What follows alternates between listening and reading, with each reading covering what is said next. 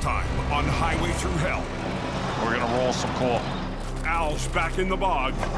We're gonna rip this tractor out of here. For the final battle. You guys ready? There ain't nothing but misery and agony. A rock slide. It's a very big problem, extremely difficult. Has Jordy fighting a train wreck. Did you get everybody clear? And tough times. I'm facing some tough choices. Have Colin at a crossroads. Hey, is Jamie around? On the Highway Through Hell. The last line of defense is a heavy rescue team ready to tackle any disaster. Because closure is not an option.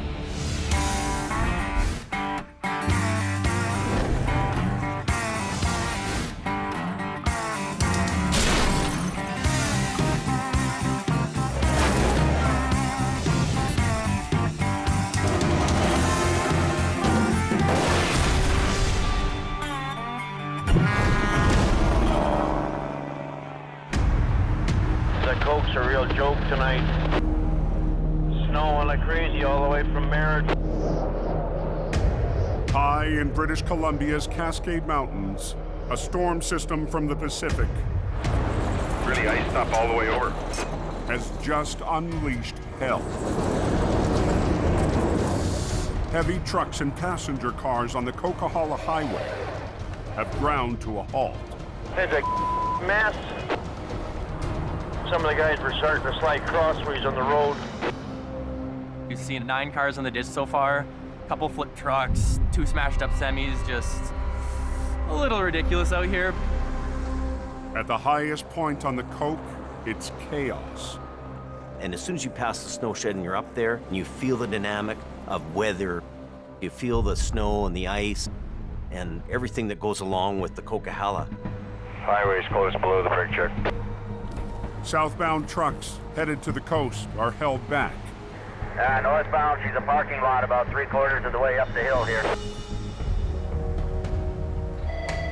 Jamie Davis towing. From his yard in Hope, BC, Jamie Davis dispatches his top driver, Scott Bird.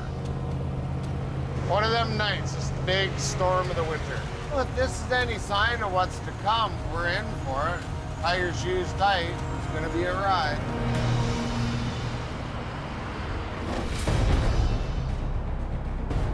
At the base of the mountain, Wench, lots of H2O. just outside the town of Hope, You gotta be kidding me. tonight's storm is pounding Highway 1 with heavy rain and tumbling a deadly hazard onto the road. So what we've had is rocks coming down off the side of the mountain. Took out the one utility pole, has been bent over quite significantly. And while we were standing there, we could hear other rocks coming down. Is any traffic at all getting through going east? Eastbound shut down because of the rock slide. Rocks falling onto the Trans-Canada Highway Looks like someone might have hit a boulder or two. have sent a semi off the road.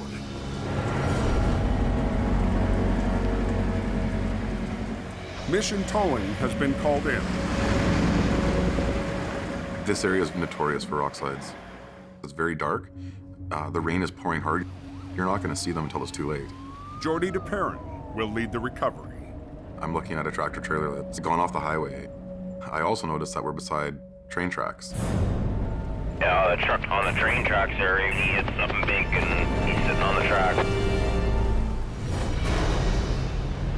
The semi struck the rocks,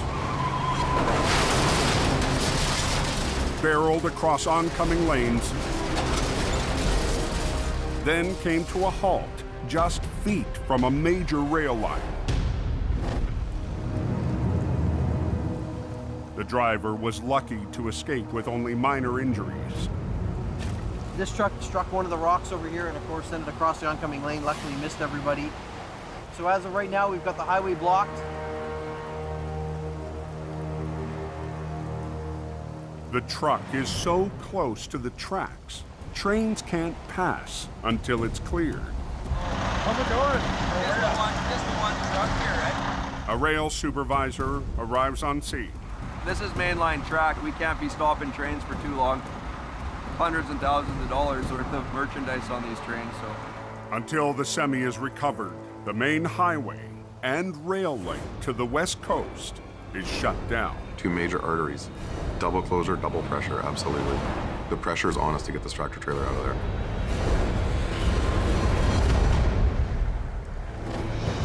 High on the Coquihalla, How's the coke, drivers? Chain up steady.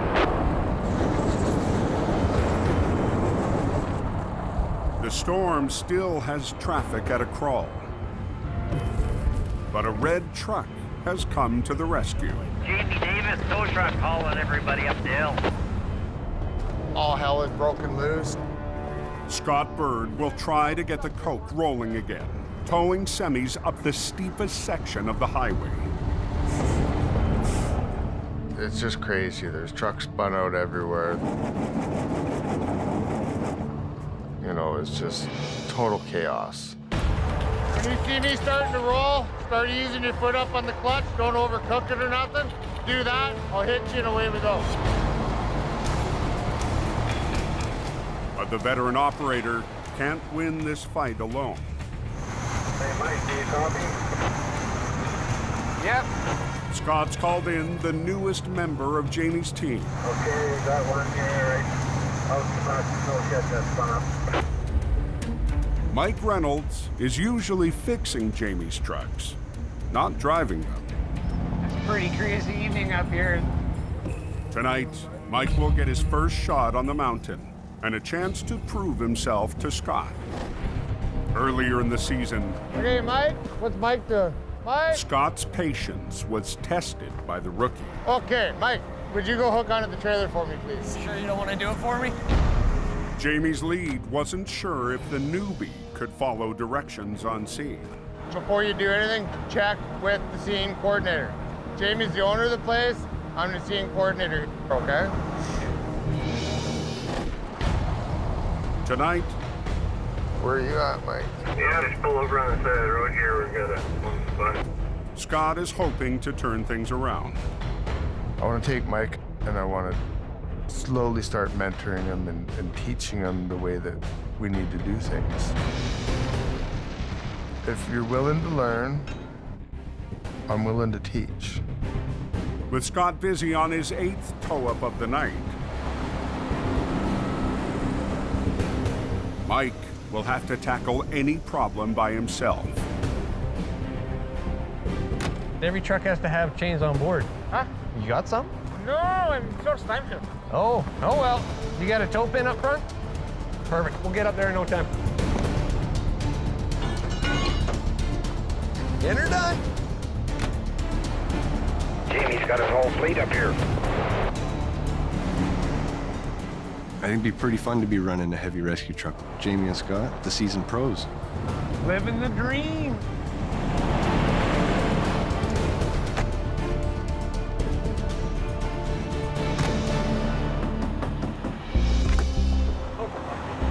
Hey, you got any bolt cutters? Yeah. Can't get this chain out. Oh, give me 2 seconds. When Scott needs a hand, Hey, Mikey, on there? Mike answers the call. The white truck in front of you. Cut his chains off the driver's side for him. Sounds good. Turns out this driver I put my chains on down the bottom of the hill there, and they peeled off and got caught in the axle. is also new to the Coquihalla. I'm a prairie boy. This is the first time, because I've been on the Coquihalla. Let's put it this way, we're on the highway to hell. That's what they say. Right? Thanks, man, I appreciate it. No trouble. Have a good night, boss. You too. I don't like it. I'm going back to the prairies. But keeping up with Scott won't be easy. What's going on? Yeah, showing you how it's done, son. Showing you how it's done.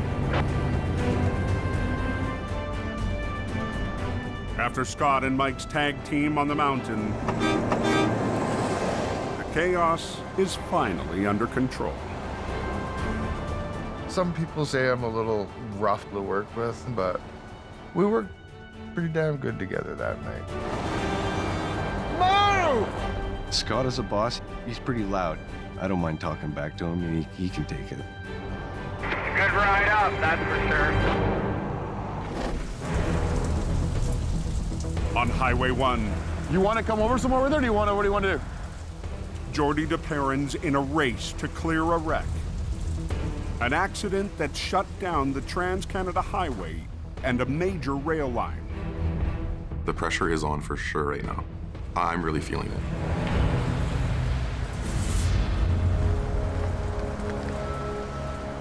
The railway company is there watching our every move right now.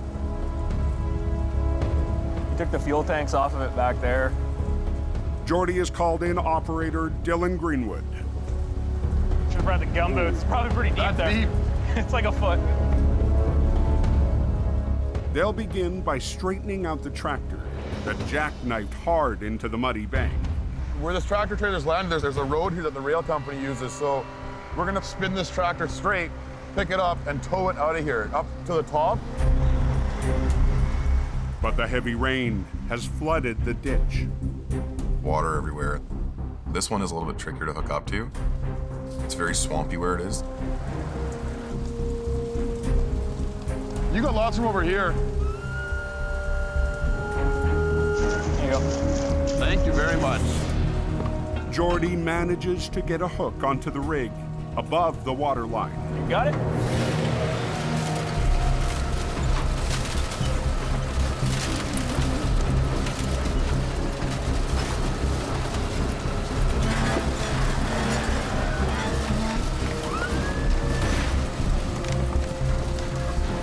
Hang on.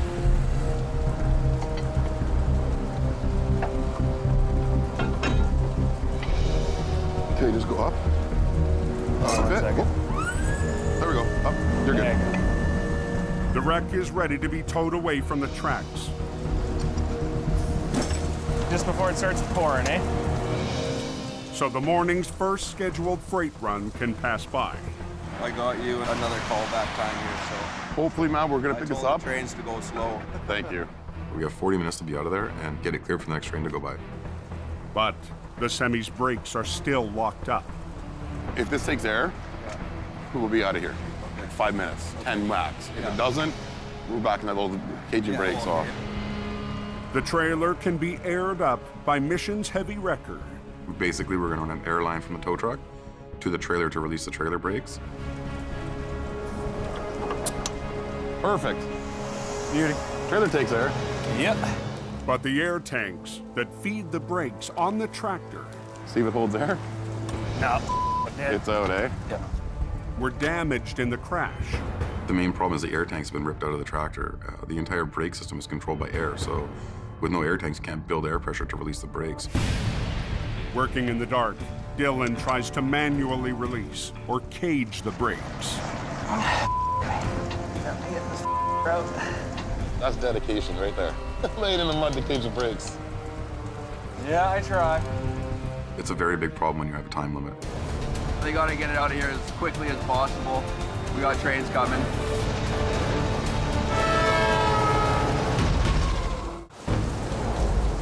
What's going on Trans-Canada here?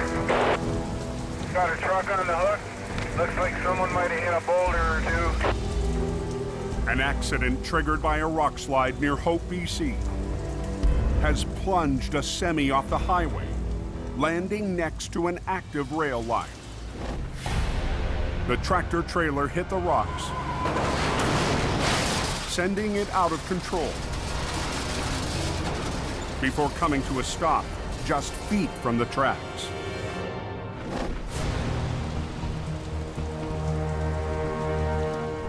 It's just a miracle that everybody walked away. It's a good accident. Now we get the challenge of getting it out of here. All the airlines are ripped out, so... The railway and the highway remain closed until Mission Towing removes the wreck. Oh, we got a train getting close here. Jordy and Dylan have 20 minutes before the next train is scheduled to pass.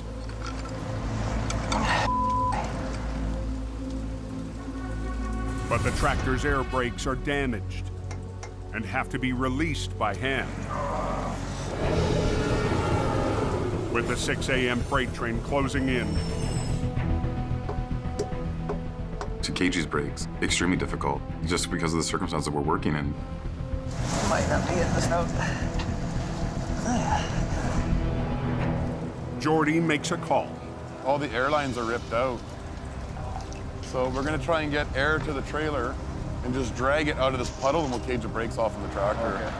They'll have to tow the trailer with the tractor's wheels still locked up. You get everybody clear? With our pressure we're under, we've made the executive decision to just drag it out. We got a train coming fairly close, so I'm just trying to see if these guys can just pull it out of here. Dragging the wreck just feet from the rails. Jordy can't afford to damage the tracks. You know, you kick the wood out from underneath the tracks, the track gets bowed out, a track is bent, you could derail a train. But as dawn breaks, Semi's out of here, and we're good to go. We're good to run trains, and everything's safe. the railway and the highway are finally clear.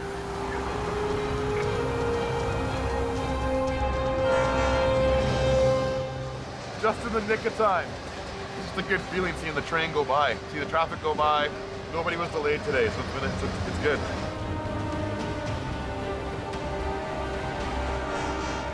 This was a challenging recovery. I'm very pleased that this recovery is out on the road and we can all go home and dry off.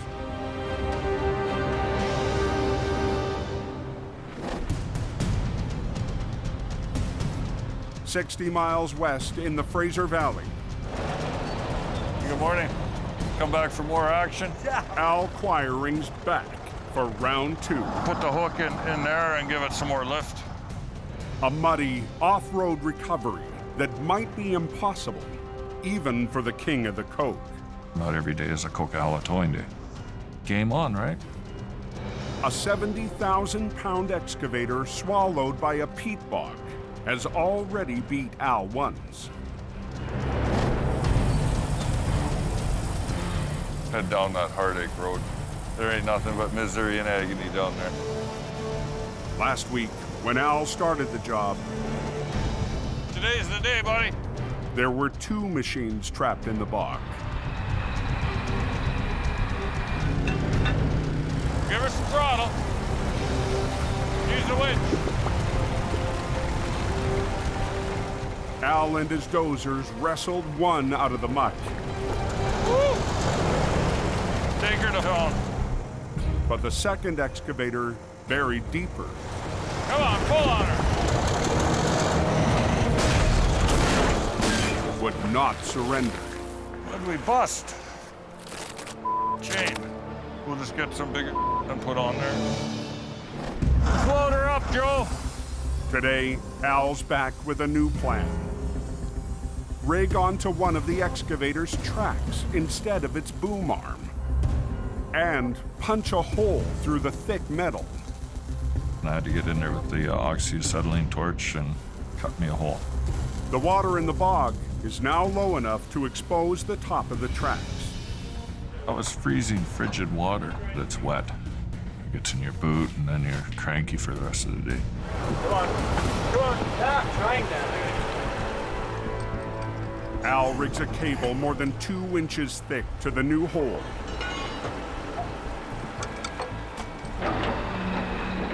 Then uses a bucket to hoist a second line and rig it behind the cab. But the longer Al takes, the deeper it gets. The bog is beside one of the largest rivers in the Pacific Northwest, the Fraser, and flows to the ocean. Water in the bog rises and falls with the ocean tides. You're in a swampy situation, so you got water coming from all directions. Tonight, the lunar cycle is expected to trigger the highest tide in a month. That's how high we're going to fill up, and that whole cab's going to be underwater, all the electronics. Al's client is nervous. High water could turn his $250,000 machine into scrap. The electrical components to run the grapple and stuff, very expensive. He wanted that out of the waters. We're filling up with water, so we're gonna try and get it up out of the water there.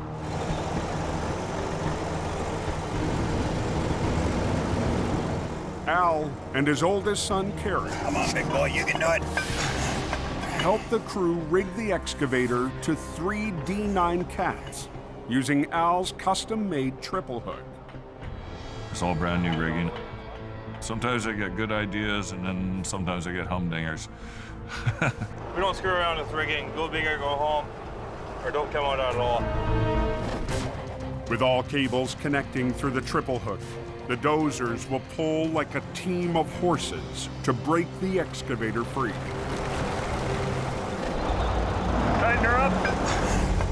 That piece is engineered for 125 ton. And to make it easier to pull the excavator up the bank, Al's about to tilt things in his favor. We use the excavator to tip the machine back.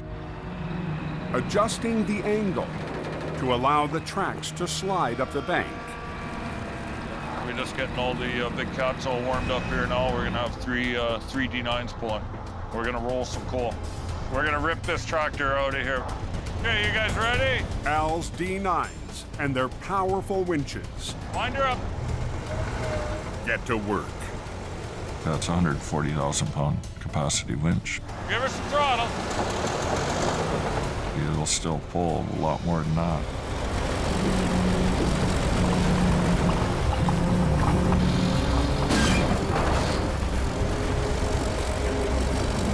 You're all right. Come on, pull on her.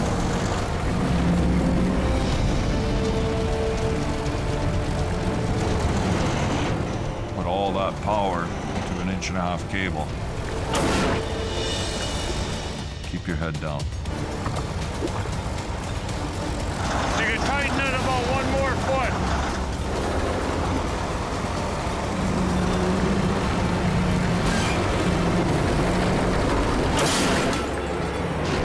Uh-oh. You can tighten it about 1 more foot. In the Fraser Valley, Al Quiring is finally near the end of his battle in the bog.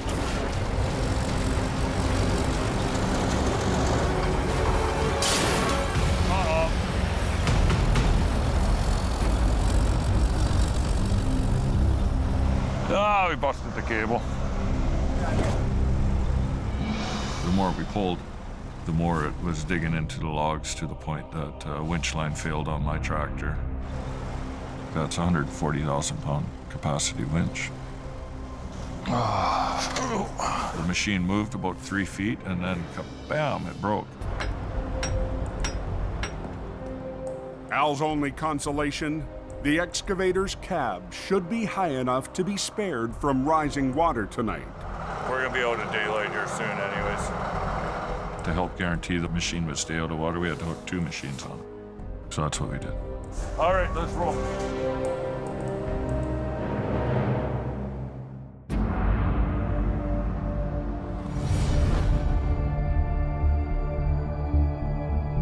The next morning, Big heavy thing that you can't move. Big problem. The machine's not running, the tracks are locked solid. Al has a new idea to get things rolling. The idea is to get to the gear, yeah. With the tracks out of the water, Al will try to unlock them. We're gonna have to pull the final drives out of here. And maybe we can finish the job without breaking anything else. There's so much resistance and holding power in those tracks. Undo the bolts, pop the gear out, and then it's free rolling. Nope. Grab this. Okay. There we go. Yeah. Heavy, eh? Expensive too. Just remember that part when you're thinking heavy. Yup. The last one, huh? Sometimes the last one is the hard one. Right here, With the gears out, she'll free roll now. Al and his crew get ready for what they hope is the last pull. Don't up the winch line. There's no guarantees. That's the thing. Hopefully you're not going to keep breaking stuff. What are we gear, lad? Sometimes the only hope you've got. Just let her go. Just roll up.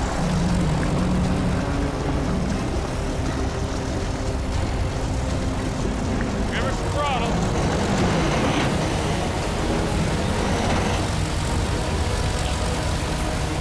You're all right. Come on.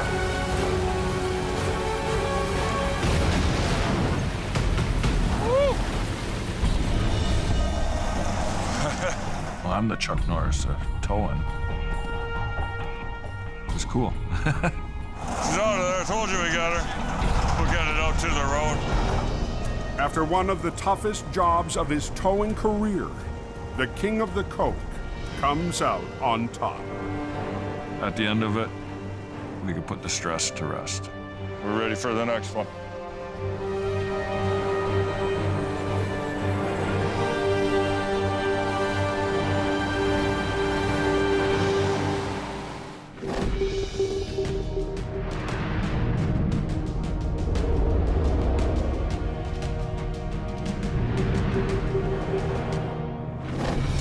Advised I'm on scene.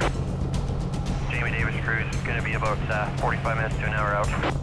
Colin McLean is an hour east of Edmonton, heading to a recovery in HR 117. We got a call this morning from a disposal company. Dumps was unloading at a landfill and fell over. So we get to play in a big pile of garbage today. It's Colin's first call in weeks. All winter, work's been scarce for Jamie's Alberta operation. We've had some work, but not a lot of it. It's really slowed down quite a bit. I'm getting concerned, yeah. Colin is Jamie's last operator in the oil-rich north, struggling to survive as the price of black gold plunges. We've got huge companies going bankrupt. We've got people losing their shirts. A lot of my good friends are losing their jobs right now, and people are scrambling and wondering what we're going to do. You know, 90% of our work is commission-based. We get a percentage of whatever the truck does. These days, Colin will take anything he can get his hands on. I'm not really looking forward to going and working in a bunch of garbage for the day, but If the winches aren't turning, we're not earning. now let's go take a boo. Get her done, son.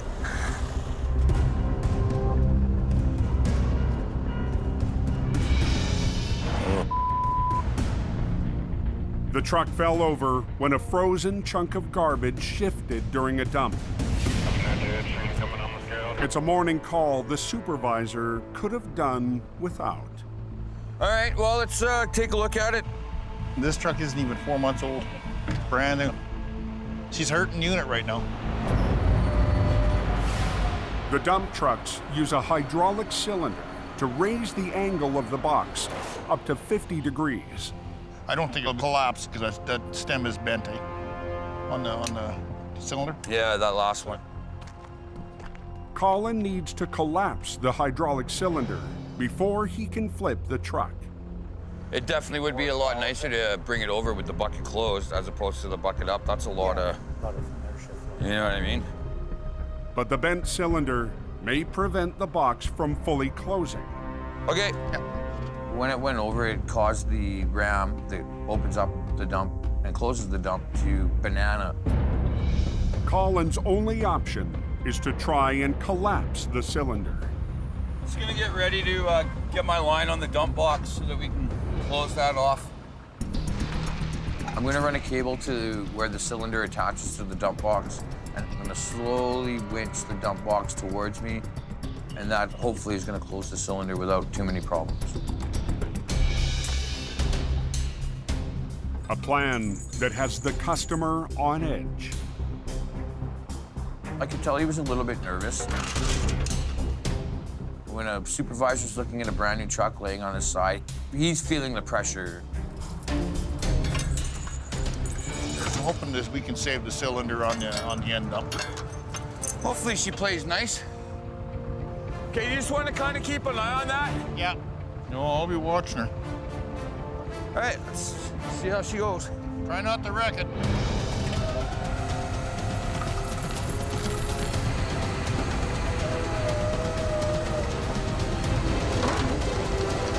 Coming in nice? I don't think it's going. Whoa. All right, let's see how she goes. Try not to wreck it. At a landfill in northern Alberta, I'm worried about this. Colin is trying to compress a fully open dump truck before flipping it back onto its wheels.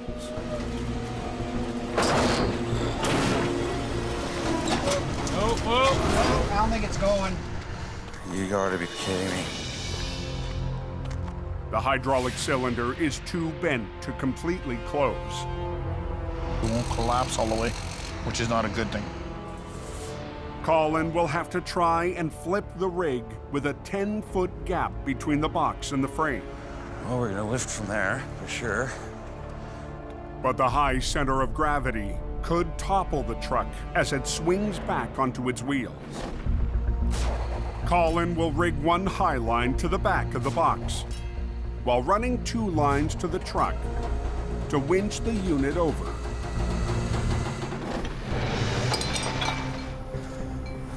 Whew, there's that cowbell.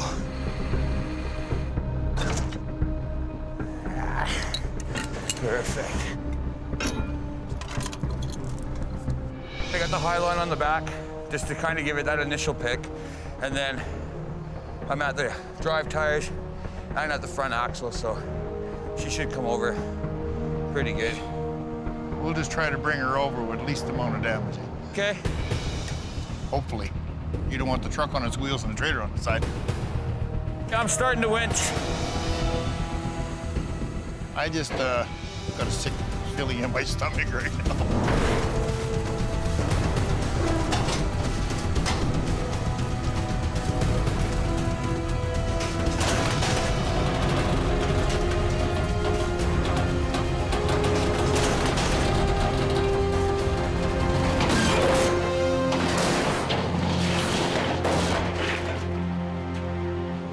That's what we want.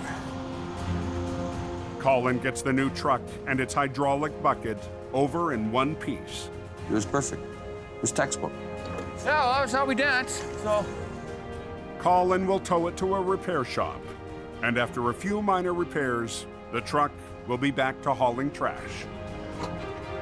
I'm pretty impressed. 4-month-old truck. Nothing we can do about it now other than just heal the truck and me. The client's relieved. We're gonna get out of here and get her back to Edmonton. But Colin's worried about his future. It's desperate. Guys are, you know, looking for work here, looking for work there. It's bad right now. With the economy, what it's doing here right now, I've definitely got some decisions to make. I'm getting a little concerned. Steady work every day. That's what I need.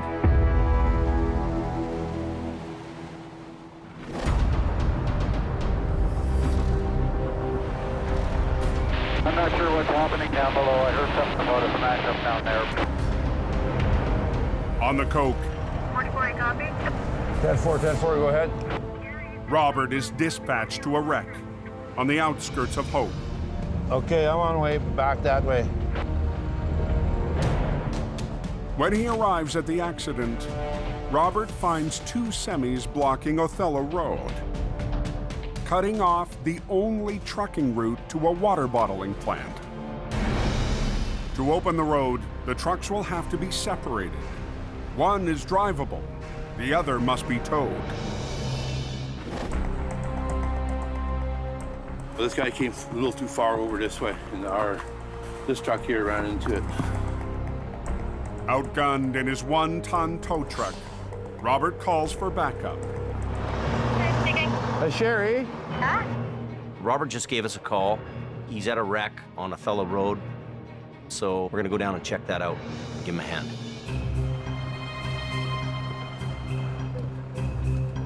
By the time Jamie arrives, Traffic in and out of the plant is at a standstill. These two trucks are blocking the whole hill here, and it's the only route in and out of the water plant. One looks drivable, one doesn't. Gotta move everything back, okay? The first rig is able to back up and pull to the side. Okay, stop there. Don't go no more, no more, no more. Just stop there. You'll end up in the ditch over there. But the driver will have to wait Bring the army truck down. until the other rig is cleared off the road. To disconnect the damaged tractor from the trailer, Mike unhooks the fifth wheel. That was almost too easy. Take your lowest gear and just go. Easy does it down the hill. We're gonna tow the tractor away. Okay, I'll back up and get this tractor. I'm gonna hook onto the trailer and move it. We're going to be opening the road about 2 shakes. I say 2 shakes in about 45 seconds. It looks like this thing's just gonna be an easy job. Tow one tractor away, haul the trailer away. No big deal. But as Jamie drives away, That's how you do it. the last semi spins out.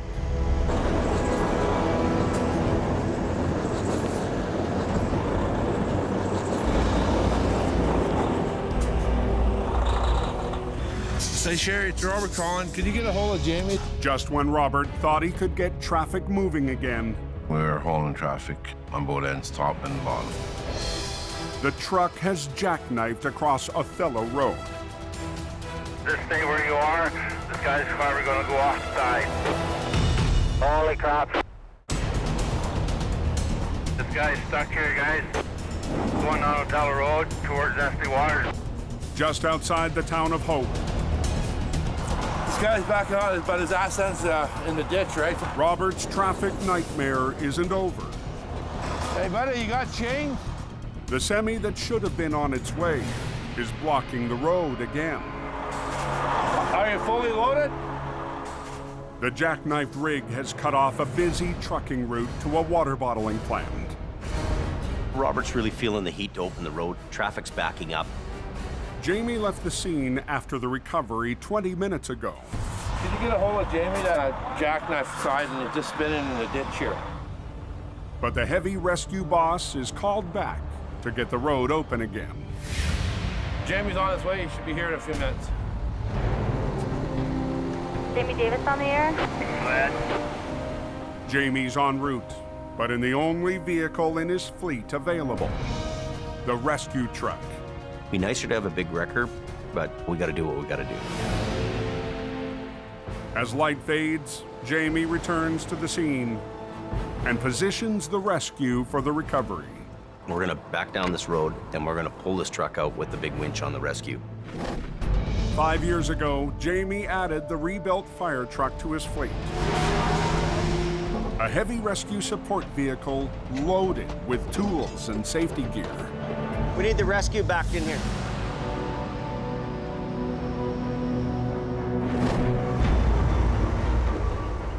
But it's also equipped with a 25,000-pound hydraulic winch. Can you pull that? Yeah. No lightweight when it comes to recovery. You can do a lot of pulling this truck.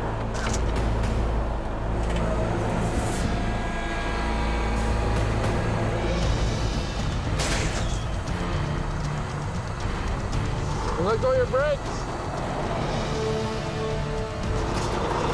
Don't step on it. Just let it go. Just let it idle. Don't step on the brakes.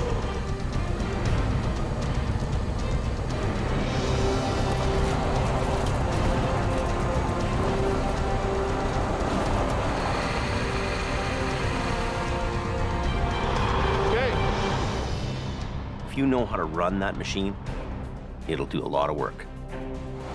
Roads are clear all the way to Hope. All good, thank you. Traffic's open, guys are getting through now, so. to normal.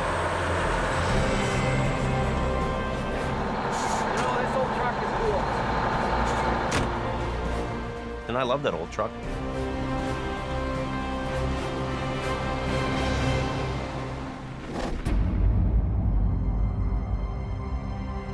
It's a cold morning in Alberta. Colin's phone is quiet.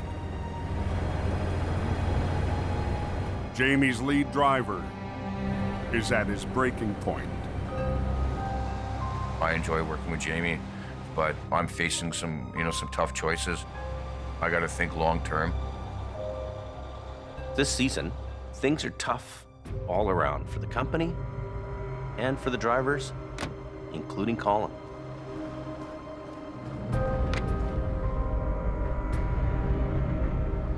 Jamie Davis, hi. Hey, Sherry, it's Colin. Is Jamie around?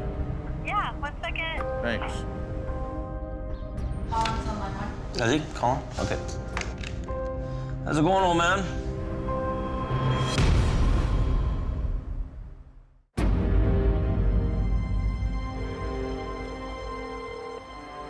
Jamie Davis, hi. Hey, Sherry, it's Colin. Is Jamie around? I stuck it out as long as I could, and it's killing me. I've definitely got some decisions to make. Colin's on my line. How's it going, old man? Pretty good. How about yourself? Hey, not too bad. Yeah, I got a position with another company that I couldn't refuse. Wow. Yeah. There's no ifs, ands, or buts about it. I've got to move on. Yeah, well, it wasn't an easy decision, let me tell you that, right? I'm frustrated with how slow it's been. You know? This season, things are tough all around for the company, including Colin. I loved working with you guys and, got to run some of the best equipment in the industry and all that. But bottom line, at the end of the day, right, I got bills. No money's no money. No money's no money, Right, so. I get it. I get the numbers weren't there for him. I understand it. They're not there for me either. 2 winters ago, Colin joined Jamie's team as heavy rescue expanded into oil-rich Alberta. Get over! Nice, decent, Jimmy. Decent. It seemed like the sky was the limit. I mean, we were adding trucks, hiring guys, and growing almost at an out-of-control pace. Colin filled an important role, being one of our lead heavy drivers. Come on! I mean, he was the guy. Nice. Thank you. Now, it's time to say goodbye. You're always welcome back. If you ever want to come back, Give me a call once in a while. I will. Okay. Okay, bye. see you later. Bye. With his last driver in Alberta moving on, Jamie makes a tough call of his own. With the way the economy is right now in Alberta, I think I have no other choice than to shut Alberta down completely. So what, did he fly you in or what? No, I drove that. Johnny showed up out of the blue, pick up the truck. He just let me get a couple things out of it. No, nothing. It's the end of the road for Colin and HR 117. Well, that's kind of a sad moment right now. Son of a bitch. Oh, that truck. Oh, my God. I'm taking my cowbell. Jamie hated it anyway. It's just a beautiful piece of equipment. The time I spent with it, just, ugh. She's way better than a girl, that thing, you know? Okay, that's good. Johnny will take the wrecker back to BC. Here's the keys, have at her. Please don't wreck it. RCB, bye. Should all be yours. It's a pleasure working with you, dude. Yes, sir. Anytime.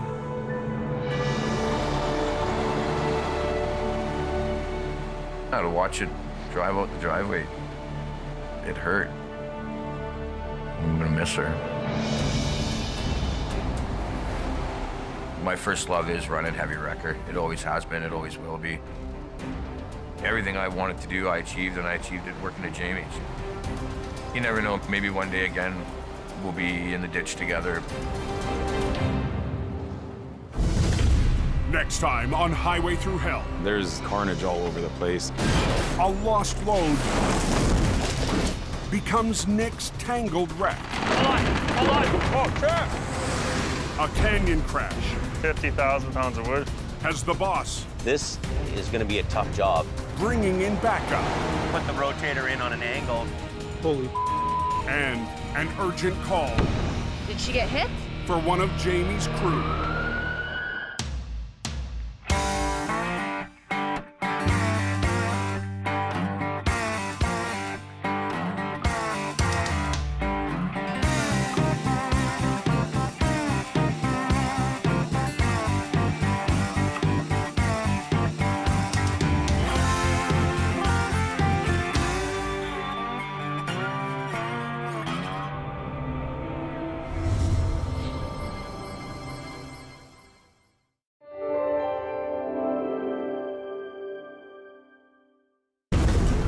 This time on Highway Through Hell. A jackknife on a bridge Uh-oh, it's on fire now. puts Jamie's crew on edge. Watch out, watch out. Scary ride, man. A mountain recovery has mission towing in deep. It was a mess. And a mangled load We have to get this sketchy-ass load down into town. makes the canyon run. Here we go. On the Highway Through Hell. The last line of defense is a heavy rescue team ready to tackle any disaster. Because closure is not an option.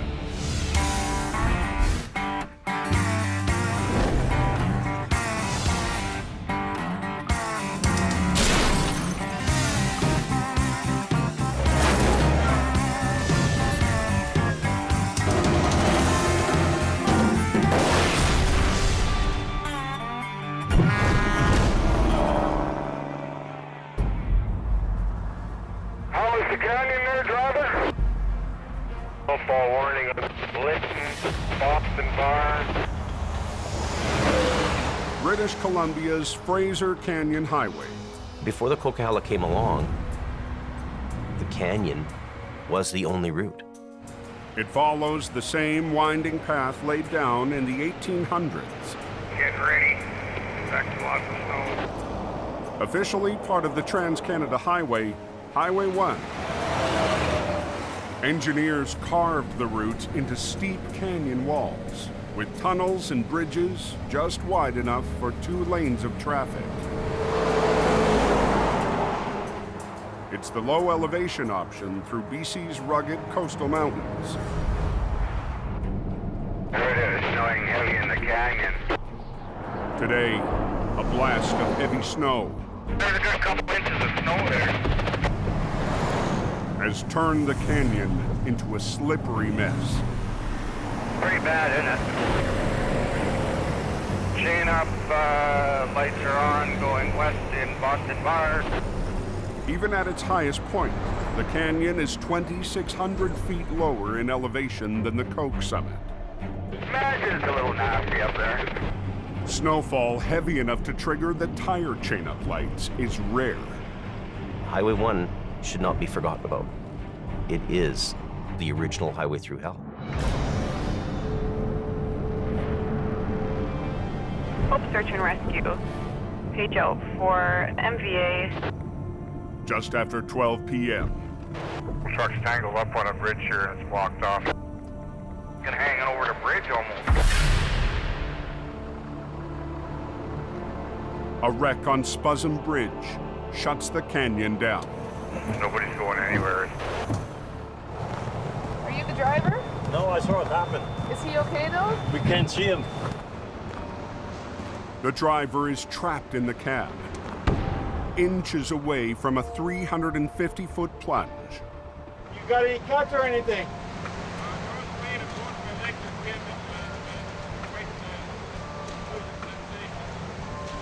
Okay, we've got help coming for you. Could smash that window out. Yeah. Just hang in there. Lights and sirens coming up behind you there. They are seeing there's a couple of them up there. I bet you've seen better days. How's your leg doing? They're getting cold. Getting cold?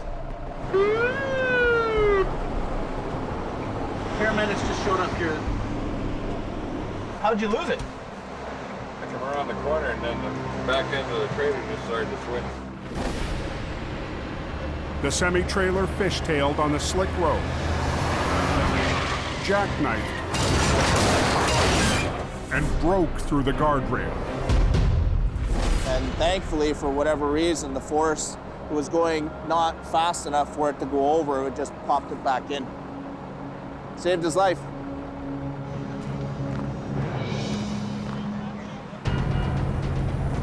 "25 miles away, Ken Monkhouse races to the scene from the valley. We're going up to Spasm Bridge. Buddy driving it is still entrapped. Last winter, Ken left Jamie to work for Mission Towing. Seen better days. But he missed life and hope Thank you, sir. Have a good day. and the chance to run a heavy record. Really happy to have Ken back. I'm happy that he's there. This is one of my first opportunities to get in there and show him I got what it takes to be a member of the heavy rescue team. We're gonna get up there as quickly as we can, but we don't want to crash too, so. Jamie Davis is already en route. Everyone is on their way here, okay? At the crash site, The railing's still pretty intact? Yeah. first responders rush to get the trapped driver out. Now, the road's closed up here at Spudson Creek. Truck's jackknifed on a bridge. It's going to be a while to get him out of here. Ken arrives in Jamie's 16-ton army truck. That would be a nightmare. Surprised the cab stayed on. Rescue crews brave the damaged bridge to get the injured driver. They're in the part of the truck that's hanging over the railing on the side of the bridge. Your stress level does not get any higher. After a quick assessment, Ken calls Jamie Davis for backup. It's bad. This thing's at both ends, and the back end of the trailer's facing Boston Bar, so we only have access to the front of it. Okay, part of the cab is hanging over the edge of the bridge. Highway 1's closed.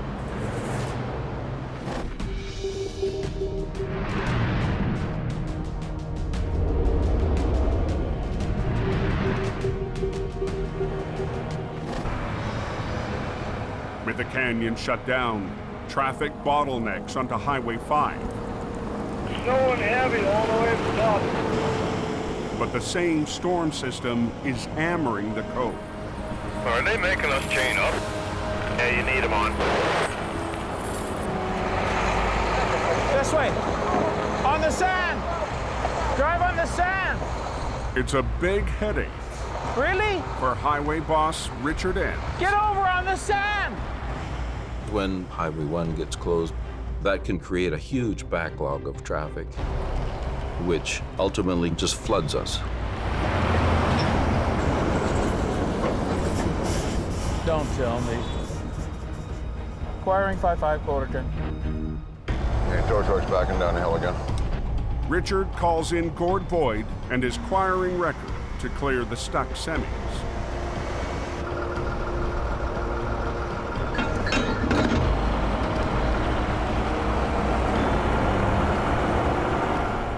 I keep pulling until they tell me to stop.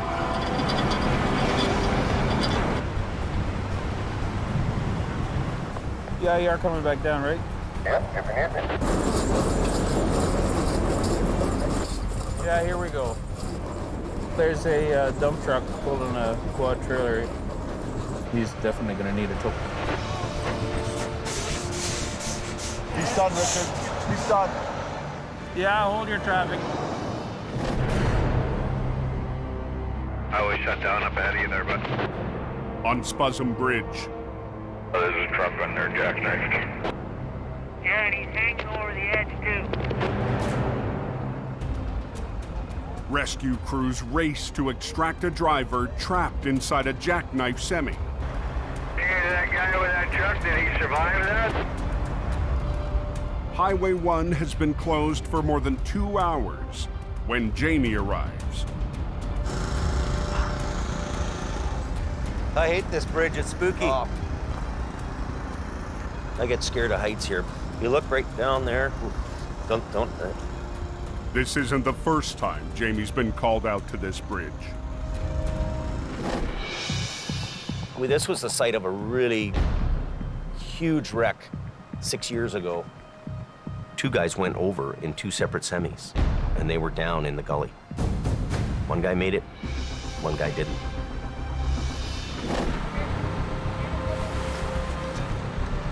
Okay, keep coming. Today, it's a different story. The guy that crashed this truck is alive and well, which is amazing. This guy is lucky.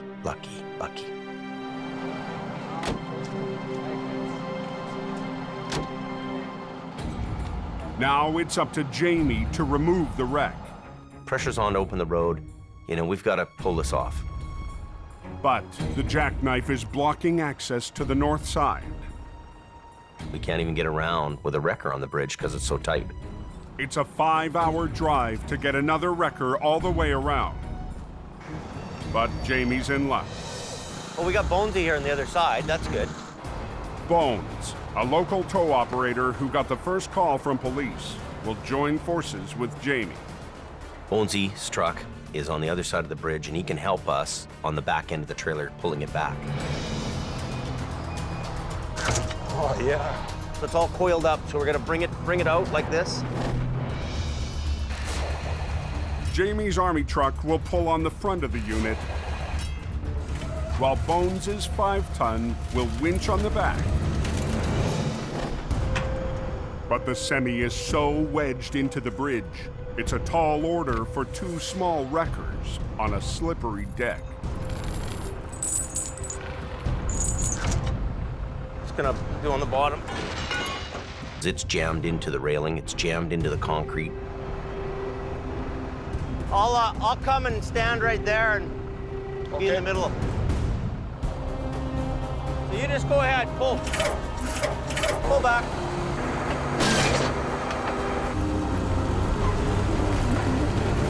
Slide back, eh? The bridge deck is really fighting us on this job. Just boom up, boom up. This is gonna be a really tough job. The canyon's closed. Anybody know what's going on Highway 1 near Spuzum? Oh, there's that truck jackknifed on the Spuzum Bridge.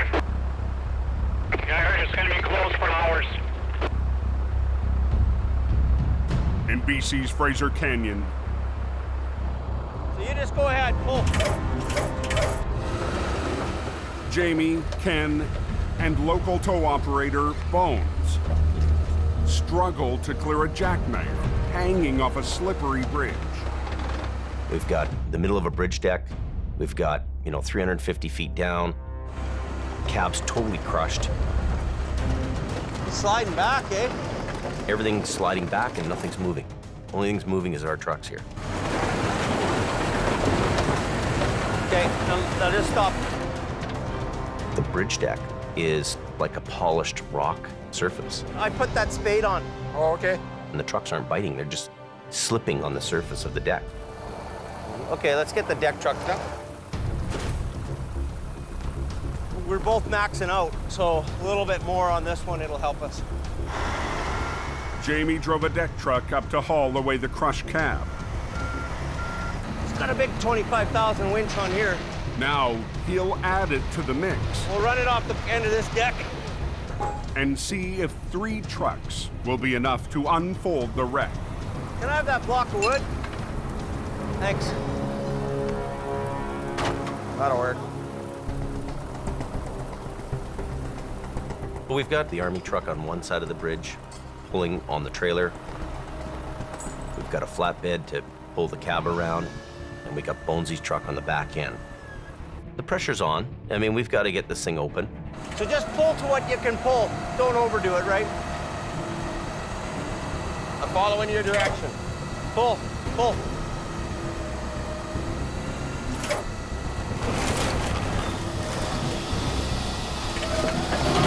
Keep pulling.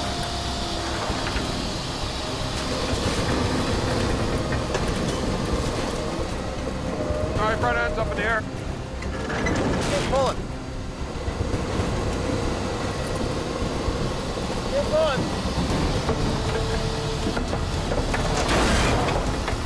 Pull a little bit.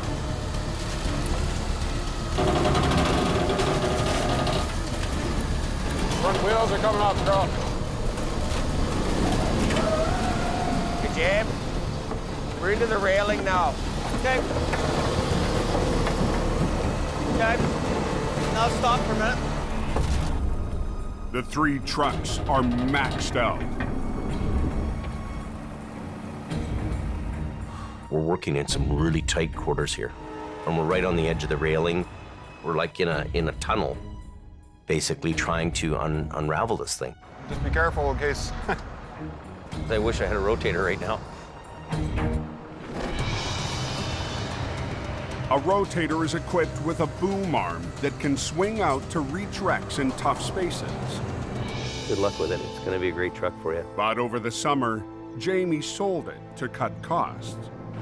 You know, it'd be really nice to have a rotator. We could reach out and pick that cab up and bring it around.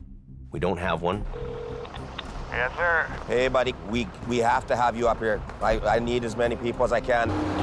The jackknife won't budge. So Ken calls in the last truck available today. Bye-bye. I got Scott coming up.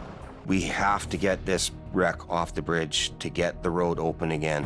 So there's no way around that, right? Nope. So you tell me how the coke holds up here? Back on the mountain. It's not worth it, man. The 5's not worth it.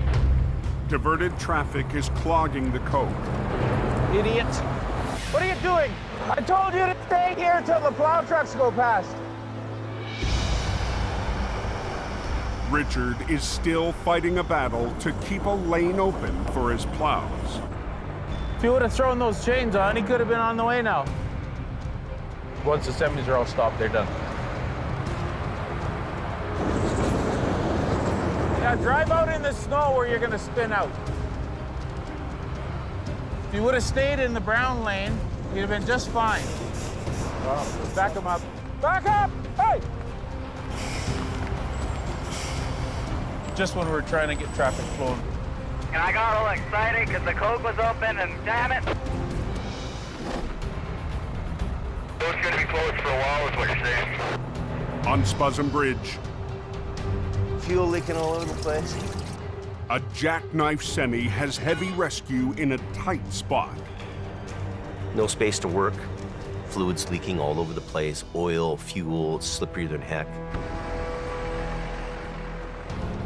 Gord's here now, he can help too. Swampert Gord Lundeen and Jamie's lead operator, Scott Bird, show up in another flat deck. We can tie Scotty's truck off to you. When I got there, we strapped the 2 trucks together. Scott's truck will anchor Jamie's flat deck on the slippery bridge. We're working in a really tight little area here. Hopefully we can do it with all 4 trucks. Okay, you guys pull. Stand back. Watch yourself. Everybody watch out.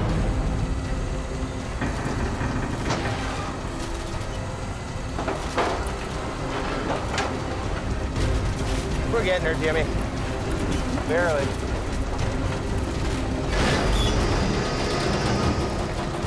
There we go, buddy.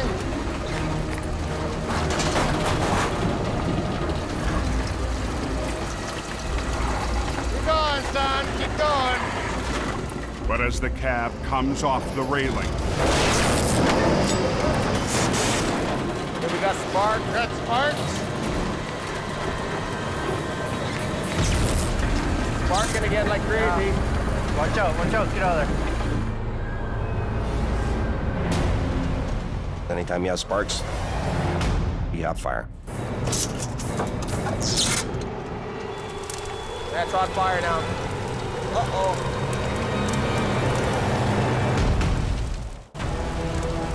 Uh-oh. It's on fire now. Got a fire extinguisher?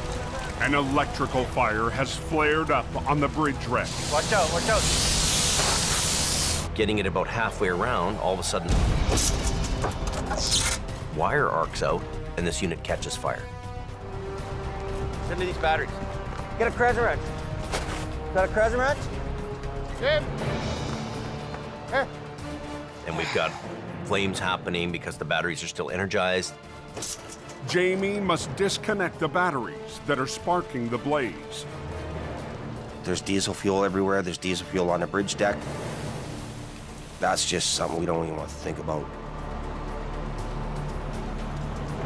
Hey, it's going in the cab, man. How bad is that? Oh. Keep spraying till she won't spray no more. Spray the hell out of it. Oh, let's get the batteries disconnected quick.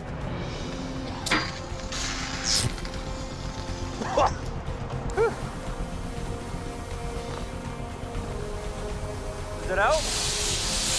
Is it out? Get to the fire station!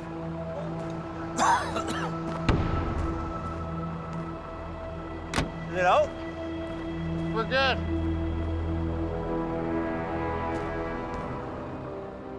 If that fire hadn't have been put out, the truck would have burnt, the bridge would have been condemned, we would have lost everything. Okay, good. Pull. Traffic's been diverted, but the jackknife on the bridge still has the highway shut down. You only have 2 lanes. You can't use the shoulder of the road because there's no shoulder of the road there. I'm gonna move my truck off the cans and I can't get out of the way. We're just about done.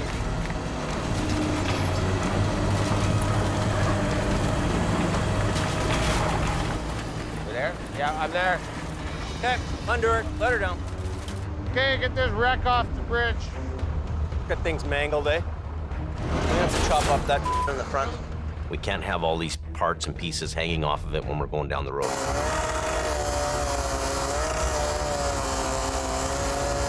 After 3 hours of battling the wreck,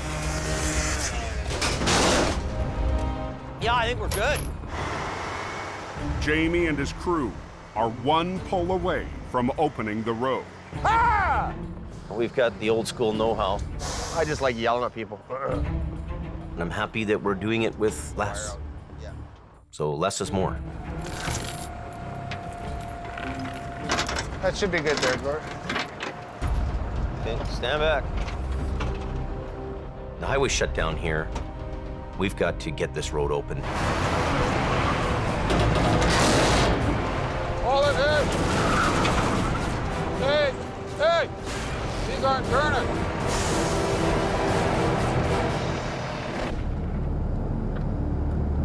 Any of you southbounders, I don't know if you can fit through or not, but there is a couple trucks all over the highway. As light fades up on the coke, There's 4 no posts sitting across the 2 lanes, the middle lane and the hammer lane.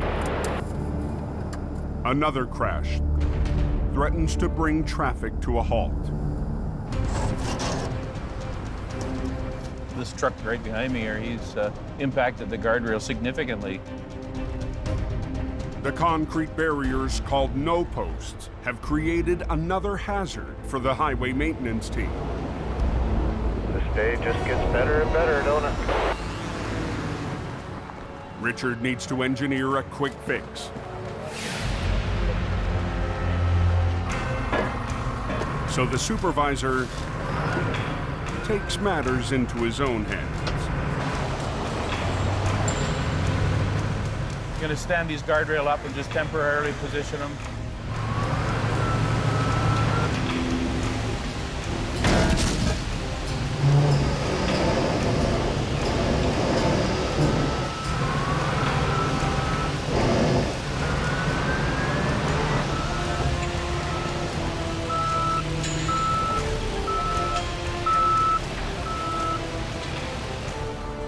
Just want to get all these chunks of concrete because they'll cut tires and everything else.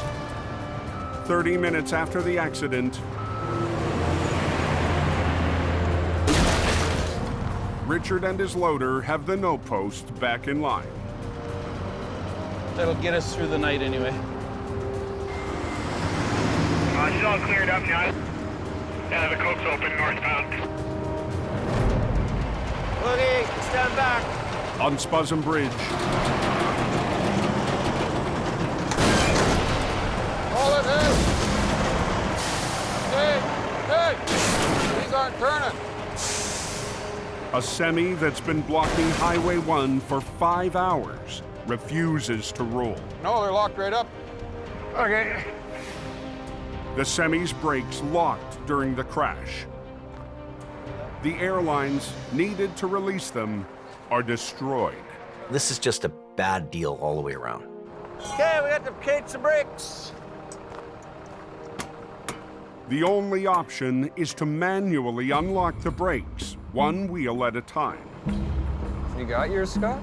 Sakes, I can't even get the cover off.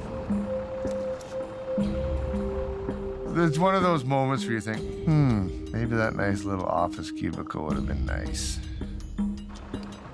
You want me to crank it from up top, Scott? I can't move it. Be warm and dry and not stinking like diesel and I want out of here.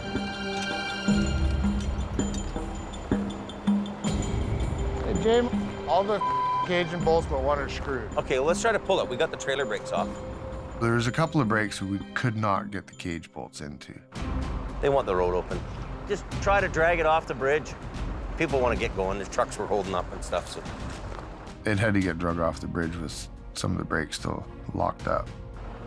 Okay, everybody should stand back now.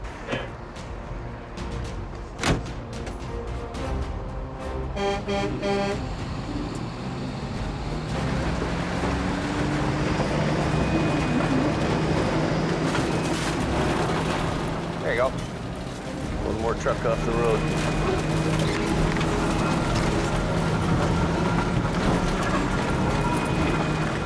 For once, the slippery bridge deck works in Jamie's favor. That trailer's getting worse and worse. Hey, Scott. You know what? That side is breaking as you're moving it. That's gonna bust. That thing's gonna bust in half, so I want it unloaded. Okay. And it's all breaking here. And if this snaps anymore, the whole load's just gonna wind up on the highway, so. This whole truck is so mangled, it's a sketchy load, period. And it isn't going anywhere. We're gonna have to come back tomorrow to deal with this. That's just how it is. It's open.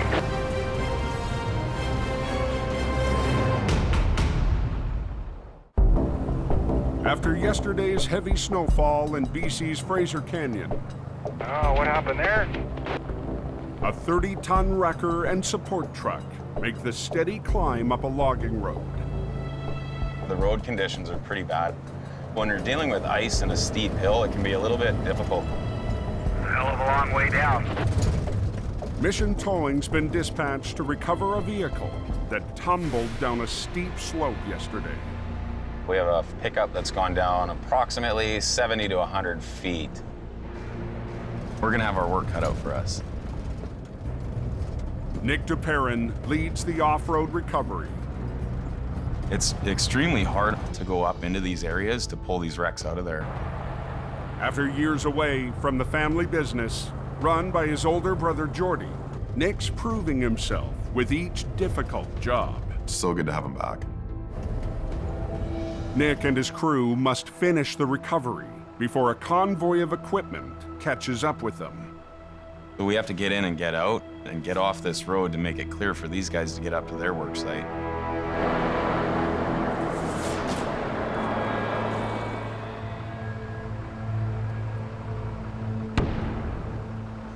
Wow, scary ride, man.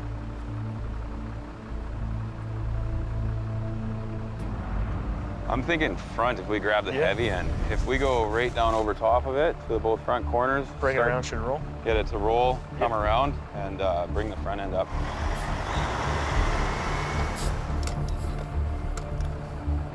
Driver Dylan Greenwood is also on scene to muscle the wreck up the bank.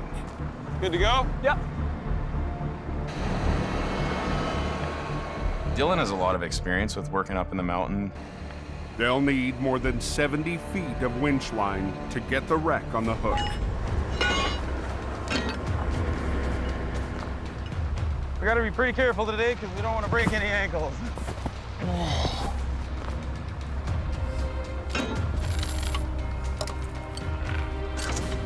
Whenever you're ready, it's on your go. Okay.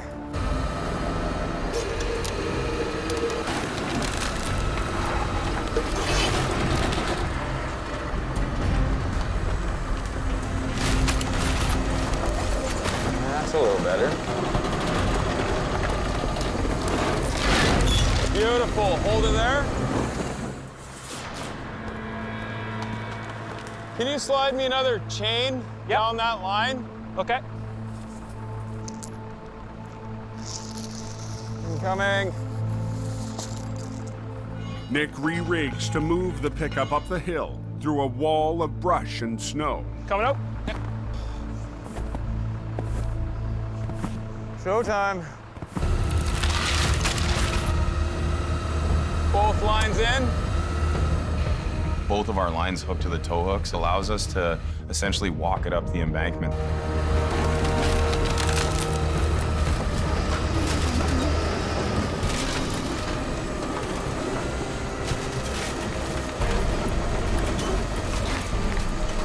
Couple of big stumps here.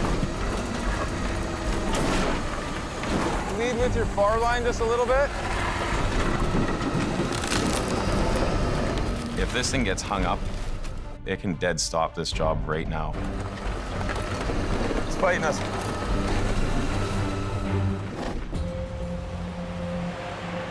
It was really, really icy up here yesterday afternoon. 22 miles south on the Fraser Canyon Highway. They're slowing you down, alternating. Traffic is moving again across Spuzzum Bridge. Highways is putting in a temporary guardrail so that the bridge is safe today.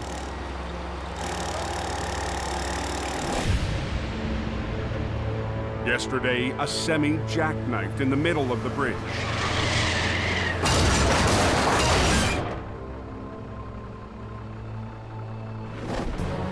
After the trapped driver was freed. Uh-oh. It's on fire now.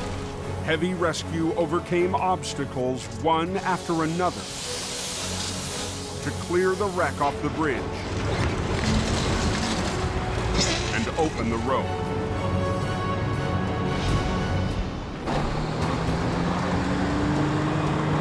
The trailer has been unloaded and is ready to be towed back to Jamie's yard. Okay, go for it, boys. But the crushed cab has to be dealt with first. Now we're kicking the bacon fat, son. Jamie's right-hand man, Scott, is in charge. He's a little rough around the edges, but the guy can do the job, and he's good at what he does. The truck is just tore up. It's tore to pieces. Real gentle, Ken, real gentle.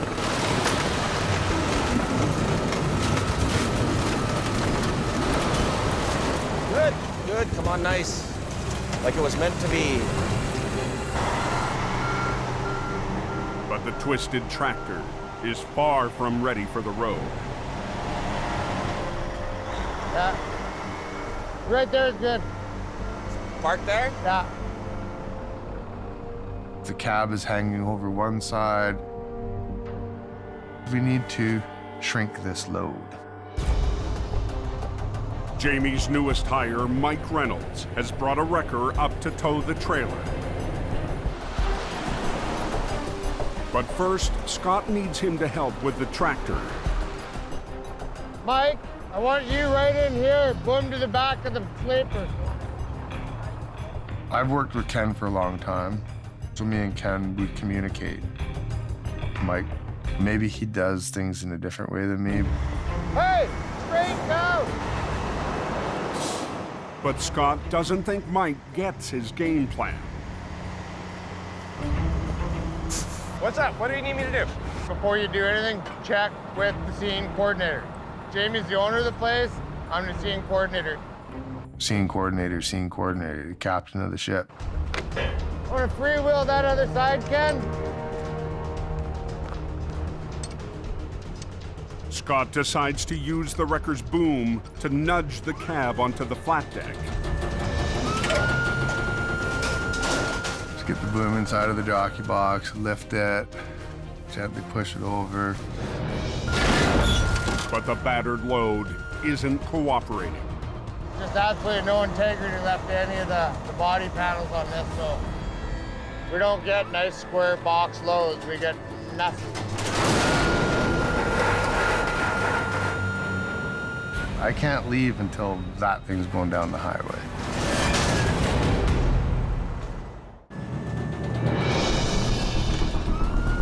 On Highway 1, this is our mess of the day. Jamie's crew struggles to get the twisted bridge wreck ready to haul. Just absolutely no integrity left to any of the body panels on this. 2 hours in, the boss rolls up to check on the job. It's not a neat load, it's not a tidy load, it doesn't look nice, it isn't nice, it's sketchy. I tried to do it the easy way. Didn't work.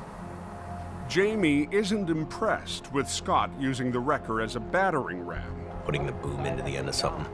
It's not my first way of dealing with that. Metal on metal. Not trying to be the boss or anything. Scott and the crew will try to winch the cab onto the flat deck instead.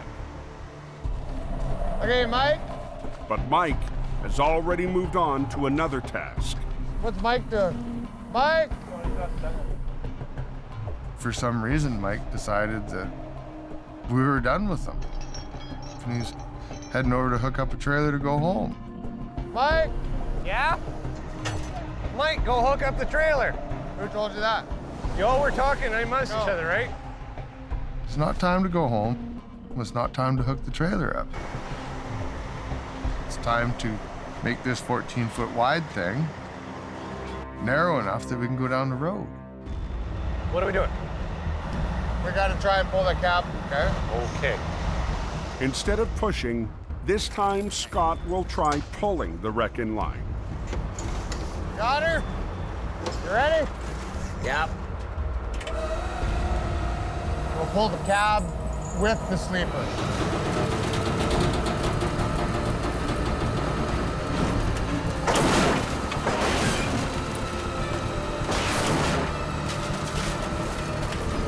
Okay.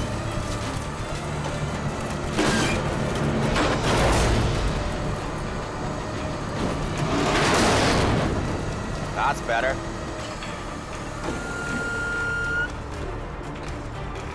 That's about as good as it's gonna get. What we're gonna do is we'll put the Tundra in front and we'll just put the lights on, right? Flashing lights. Okay, you got it. I'll see you at the shop. Thanks, buddy. No, I can just feel the tension in the air with these guys. Okay, Mike, would you go hook onto the trailer for me, please? Sure you don't want to do it for me? The sooner they wrap this up and bring this wreck into the yard, things will be better. I'll come over and pull it through. It's up to Ken to haul the leaning cab more than 25 miles back to home. Better. A drive that will take him through Highway 1's tight tunnels. We have to get this sketchy-ass load down into town. We've strapped it down and chained it down as good as we can. We're a little bit over width. And I don't want to have any issues. I don't want to have any problems. I got to get this to where we got to go. Nobody can get hurt, and I can't hit nothing.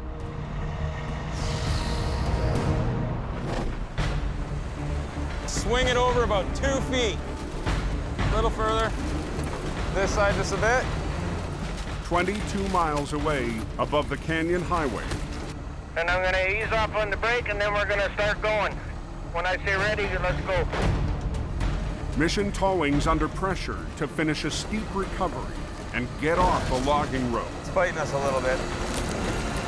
That's what I'm talking about. Inch by inch. It's coming beautifully. Perfect. steered right around those big stumps. Good. That's good. That is that. It feels good to have this thing up onto the road. Mission accomplished. Let's go. The convoy that's been closing in will be clear to pass. It looks like we're gonna get out of here in time without stalling them at all.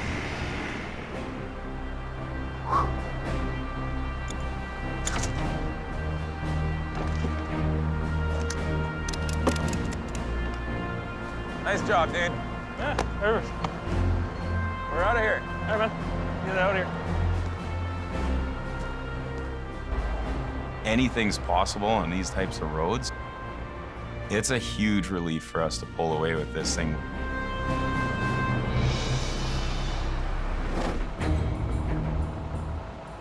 On Highway 1, A couple of short chains and a couple of binders, and away you go. Yeah. Ken gets ready to haul the bridge wreck back to town. But the precarious load Better. would make any driver nervous.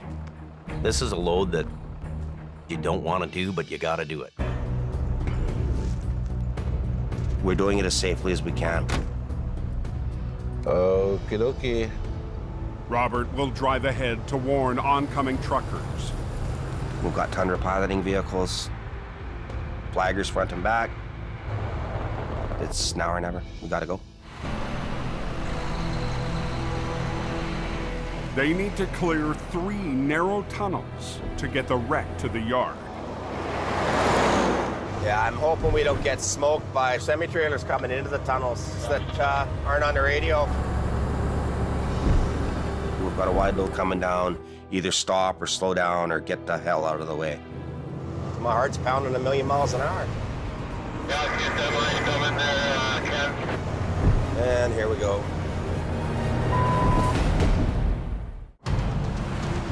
Got the tractor on a flatbed and it's real banged up. On BC's Fraser Canyon Highway, Yeah, get that line coming there, Ken. Yeah, I see that. Ken Monkhouse runs a gauntlet of tight tunnels to haul a mangled wreck back to home.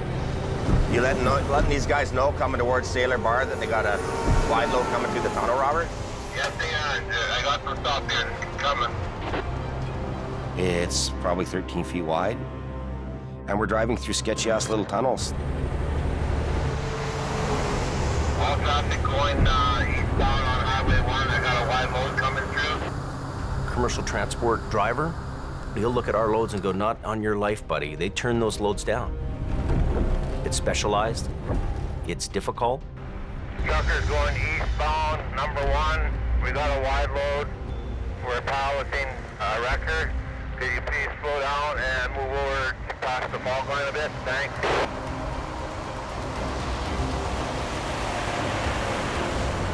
Ken has 2 more narrow tunnels to go. We can't relax yet. That's usually when things happen. When you relax, you got to stay tense right till you park it in the yard.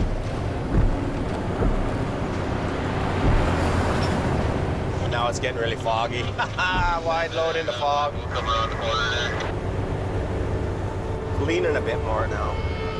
You're sweating with your hands on the steering wheel, looking out of your mirrors, but with pins and needles. But I can see the cabs bouncing up and down pretty good.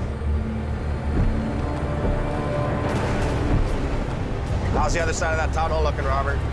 All clear so far. Are you coming through the tunnel now? Yeah, I'm just coming in now. That's for it.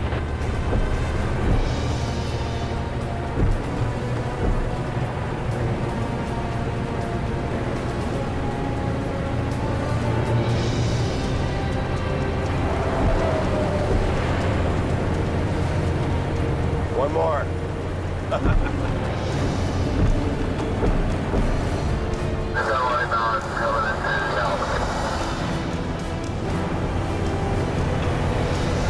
Okay, I'm clear of the tunnel, Robert. It's good to get out of those tunnels. Ken makes it out of the canyon.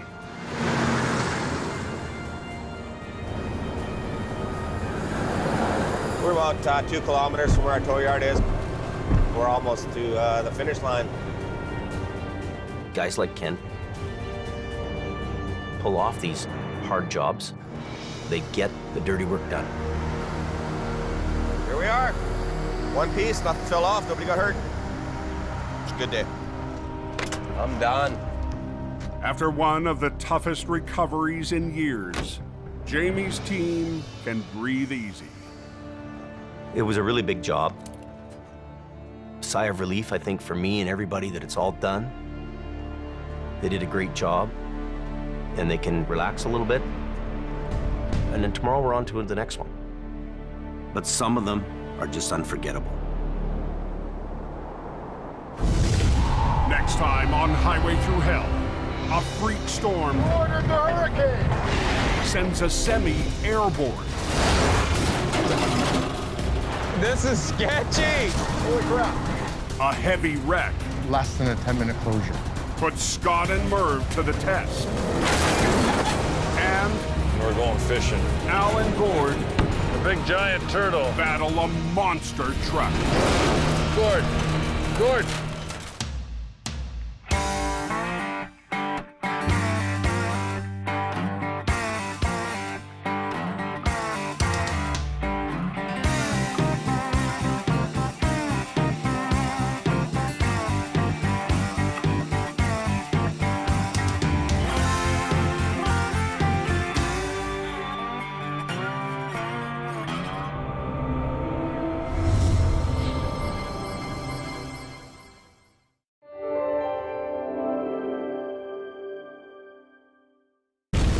This time on Highway Through Hell, burning rubber It's cooking. brings chaos to the coke and puts the crunch on Al.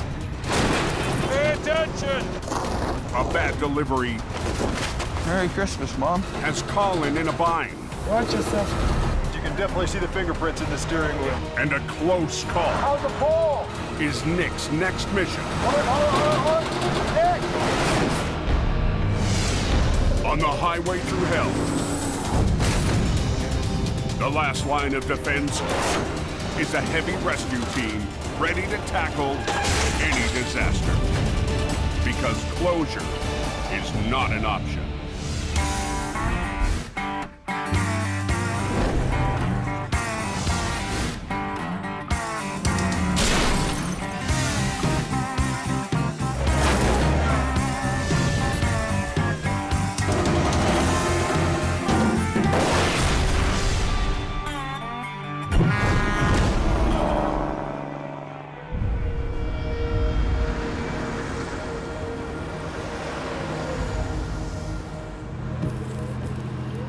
What's the coke like? Snow all the way. It's beginning to look a lot like Christmas. Mid-December on the Coquihalla Highway, They're calling for over 20 centimeters of snow and slush up there tonight, guys. the holiday season doubles traffic to more than 10,000 vehicles a day. You'll get bad weather conditions, lots of transport trucks moving freight. The whole thing can add up to a really bad day sometimes. There's 3 or 4 trucks all caked up halfway down the hill. What a way to start their Christmas holidays. By 8:20 p.m., jackknife semis have paralyzed all southbound lanes. Until we can break that logjam southbound, they're gonna have troubles. Highway Supervisor Richard Enns has called in heavy wreckers to clear the mess. Acquiring towing, he's put in a hard day here. He's been very, very busy. I saw Quarren on his way down there to straighten him out. Al Quiring's been fighting to keep the road open for 15 hours straight. As the holidays ramp up, the traffic's building. And if you don't get traffic cleared right away, those problems can multiply. The jackknives are on the downhill stretch of the Smasher, the steepest part of the coke. Come on, hop in. The easiest way to drive this thing is behind the seat. For Al, sometimes the fastest way to clear the road is to be a driving instructor. Start it up, turn the wheels hard to the right. Give it a little reverse. I just start talking to him. Come on back. Crank it hard. And give him advice on how to get that semi down that hill. You want to get right down in beside the guardrail here. Keep coming. Okay, you got it from here, buddy? Yeah. Have a good night. Okay.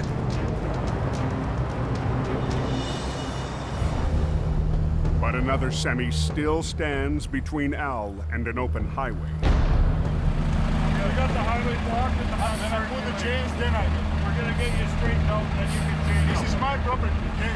Yeah, but you're on somebody else's highway. The trucker was going downhill when he lost control. Now the driver insists on chaining up before letting Al straighten him out. He's telling you that he's gonna close the whole road for no reason. 10 minutes, just no way. Traffic is backing up, and Al has no time to argue. The traffic is building and the storm's getting heavier, so the push is on to get that road open as quick as possible. We need to get you straightened out. 10 minutes is too long. He just wouldn't cooperate, wouldn't listen to my advice. Deal with him. This is my life. We will not gamble with the life. He's probably pretty nervous. Come on. But he doesn't seem to understand that time is essential to get that road open.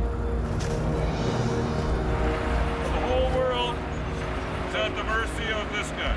What do you want to hit the next truck? What jackknife? What do you want to lose somebody's life? We're talking about safety. Safety. What is the safety to go without chains down? He seemed more eager to argue with the crew that's trying to help him move than to actually move himself. Without chains, they're not going anywhere. We're stacking cars up probably 10 every minute, eh? Unbelievable. Yeah, boys, the Cadillac is a mess. I'll go stand back here. He's not going to chain up the other side.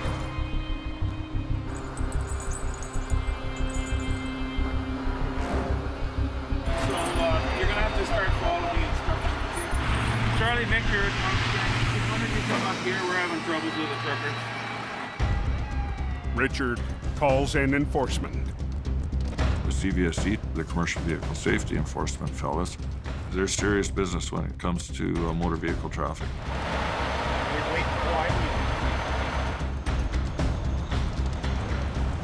Let the authorities hash it out with him.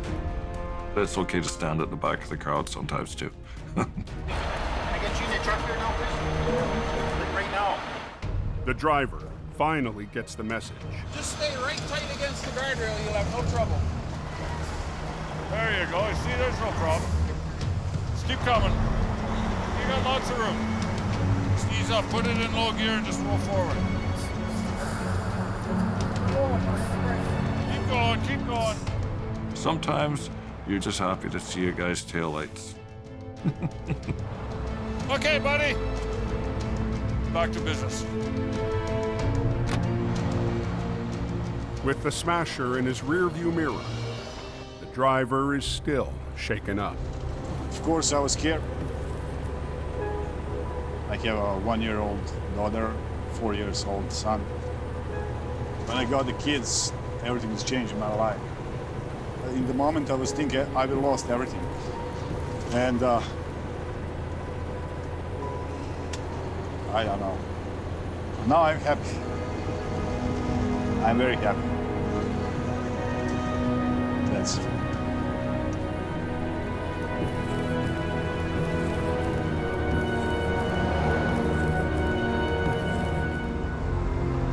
Looking like northbound.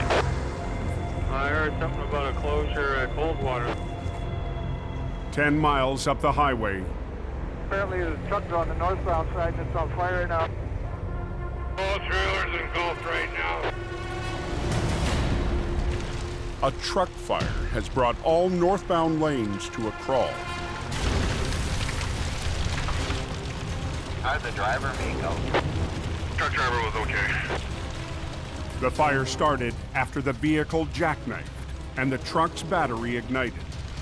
They letting anybody buy that fire yet? No, you can't go anywhere. The Coke is backing up fast on the week before Christmas. It's gonna be a long night. And highway's closed northbound. Up at the last turnaround is Bright Creek. Okay, thanks a lot, driver. Jamie's lead flagger, Robert Muckwa, races to the fire. It's very important to have traffic control in place before the tow truck gets there.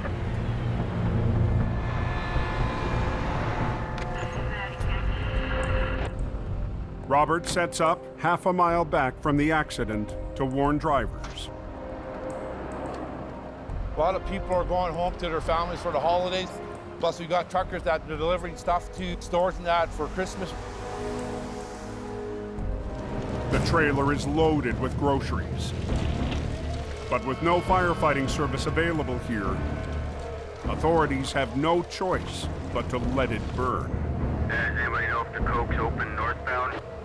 No updates yet. Trailer's still up in flames. We were assessing this trailer to see if that wall was going to collapse, but it seems like it's holding. As the tires heat up, I just don't want it to start popping off those tires. Right. there's a risk of explosion. We don't want any injury or property damage of a vehicle going by. There's a tow truck trying to get through to the accident scene. Robert may be running traffic control, but the raging wreck Hey, buddy. Come on. Good, good. now belongs to Al Quire. Yeah, it's cooking. It's cooking. The rig is owned by acquiring customer. So tonight, for the first time, Jamie's head of traffic works for Team Green. I'm not biased. He was available, and I needed a traffic control, so Robert was a good choice. I sent Robert up there to give Al a hand with some flagging. Merry Christmas, buddy. To relieve the backlog, We can probably get them squeaking by. One at a time, just tell them to go straight through. Yeah. police decide it's safe enough to let one lane of traffic through. How about it, guys? Are we on the move from this accident scene northbound? Yeah, you guys are. But if the burning wreck gets too dangerous, they'll shut the highway down. Thank you very much. Have a good Christmas, guys. Right now, it seems to be just a steady burn. We're just trying to clear out as many vehicles as we can at this point in time. At 365 degrees Fahrenheit, the tires will blow.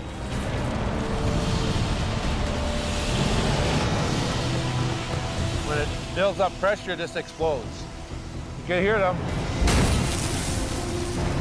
Just wait for the slow down.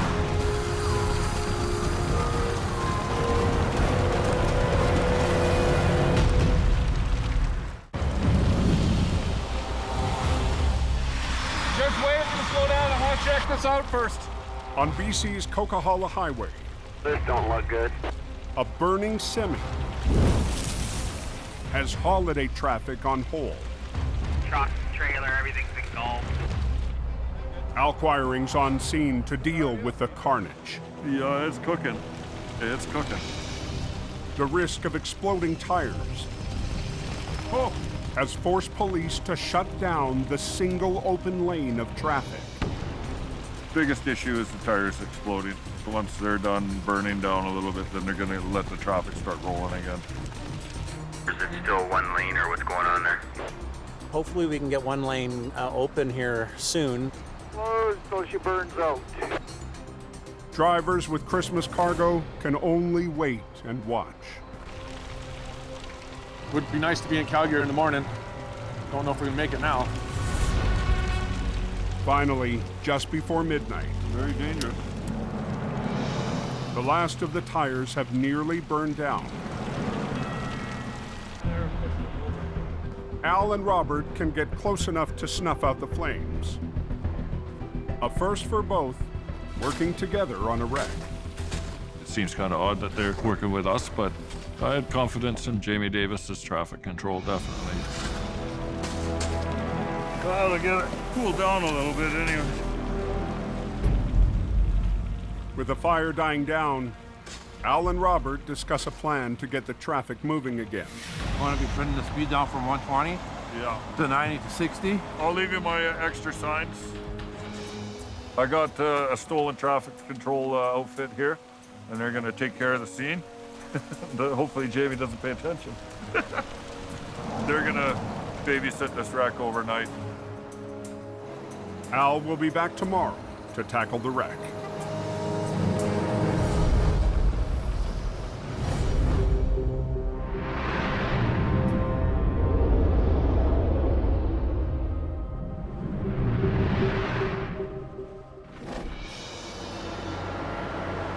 Early next morning, on Highway 16 east of Edmonton. Oh, yeah. Now we're getting into the good stuff. Heavy rescue operator Colin McLean is feeling his way through ice fog. I got about 10, 15 feet of visibility in front of me. To rescue a truck that's gone off the road. It's a different fog. It's really cold. It crystallizes on your windows and your headlights. Sure hope a cow don't run across the road. Colin is one of the last drivers working for Jamie Davis in Alberta. There's thousands of layoffs going on all over the oil fields. We've laid off staff. We're down to a very minimal crew. It's Colin's first wreck in weeks. Everybody's feeling the pinch here in Alberta right now. It's just something we're gonna deal with. Coming up. Oh, yes. Yeah, he ain't driving that out of there. Oh, yeah, deep boots are good.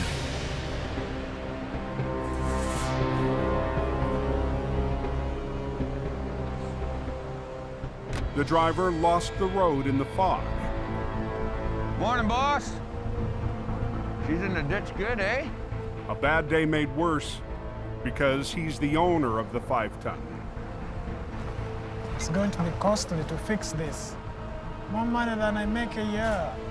Fully loaded full of crates of mail. We're loaded. The damaged truck is packed with Christmas mail and holiday packages. A mail load is the load that you don't want to see in the ditch at this time of the year. You know how important it is for those presents to get where they need to go. Big, big priority.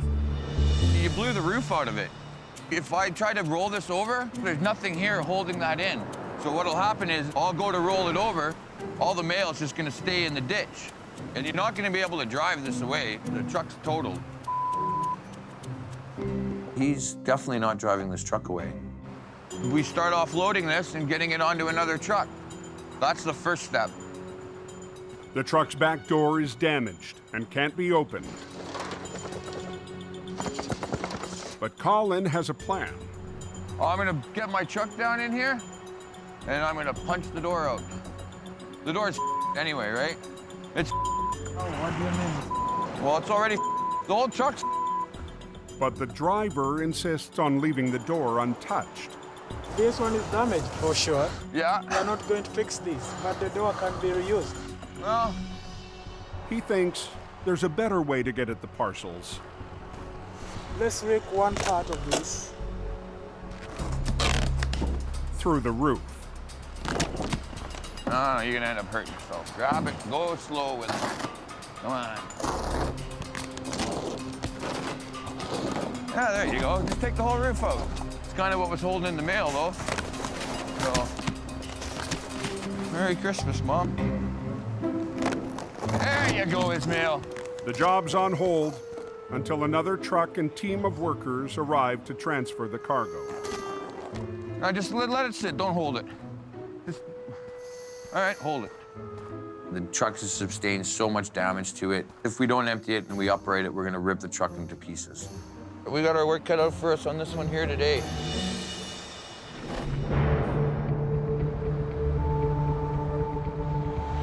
On BC's Coquihalla Highway. What's the Coquihalla like? I heard something about one lane that was open northbound. Yeah, there's like everybody go around now. Al Quiring has to get the charred remains of a loaded transport truck off the road. roasted potatoes. The flaming wreck took all night to burn down. Oh!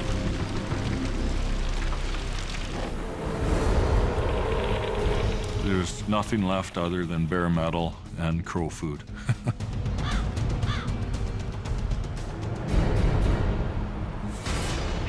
Duo here. Heavy holiday traffic has been squeezed down to one lane for the past 12 hours. I wouldn't take the Coke there northbound, and she's lined up there pretty good. Just grab this, throw it in there. We'll break the out of here nice and easy. Al's brought in a demo crew and an excavator to get the smoldering wreck off the highway. Just tear it apart with the hoe? Yeah, I think that's a good plan. Why couldn't it be a beer truck? Our money truck. That's the one we're waiting. 30 years, I'm still waiting for the money truck. Copy, Al? And Robert, Jamie's top traffic controller, is back to help out Al again.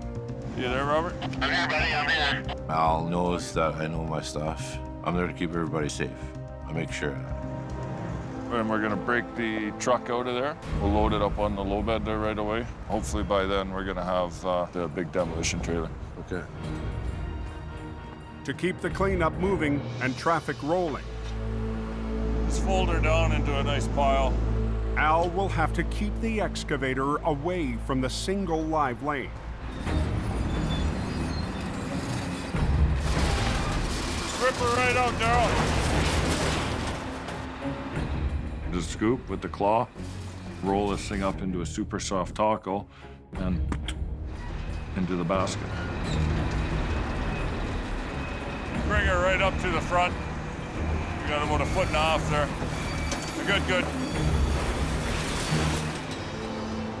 Yeah, get out of that burning truck there and you come out with the corner. I think I'm coming up on it right now. Yeah, you should smell it by now. Another wide load coming through excavator. We've got the excavator lifting up stuff. We're doing what we can in that single lane, but there's sharp edges. There's protrusions, and it definitely increases the danger. Pay attention!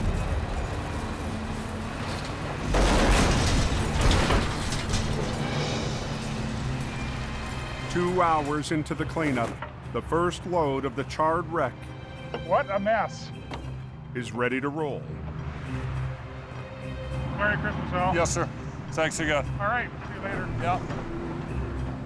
But the rest of the burned out trailer must be broken down before it can be hauled away. Hey, Al, demo trailer's here. Robert, you on channel? Now go ahead, Al. Stop traffic after him. That far. A demolition trailer is called in to cart the mess away, but it will have to park in the live lane. Northbound, we're gonna have the road closed.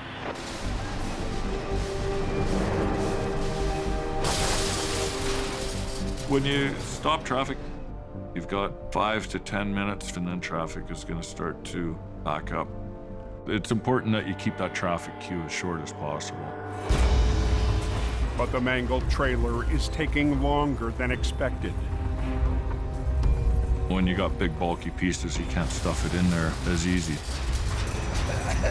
Run! Hey, anybody tell me what's going on? Well, we were moving. We can go stop again here. Traffic is piling up. Okay, just back up, stop the signs are right on the corner. Is it my first set of signs, driver? Yeah, there are about 20 cars that open the signs now. Oncoming vehicles now have no warning.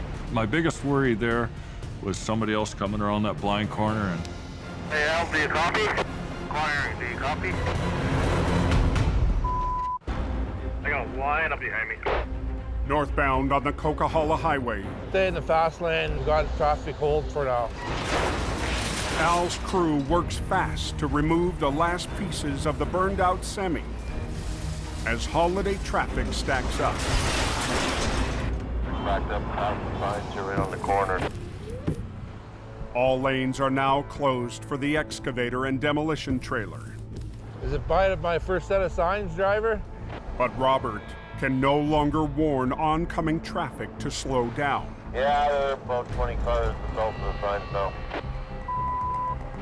Hey, Al, do you copy? Al, I have to release the traffic because the traffic's past my signs.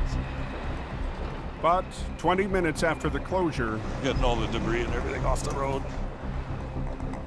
Al's got the job mopped up. We're gonna open the road. Okay, watch out. Okay. We're getting the traffic going. Looks like traffic's moving here. Have they got a lane open now? One lane. That's what we're liking. Have a nice day. Have a nice day. Merry Christmas. Could be a door greeter for the Coquihalla. Beauty. Looks better than it did last night. Very good, buddy.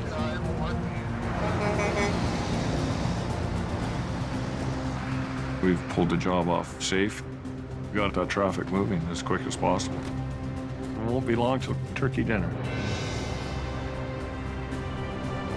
Thank you very much. Have a good Christmas, guys. Merry Christmas to you too, my friend.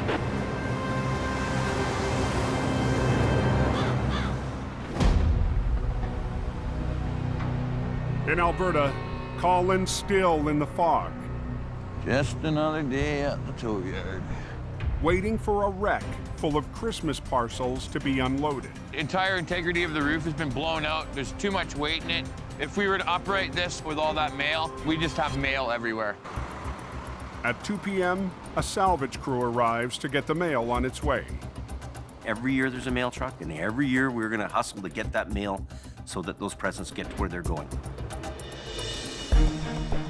Okay, so everybody grab a corner. Ready? Well, why don't you just get it right up on the road, the straightest way there? I helped organize those guys so that they could get the mail delivered. You don't want to mess with the mail. They're getting it done. Just got to keep kind of plugging away. But the truck Colin still needs to flip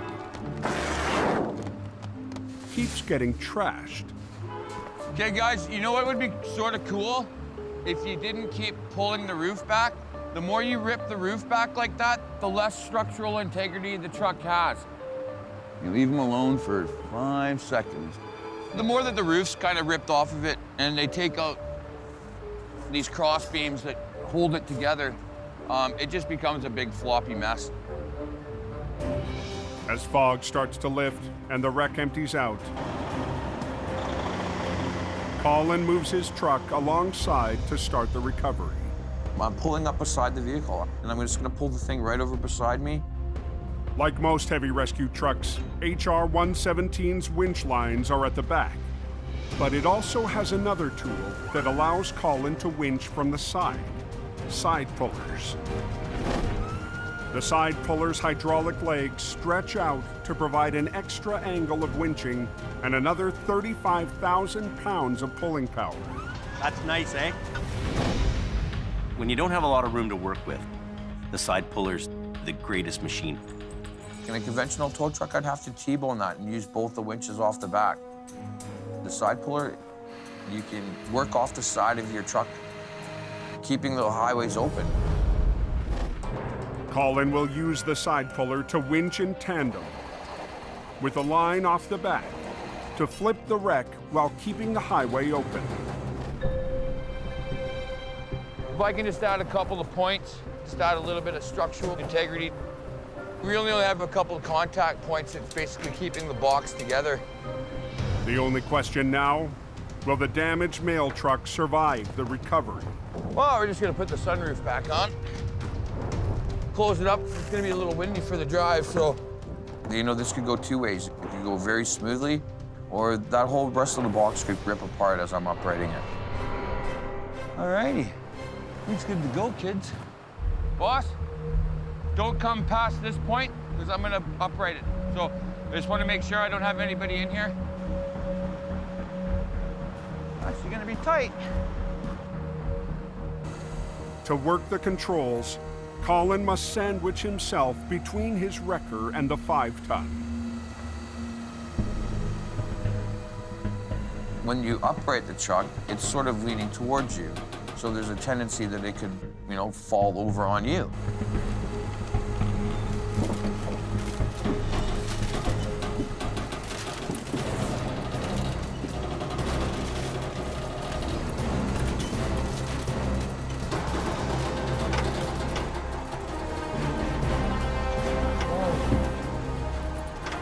I might even be too close to it. Watch yourself. Watch yourself, mister. In Alberta, Actually gonna be tight. Colin's feeling the pinch, I might even be too close to it. trying to flip a 5-ton truck just a few feet from the wrecker's controls. I definitely don't want it falling on me. The truck's ripped roof also makes Colin's side pull unpredictable.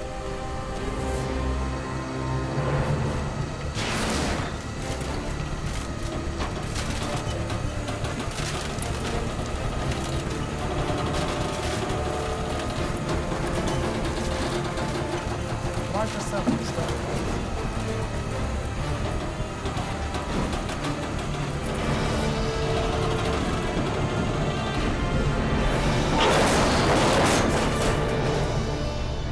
Decent, Jimmy. The 5-ton's back on its wheels, We got away with it. The plan worked perfect. We didn't leave any of it on the ground. but it will take a Christmas miracle for its owner to deliver any more parcels before the holiday. You sure I can't drive it? Huh? It's not drivable?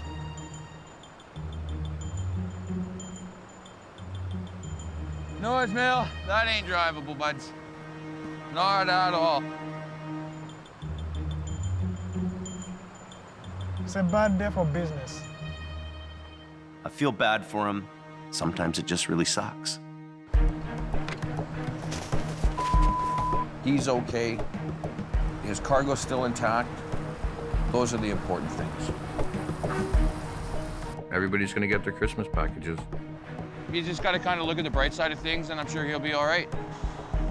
That's a win. That's a win all day long.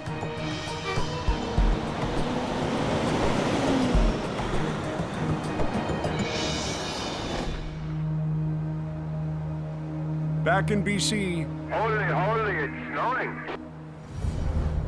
Snowing like from one side of the head all the way to Juliet. a final wave of Christmas traffic braves another storm on the Coquihalla summit. Extreme snowfall warning tonight. 10-14. Highway Supervisor Richard Enns monitors road conditions. Go ahead, John. I thought you said this was over. It isn't over till, you know, that special lady sings. Acquiring Towing's Gord Boyd hasn't had a break since early this morning. That sloppy flakes. For some reason, it always seems to storm the weekend before Christmas. Last trip before I shut down for Christmas. You're home for Christmas and stay there. All it takes is one person to do something stupid, and that's it, the highway shut down, which is where we come in. It's backed up at the top. Now hold your traffic leads till we get that sorted out. Acquiring 5-5, quarter 10. Tow truck's already backed down. Thanks, Gord. Nobody's going anywhere. Santa's not going to be happy. A surprise traveler is trapped in the queue. For the whole month of December, I wear my hat. Today is my last day before Christmas, my last run. I'm hoping to get the roads open soon. Gord closes in on the spun-out semi. I got one. No choice, buddy. You're blocking. No, I put on the 10. I have a 10. You're blocking 2 lanes of traffic. But the driver doesn't want to pay. You're getting pulled out of the way. I can't pay. I don't care. I'm still moving you. I don't have a choice. I have to get him out of there. It's like a parking lot out here. In the countdown to Christmas, You're getting pulled out of the way. I don't care. I'm still moving you. Gord locks horns with a trucker. Hey, I'm not asking for money. I just got to get you out of the way. The driver has the Coca-Cola at a standstill. It's just a ginormous mess. And a surprise traveler is still stuck in line. Today is my last day before Christmas, my last run. I'm hoping to get the roads open soon. Because it's Christmas time, you really want to keep things moving along. Relax. I got to move you. I don't care if the guy's got money or not. I got to get him out of there.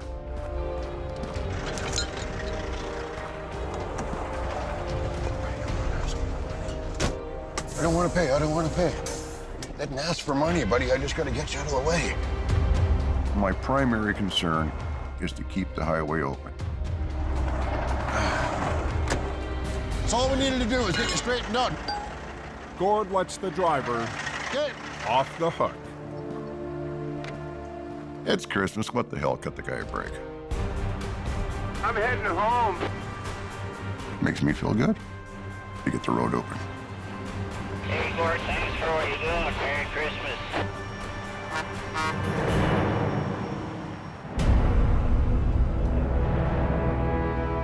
50 miles west of Hope, Dang, it's raining pretty good. in the Fraser Valley, 3 truck wash today. the storm has unleashed heavy rain. Well, the closer we get to Vancouver now, it's starting to rain harder. At 3:30 p.m., Mission Towing's Nick DePerrin gets the call for a wreck on Highway 7. It's cold, it's raining, it's not gonna be fun. I don't really know what we're up against, but we have to get in and get out because we have a very important night tonight. The crew is expected at Mission's Christmas parade this evening. But for Nick and heavy operator Neil Wakefield, duty comes first. Apparently the truck crashed in the ditch there. That's not going to make for a very good Christmas present. A box truck has crashed into a ditch, narrowly missing a power pole. It's my second day with this truck. It's a brand new truck. I am in so much trouble. Yeah. You can definitely see the fingerprints in the steering wheel. The truck's empty, but because of its tight position beside the pole, Nick and his crew have limited angles. Quite often the truck in the ditch is very simple, but this one's a little more complicated. What we need to do is bring the truck straight back and prevent any collateral damage to the truck falling against the poles. The truck didn't hit it when it went in, so it can't hit it when it comes out. Back and bringing it with it, so we'll get you into position. To get the job done quickly, Nick's called in a local tow operator. We needed a second truck on this job. We can go to the suspension on the front and come over top of the tire. Okay, so. Yeah, just bring it back to here. Beautiful.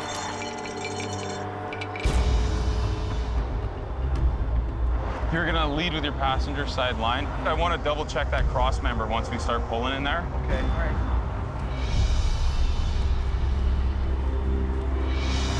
Let Larry take a bit of pressure. Let's see how that works for us. As Neil pulls on the back end, the other wrecker will redirect the front end away from the power pole. We've got inches to pull this thing out and not make a mistake. It could be a catastrophe. Whoa! How's the pole? It's right up to the pole. These are live wires, so if the pole comes down, we're in a lot of trouble. Okay, let him take it in and then go with him just a little bit.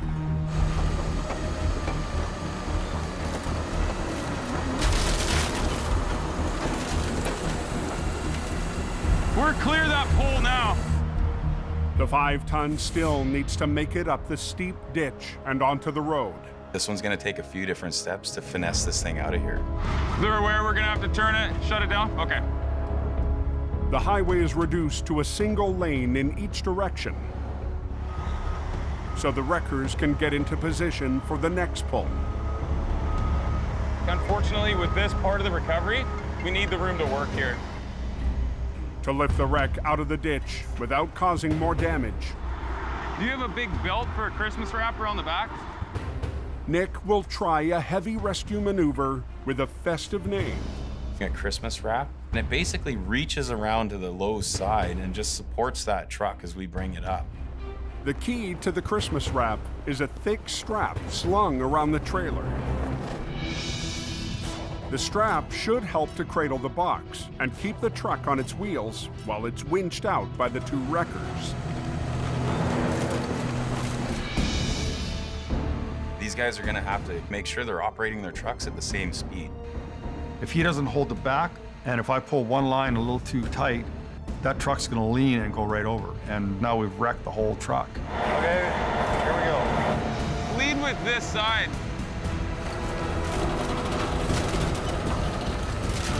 You want to start taking that one up a little bit? Hold on. Hold it there, Larry. Little support on the back.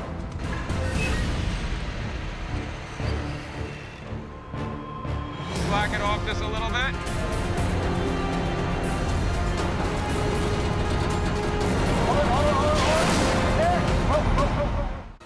Lead with this side. On Highway 7, Hold it there, Larry. Mission Towing is using two wreckers to muscle a truck out of a ditch and away from a power pole. If you get out of sync for a split second, the whole job can go sideways in a heartbeat.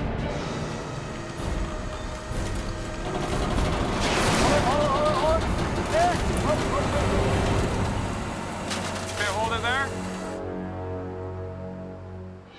The trucks were out of sync for just a split second, but Neil caught it right away, and we're good to go. Where you need to be very gentle on the controls.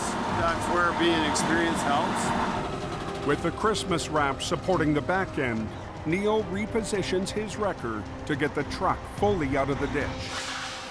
We could close that down for just a couple of minutes. We'll be one more shot all the way out of here. All right.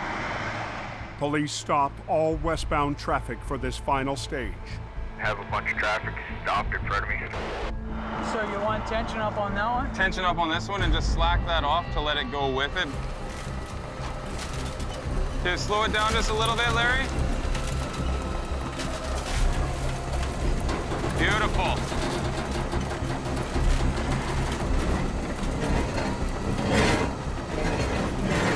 Okay.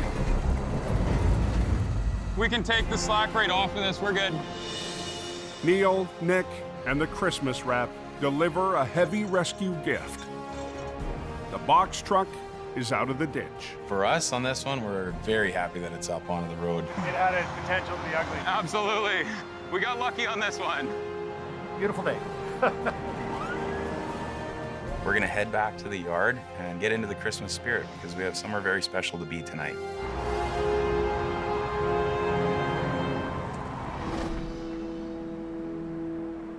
As night falls, thousands gather in Mission for the annual Christmas parade. Most of Mission City is there, lining the streets of First Avenue. Parade night. Mission Towing readies to roll out. Fresh wash job. To add a dash of red to the community event. This is a parade that my family has been involved with since I was a little kid. We're ready. We look forward to this every year. Merry Christmas. We have a few trucks leading. One of the traditions is that one of our trucks always hauls the Santa Claus float.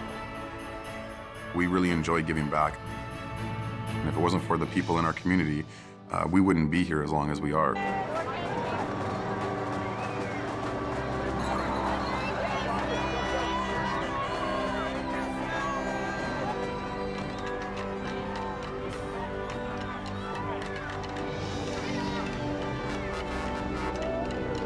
Merry Christmas! It's great to represent our business with our trucks and everybody see us taking part in the parade. The general public always thinks that tow truck operators are bad people. That's a very common thing in our industry. Merry Christmas! But we're not all bad guys. The towing industry is full of great people.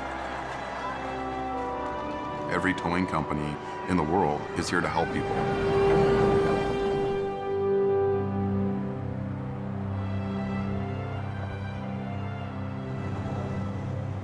And the level of commitment and sacrifice that tow truck operators make, it's unbelievable. They miss Christmas, they miss family events, and go and look after people and help people 24 hours a day, 365 days a year. Without question. You're paid for your service, but it's more than just the money. It's a way of life. Yeah, we're gonna go in another truck. You're gonna stay nice and warm now?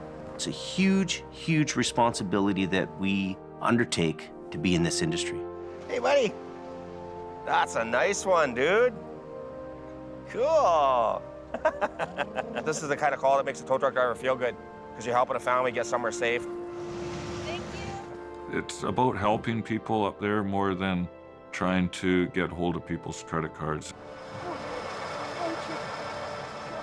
I understand that I'm sacrificing my family time so other people can get to spend time with their families.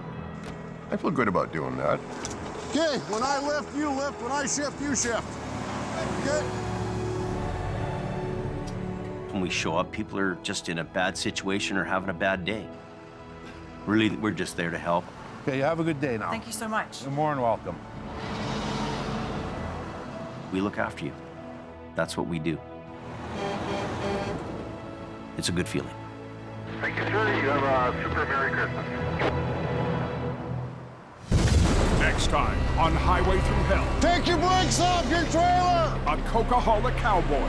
Wrong. Truck to poke ass. Why Gord Boyd Stay off my hill. never backs down. There's a totally different side to him. The mountain's iron grip puts the squeeze on Johnny. That's stuck bad, bro. And a rolling wreck That's crazy. has Nick at the end of his rope. Oh, Trap! Hold on. Let it out!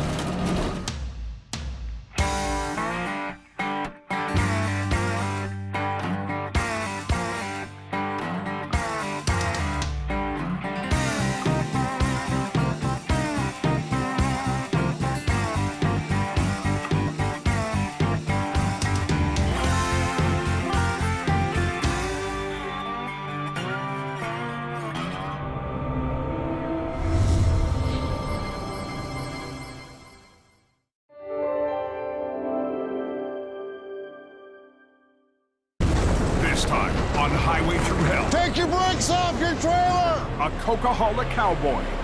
Wrong. Truck to poke. Why Gord Boyd Stay off my hill. never backs down. There's a totally different side to him. The mountain's iron grip puts the squeeze on Johnny. That's stuck bad, bro. And a rolling wreck That's crazy. has Nick at the end of his rope. Oh, Trap! Hold on. Let it out!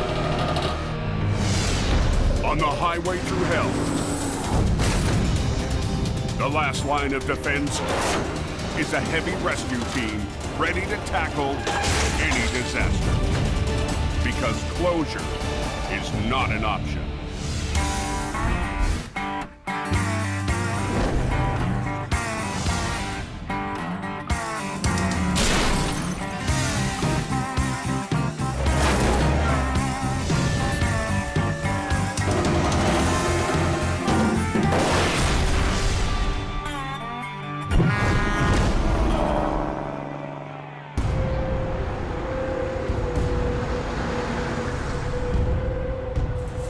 Anybody out there tell me what it looks like going up that Coca-Cola? It was ugly when I came down, and then it got ugly behind me. A midwinter storm has hit BC's Coca-Cola Highway. Asher's a giant mess. We got stuff jackknifing all over the place here. Gonna need highway help. In the last 2 hours, 6 inches of heavy, wet snow has stuck to the road.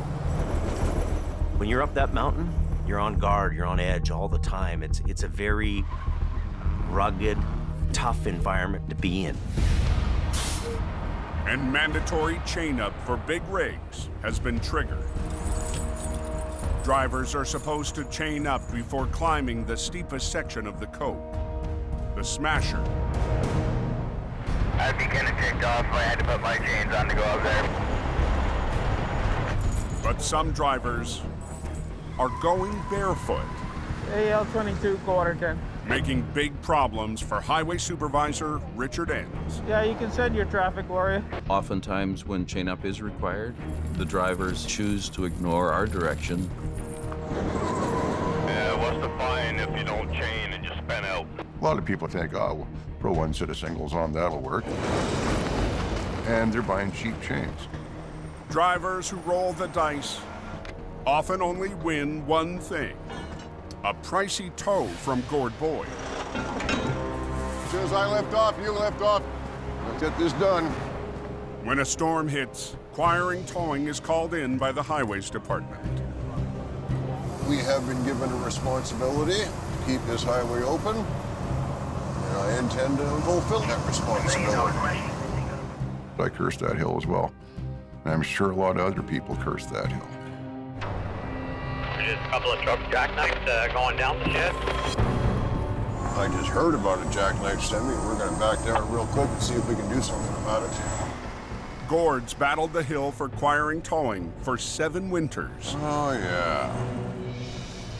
Today, even drivers going down the smasher need help. You get a couple of guys jackknifed, and most of them are sitting there in the seat shaking. They've just gave themselves a really good scare. We got a mess.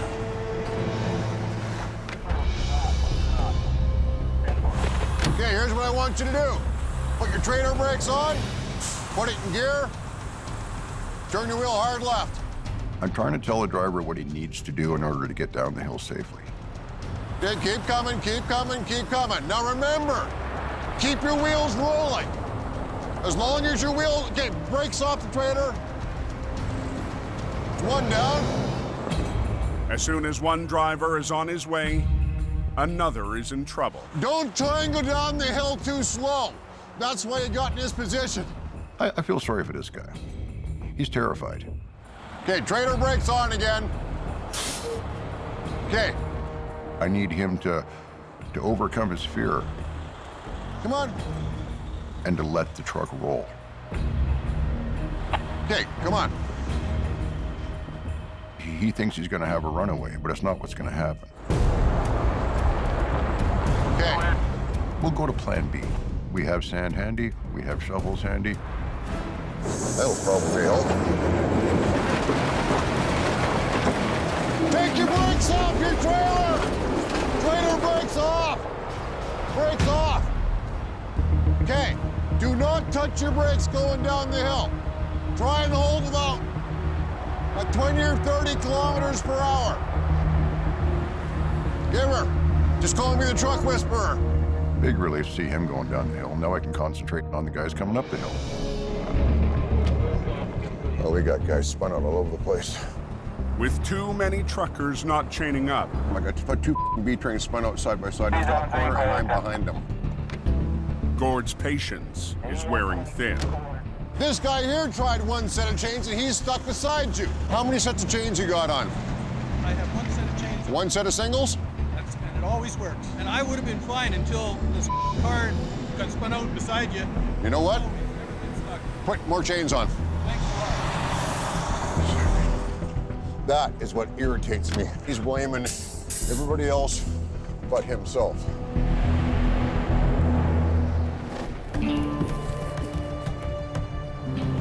"20 minutes up the road, another heavy wrecker heads south on Highway 5. The driver is on his way to a tow yard in Hope. Jamie said that there's supposed to be a big snowstorm there, so he told me to pack a bag there.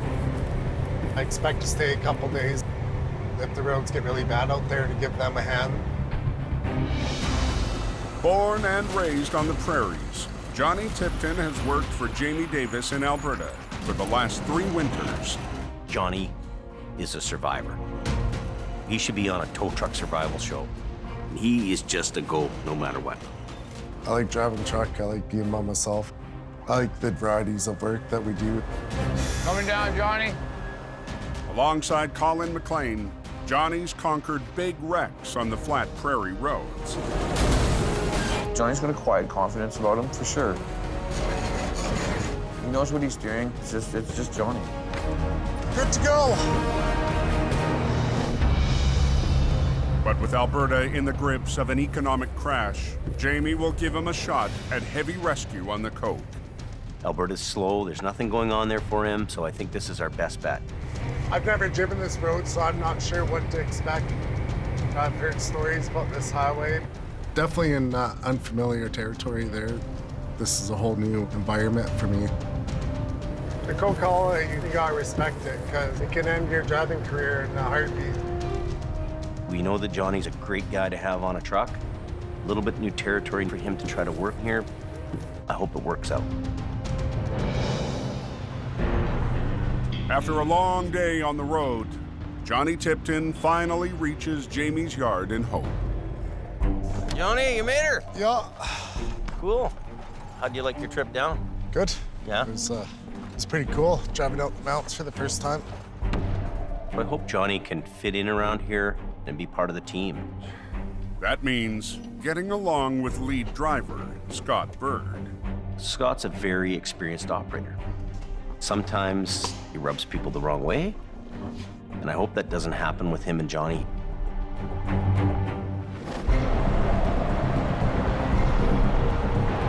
Oh, it's a sticky mess. It's got some pretty slippery spots, not the best. Up on the Coke, the snow's not letting up.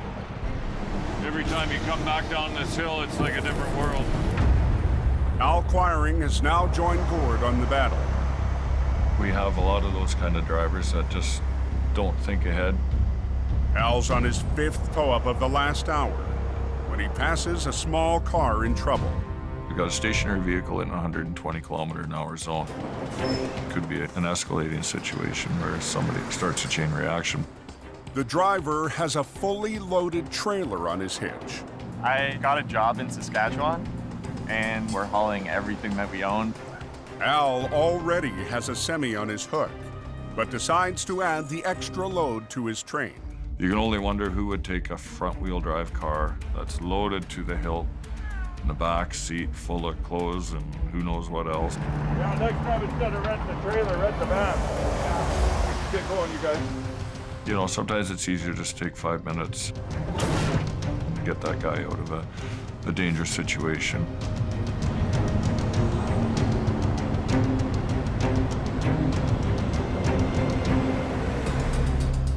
After climbing to the top of the summit, Al gives the driver a break. That just saved you a pile of money. Probably like $300. They got a free ride. I've never been pulled up like that. It's sort of like a train of shame. It would have made my day if they'd have whipped out a grilled cheese sandwich or a hamburger fresh from Hope. It's another case of happy to see their taillights in the distance. Have a nice day. Here's what it is, eh? You betcha.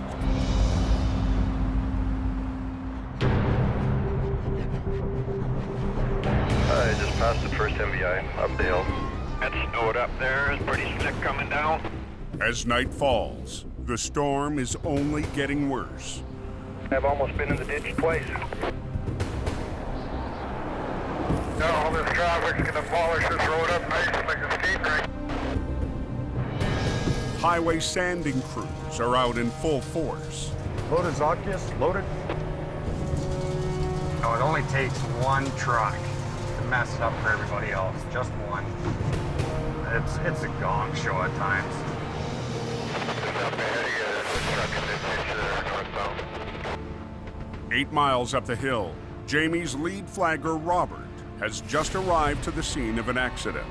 Tractor is really deep in there because of the snowbank. When the snow plows go this way, northbound and southbound, it just keeps on packing. It's quite heavy. The fully loaded semi slid off the road and plowed into 3 feet of snow. It's on a curve, right? You get four-wheelers coming, and wham. The driver is still waiting for help inside his cab. I was going to chunk the black ice and shot it in the ditch. The snowbank, and it stopped me from going across the other side of the road. Johnny, Johnny arrived in Hope less than 24 hours ago. Now he's headed to his first recovery on the coke. For Johnny, going up the mountain, it's got to be a little bit intimidating. This is gonna be my first big wreck on the Coke Hollow there, so I'm a little nervous and excited at the same time.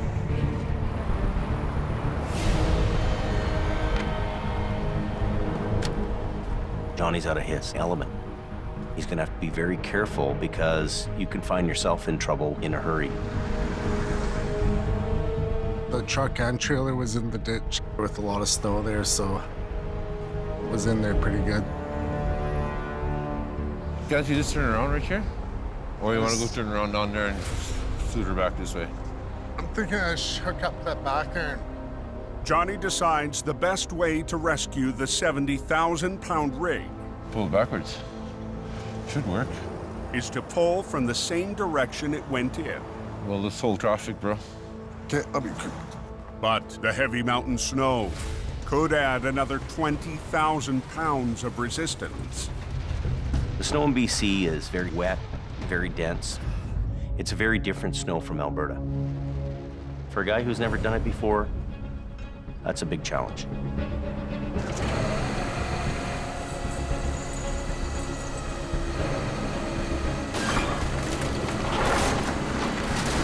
In reverse. Even with the driver trying to help, the truck won't budge. In Alberta, for this job here, it would have been hooked up and packed up and gone in 20 minutes. That's good. Do you have the tow hooks on her? Johnny will try again, this time from the front. Gotta dig about with my hands. But the tow hooks are nowhere to be found. In BC, the resistance from the snowpack would be a lot higher than the resistance in a vehicle in Alberta. Same rigs, same everything, but the snow is going to make a difference in your job. And Johnny doesn't know that. You think we should shut it down? Okay. Robert blocks traffic, and Johnny starts to pull.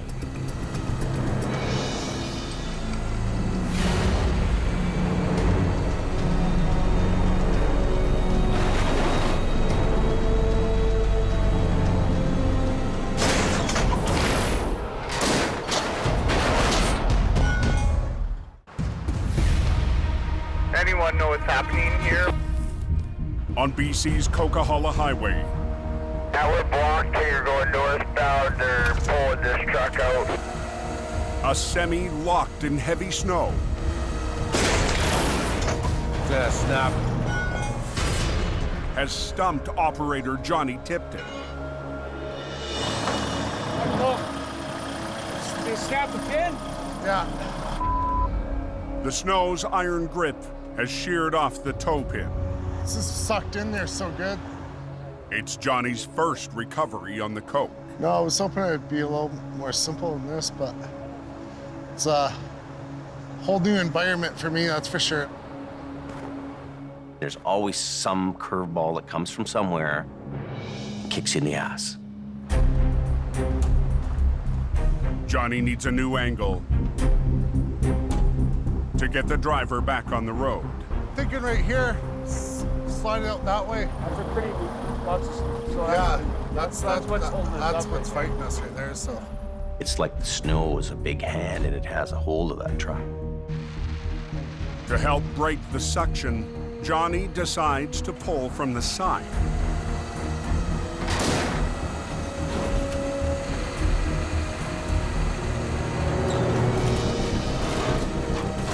But as he starts to winch, Look how slippery it is. the only thing moving is Johnny's 40,000-pound record. Come on, buddy.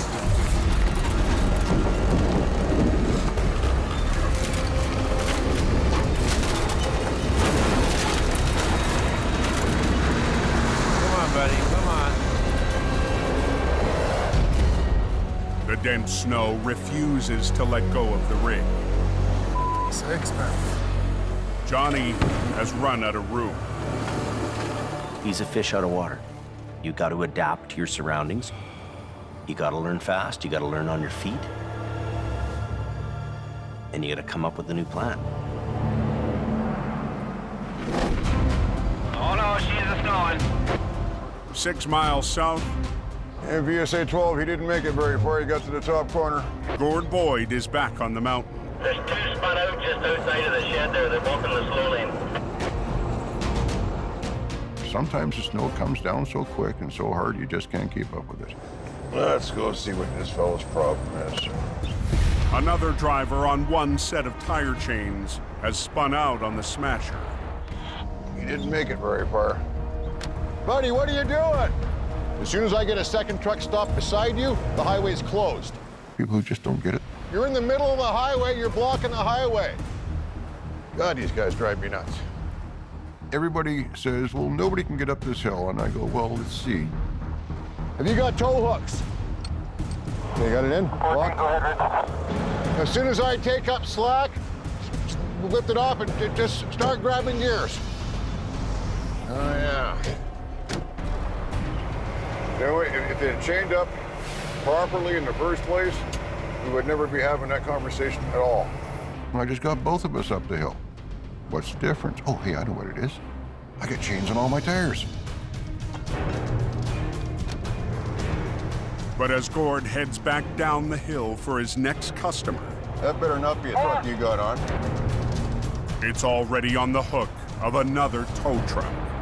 Battle plan is quite simple. Win. Win against the mountain, win against the competition. If you're not going to play to win, there's no point in playing at all. Wrong truck to pull. That's my customer. Hey, back off, buddy. I got here first. Unhook it right now. Out of both of us, I might be the registered gun owner, but Gordy's the one with the short fuse. You should have waited for me, buddy. There's always a green truck on the hill. Hey, unhook it right now. I don't take from anybody. I refuse to let a bully get the best of me. That's just not going to happen. Stay off my hill. Tow truck's all jacked around down here. I am not afraid of anybody. Nobody bullies me.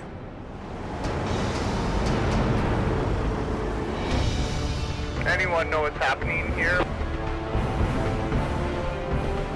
They're tracking the median. They're pulling it out. Come on, buddy. Come on. High on the mountain, a new face on the coke is fighting a losing battle. Stuck. Johnny Tipton hasn't been able to get a stuck semi blocking the highway to budge. And his heavy wrecker is now on the edge of a ditch. You gotta winch yourself out. Yeah. Johnny will have to anchor his wrecker to the 80,000-pound semi and winch his own truck out of trouble.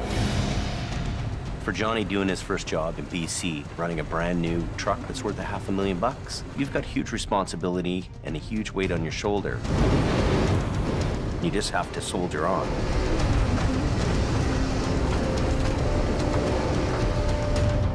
With Johnny's wrecker out of the way and one lane open, they're letting us through right now. Robert waves traffic through.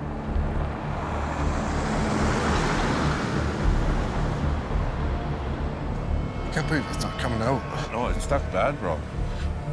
The snow is not wanting to let go. He's got to attack this job with a different way of thinking. I'll let you talk to him. Hang on. Jamie's prairie operator needs a lifeline. Yeah, I can't get this thing to budge.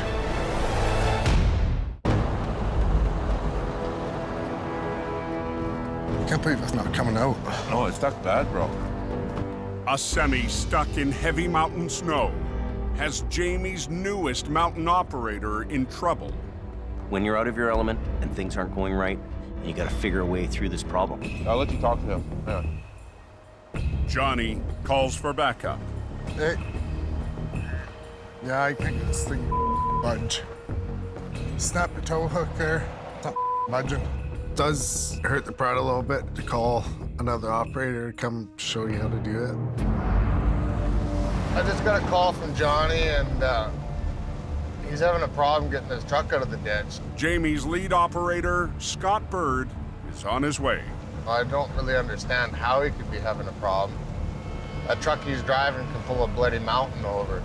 I'm a little rough to work with, but that's just me. It's how I am, you know. If you want to help, you're gonna have to put up with the abrasiveness. Johnny, what's going on, bub? You tired? Sometimes he rubs people the wrong way. And I hope that doesn't happen with him and Johnny here. I hope these guys click and they make this job happen without any sparks flying. Let's go have a looky-see. Were you skidding backwards and... Oh, we're digging down. So you got him out a little bit? Yeah, I got him out a bit there. Ole. You go into the ditch, you got hot tires. The hot tires are gonna melt the snow, and then the snow is gonna refreeze it. And it just grabs a hold of it. You're biting off a little more than you can chew. Holy. The guy's plowed himself in really good.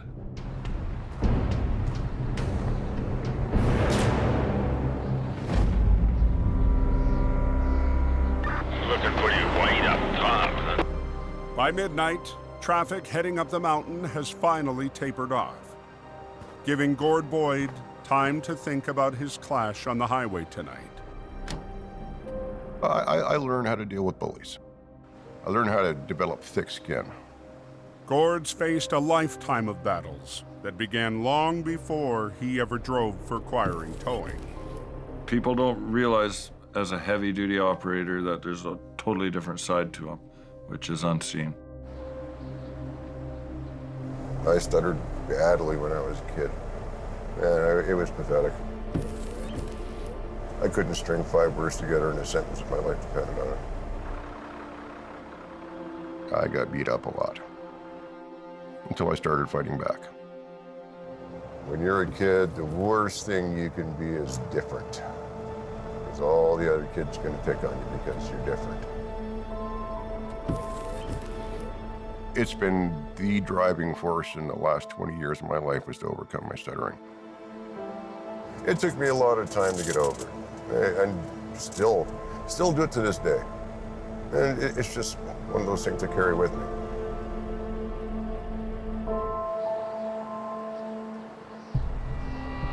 Hold on, the hill just past going up out of the snow shed. Yeah, I'll get the highways guy down there.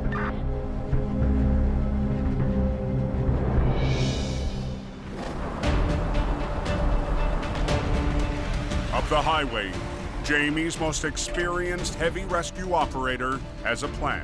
We're gonna go into the frame of his truck right on his 5th wheel plate.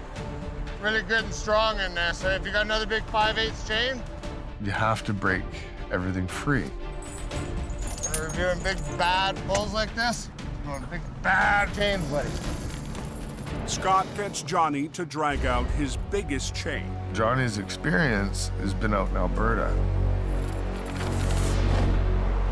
They have the light, dry, powdery snow. Out here, it's kind of halfway between concrete and crazy glue. You get stuck in it, it's gonna hold on for a while. But even after 3 failed attempts, Grab that heavy son of a bitch right there, would ya? Scott refuses to finish the job. I can just feel Johnny's frustrations with this because he's never been defeated until the Coquihalla defeated him. Coaching from the sideline, Scott makes Johnny work the controls. Just go on your hand controls. Don't worry about the remote. Pull. To free the tractor, Scott chains up to the 5th wheel, the solid connector between rig and trailer.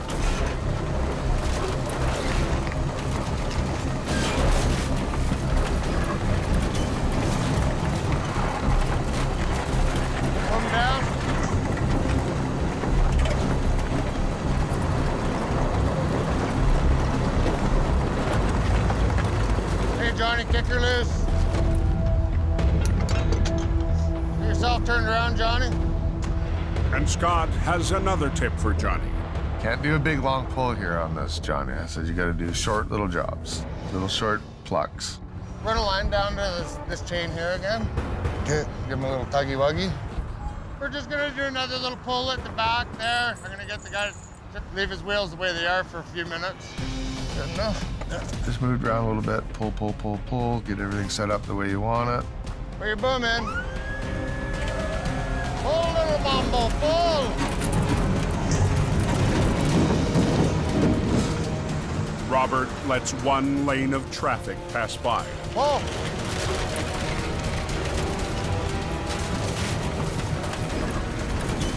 Stop.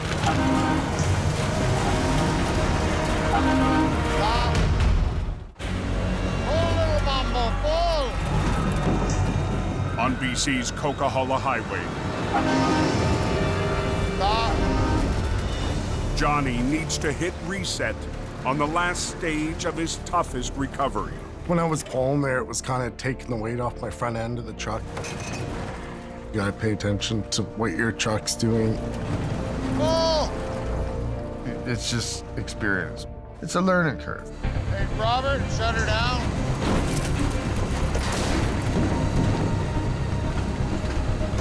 Let's go ahead to the left real hard.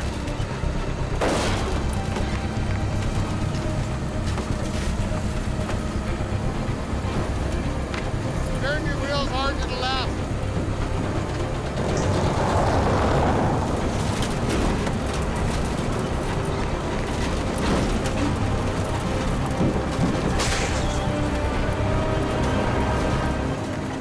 There you go. That's good. You believe in your machine yet? Yeah. Young grasshopper, you will learn.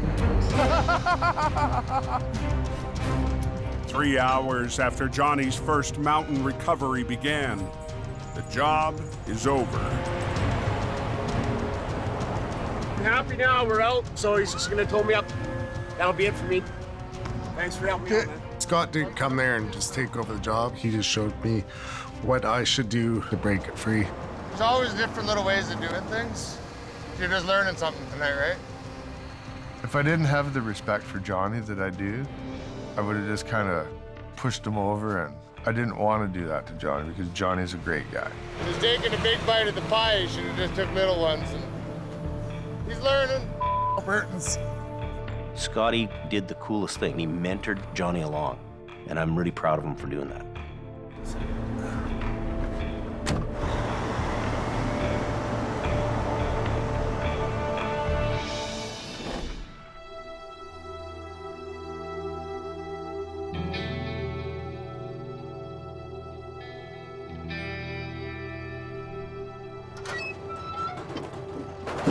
Okay.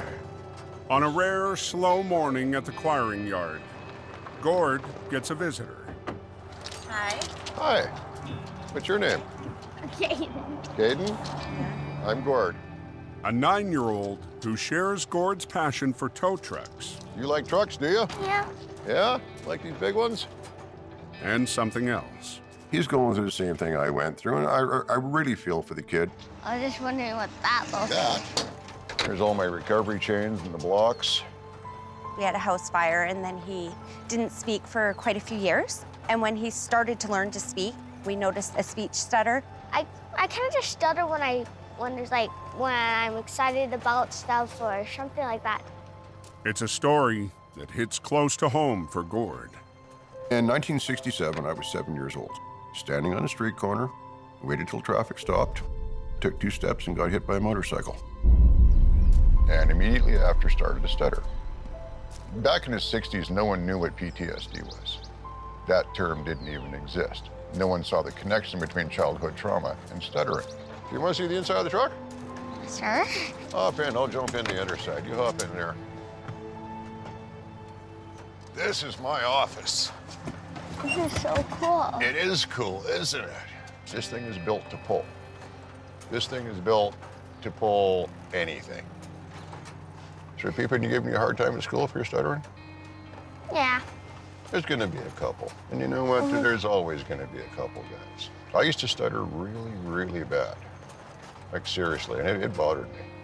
It just really bugs me when people bug me about it. You're not alone, believe me. You're not even close to being alone.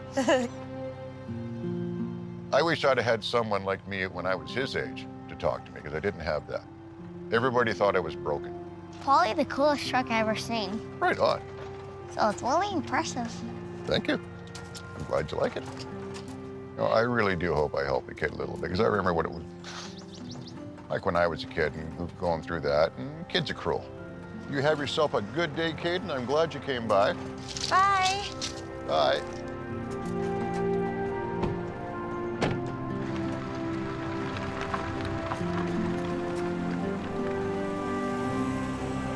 That was cool.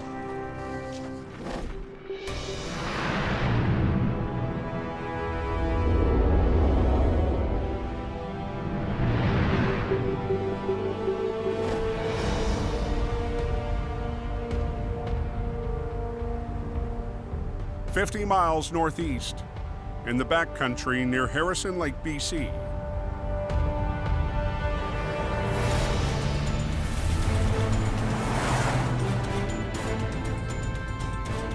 We're headed up approximately 13 kilometers up East Harrison. Mission Towing's Nick DePerrin climbs a dirt road to his next recovery. We've only seen a few pictures of it, so we can't quite tell how steep the embankment is or exactly how far over the embankment it is. Along with his pickup, Nick's brought the only tow truck in the fleet that can make it over the tough terrain. You have to climb up to get into where this vehicle's located. A 1-ton with 4-wheel drive. We don't have any heavy-duty 4-wheel drive wreckers, and hopefully we're gonna have enough muscle to pull this thing out. Wow. Wow. This thing's a lot further than I thought it was gonna be. That's crazy. This is gonna be a gong show. The SUV was parked on the edge of the dirt road when the ground gave way. Fortunately, no one was on board. Now, with the help of junior operators Trevor and Reese, This will be fun. Nick will try to winch the wreck 250 feet up to the road. First thing we'll do is we'll grab the front driver's corner. Yep. Get it onto its wheels, spin it around so the nose is facing up. All right, Reese, you and I are going down. Hope you ate your Wheaties this morning. I did not eat my Wheaties this morning. Trevor is gonna stay at the top and run the truck, and I'll be bringing Reese down the mountain with me to give me a hand rigging this thing up. To get the pulling power needed for the job, Nick and his crew must double their lines. Our 3/8 line off the wrecker has a working load limit of 3,500 pounds. Hey, Trav, as straight as possible, okay? It increases that by 2 times to utilize the wrecker to its maximum strength. Where are you at, guys? Right here. Okay, you watching? See it? Oh, there you are. That one's passenger, this one's driver. But the SUV is so far down. Is that as far as that one goes? Hey, Trav. That's it. They can't run a loop from the wreck to the tow truck. How much line do you think you got, Trav? It's got 150 feet of line on the driver's side, and we're about 120 on the passenger side here. We're not gonna have enough length to reach all the way out to the casualty and bring it up. I thought that was gonna be the end of the day.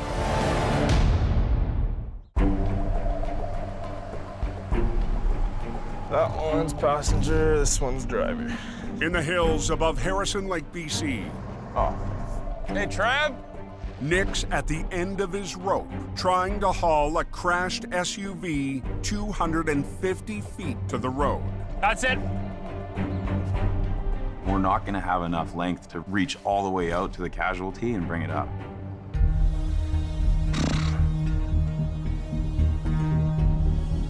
See the other shackle right there? But Nick has one more idea. So I'm thinking we actually might have enough if we run that 7/16 line in one length right to it. Check. The crew will loop the first winch line through a snatch block, then rig it to the second line. making a longer single line to reach the wreck. What we're gonna do is marry the hooks. So we'll put that block on this right here. We've reached the distance we need to reach with our line, and we've increased our working load limit. That'll free us up that other line as well if we need to tie it off to a stump. Marrying the hooks will give the 1-ton the capacity to winch 7,000 pounds. So we're gonna give it a go and do the best we can with what we've got up here today. You want me to start running this up the hill? Yeah, please. But there's still a chance the truck's winch won't have enough power.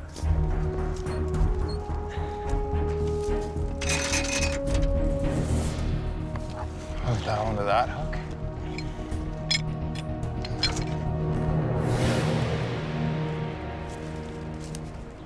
Hey, Trev? Yeah? Can you start taking in your lines? We're hooked up. Okay. We're not totally convinced it'll be a 100% success yet. There's all kinds of sticks and branches that are sticking up. I don't even know what we're gonna run into trying to bring this thing up the bank. You got that one hooked up, right? Yeah, I'm holding it till it's snug. If we snap one of our lines by overloading it, we're not gonna be able to do this job, and we're gonna have to head back to the shop.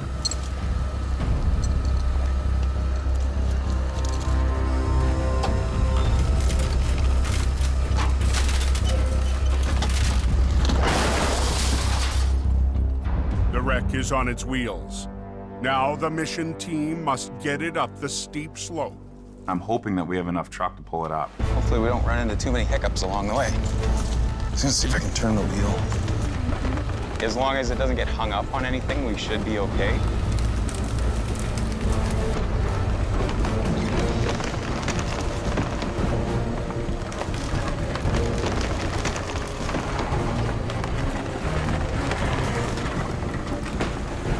Bring your boom in.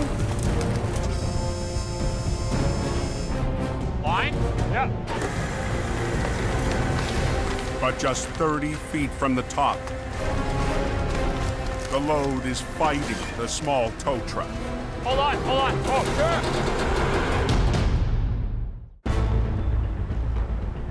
Bring your boom in. line? Yeah. On a mountain road near Mission, BC, a wreck on the end of a single line is testing the limits of a 1-ton tow truck Hold on. Oh, sure. and Nick's team. Let it out. Huh? Let it out.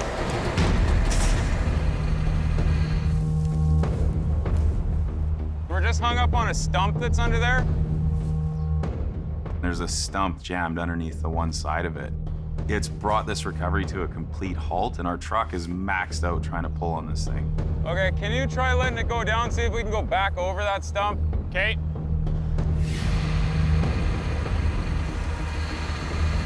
I don't know if we're gonna be able to get it with this 1-ton. No.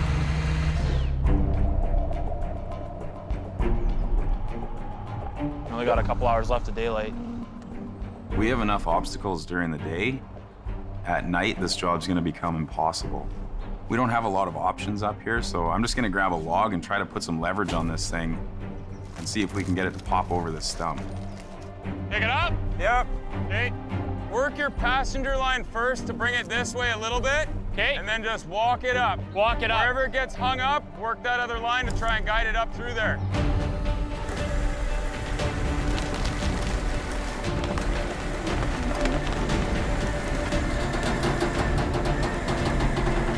Okay, let it down.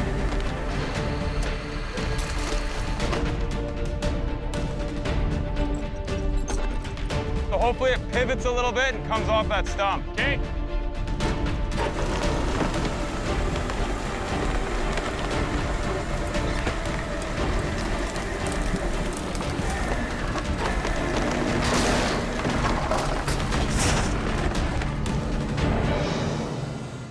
Good? Yep. The wreck is free of the stump. I'm good. Clear? Yeah. The biggest obstacle now is gonna be to get it up the steepest grade of the hill. We're not totally in the clear yet. A little more on the driver's side again.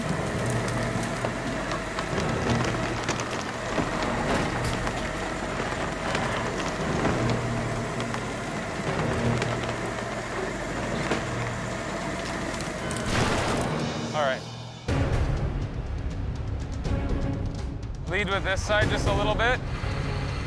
Bring your arm up. Okay, right there, bring your lines in. Okay, work your brake and your throttle at the same time.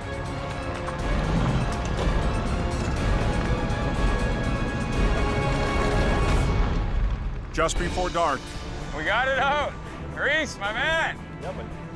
Nice job. Nick and his crew Nice job. Right on. are finally in the clear. Mission accomplished. To get this thing out and loaded up and headed to the yard with it is a very good feeling. This was a difficult job to attack with this particular piece of equipment. All in all, it's a success. We got it done before it got dark. You guys did a hell of a job out here today.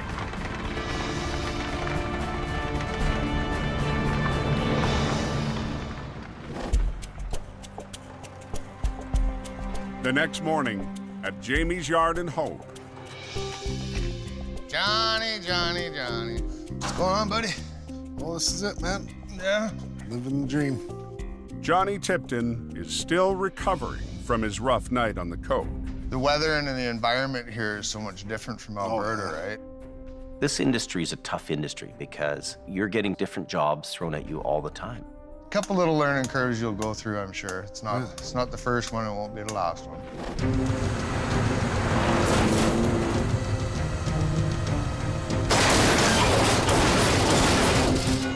Johnny fumbles the ball a bit, but that's okay. Well, I was glad you were around there to help me out and all that. Scott goes up there, picks it up for him, and you know what? Touchdown. The way that Johnny and Scott are getting along here, I think I want to keep Johnny here in BC. Hey, Johnny. Hey. Hey, I need you to put your BC plates on. So we'll take the Alberta one off and bring it back to me. You can't expect your guy to know everything about everything. I guess Jamie is confident in me. I'm happy that I'm out here working now. Johnny's got the right attitude, and a good attitude goes a long way. Hey, Johnny. Everybody that's working here now is kind of upbeat. It just seems to be working really well. Oh, I'm glad Johnny's here. I'm supposed to fire Scott, and you're taking over. Yeah. Oh, so Who's gonna help Johnny pull trucks out of the ditch?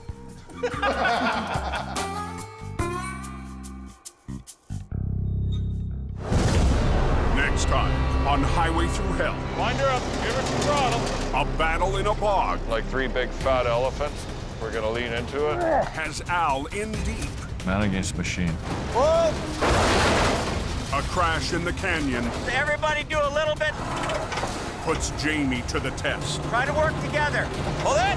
It's wedged under there. I can't budge it. And Jordy and Gord tag team Hang on. a tangled wreck. Hold on.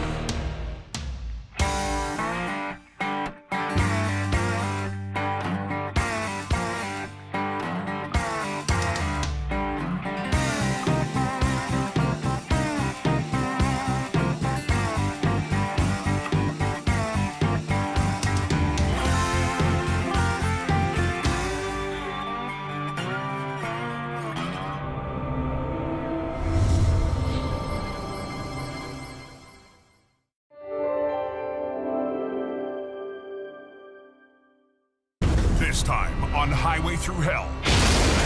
Closure in the canyon. There's 2 trucks banged up down here. Wow. This is not an easy task. Forces Jordy's crew We want to clear this traffic on this side. to pull an all-nighter. Team Green Just think of a giant ostrich egg. juggles an odd job.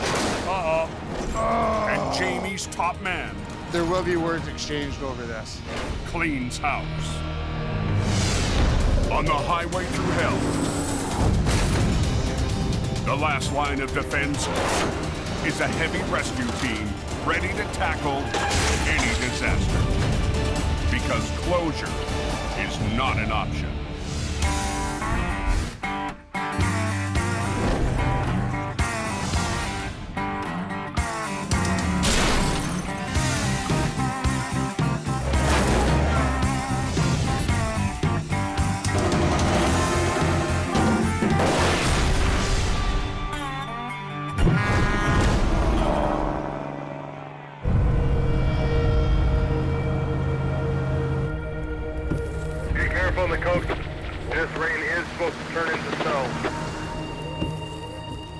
Watch as you start coming up the hill. On BC's Coquihalla Highway, It is definitely sticking up its locust. a late-night storm has caught drivers off guard. When you head up the Coquihalla to the top of the mountain, you're heading into the eye of the storm. Oh no, she's a snowing. You're in your own little hemisphere of weather and trucks and snow plows. Cloud heading down the hill. Truck drivers are having trouble going up and down the hill. Bad night in the Coquihalla. Seems to last forever. Yeah, we got a little storm going on. Al Quiring is on his way to tow a semi blocking the hammer lane. Did that guy burn himself to the top of the hill, Angie? Still trying to get up, and I think Tonight it's mostly a case of idiots. I'm just gonna back down there and get this guy. Sometimes they're happy and recognize that they need help. Okay, just go easy.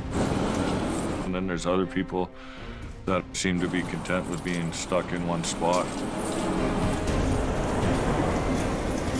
that guy's still trying to spin his chains off.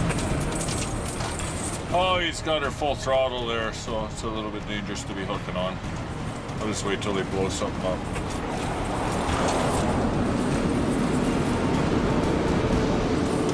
Al meets up with highway maintenance. Idiot pills here tonight. But the driver just won't give up. Come on, buddy, come on, come on. Sometimes I wonder if they like to do it on purpose. He's gonna blow his truck up here eventually. He's been at this for about half an hour already. These drivers think that they're gonna put on these cheap tire chains, thinking this is gonna save the day and they'll get them right through that Coquihalla. Enough! Enough! Finally, You're getting told! the ice and everyone's patience has worn thin. Okay, watch out.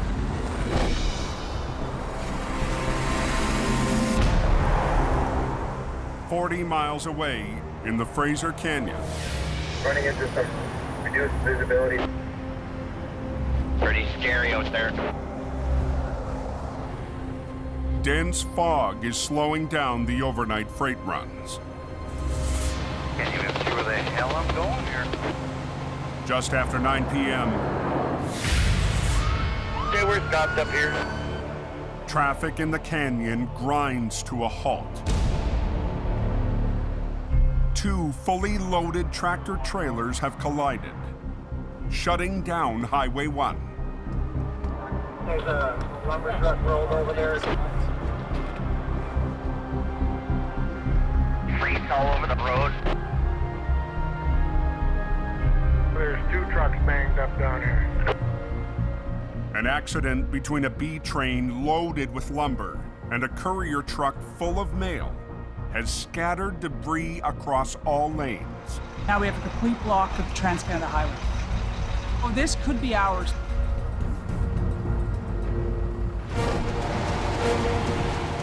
The lumber truck lost control in the fog, left the road, and rolled onto its side. Moments later, coming from the same direction, the courier truck jackknifed hard into the B train. Both drivers escaped injury.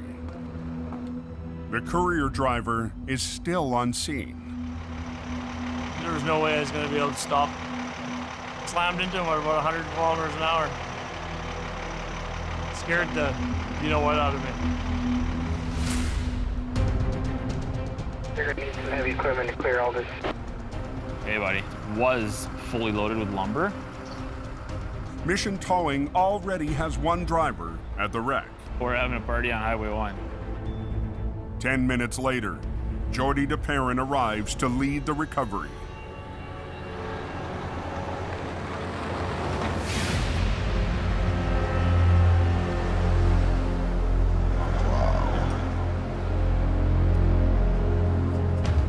She's pretty twisted there. This is a big recovery. This lumber truck picks up the entire road. Wow. Yeah, the whole highway's blocked off, eh? There's nothing getting through until we move it. It looks like an all-nighter. This is not an easy task.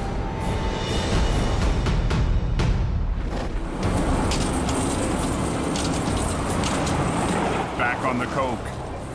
Come on, buddy. A driver blocking a lane, Enough! trying to get up on his own, Enough! has run out of options. You have no choice! You're getting towed! You're gonna cause an accident! Highway maintenance gives Al the green light to do his job. Thanks, Al! Some people just can't think beyond their own self. After a 30-minute holdup and 3-minute tow-up, How much is that there? the trucker An arm and a leg, buddy. learns a tough lesson. We'll probably put 300 miles on your truck.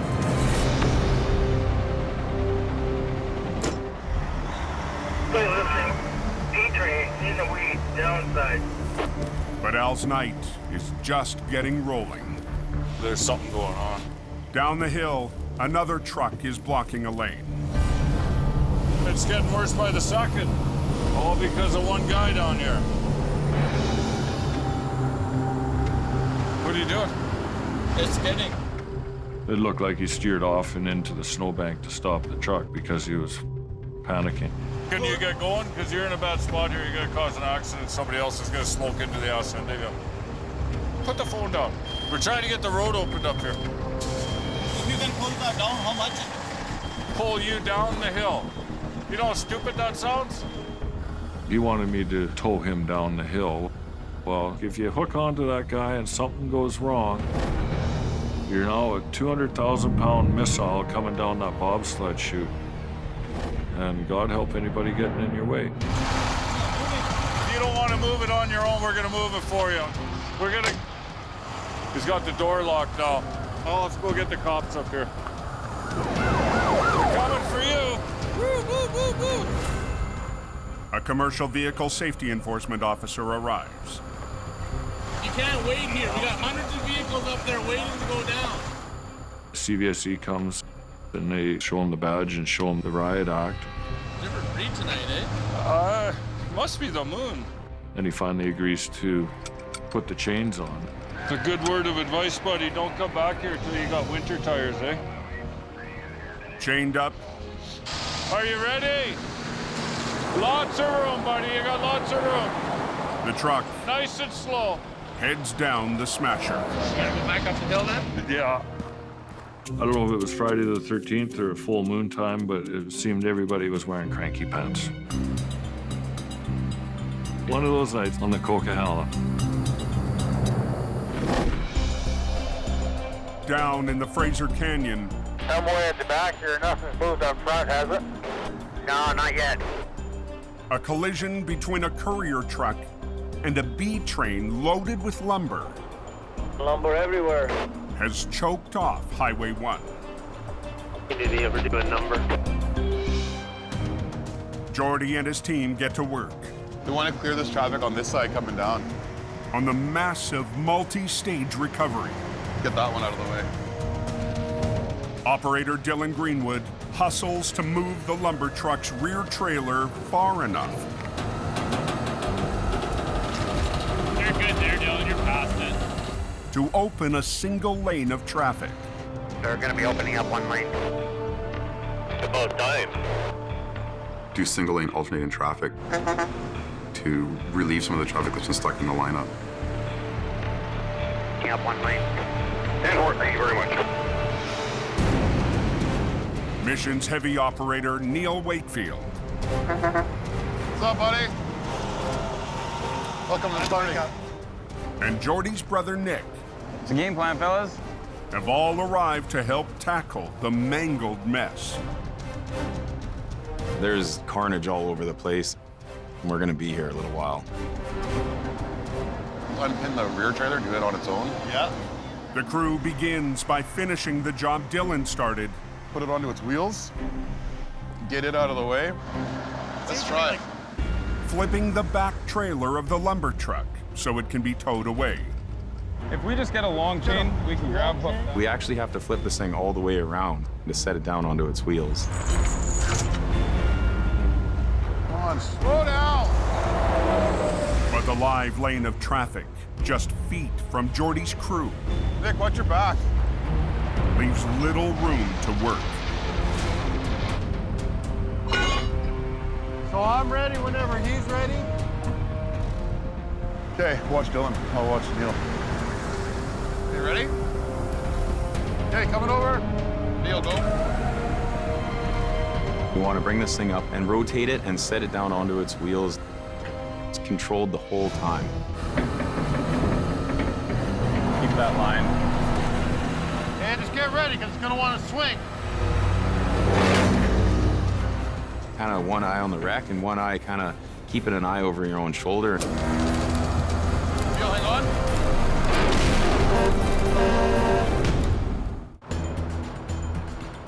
There's a lumber truck there, wiped out. Sure spread that lumber around, didn't he?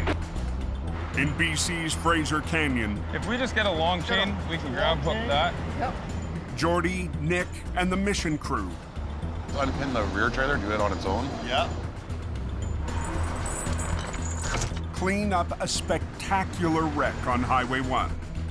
This is a major wreck. There's 2 trucks and trailers destroyed here.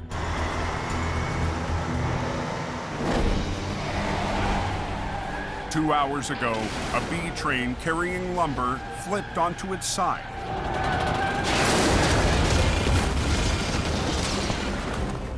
Seconds later, a courier truck slammed into the wreck.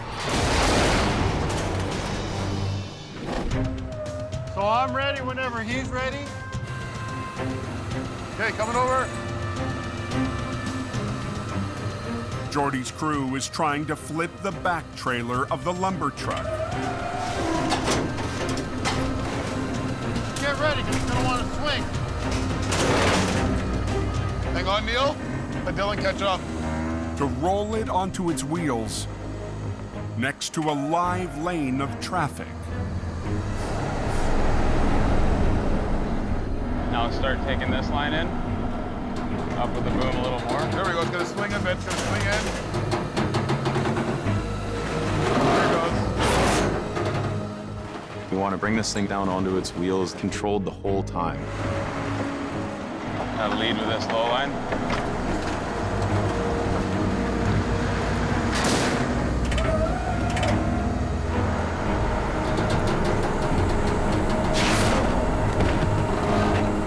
The first piece of the lumber truck That's good, Trav. Didn't even break any airlines, so he can just drive away with it. Love it. is hauled away. Now Jordy and Nick will tackle the courier truck. This truck has a load of mail and parcels in it. We want to get this delivery moving as quickly as we can. Hold tension on both of them for me, Dylan. Keep it tight. I'm not so convinced of this one being easy.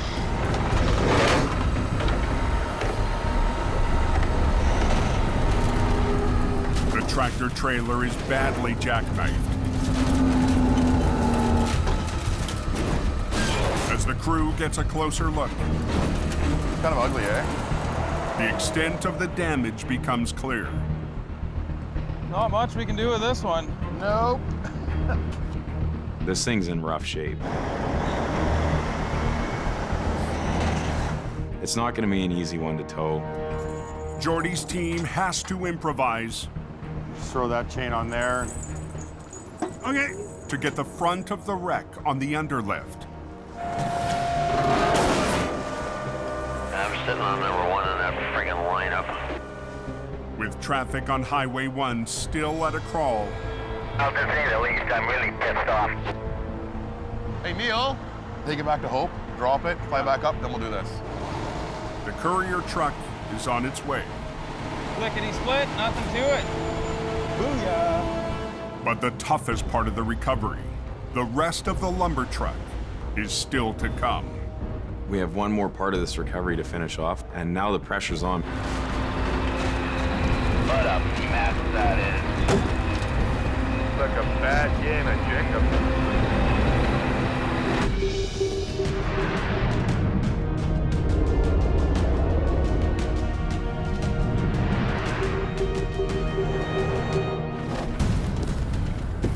125 miles to the north. It's that type of snow that just turns to ice as soon as you drive on it. Breaking this Cache Creek, eh? Scott Bird drives through a storm. We are seeing snow tonight. She's slick. To a wreck 3 hours from Jamie's home base. We're on our way to Cache Creek to some sort of collision involving at least one big truck. I believe this is our accident. Southbound stopped at the bottom of the hill, just be advised. Pushed a little bit up, eh? Well, you hit me hard, man. The semi was clipped by an oncoming rig that's already been towed away.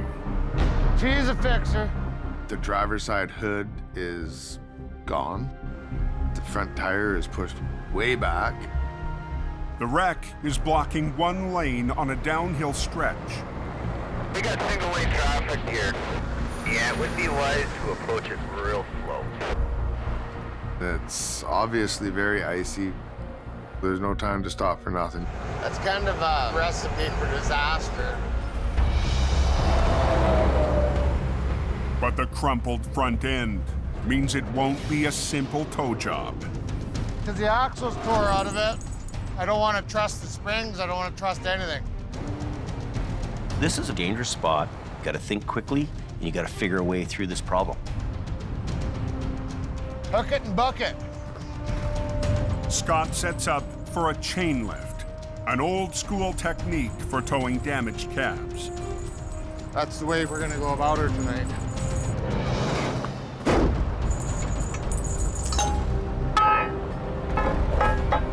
It's the old Truckmaster style hookup. Old school technology, but it's used every day.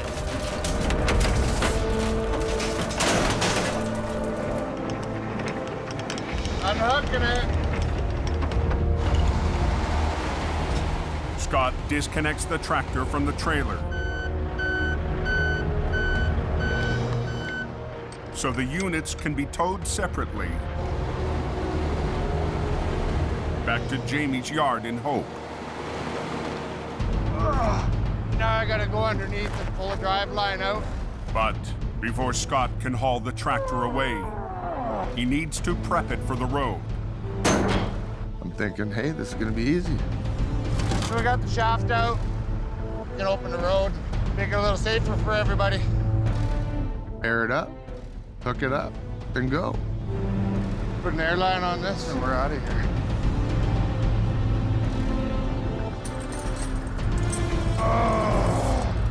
But the piece needed to attach the wrecker's airline to the cab has disappeared. I'm missing a bunch of these that adapt up and down to different sizes for the air tanks. There's been other people driving the truck. My airline is not rigged up the way that it was.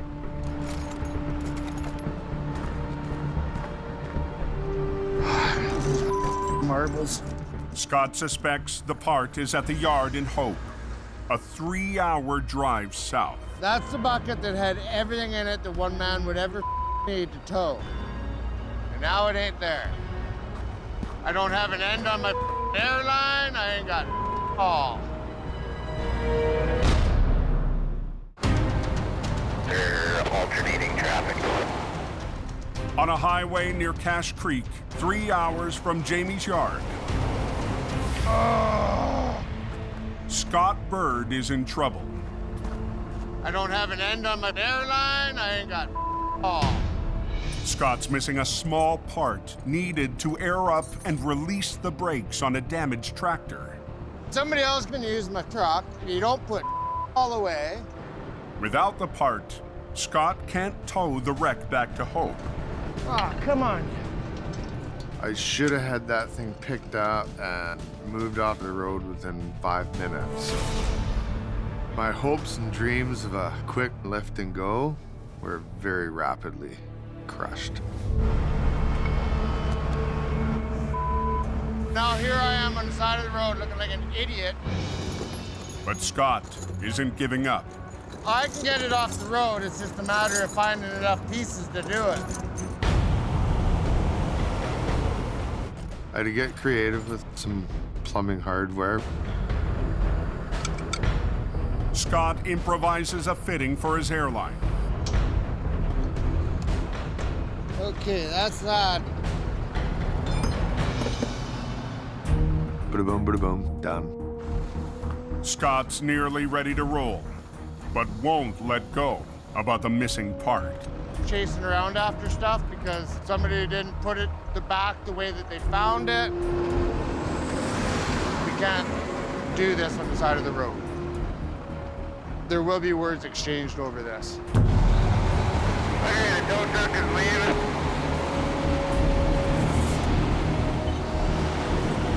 We're out of here. What lanes are blocked? On Highway 1, This thing is messed up. Mission Towing is in the final stage of a massive all-night recovery. That accident cleaned up? After 7 hours, Jordy and his crew must remove what's left of a lumber truck. It's about 6:30 in the morning and we don't have a lot of time. Rush hour is right around the corner. To get it done quickly, the crew will try to flip the tractor and front trailer at the same time. I'm just gonna chain the cab down so that when we pull this thing over, the cab comes with it. To pull it off, they'll need all lanes of the narrow canyon highway. Just shut it right down? Shut it down. We try not to close the road, but the best way to do it is to do a road closure. One is closed.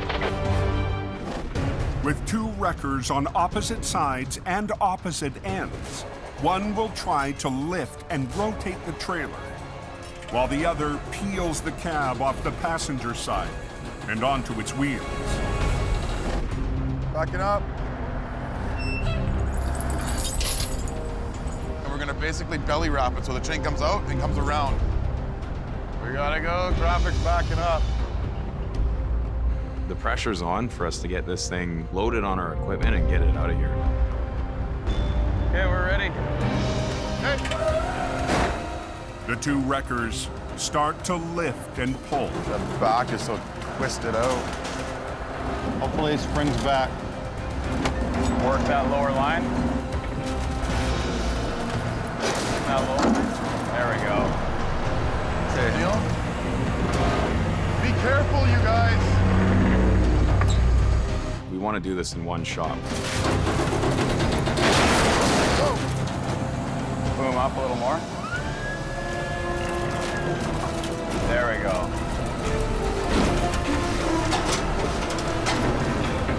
Just like that. Beautiful. Sweet.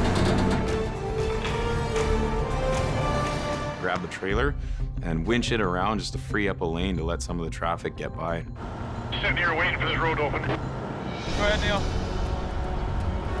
Once that's out of the way, you guys can open it up again. We're trying to do this before daylight, before the rush happens on Highway 1 here. Are they letting any traffic through there at the accident yet? Yes, sir. Roger that. Highway's open. Very, very, very impressive. But the job's not over. Tractor and trailer must now be separated before being towed away. There we go. We're happy to have this thing basically on the home stretch now.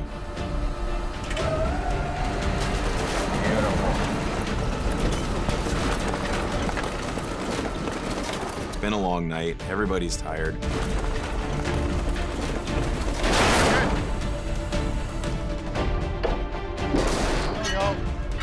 We're looking at the time and it's coffee o'clock now.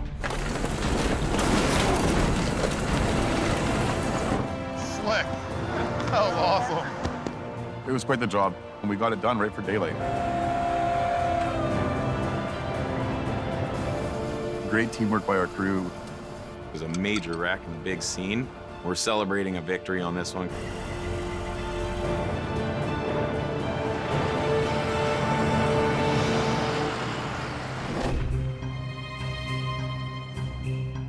After a tough night, Scott Bird's back at Jamie's yard. All right, you dirty sons of bitches. On the hunt to find the missing part. This is other people's mess. That's garbage. Everything that I reached for that I thought was there wasn't where I left it, and it was just a pain. It's starting to really get under my skin. Scott finds the part after cleaning up a counter piled with junk. This little area is a dumping ground. There's just absolutely nothing where it belongs. I guess today's a cleanup day. This winter, Jamie hired Scott to set an example. He's doing his job, he's looking after business. So whatever way it gets done, I don't really care, just get it done. But I think this is the right tool for the job.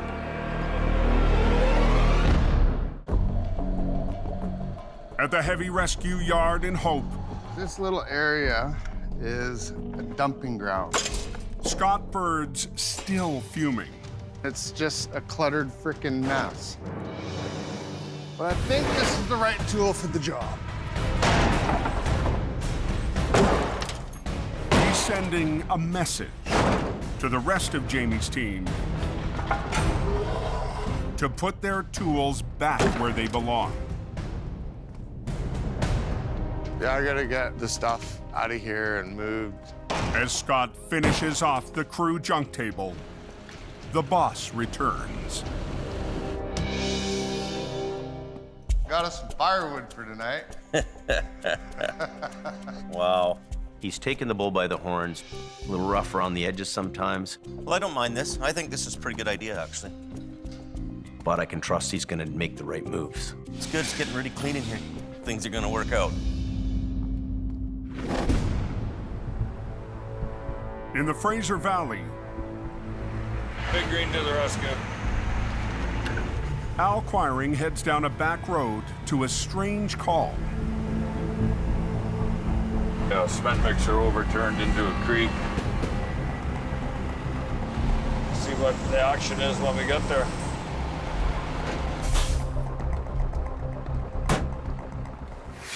A 65,000-pound cement drum went for a tumble and rolled into a ditch near someone's front yard. It was parked near the edge of the driveway when the driver turned the mixer on. Without thinking, fired the truck up. And when the drum started spinning, The truck has already been towed away. But the cement-filled drum won't be so easy. just think of a giant ostrich egg. That's really heavy. Al's right-hand man, Gord Boyd, and his 50-ton record Let me get down to the bottom side there, Al. have been called in to help. That's the kind of job you don't want to screw around on. You want to get in there, you want to do it right. Well, it's through. But the big egg isn't built for easy rigging. It's slippery in the middle and it'll slide right off. Al and Gord managed to wrap a sling and shackle around each end. Topside is, here we go. The drum doesn't have wheels on it. It's bulky, it's awkward. It's going to take some finesse. To drag the 30-ton drum out of the ditch, Al and Gord will use nearby trees to anchor their wreckers and double their winch lines for the pull. This line here, we're just gonna use one snatch block in it, and then this one will be through a block, double block. Okay.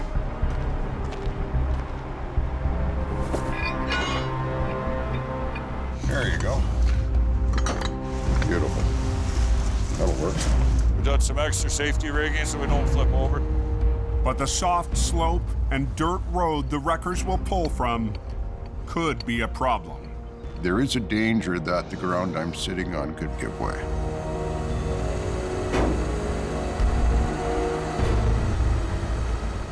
Gord and Al tighten their lines.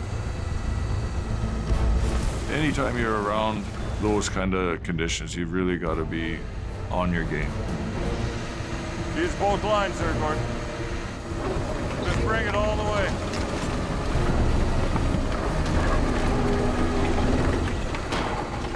I don't need to tell you that's a loaded gun right there. Gord, pull more with the bottom.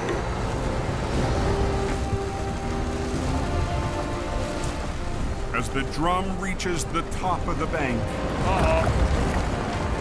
Hold it, Gord. the ground starts to give. Just wait. That's the last thing we want. In the valley, use both lines there, Gord. Al and Gord fight to pull a 65,000-pound cement mixer up a crumbling bank. Bring it all the way. Near the top of the road, Just hold it, Gord. Just wait. the fully loaded drum is digging in, carving up ground the heavy wreckers are parked on. There is a danger that the ground could give way. I don't want to see this. Where'd our shovels go? Here's Gordy and I tied to this 65,000-pound ostrich egg. After clearing the path, Okay, out of there. Al and Gord ease the drum out of the ditch. Move them out with it, Gord.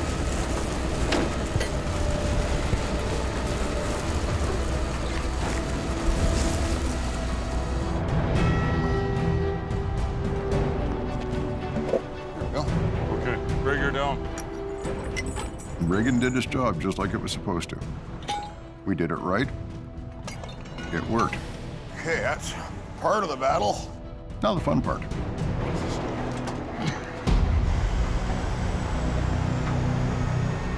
Al and Gord need to maneuver the mixer another 30 feet to the road. What we're gonna do is just hopscotch it out.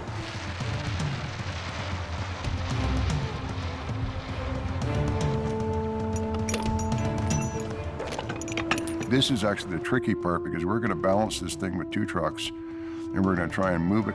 Just back up till you're touching and just start booming out with it. Don't worry about the tree, you'll go underneath it, okay? It's going to be a bit of a dance to get this thing out on the road. Boom out and I'll pull it as far as I can. Okay, I had to boom all the way out, and I've got the weight. Keep bringing it.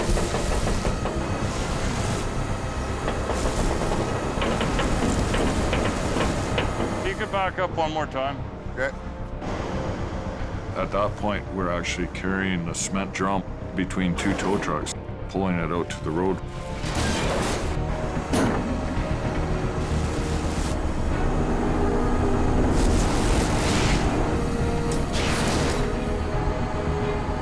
That's it, Gord. We got it out. With the drum on the road, a flatbed rolls in Get this thing loaded and get it out of here. to cradle the big egg for the ride home.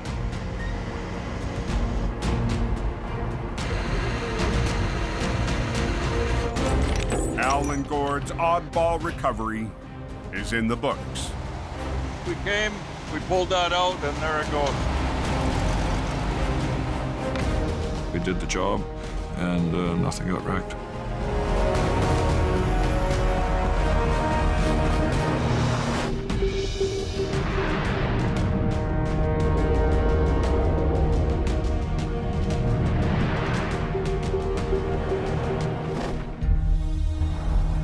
Three hours east, Another storm coming in tonight, I hear. Jamie's newest driver rides into unfamiliar territory. We're up here doing teamwork for this police rotation. Mike the Wrench Reynolds was hired as a mechanic with a chance to become a heavy wrecker operator. Jamie's dispatched Mike to the town of Princeton. We're heading up here to have a towing yard. Mike will back up local tow operator Tyler Lee. They're expecting a couple of bad storms. How you doing? Not bad. During one of the toughest weeks of winter. Jamie had asked me to help out the local tow company that doesn't have a heavy wrecker. Just outside the town, I don't think I want to go down this hill. Highway 3's narrow and winding trucking route is tough for drivers and Jamie's new recruit. Highway 3 has all kinds of different dangers to it. It has steep hills, winding corners, and it has huge drop-offs. So we're gonna camp out here and take on whatever work we can get. Mike's visit doesn't go unnoticed by the locals. What are you guys doing? That's the closest I've ever been to them. Mechanic, tow truck driver, a deer whisperer.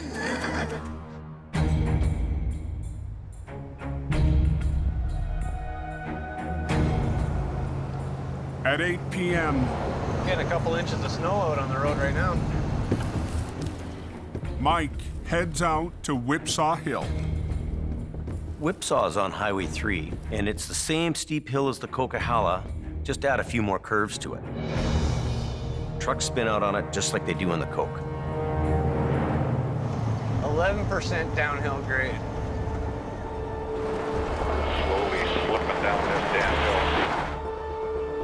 20 minutes into the Whipsaw stakeout, Trucks biting and clawing and scratching and trying to get up. Mike's on the move to a spun-out heavy load. All the way to Princeton. So. There he is.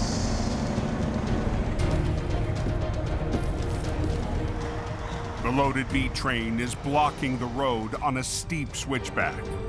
You gonna be able to pull me up? Icy conditions.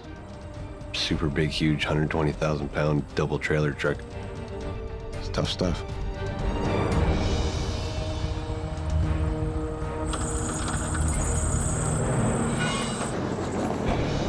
But on his first tow-up of the night,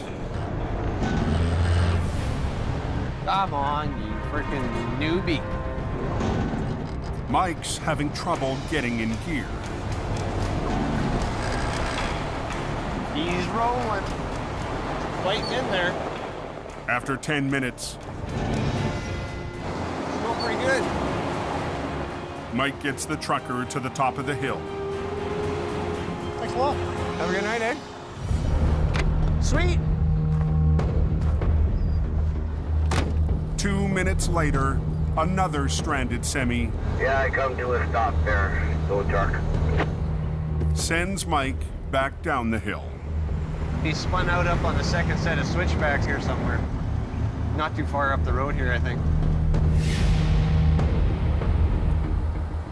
How's it going, bud? But Jamie's heavy rescue rookie Son of a bitch. runs into his first major hitch of the night. You got the tow hooks that go in your bumper? No, I don't. Oh. The tow pins on the spun-out truck are missing.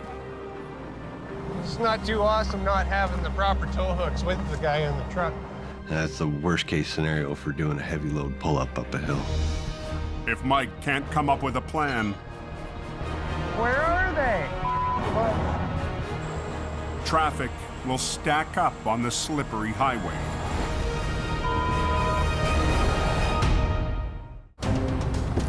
Yeah, I come to a stop there. Tow truck.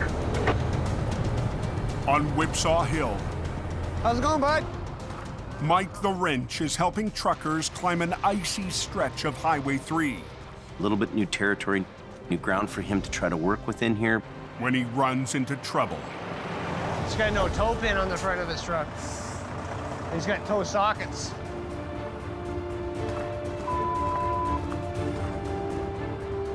I'm not impressed with this situation. Mike's only option is to attempt a modified chain lift. We're gonna hook a chain around his front axle and go off a low point of my truck so we don't pull up into his bumper. A risky move for a rookie operator. So I'm gonna add a snatch block to the back of HR66 so I can run my winch line down from the boom to the snatch block, which is a nice low spot, and that'll go straight back under his front bumper to his front axle. Mike will use his low line to avoid damaging the semi's front end. But losing his high line will decrease pulling power. Not having that downward angle on the cable will lose a lot of the weight from his truck to pull me down. You get extra tire spin. It's just a straight up tug of war now. We're just gonna go first gear low. Yeah, all the way up there. Okay, I'm ready. All right, take it on. All right. The fully loaded semi puts Mike's 25-ton wrecker to the test. Going slow, but I'm going up. That was pretty easy, eh? Yeah, 10-4. Mike troubleshoots his second tow-up of the night. Feels pretty awesome. Getting off this road.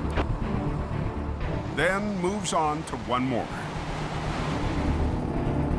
Then we got another guy called in.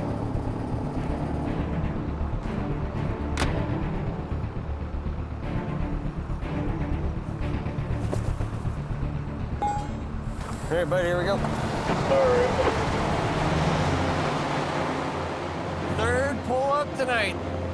That's pretty good, even for Coquihalla standards. Good old girl. Thank you very much. No trouble, bud. Safe travels. I think Jamie will be able to get a good night's sleep tonight. Decent first night. I haven't wrecked anything. I kept myself busy, got all the jobs done, and made some new contacts. We're just getting warmed up.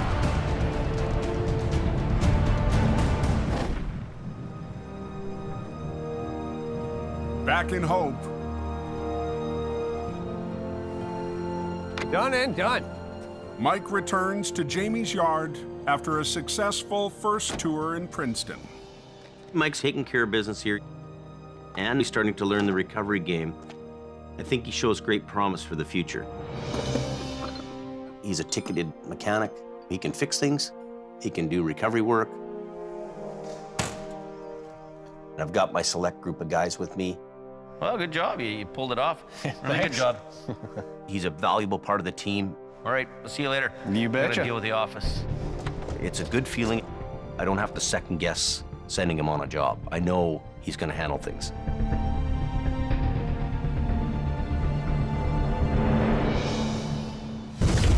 Next time on Highway Through Hell. Number 3 is pretty bad. Jamie's top dog But this will be the epic wreck of the year.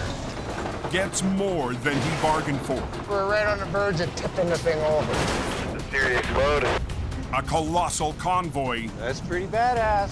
trapped on the mountain Here goes nothing. tests a heavy rescue rookie. Ready? And Go ahead. Mission Towing I'm not convinced it's gonna work. tackles a river monster.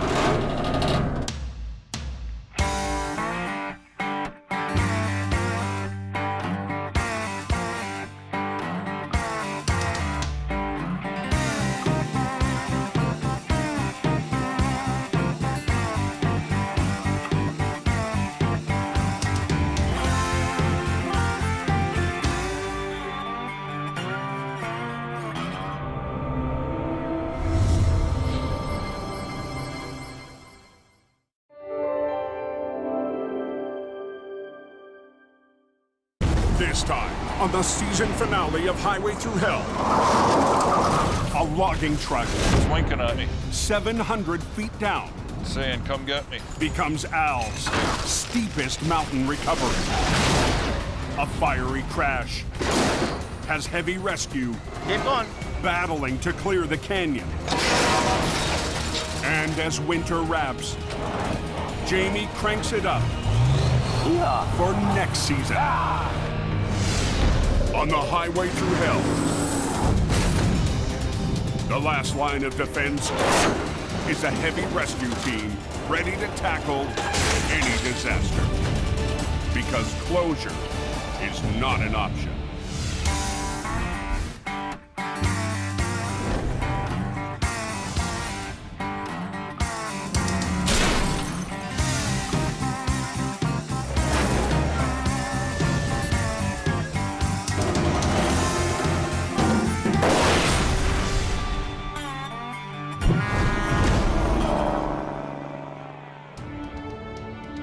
How's Coca-Cola? In Hope, British Columbia, I just come down. It's beautiful. the Cascade Mountain peaks emerge from the snowpack. You got a good ride all the way up, mate? Nice dry road. It's a relief for drivers after months of winter. 80 miles north of Hope, Someone said a cup went off the mountain.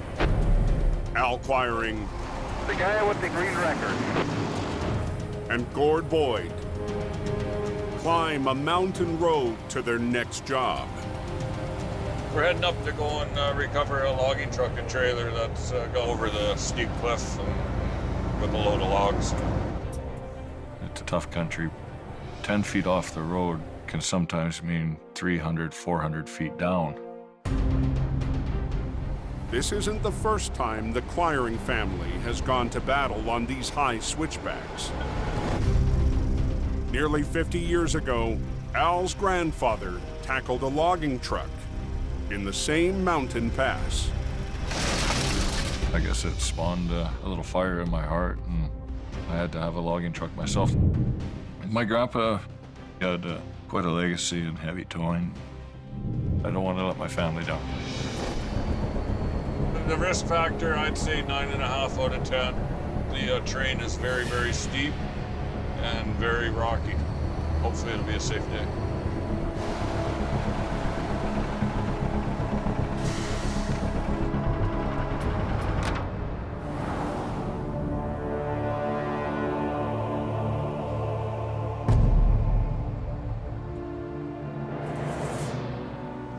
Long ways down.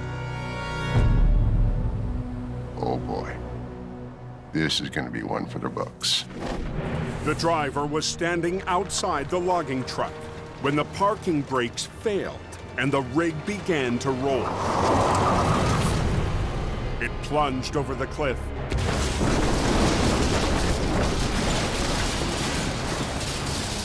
Tumbling to a stop 700 feet below.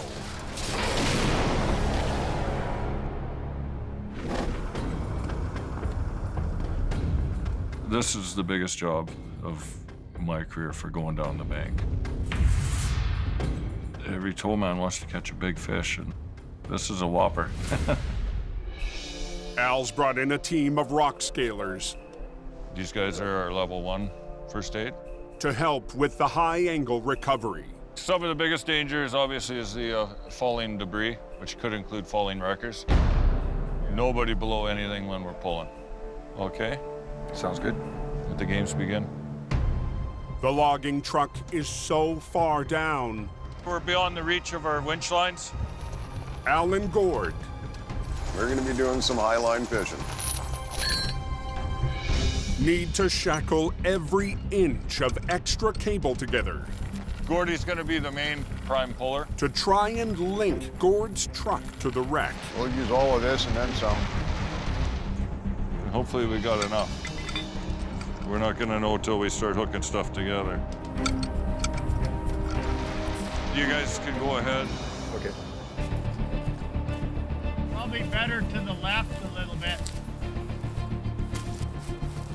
The scalers start the 700-foot descent, I think it drops off on us here pretty good. while up top, Gord stands by to winch. I'm not stupid. I'm not going down a 700-foot cliff. That's just not happening. You can see the blinker, it's winking at me, saying, come get me. But the only person Al trusts with the rigging It's coming down. is Al himself. I want to be the guy at the end of that winch line that's attached it. Watch yourself. And the only way to do that is boots on the ground and down the hill. Al is a special kind of crazy. We've already got all the chokers over the bank. As the cables snake down the slope. We're now running on my winch line. Through the path of lost logs. It's another hazard for Al and his crew below. They're 4,000-pound missiles on a sheer cliff. You're in a real danger zone. Look out below. Can you hear Al? Negative, can't hear anything. Hey, we can't hear him either. He's yelling something. Darwin! Log! Log!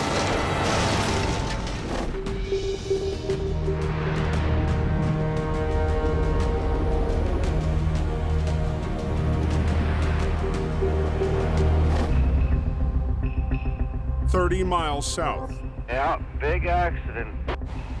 in the Fraser Canyon, It's a complete no-go. Everything being turned around. Scott Bird is on his way to an urgent call on Highway 1. We will see what we got when we get there. It's always a surprise, like Christmas morning every time the phone rings. I brought Scott back because I needed to know that I had a guy who was solid, he could get the job done. He'll do it. I can rely on that.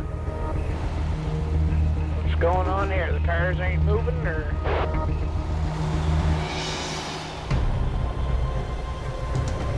Oh. It's right upside down. A roll-off truck hauling empty bins lay in pieces.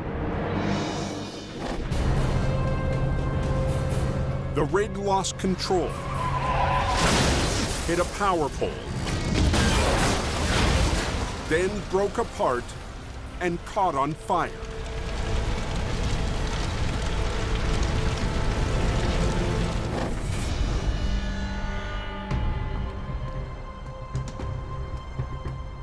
Another trucker, still on scene, pulled the driver from the wreck. And he was still in the cab with the flames going. And then I got him out. He didn't think about the hazards of going in to rescue him. It's just human nature to run in and do it, but he probably saved his life. Lucky. How did you say that guy was blessed? The wreck is too much for Scott alone. Everything is all detached all over the place. Not open yet. I'm sitting here. In hope, company boss Jamie Davis leaves his yard to help Scott get the highway open. The canyon's shut right down. So the quicker we get it done, the better it is. I'm just happy to get out of the office. I'll have a good day no matter what happens. It's gonna be a while. Yeah, she's the waiting game. On a forest road 30 miles north, Darwin! Can you hear Al? Negative, can't hear anything. a load of logs scattered on a slope. Darwin! Hey, we can't hear him either. He's yelling something. Log! Log! Threaten Al's team. 700 feet below. That's the part that was really scary to me. You don't want to have it somebody get pinned or thumped. The runaway log is a reminder. We're almost there. Al needs to work fast and get everyone out of the line of fire. When he reaches the wreck, This guy's gonna get towed away. Al decides the trailer will be first up the bank. And he has just enough line to do it. When it went off the edge, somehow this trailer must have pole vaulted and landed down. The trailer is pinned down by logs. cut that log that you're holding into smaller pieces. And Al uses his chop saw on the trailer's metal frame. That should be enough. Now he's crossing his fingers. The trailer won't get hung up on anything. We'll get up over on this side here. As it's pulled up to the road. Back up, boys. If it doesn't want to clay nice and come out in pieces, then we're going to be in for a real pull. So hopefully just the trailer's going to break out. Spades down, boom up.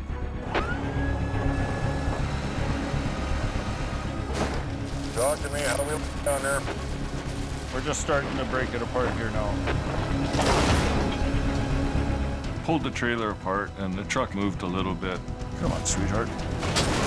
And somehow underneath, Looked like smoke, didn't it? the battery box was shorting out. Yeah, we got a fire going here. All right. Yeah. Yeah, we got a fire. We need a fire extinguisher down here.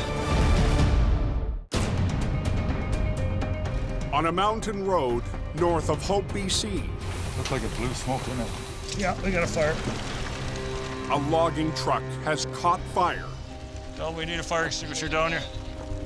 During Al's extreme recovery. We got water? No. Tell them to hurry. No one was on board when the truck's brakes failed and it plunged into the chasm. 700 feet down this god-awful cliff. Unfortunately, the fire extinguisher was up the bank. It's getting a lot bigger.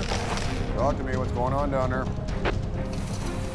ETA on a fire extinguisher. We're getting pretty big flames here. Fire extinguisher's on the way down.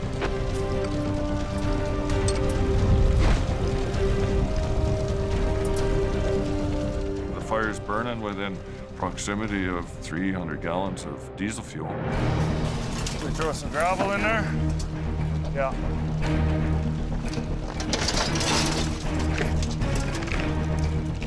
We had the bucket brigade going to get some sand on it. It's our best hope. When the extinguisher finally arrives at the wreck. Get her?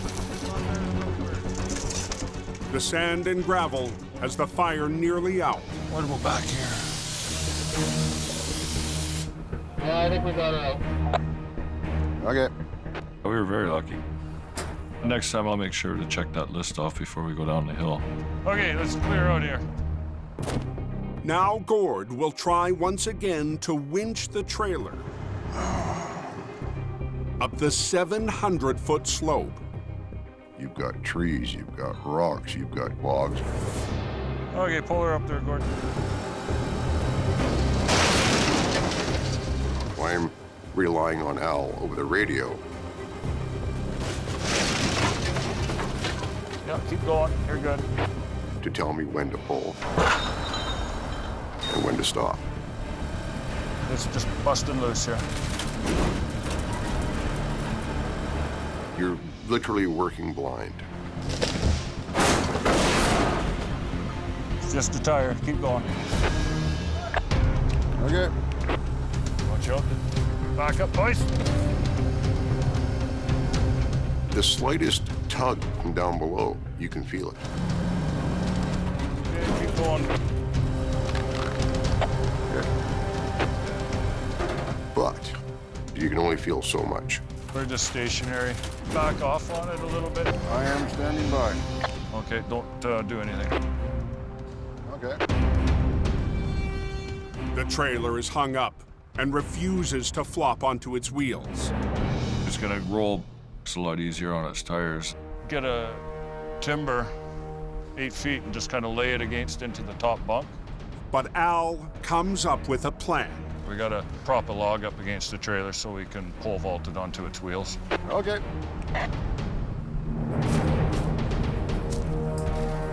Get a log lodged in there that it can pivot on. And bring her around over here. Yeah, right there. Oh. An old-fashioned pole vault. Hopefully it'll spring onto its wheels. Rip that baby right out of there. Okay, Gord, tickle it up. She's starting to tighten up. Yeah, we're moving. And then all of a sudden, bang. It sprung.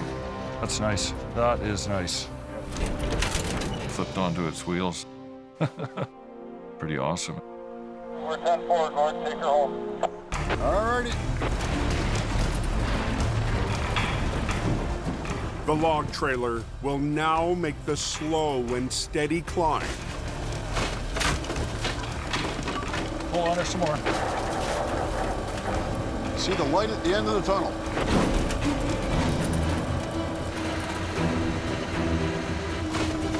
As Al returns to the top, Don't stop until you're on the slope there. the trailer finally reaches the road. Sometimes a good chunk of jack pine is all you need to solve your problems. He's on the road.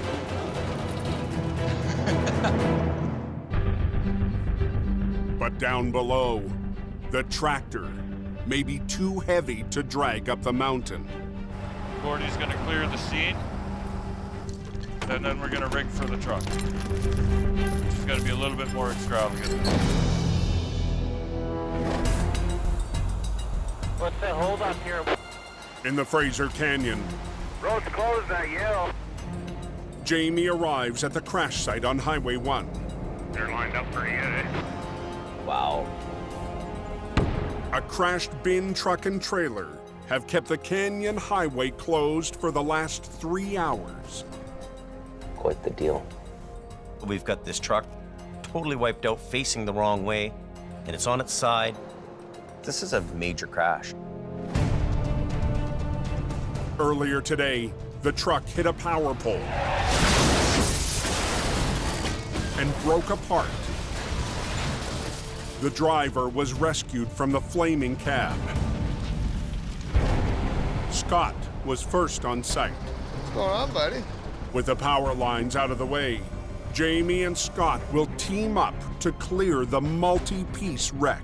Okay, I'm gonna go past the wreck, turn around, I'll do the back end. You can do the front end, just put a line on it, low pull. This winter, Scott's been Jamie's steady hand and most trusted operator.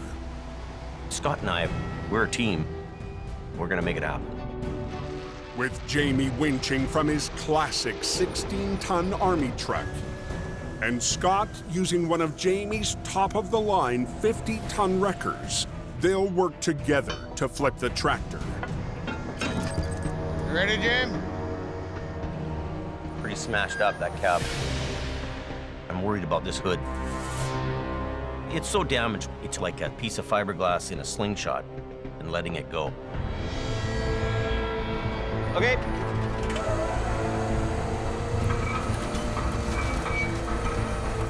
When you flip that truck over and it comes crashing down, you never know what parts are gonna fly off it.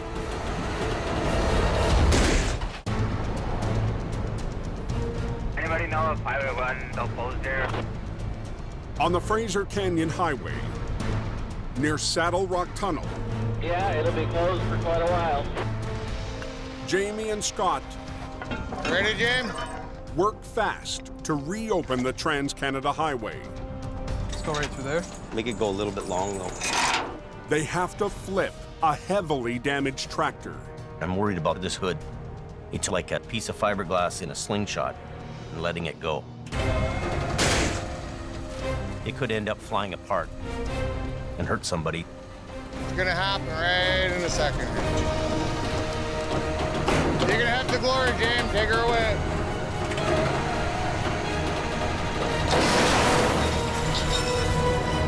Smash. But when she hit hard.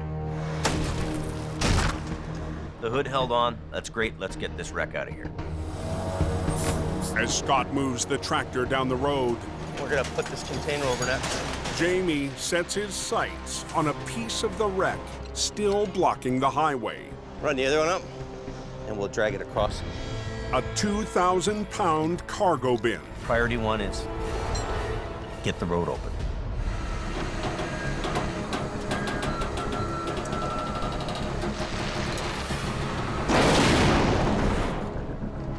Oh, yeah.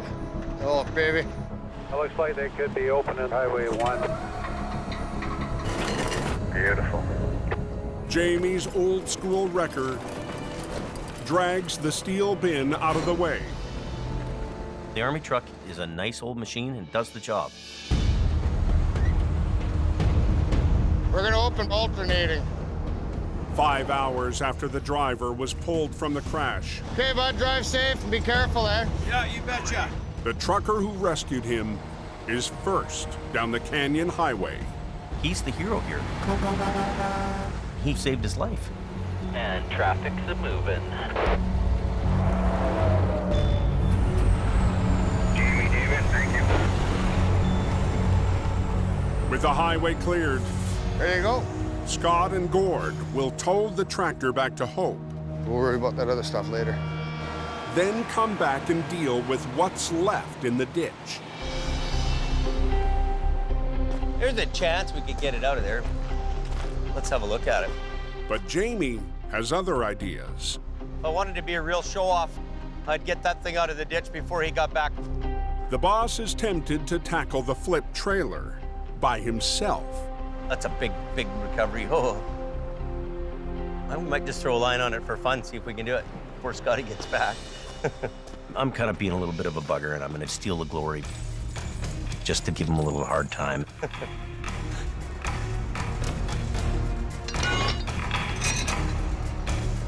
No matter what happens, it has to come over. Jamie is gambling his old Army truck will come through one more time. A bit of a pull here.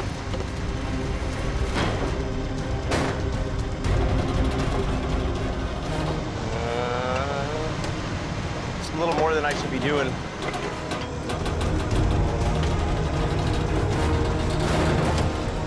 That thing's jammed in there.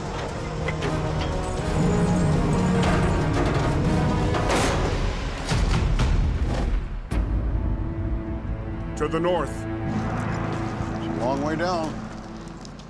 Al and Gord brace themselves for the next piece of the logging truck. 700 feet below. That canyon just keeps going down into like Sasquatch country. This is probably the toughest job we will ever do.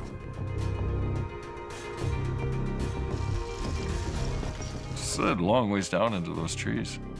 So you gotta watch your step. At the crash site, the truck's tractor is still weighed down by massive logs. The truck was probably 30,000, 35,000 pounds. Let's give her a cut and let's get pulling.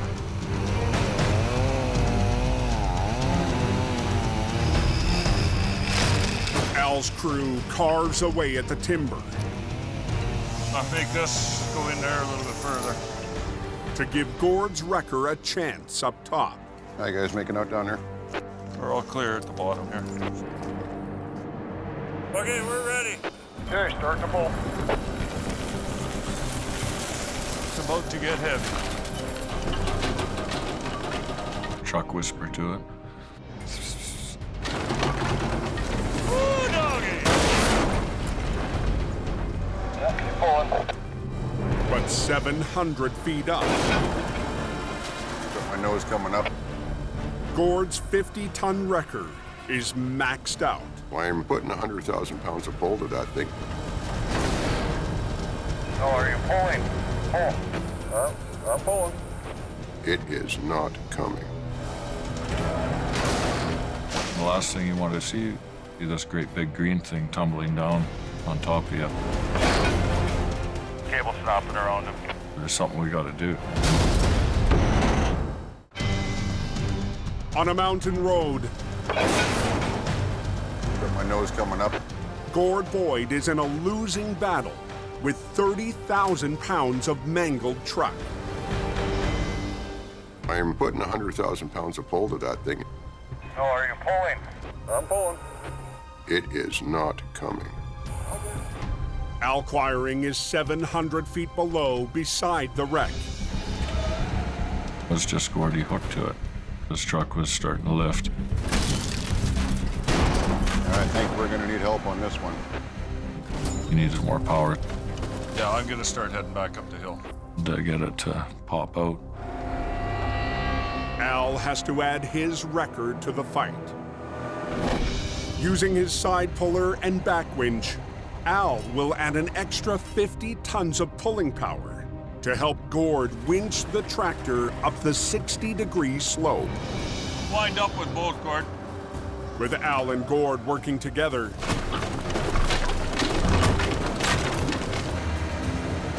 Yeah, you're picking the frame up now. the wreck finally starts to roll. But it has to get past hundreds of feet of logs and trees. Can we just keep pulling or what? Sure, you might get tight on you though.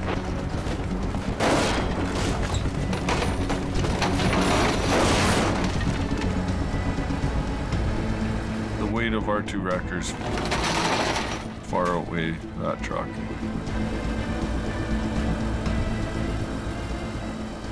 She's not coming up quick, but she's coming up. The more we pulled up the hill, the lighter it got. Just kept shredding to pieces. Top rock loose on the frame, I think he's going. Copy.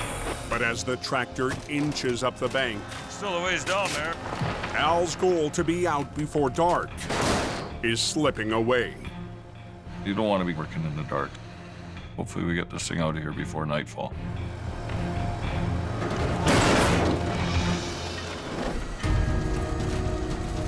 On the Fraser Canyon Highway, Jamie and his army truck try to flip a 14,000-pound trailer and cargo bin. Scott's at the yard, dropping off the tractor. So the boss attempts the recovery alone. Bit of a pull here.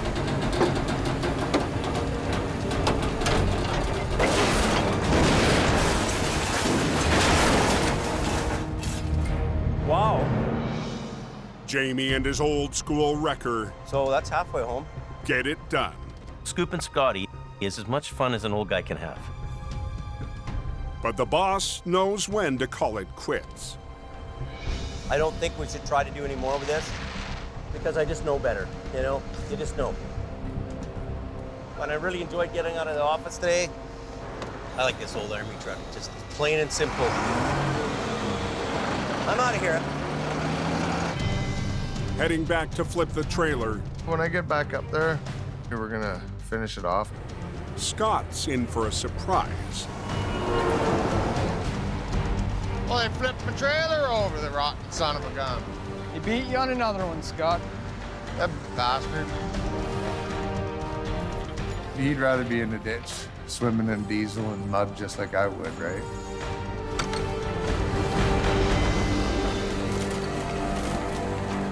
That's all right by me because I know that as he's doing that, he's got a good laugh going on. This thing should be pretty fun to tow. It's ugly. Scott and Gord mop up the last piece of the wreck.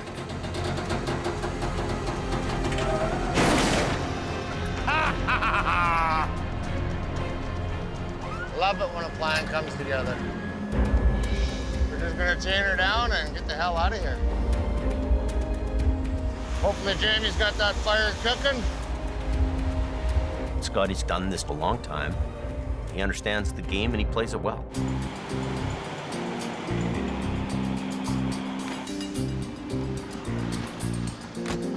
What is it? Every time I leave, I It's a come game. back and you got my trailer It's a split. game. It's a game.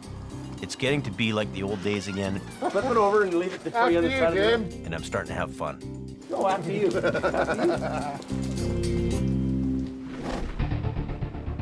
In the hills north of Hope, Let us back it off here a bit. Al's deadline on the logging truck wreck has come and gone. We're out of light. Pull up on it. But with the tractor still crawling up the bank, Al and Gord press on. One of the golden rules is be out of danger before nightfall. All kinds of things to be worried about. There it is. Okay. Let's go, Gordy. Give her both there, Gord.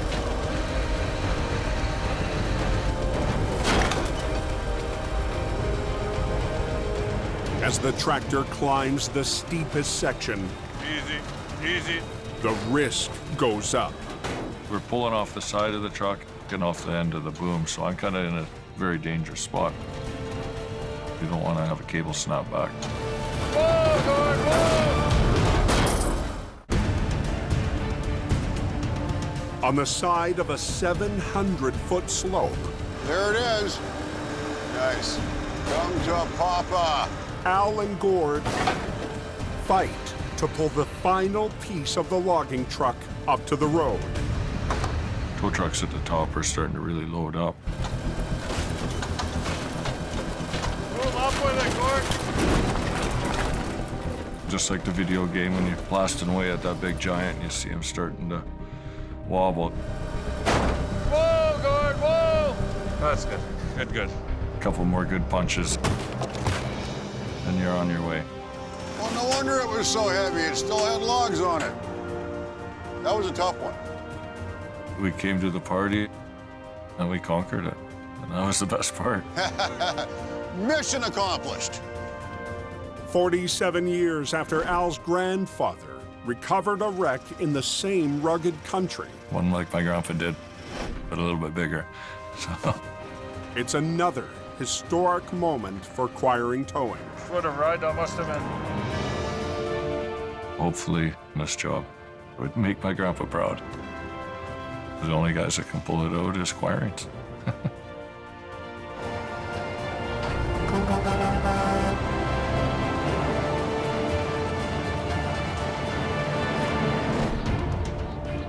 But this winter, we've had a few for the record books. Way more weight, way larger objects, way bigger challenges. That's a big-ass truck. If you don't push yourself, you're never going to find out how good you are. Wind her up. We're gonna rip this tractor out of here. He does not accept defeat on any job. Whatever the call is, we handle it. No, I told you we got her. Very high risk here, very high risk. There are critical times Hurricane! when decisions have to be made. Take your brakes off your trailer! Ben Gordy, he can handle that. Here we go, once more into the breach.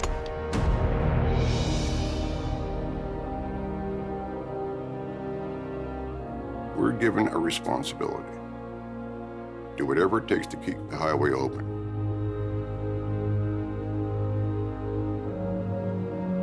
We take that responsibility very seriously.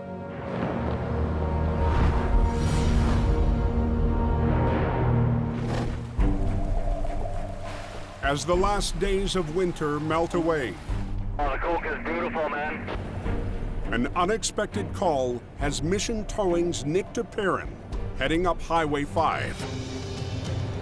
It might be nice and sunny, but the temperature in the air is still a little bit cold, which causes black ice and slippery sections on the highway. There's an accident up at the top of the Coke. We received a call that they have a jackknife tractor trailer.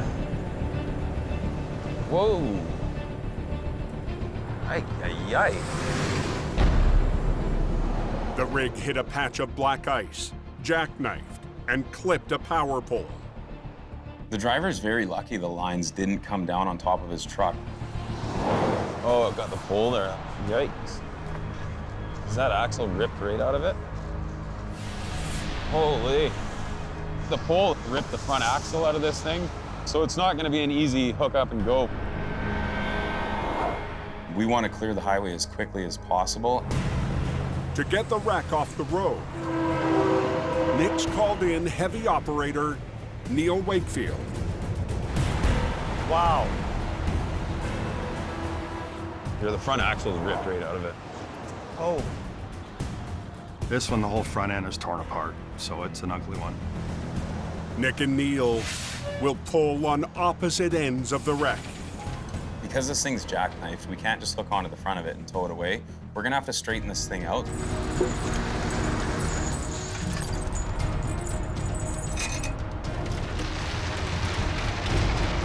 He's gonna start pulling, Neil. Hopefully it comes without too much trouble. Ready? Because it's stuck in there pretty good.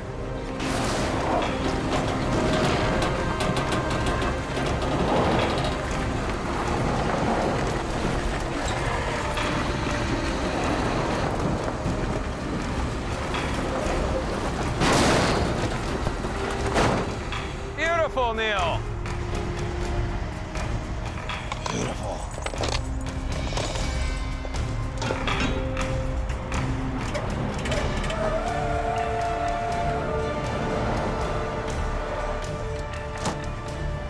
We've got this thing chained up. 2 minutes! And it's time to get it off the highway. In less than 30 minutes, Nick and his crew have the lane open. Yeah! So how's the coke, boys? Perfect both ways.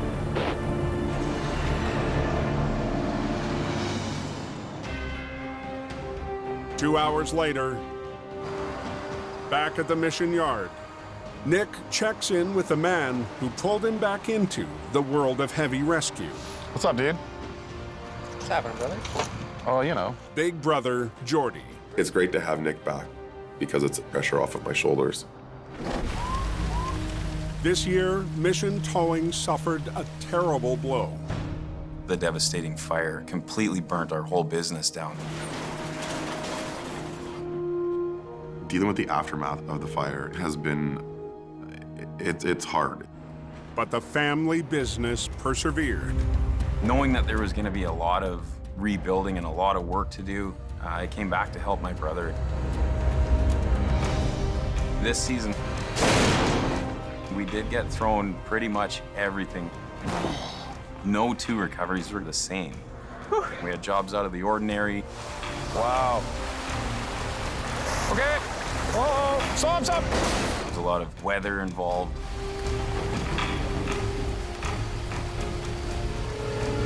You get everybody clear? Serious, devastating accidents. That's crazy. We muscled through everything that was thrown our way. Right here. We have a very good team. Yeah, let's go. And a good team standing with you is the recipe for success. Bada bing, bada boom, bada bang. That's right. My brother and I are 100% on our A game to move forward, to rebuild this, and it's a whole new chapter in life. The sky's the limit, and we're excited to see what's next.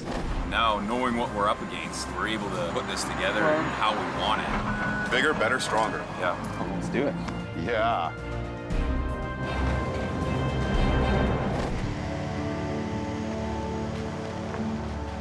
With winter winding down, Jamie is also taking stock.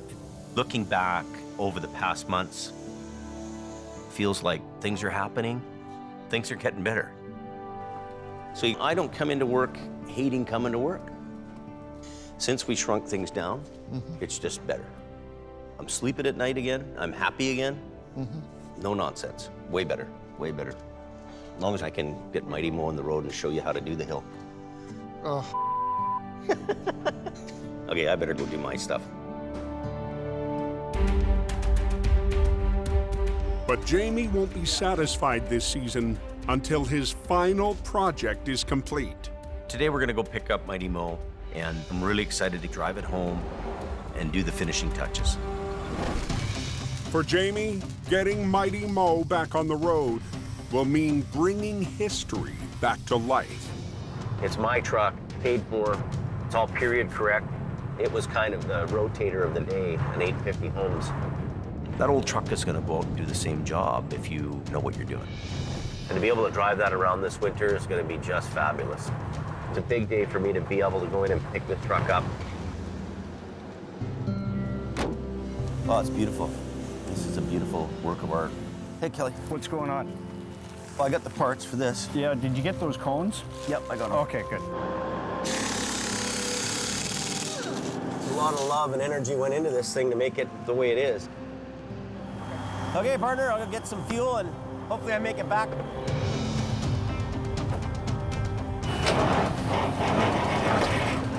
I hope I don't have to get towed home. It's a big day for me to be able to go in and pick this truck up. Oh, it's beautiful. I'll go get some fuel and hopefully I make it back.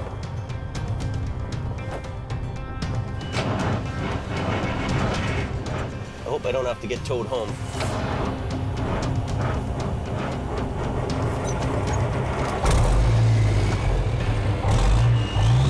Yeah.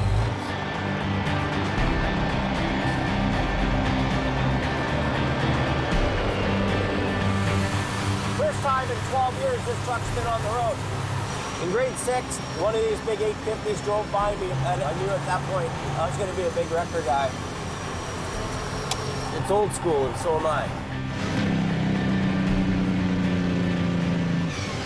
Now, if that ain't a hot rod, I don't know what is. So, man, that thing is cool. This is a cool honking truck. Yeah! Gives me my mojo back. It's a moment of triumph after a challenging season for Jamie Davis. A few years ago, we went to Alberta, and it seemed like the sky was the limit. We were adding trucks, hiring guys, and growing at an out-of-control pace. I could have never predicted that things would start to collapse and the oil field would be almost shut down. Jamie's strategy to downsize began with selling his prized rotator. Good luck with it. It's going to be a great truck for you. Then, been cleaning up and organizing. Retooling his operation in BC. Jamie also took a chance and hired back a heavy rescue veteran. I brought Scott back because I needed quality. Now we're cooking the bacon fat, son. His personality is, you know, rough around the edges. Before you do anything, check with the scene coordinator. But you go to do battle, you need to know you got a warrior by your side.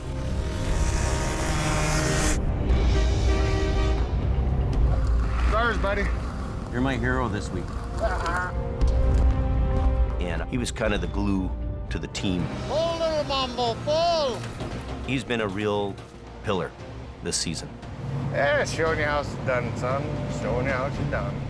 Jamie's got his whole fleet up here. But this winter, Jamie had to say goodbye to a key member of his team. I got a position with another company. Wow.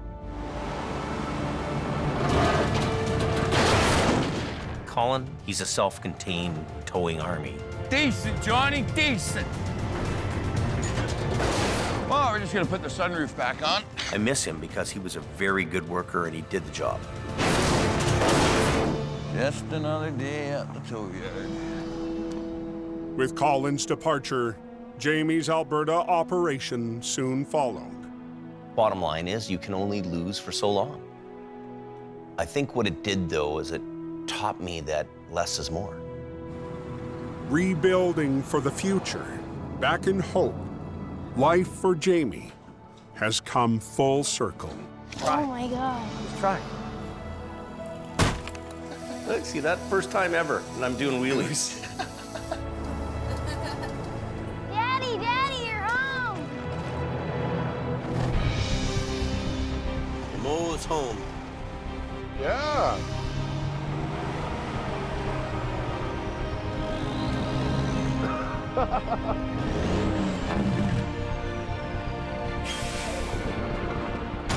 Yeah, she's home. I can't wait to take Mighty Mo out next winter and do some recoveries in the snow. I don't know what next winter's gonna bring for us, but we've got the crew, we've got the gear, and we're ready for whatever's gonna come our way. This is gonna be cool. Bring it on, I'm here.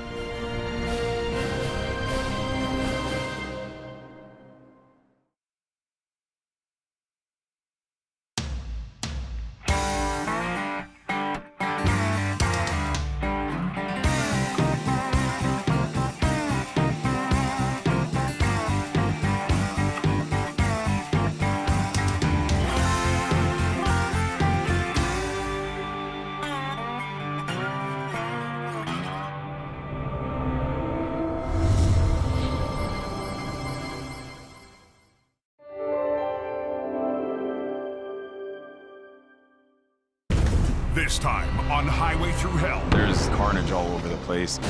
A lost load becomes Nick's tangled wreck. Hold on. Oh, crap. A canyon crash 50,000 pounds of wood. has the boss This is going to be a tough job. bringing in backup Put the rotator in on an angle. Holy and an urgent call Did she get hit? for one of Jamie's crew. On the Highway Through Hell, the last line of defense is a heavy rescue team ready to tackle any disaster. Because closure is not an option.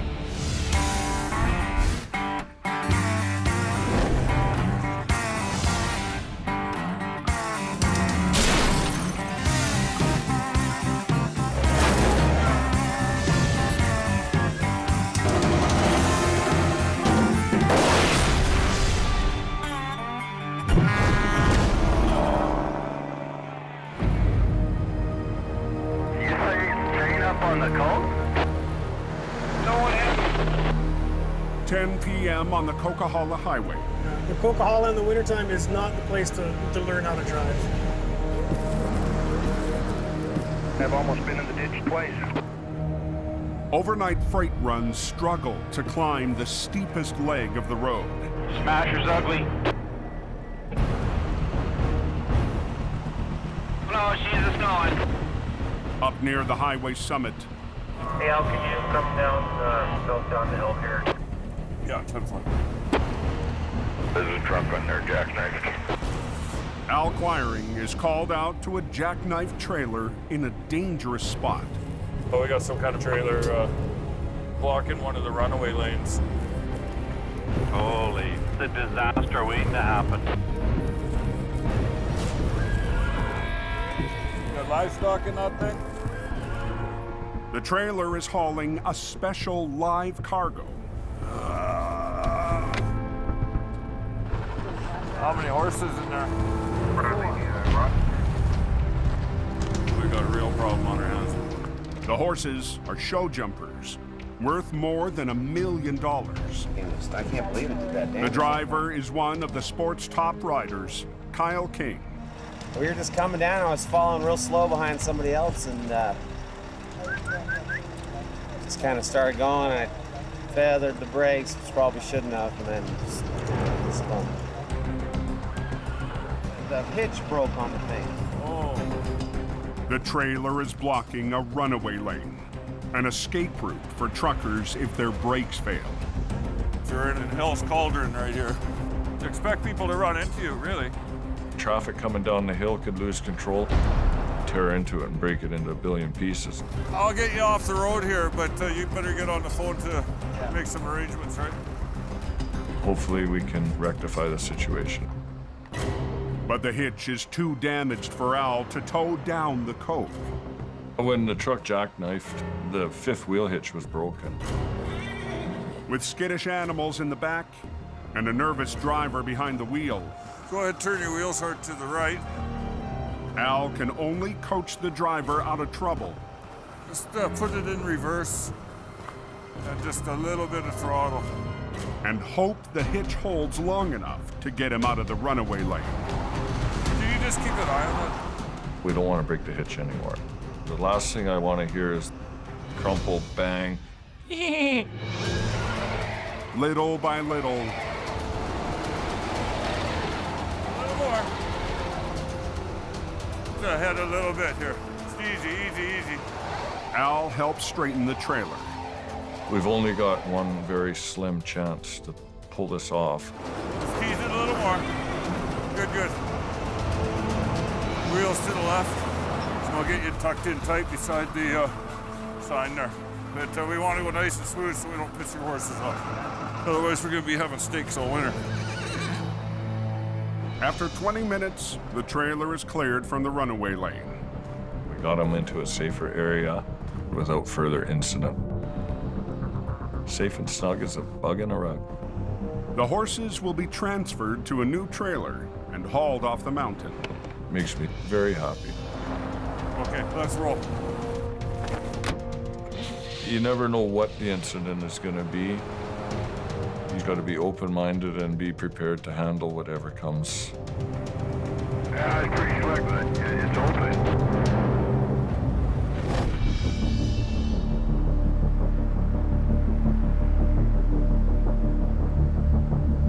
Wow, it's even raining here. Hard away from home. The next morning in the Fraser Valley. Heads up, guys. It sounds like there's an accident blocking the highway. Mission Towing's Nick DePerrin heads to a call on Highway 7. There's a rolled over tractor trailer with a load of logs on it. There's a power line down somewhere. If the load's gone over the embankment, who knows what we could be up against. Anybody know what happened on that number 7? Just hope nobody's hurt.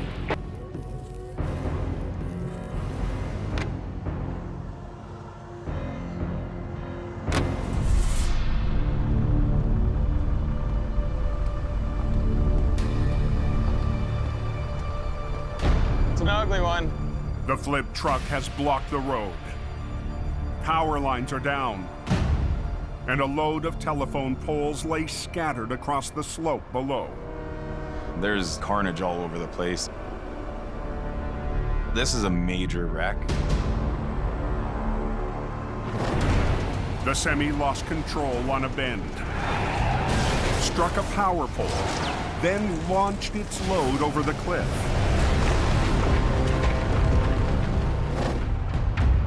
The driver escaped with only minor injuries. The guy's lucky to be alive. It would have been a completely different story if he would have gone over the bank with the load. The accident Don't go 7. has blocked Highway 7, an important secondary route to the West Coast, and cut power to the area. Hydro's got to install a new pole, take those lines, attach them up to the pole before we can get anywhere near it. This definitely isn't a typical recovery. Nick puts a call into Mission Towing's lead operator, his brother Jordy. Hey, dude. Oh, buddy. It's a good one. Oh, yeah. Since Nick's been back, this is probably one of the biggest jobs that he's had to be on. But Nick can't begin the recovery until hydro crews deal with the power lines. It's gonna be a while. They're just getting started here. Okay. Okay, I'll keep in touch with you. Okay, dude. Goodbye. Bye. One thing that is very important to me is to not disappoint my brother. That one log's just barely hanging on by the tip there, and I think if that one lets go, this one potentially could swing that way. And it is powerful enough to kill somebody. Most difficult part for us of this one's gonna be the load. We're gonna have our work cut out for us.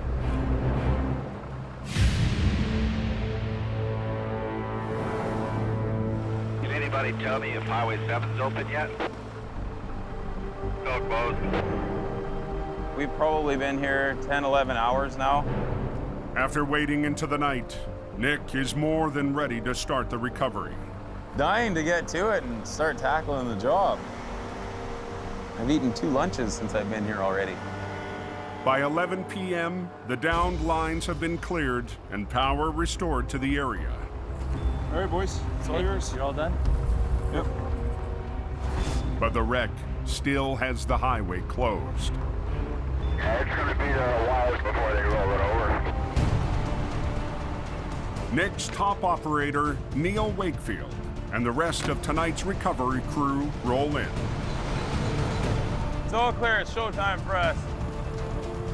Yeah, let's go. Get this done. Before they can flip the semi, I'm not a fan of the way these logs are sitting. Nick and his crew need to deal with a potential booby trap. It's actually very dangerous.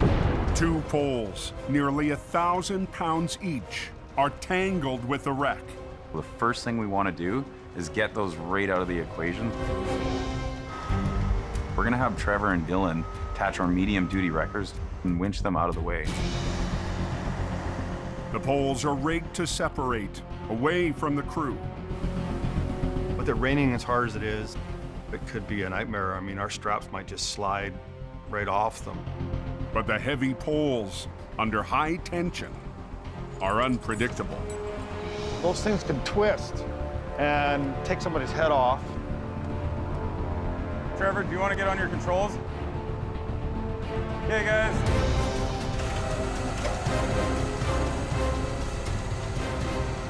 Tension both those lines. Both of them, right away. Hang on, Dylan, hang on. Lead with the low one. Lead with the low one. Hold on, hold on. Oh, crap! We want to bring this one up and then just work the two together. On Highway 7, Trevor, do you want to get on your controls? Nick's team must pry apart 2 telephone poles under high tension. We don't have a whole lot of control over where they're going to go. We might not be able to get out of the way if one of these logs comes rolling at us. It is powerful enough to kill somebody. Okay, lead with this low one. They need to get the slippery poles away from the semi that was hauling them. Tension both those lines.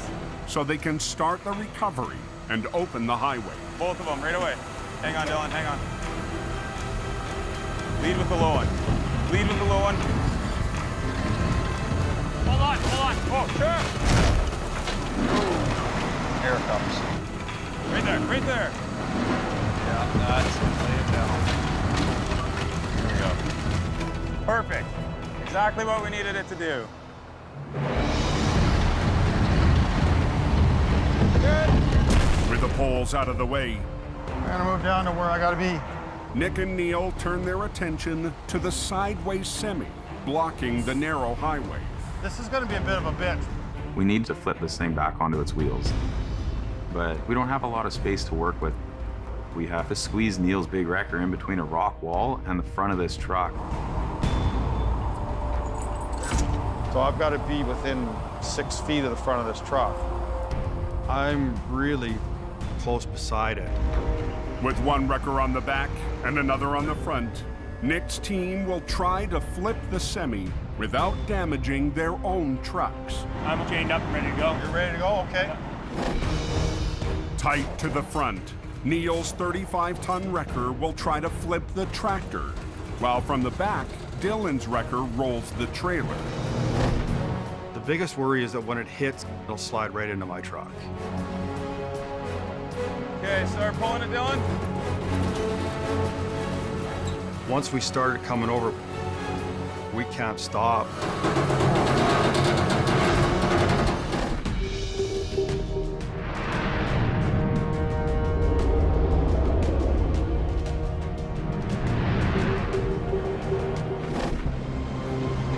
Just going around Shylock up to the top. And other than that, you're good to go.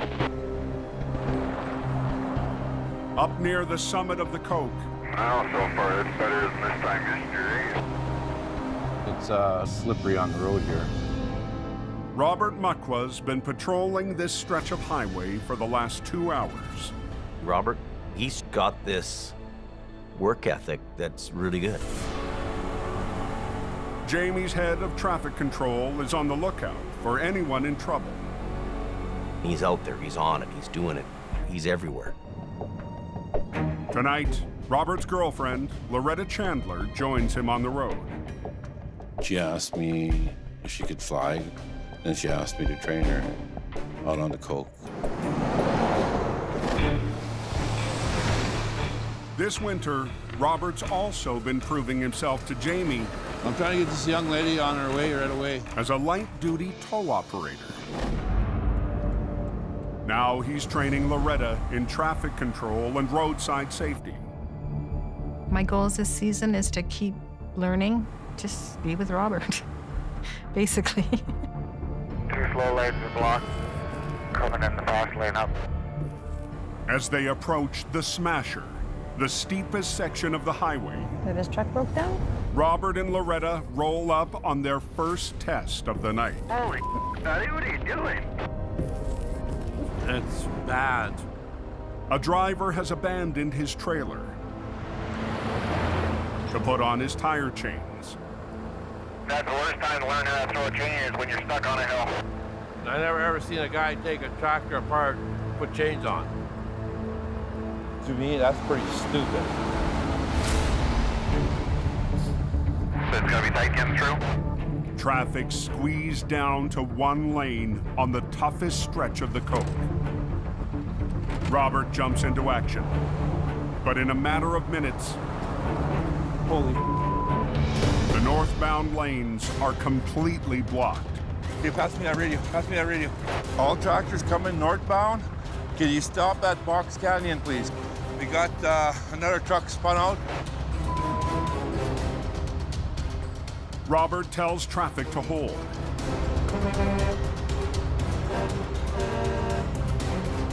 No more coming up. You got one heading your way now. He's got no radio. I looked at it. Damn it. But one driver doesn't get the message. That screaming up there. Three other ones behind them, they don't even have chains. Behind here, okay? Okay. Do up your jacket, BB, okay? Okay, okay. Robert sends Loretta down the hill to warn drivers. Okay, we got another idiot with no chains that went by me. Then calls for backup. Hey, Scotty. There's 1, 2, 3, 4 tractors spun out. We gotta get up there before there's any more collateral damage. Jamie's lead operator, Scott Bird, heads up the mountain to break the gridlock. You're getting a buildup back here. This is absolutely a joke. Scotty's on his way up. Should be here right away. The traffic's backed up solid. Robert is helpless Unreal. until Scott arrives. Just a whole lot of ugly. You got all maybe 10 seconds to figure out a battle plan. Scott sets his sight on the first semi. That's where he's going to be hooking you up from. Grab the first one that's the top of the pile and start peeling your way down into it. Roads are solid white, very slippery, so. Truck backing down the granny lane. Next up, the truck that caused all the mess. The driver has reconnected his trailer, And away we go. but without Scott's wrecker, can't climb the steep grade. I don't know what he was thinking, but it surely wasn't the right thing to be thinking. Move ahead now. With the highway finally unblocked, Can we go now? Yep. Right on. Robert checks in on his special trainee. Do up your jacket, BB. I won't do up. Me and Loretta are like two peas in a pod. That's why. See, now I got him on one knee. Every warrior needs a princess. What's the Coca-Cola like? Wide open.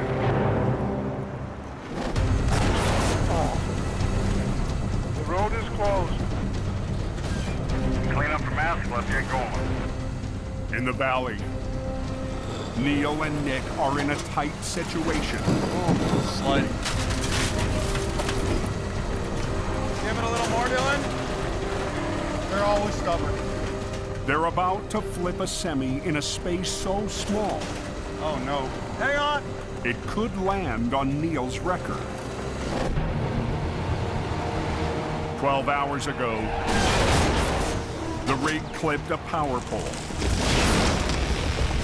and launched its own load of poles down an embankment.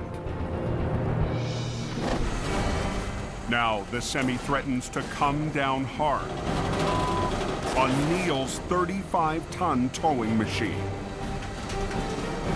This job really has to go textbook in order to land this thing right where we need it to.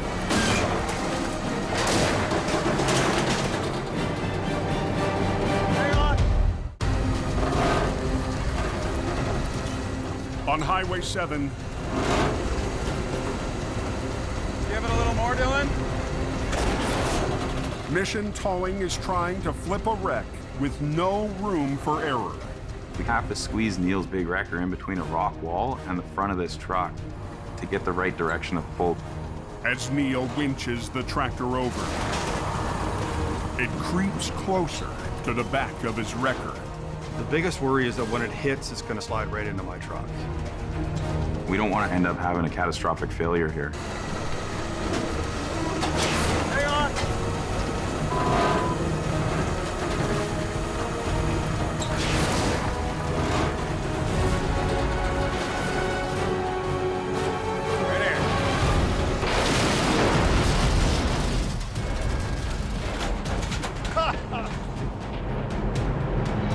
Son of a bitch.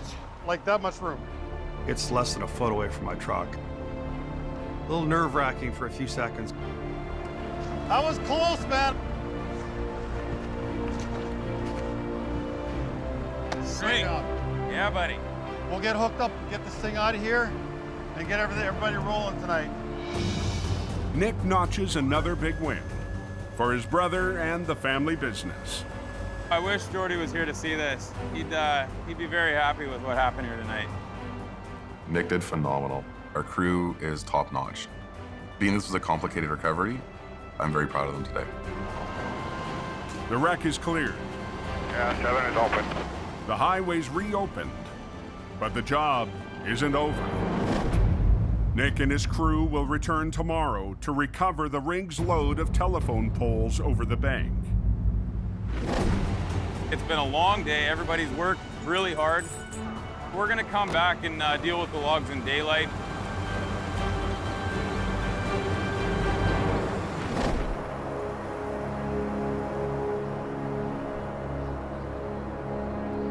What's happening on the coke? Is it good going or what? Heavy snowfall. High up on the coke, Holy crap, she's coming down here, 4 inches of snow has come down in the last hour.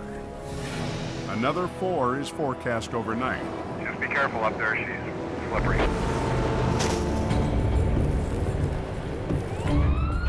At 11 p.m., Something must be going on up the coke.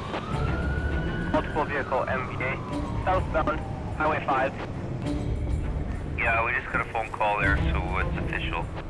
operator Johnny Tipton has been dispatched to an accident near the summit. There's 4 or 5 cars involved in that incident. Yeah, pickup truck. Jamie Davis. On the radio, there's word that one of Jamie's trucks may be involved. That's quite a mess they got there. I just went by, eh? Holy. We just had a call that the Tunder's been into a crash up there. I hope everybody's okay.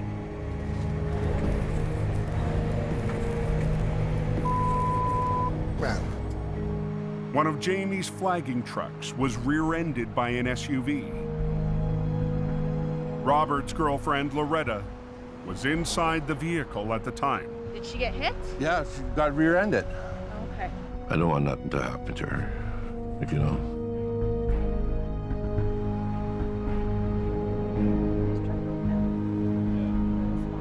She's my life, right?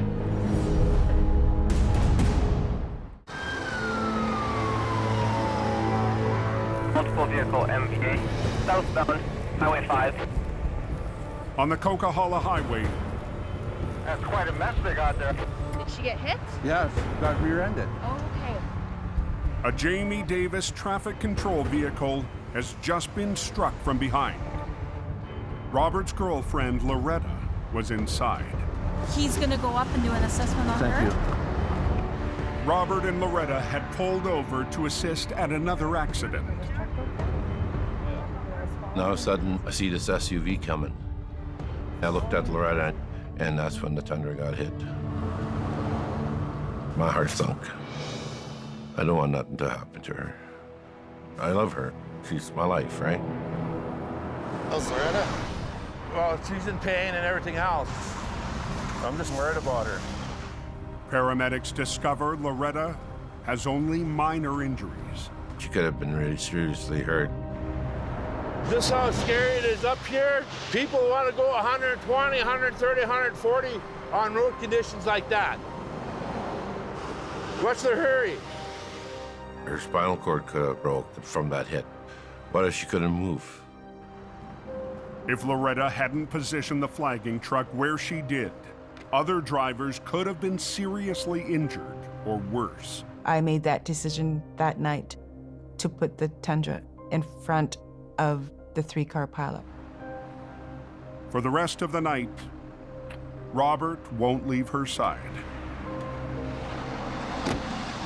She's all banged up, so we're gonna put on, drop the truck, and I'm gonna take her to the hospital.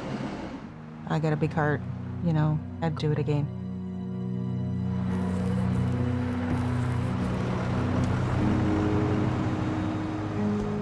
Imagine if we didn't have the flag trucks there. Imagine if they weren't a buffer.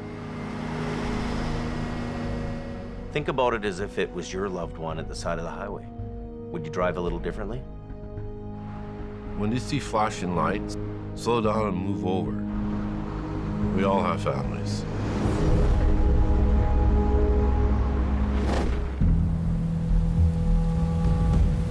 It's just pissing down rain. You might need a lifeboat, she's wet. The next morning, Anybody know how it's doing on the canyon? heavy rain is falling hard just outside Hope. Holy man, what a day. Now look at the water coming off this mountain. This is bad. Jamie's on his way to a wreck on Highway 1 in the Fraser Canyon. We've got this B train in the ditch. It's very heavy, it's loaded with lumber. This is gonna be a tough job. Oh, it's slippery.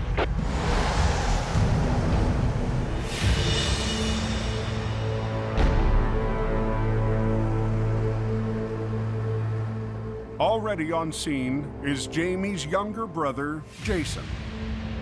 50,000 pounds of wood. Jamie's called him in to help get the hefty, tilted load of lumber back on the road. There goes the boss. He drove it into the ditch. He didn't wreck anything on the bottom half of the trailer. Jason's company, Aggressive Towing, is called in when Jamie needs extra iron on a big job. I tell you, this trailer is not looking very good up here. But the brothers don't always agree on how to get things done. It's gonna do this, boom. And you'll still, like it'll just do this. I don't like this. No, I'm sure we're gonna have 2 or 3 different guys arguing about which way to go, because brother's there, I'm there. This is a big B train, a lot of weight here. We're gonna need some big muscle to do this. Jamie's dispatched another record and is top operator from Hope. We're doing a pretty heavy tug today. Scott Bird rolls HR 66 to the recovery. So let's see if we can't get her pulled out of the ditch.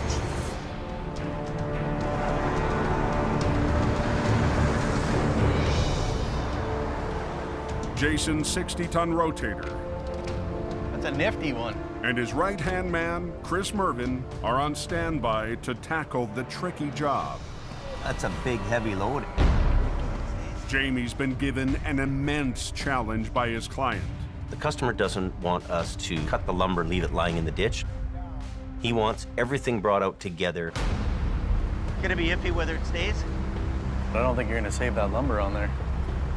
Like, it's already enough where you can get a 1 strap around. It'd be nice to get 2 on each set of lumbers, right?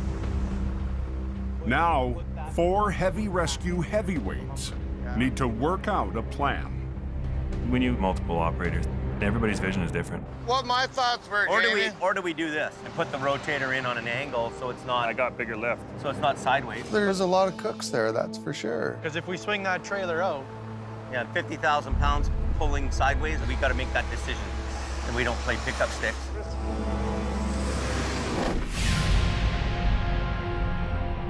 So where's the accident then? It's just a ginormous mess, you'll see it.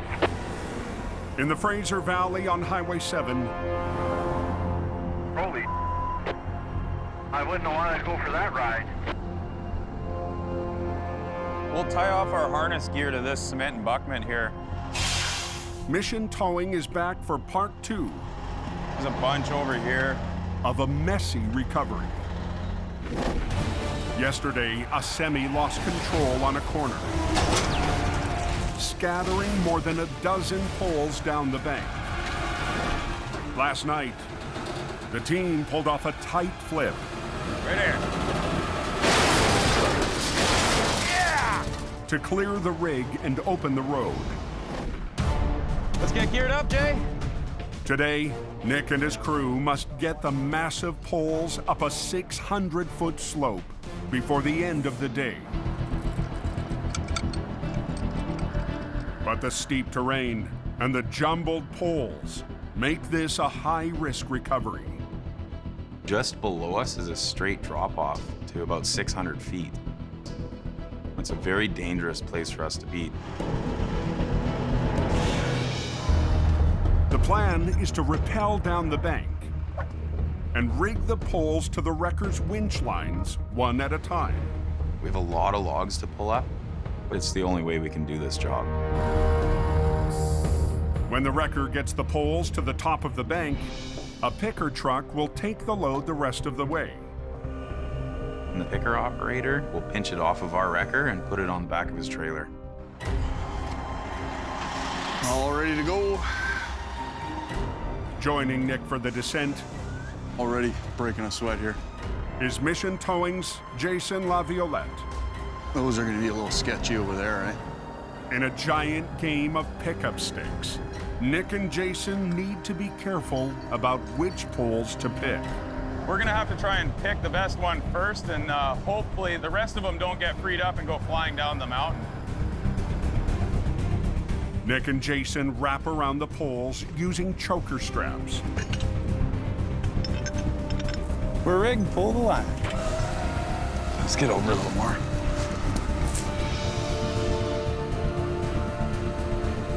As the winch pulls, the straps tighten. No problem. And the pole is slowly dragged up the slope. The picker grabs the 900-pound pole and hoists it onto its truck bed. Okay, which one's next? Be real careful on that valve. This particular job is very dangerous for us. Okay? Yeah. With all the loose debris, with all the loose rocks, it's very easy to fall and break a leg. So we're trying to be as careful as we can.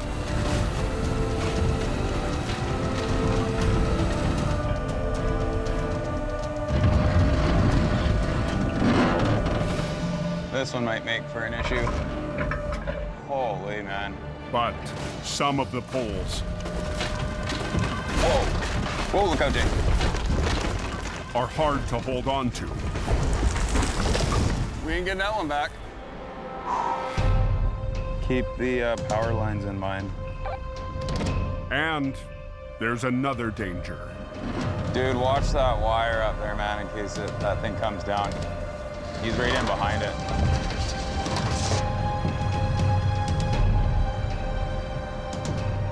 We don't want to have another problem here and put the power out to the community again. Watch your cable. Oh my God. Oh.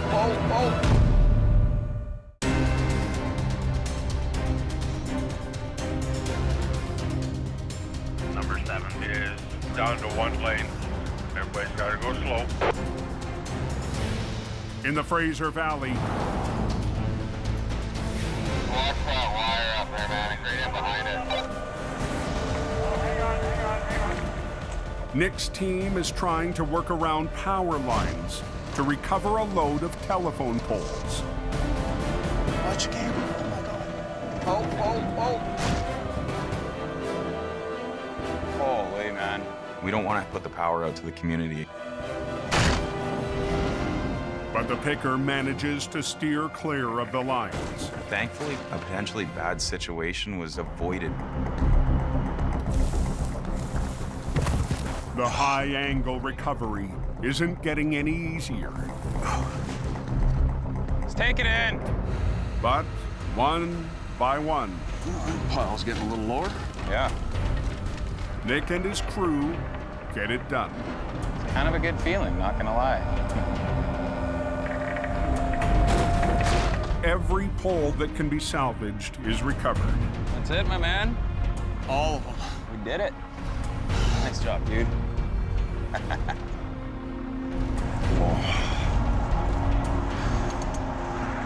Thank you, Trevor. That makes it way easier. Thank you very much. Yeah. That's what I'm talking about. Job completed. These guys will do what it takes to get the job done. And I'm just very happy and very proud that they pulled us off the way that they did. I'm very satisfied with what our guys did here today.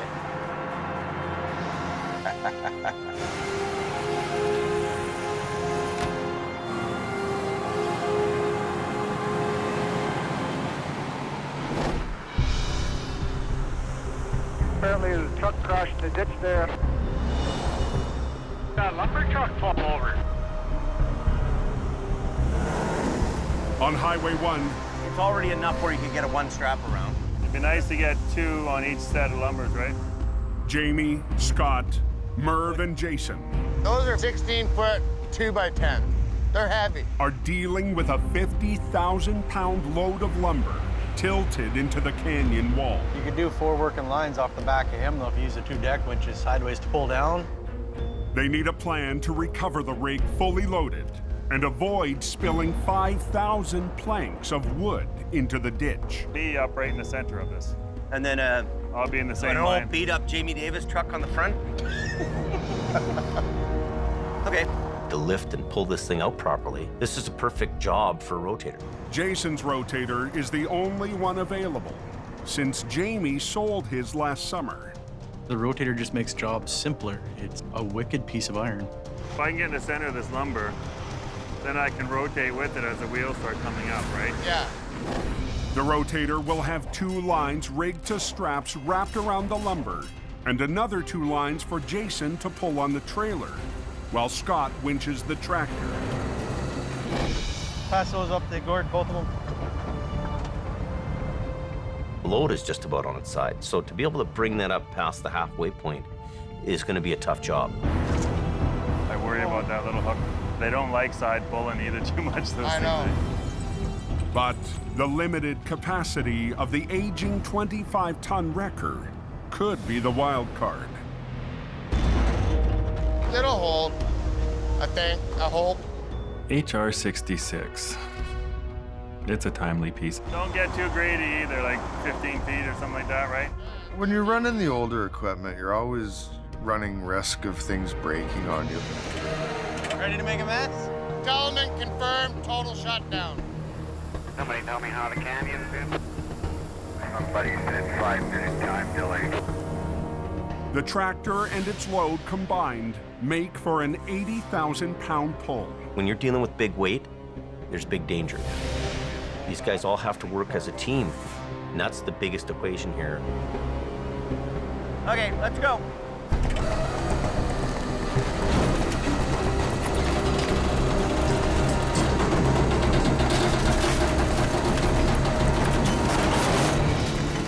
A little more in here. Keep them on that one. We don't want to slide in, James. Yeah, this one here. Keep these sucked up. Jason controls the boom with the rotator's remote, A lot of weight there. This thing could break. while Merv works the deck winches. Hold on for that, Jay. Stand back, guys. What's going on with an accident? Don't go number 1. In the canyon, Keep them on that one. We don't want to slide in, James. Jamie and his brother Jason fight to get a fully loaded lumber truck out of a ditch. Until this thing is all the way on the road, I'm not going to breathe easy. Keep these sucked up. If they lose the load, thousands of planks will spill off the deck. Tighten your yellow one up. This thing could break. Picking this kind of weight up, keeping it all together and intact was really a huge deal. Slow down on this, eh? You don't want it to shift because then it would be matchsticks. 5,200 of them. Stand back, guys. Whoa. Hold it. Slow, man, slow.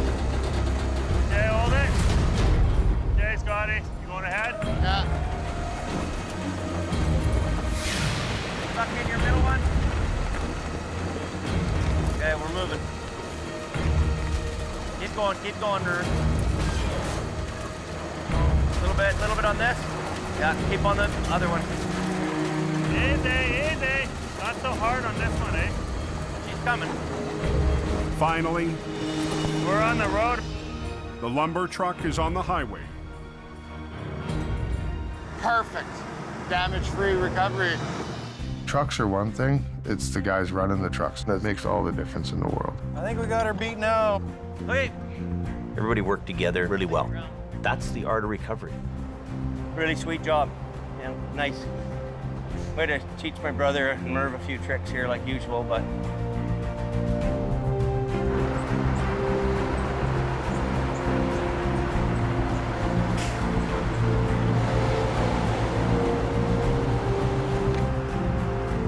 Anybody tell me if highway's open? It's open.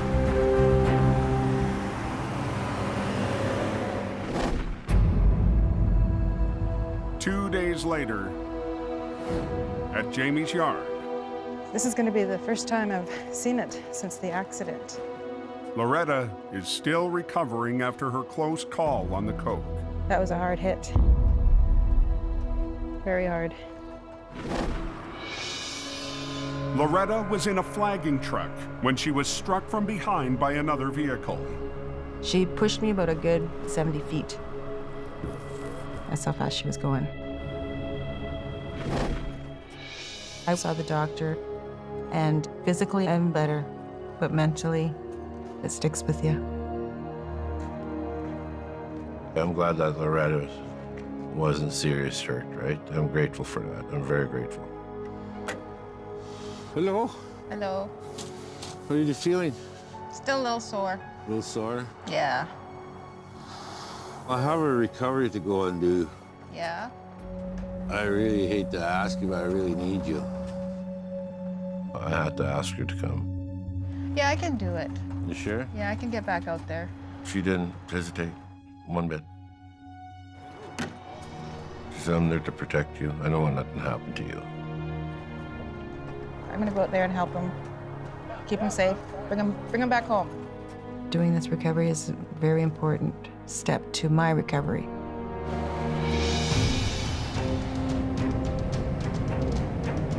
Jennifer, I'll just follow you. Yeah, just follow me. Thank you, my love. Robert and Loretta head to the job on Highway 3. I gotta get back out there. You roll with the punches. You just keep going.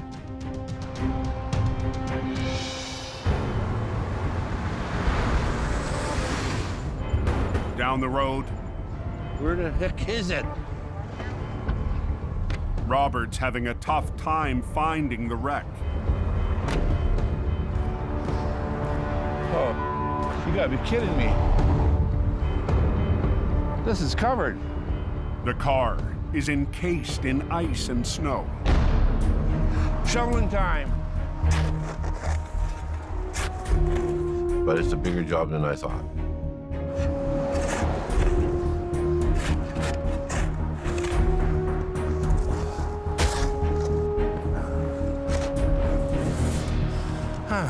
Why did I say, yeah, okay, I'll come and do it? Robert is not a quitter. He'll do it. Oh.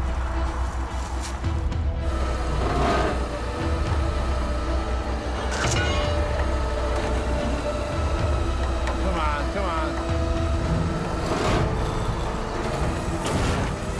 Come on, come on, come on. Whew. That is a big snow hole. That was in there good. Robert, he picks it up, he's getting it, and he's making it happen. G'day! Having Loretta with him is an added bonus. Hey, Loretta, I'm going to be coming up to you. She's top shelf, and so is Robert. Thank you very, very much. Okay? She's my warrior princess, and she's there to protect me, just like I'm there to protect her. Doesn't matter how hard your job is. When you love somebody, care about somebody, you can get through anything.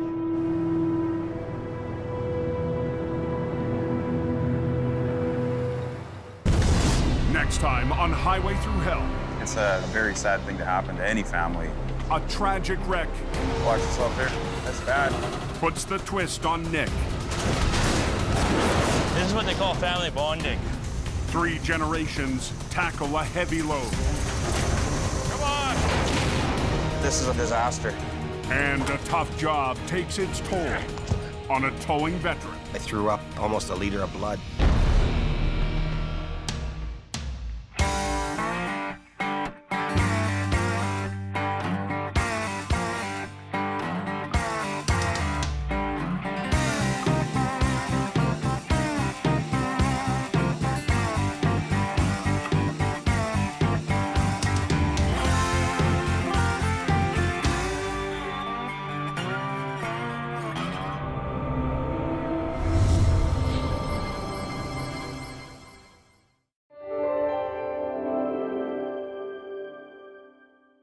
This time on Highway Through Hell.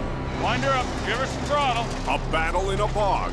Like 3 big fat elephants. We're gonna lean into it. Has Al in deep.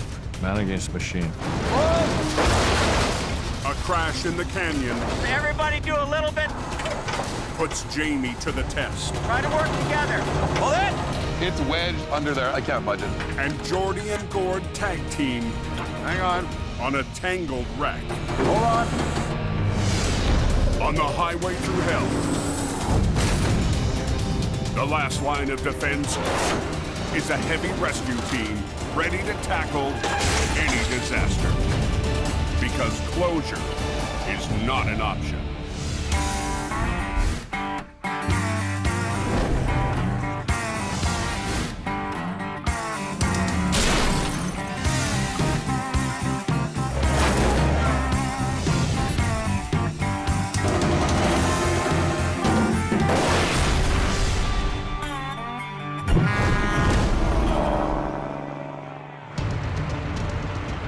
How's the coach? Going hard.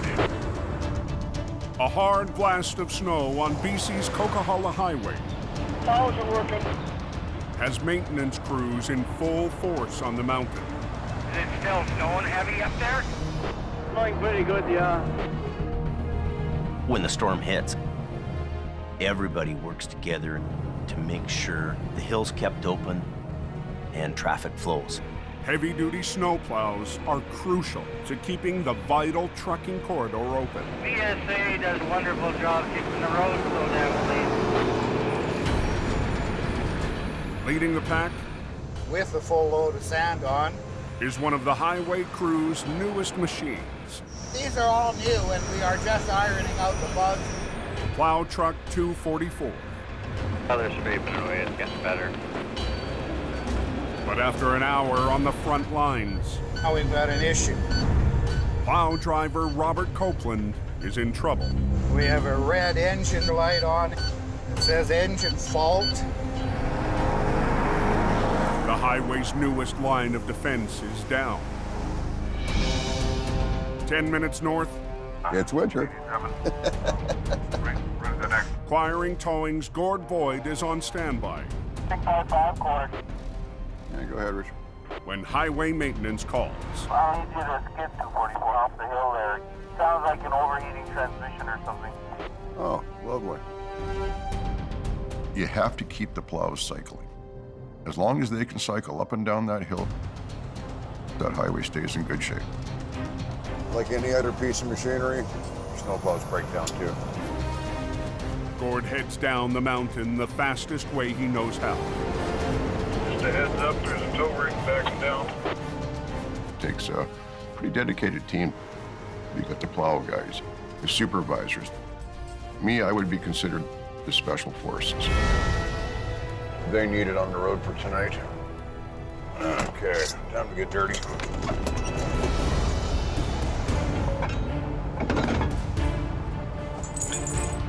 And more heavy snow is forecast for tonight. That's how you tow a snowplow. If it snows again, they're gonna need every piece of equipment they got, including this one. Okay, let's get this thing under here.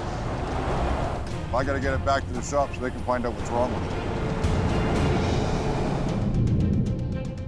At the maintenance yard, the pressure's on to get Plow 244 back on the road before the next storm. you can play with it. Nice guard. You're welcome. One more. Okay, right there. If mechanics need to order new parts, the plow could be benched for days. The rock got in between the fan and then hit the inside of the rad. 2 pinholes, enough to shut the truck down. 2 hours west in the Fraser Valley, another quiring wrecker is headed into battle, but not up the mountain. Not every day is a coca holiday. Most days, We gotta hustle and bustle. Al Quiring is king of the tow-ups on the coast. Now we're cooking with gas. There she be. I'm not bad, but I'm not as good as Al. Al's the best recovery guy I've ever met. Today, the Valley has drawn Al into a once-in-a-lifetime job. 2 70,000-pound excavators swallowed up at a work site. Somebody got stuck. They went in with another machine and buried the second. This is going to be a big job. The massive machines could be lost forever if Al can't pull them out of the quagmire. It's all peat bog. It's goop. Claims everything. Down in California, they call them tar pits. To give himself a fighting chance, Some days it's a bulldozer recovery day. Al's ditched his wrecker and mobilized a different type of iron. We're using cats. Well, you would never get any of that chrome in here. This is for rough, tough, burly kind of men. These things are the biggest cats around. They're stuck, we got a problem. 650 feet down the road, the client readies the site for the monster back road recovery. Hey, Al, today's the day, buddy. The rock and roll party's here now. Al puts on a brave face, but no one knows if the job is even possible. They're in quite deep, and we need to get down there, hook up to them, and get them out. Okay, so I'll keep moving. Keep going. But Al's dozers can't get to work until a log platform is built out over the unstable bog. Get us enough room, we can sit on there with a couple big cats, and we'll do some pulling. I'm not going anywhere until that road is built.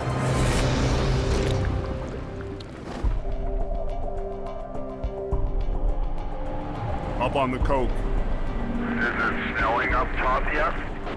Tonight's forecast is still calling for another 8 inches. Near the summit, Shove it my way just a little bit. highway crews race to get the newest plow back on the road. 2 pinholes, enough to shut the truck down. The radiator was punctured by rocks, but replacing it won't be easy. Trying to twist it. For Highway Supervisor Richard Enns, going into tonight's storm down a machine is not an option. Hopefully we'll get her back up again. Which way? Yeah. Sometimes a little persuasion helps. Everything looks good? At 3:45 p.m., Okay, looks good.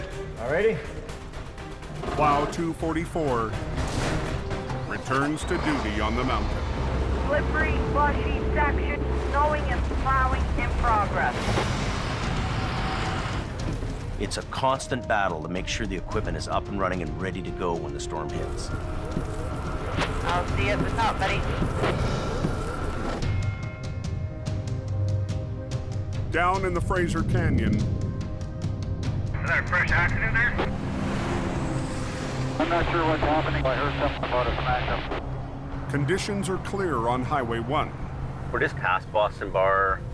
But Jamie Davis is on his way to an accident scene. There's a wreck here that we're dealing with. It's a tractor trailer that flipped over with produce on it. The wreck happened last night. I don't know how they got there.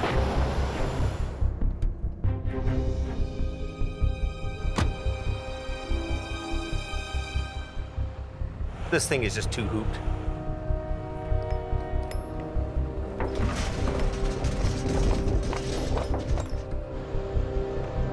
I'm not gonna lift that. Scott Bird, Jamie's top operator, has just arrived from Hope. When I got up there, I seen a bunch of concrete barriers knocked out of the way. I see a trailer on its side, and I don't see a truck anywhere, is it? Yeah. And we just have a trailer flipped over. You know, usually the tractor and the trailer stay together. The semi lost control. Struck the barrier. Then broke apart, leaving the trailer on its side. And the tractor nowhere to be found. It was kind of a difficult one for me to piece together. Interesting. On Highway 1, Not paying attention to the road, I'd be guessing. Jamie and Scott have been called to a wreck where the tractor is missing. Usually the tractor and the trailer stay together. Right through the barriers, Okay. And I don't see a truck anywhere, is it? I don't know. Yeah. These guys. It was kind of a difficult one for me to piece together. Kind of a really weird wreck. Finally, Jamie spots the tractor around the corner, 500 feet from the trailer. The tractor is sitting upright down the road, facing back the other way. Jamie also discovers the driver spent the night in his cab. How the hell did he end up on that side? After losing control, the tractor snapped off from the trailer and somehow avoided tumbling off the canyon road. Interesting. Greatest thing I ever saw. If the no posts weren't in place there, there's a good chance that that truck would have went down into the ravine. As highway crews repair the barrier, Oh, look at that. Jamie and Scott get ready to tackle the wreck. Hey, you need a little bit of extra fat on the job? Yeah, and a little more fat. Yeah. Oh my God. What we have is a great big Greek salad, tomatoes and cucumber. Greek salad's one of my favorites, but I think after today, it's not gonna be so much. Over 40,000 pounds of produce will have to be offloaded before the damaged trailer can be flipped. The structural integrity of the trailer is compromised. Anybody trying to move that trailer with the load in it, it would have been bad. Jamie calls for another refrigerated truck. We can't lift it because we lift it and the sidewall's gonna break. And another team to transfer the produce. If you send a truck and trailer here, I'll have the crew reload it and we'll shrink wrap it and put it back in your trailer. Okay, bye. With the perishable load at the side of the highway, the race is on to get another trailer and clear the wreck. In the valley, It's just an equipment and machinery graveyard around here. Al Quiring's facing the recovery of a lifetime. 2 excavators buried deep in a peat bog. The crew is finishing a log platform so Al's bulldozers can get close enough to tow out the trapped machines. Just like building Alaska Highway. Punch stick road, dirt over top, gravel, logs, peat bog. About that order. Front and center for the pull is a piece of iron with a special place in Al's heart. His vintage 1963 D9 Cat. It's the best D9 that they've ever made. Bulletproof. This particular tractor that I've got, it was kind of a scrap piece of metal. Brought it home, sweet talked that thing, and finally it roared to life, and this made my day. The makeshift platform is ready for Al to start the recovery. How's it look? My biggest thing is we can't get a hold of it right now. The excavator has a toe pin on its undercarriage, but it's buried in the muck. We got about 15 feet to go to get to that pin. Yeah, I know. After a previous failed attempt, a leftover cable still attached to the excavator gives Al something to rig onto. This cable's hooked up, Al. It's a 100-footer. It's hooked up to a shackle right at the pin. You go and hook onto something that somebody else has got off their farm. If you can't see it, how can you be 100% confident with it? If something breaks, things go flying. Last winter, Al had a bad experience with someone else's leftover rigging. That doesn't sound good. So that's why I don't like using other people's rigging. We'll lean into it a bit and see if we can get it to poke its nose up a bit more. Today, Al will pull using the old rigging and hope it holds long enough to expose more of the machine. Hopefully we can nudge it out enough, we could get a big wrapper on to get that big on there. I might be able to pull it just enough. Yeah, 10-4.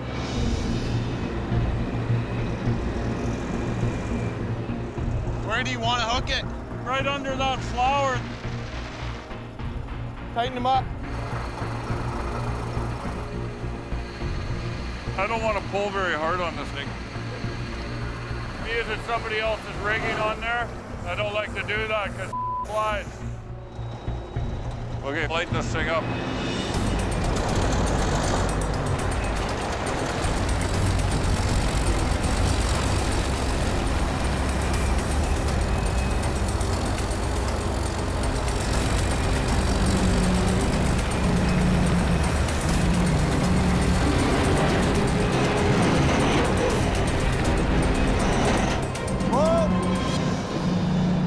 The excavator's 8 feet farther out of the bog. Joe! But Al won't risk pulling on the old rigging any longer. After that, somebody's got to get in and really hook on that. We're gonna wrap around it. And then do the pull. In the canyon, The structural integrity of the trailer is compromised. heavy rescue waits for a crew to move a load of produce out of a damaged trailer. I'm gonna get the driver. His trucks are right off. While waiting for another trailer to haul away the goods. I'll take you home. Jamie takes the driver back to town. It's a whole lot of peppers up there. With the boss gone, Scott's in charge. We waited and waited and waited. What's in those? A crew finally shows up to start moving the produce. Yeah, we'll take everything from the back. We'll start here. Leading the offload team is a familiar face from the past. John Rogers was Jamie's lead driver in Hope last winter. 3, 2, 1. And that right there, ladies and gentlemen, is how you do a one-truck rollover recovery with a deck. Yeah, let's just get the rest of the plastic out and then start uprighting everything. Scott wants all of the groceries stacked and ready on the highway before the trailer arrives. We'll just leave it where it was. Scott's an idiot. Oh, some days. But John has a different idea. In my opinion, it's easier to leave it in the trailer, just do it one time. It's easier that way. I want to get the stuff standing up. That's what's gonna happen. I understand what you want to do, but sometimes that's just not legitimately going to work. I'm not gonna argue with you. I'm gonna run my scene the way that I run my scene, and I'm gonna tell people to do what I want them to do. That's my job here. I want things out of there, over here. I don't care. Jamie's putting me there in charge of the job. But you're not doing the work. We are.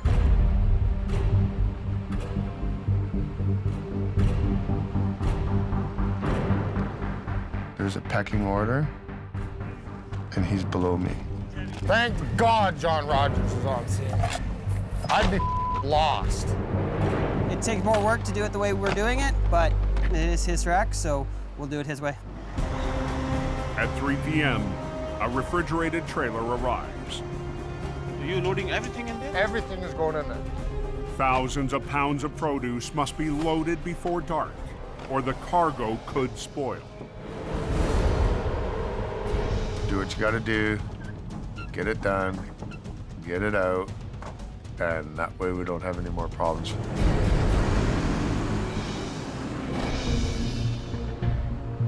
In the valley, We got the two cats beside and then yours down the middle. Yeah. Fly right out of there. Al's in deep on an impossible mission, It's quagmire. It's nasty. trying to pull the first of a pair of 32-ton excavators out of a peat bog. Silty peat, gross. The more you agitate it, the more you go down it. After muscling the first excavator just high enough out of the muck, Right up over the top here. Top? Al needs to wrap two heavy cables around it. He's brought his youngest son, Lucas, to help with the load. He's the amazing Lucas. Look. He makes heavy things look light You okay? Can you hold it? Yeah, I can hold it. and makes big meals look small. Right over the side there. I'm 6'10", 270 pounds. So my dad likes to keep me around. To hitch the 70,000-pound excavator to the dozers, Al's had a heavy-duty piece of rigging custom-made for this job. Put the triple hook on her. A 110-pound piece of solid steel called the triple hook. It's the new thing that I dreamt up one night. The triple hook has a separate point of rigging for each bulldozer. Well, you know what they say about big rigging. It's friggin' heavy. Sometimes I get good ideas, and then sometimes I get humdingers. Two dozers rigged to Al's triple hook and a third machine pulling on the undercarriage will try and strong-arm the excavator out of the bog. Combined, the bulldozers weigh more than 250,000 pounds. Okay, you guys ready? Like three big fat elephants, we're gonna lean into it and rip that out of there. Wind her up. Give her some throttle.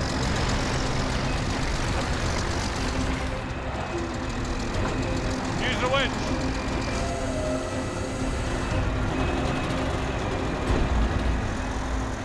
Look at these machines.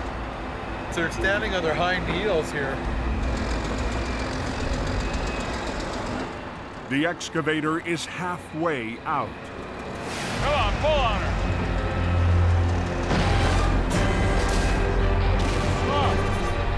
When it gets hung up on the log platform. There's logs underneath. Right in the way.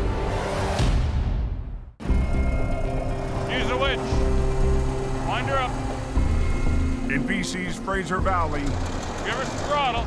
Al Quiring and his army of dozers Come on, pull on her. Stop. can't free the first of two excavators trapped in a bog.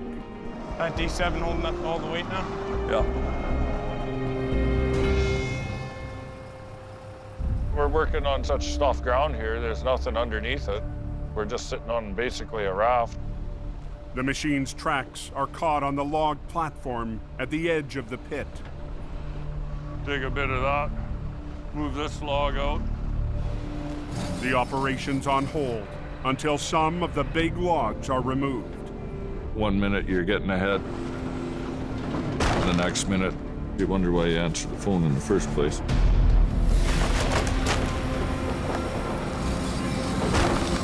A bit more. But the quick fix could cause the platform to fail, sending Al's prize D9 into the bog. You get that thing buried, or you might be saying your goodbyes to it. I'm not ready for that yet. Let's go straight ahead. Al rolls the dice and gives the signal.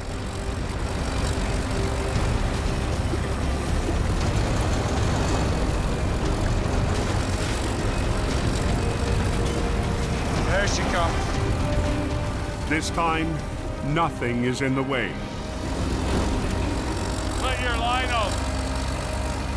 Take her to town. The first excavator is out of its muddy grave. He's jumping with joy that this machine's out. We can breathe a little bit easier. That's D9. It's an old sweetheart. Worth every penny.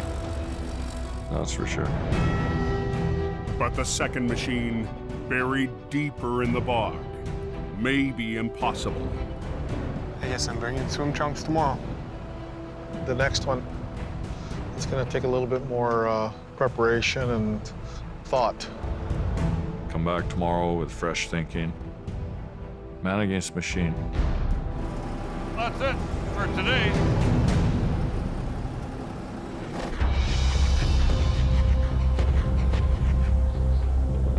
In the canyon, Okay, back down the road there, driver. Oh, yeah. Scott and an offload crew Oh, we're down to cucumbers. race to transfer over 40,000 pounds of produce before the load is spoiled. At 7:30 p.m., Let's go have a look at the load. Jamie and his 11-year-old son, James Jr., are back to check on the job. Come on up here. James Jr. comes out, goes right into the trailer. He wants to show everybody he's the guy and he's gonna outwork everybody. Jamie and Scott want the freight out fast James setting the pace for us in here. so they can recover the trailer and get the lane reopened. Good job. To watch a youngster grow up in this business, I'm really proud of that. Keeping James Jr. and the crew safe is lead flagger Robert Muckwa. I put up the max speed sign, brought the speed down to 60 kilometers.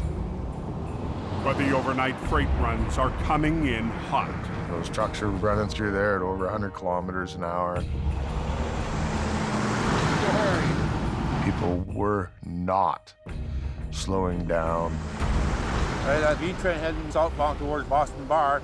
We just came through our accident scene full tilt. I appreciate you wouldn't slow down. Holy small, it's like they're racing. People don't care about anybody but themselves. This little general information for the trucking community out there. If anybody else speeds through this work zone, it will become a single alternating traffic pattern and everybody will be delayed. Thank you.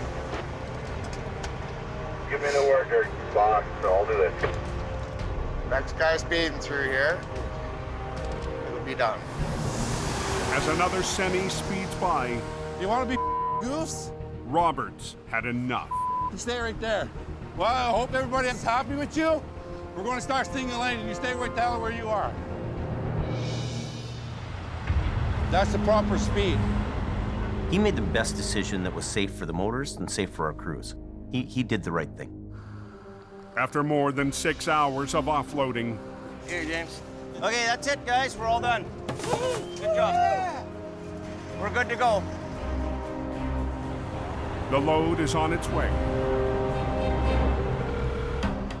Hello. But Jamie gets a call from a longtime customer who's had a breakdown.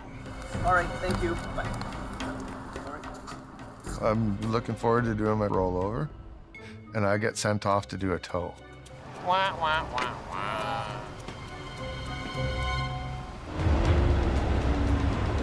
Scott drives away with HR 66, the wrecker that was supposed to recover the damaged trailer. You want to do the recovery? I've been on this job long enough.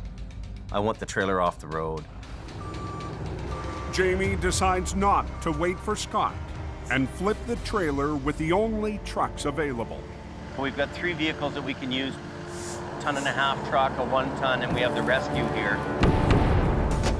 You got snatch blocks? Yeah, I got a snatch block, yeah. With Robert and Gord. Get everything rigged up before we block the highway. And even a hand from John. Jamie will try to pull off the recovery with an unlikely set of trucks. So if we all work together, I'll get each guy rigged up and we'll get each truck in place. Jamie will run lines from the 1-tons and the rescue truck to the highest points on the trailer, hoping it's enough power to pull the wreck back onto its wheels. You're gonna pull low with your boom down. The snatch block through there and back, okay? It's not something we do every day. I wouldn't want my guys slipping over tractor trailers with 1-tons on their own. And the recovery will have to be done without Jamie's best operator. Doing the impossible and doing things that wouldn't seem like you could do them is kind of cool. Hold on traffic! Suck it up.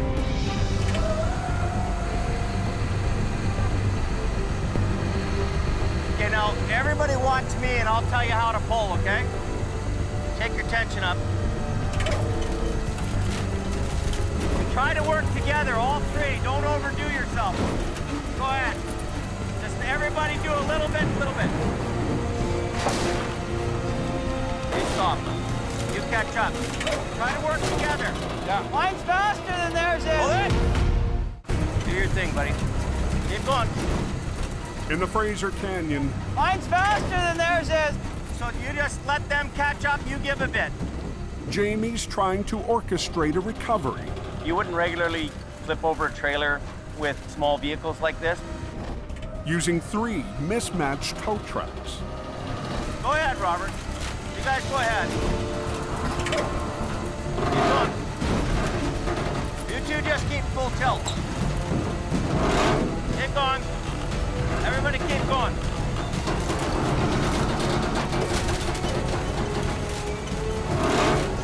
Keep going. There you go. High five. The end result is really some beautiful recovery. That was amazing, eh? Did you think you could be able to do that? Yeah. Oh, really? Oh, yeah. Oh, yeah. I could do that, yeah. The right guys, the right gear, and you do a nice job. It's great. Okay, let traffic through. Scott's on his way back, eager to flip the trailer. Hey, how's it going? You all done that job? But Jamie wants to have a little fun with him. We gotta get this thing out of the way here, so we're waiting for you, buddy. It's nice to be needed, buddy. It's nice to be needed. Nice to be needed, eh? He'll get me back somewhere, I'm sure. I'm gonna pay the price for this somewhere. What would we do without you, buddy?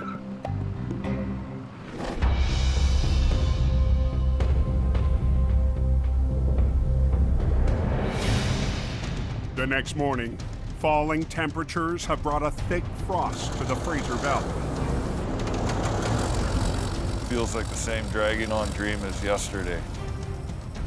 Al Quiring is back to take on the second stage of a mammoth recovery. There is no schedule, so we'll make that clear. Rescue the last of 2 excavators trapped in a peat bog. There's one thing about that peat. It will sink you.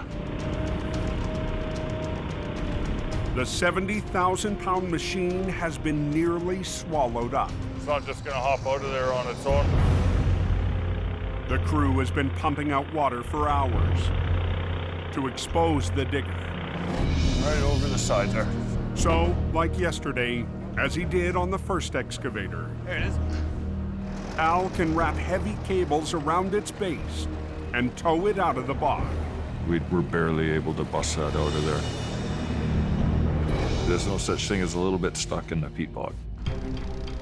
But today, Al might already be sunk. The second machine is packed into the peat bog, and I'm unable to get the cables around it. Water is rising faster than can be pumped out. You're in a swampy situation, water coming from all directions. I want to get the job completed. Even the big bucket from another excavator is no match for the bog. Just keep bailing. The water in the mud, it keeps building up. it's flowing back in as fast as he's trying to take it out. It's like a vicious circle.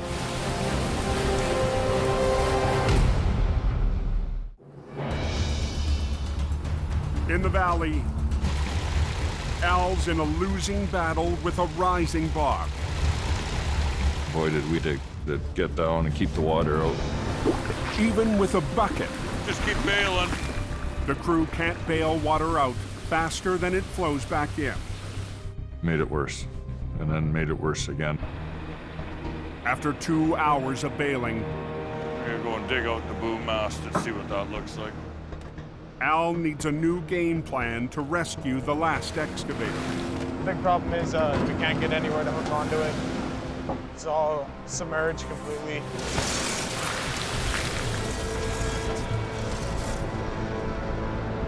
I think we'll grab her right by the turret here, Len.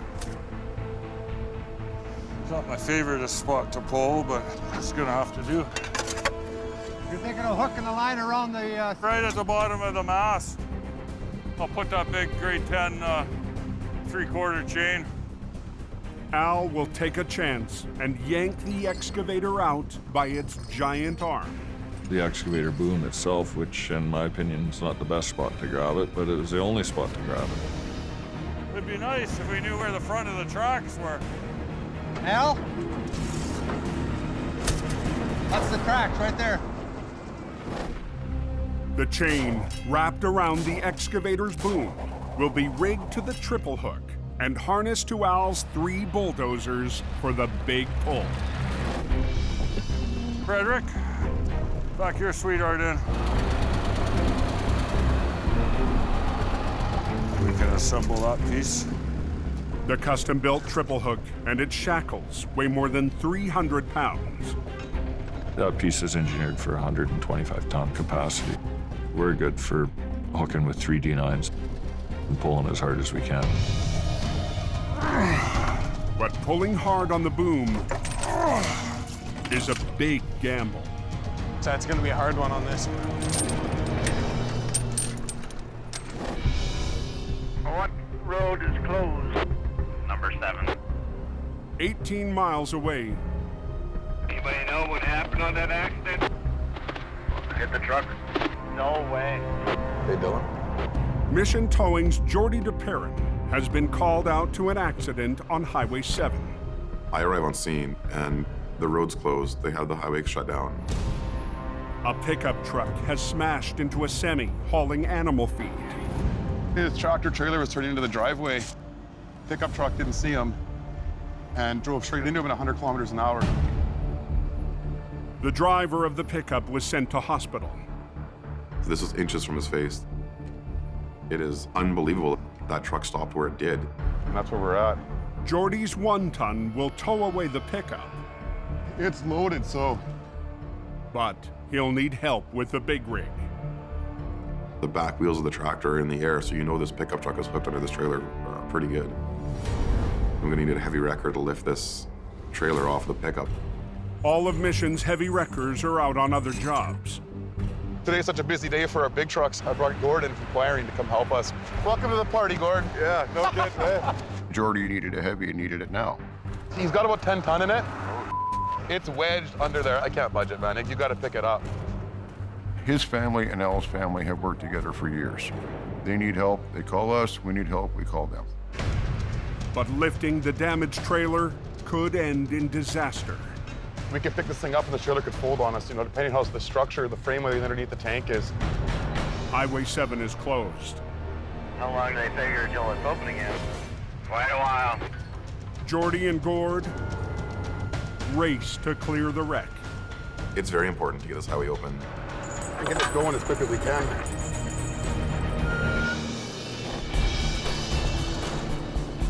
In the bog, Don't jump in, whatever you do. light is fading. Al's running out of time to rescue a sinking excavator. The base of the 70,000-pound machine is underwater, so Al's only option is to wrap a chain onto its giant arm. I was unable to get the cables around it, so the only thing left was to hook onto the top. Right here. It'll come out. As long as the chain don't break. But as Al rigs the heavy cables to his dozers, he feels a sudden sharp pain. That's ugly. I cut a big vein in my thumb. Of course, when the adrenaline's going, that's real oil. My dad, he's tough as nails. I'll just put it back in my glove. He manned up, put his glove back on, and got right back to work. Down to the wire, Al fires up his D9s. And that's when the cats come in concerto and start pulling. For one final pull before dark. Come on, pull on her. Turning fresh air into a diesel smell. It's like cool.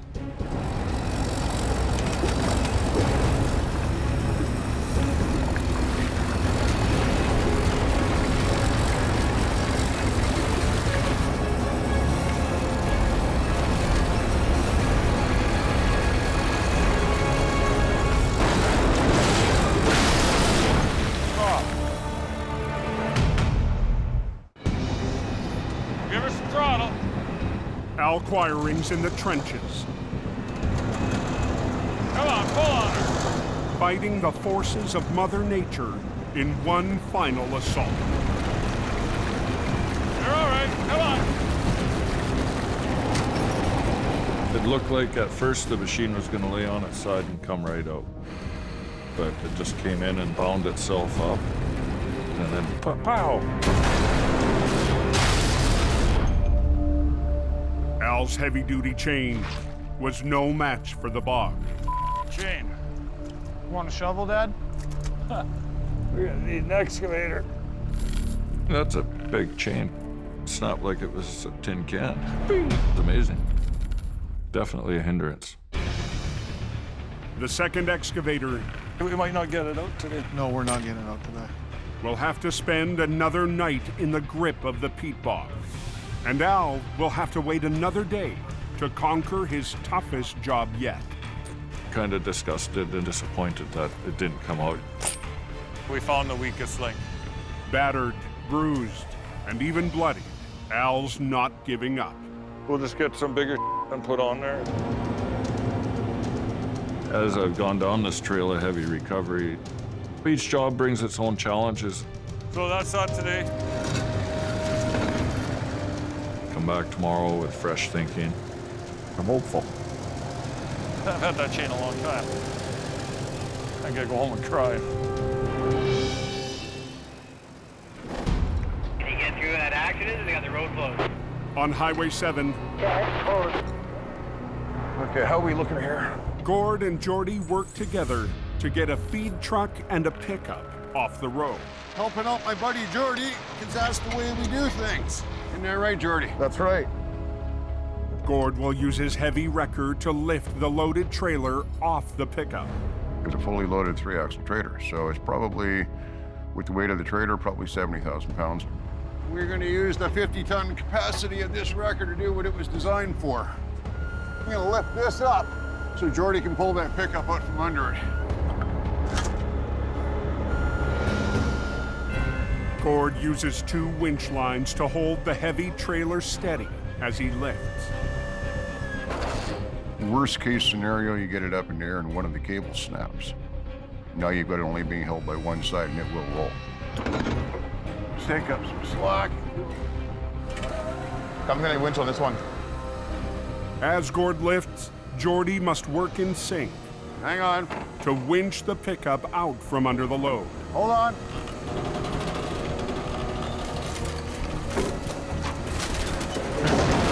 There it goes. Okay, carry on. Okay, you are clear. It went absolutely perfectly. That was easy. Beautiful. Thanks, Gord. No problem. Thank you. The door pillar, you can see how close that came to his head. Is he ever lucky that he's alive? To me, it's a good accident because he is okay. Get this highway open. Yeah. Okay, I'll get out of the way.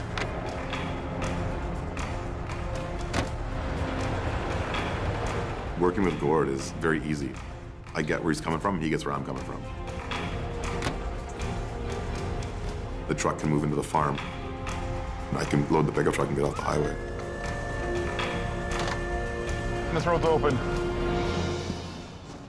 The thing I like about Jordy is that, much like Al, he's had the benefit of his father's experience and his grandfather's experience, and you can't buy that kind of experience. I don't give up. Step back and rethink is another story. He does not accept defeat on any job. There's no such thing as can't be done when it comes to elk wiring. Broken everything. There's always a question in the back of your mind. If you're gonna take the job on, are you gonna be able to see it through? Heartache Road. There ain't nothing but misery and agony down there. Next time on Highway Through Hell. We're gonna roll some coal. Al's back in the bog. We're gonna rip this tractor out of here. For the final battle. You guys ready? It's just a machinery graveyard. A rock slide. It's a very big problem, extremely difficult. Has Jordy fighting a train wreck. You get everybody clear? And tough times I'm facing some tough choices. have fallen at a crossroads. Hey, Jamie around?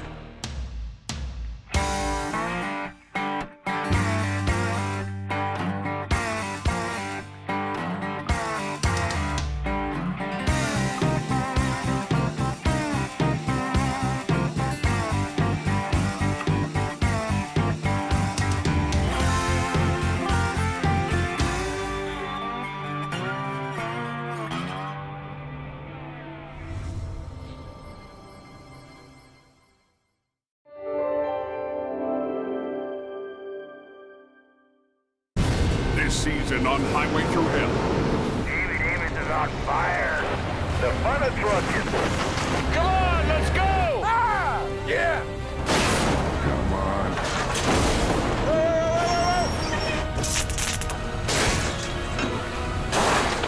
Whoa, whoa, whoa, whoa, whoa! Nobody's going anywhere. Uh-oh. One chain? Are you serious? All in here! Oh yeah, you pooched her good. That looks like it was a hell of a ride. Watch out, watch out. Definitely a Japan moment.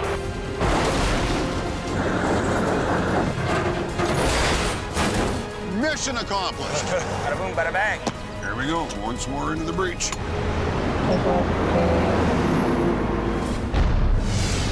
On the Highway Through Hell. The last line of defense is a heavy rescue team ready to tackle any disaster. Because closure is not an option.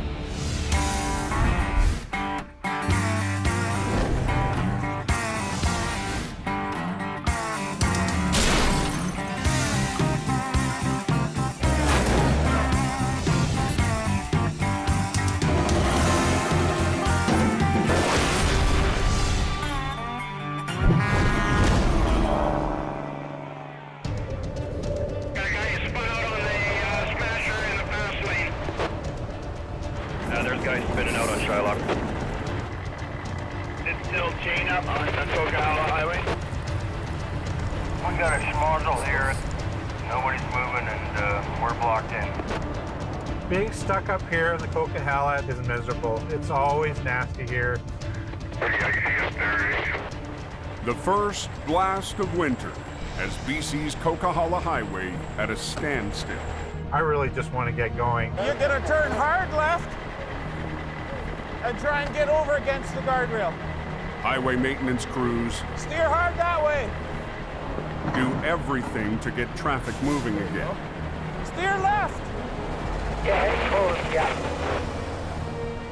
I'm getting very angry. Fat old guy shouldn't have to do this. But before the battle is lost, Tow truck's backing down the hill.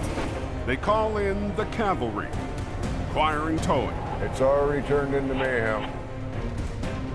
Driver Gord Boyd is back. Yeah, it's winter, all right.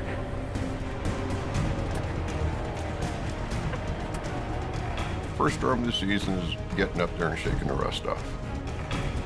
It is literally just like a war zone up there.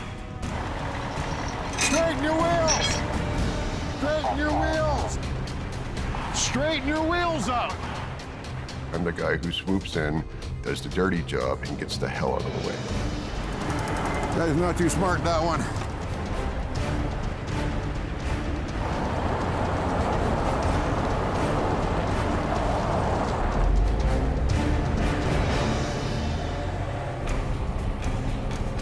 Also in the battle tonight, Instead, we gotta hustle and bustle. Gord's partner on the mountain, Big Al Quire. I've been towing on that hill for 25 years. That snowshed corridor is icy. Al and Gord tow semis that are spun out on the Smasher, the steepest section of the highway. Usually the first storm is the whopper, because that's when people are not prepared. Tonight, truckers should have their tire chains on. Oh! Oh! But Al's found something new. Snow socks. We don't use those in BC, buddy. They tested them in Colorado. They're so far away from the ocean there that snow is champagne powder. One set of good chains. I'm gonna drag your ass to town like we're going for hookers and beer. Hang on, we're going up the hill. Some kind of a condom or something. I don't know what that was, but You know, welcome to the Coquihalla. those things are junk. Snow socks, my ass. Halfway up the Smasher, He's got his wheels turned again. Straighten your wheels! Gord's tow-up has turned into a tug-of-war. When your wheels are turned all the way over, they're not turning. All they're doing is plowing. Steering from behind, the trucker Truck being towed. Straighten your wheels out. Straighten your wheels out. Turn them to the right. is making the tow-up frustrating. Straighten your wheels up! God, some of these guys. For the quiring team, some things never change. There's always a few guys who just are unprepared for winter. Always. We have compact slushy slippery, temperature 0 degrees.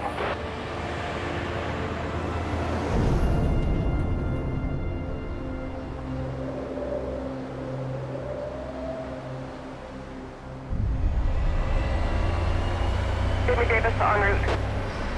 For Jamie Davis, We've owned this truck for 2 years and I've never stepped foot in it. everything has changed.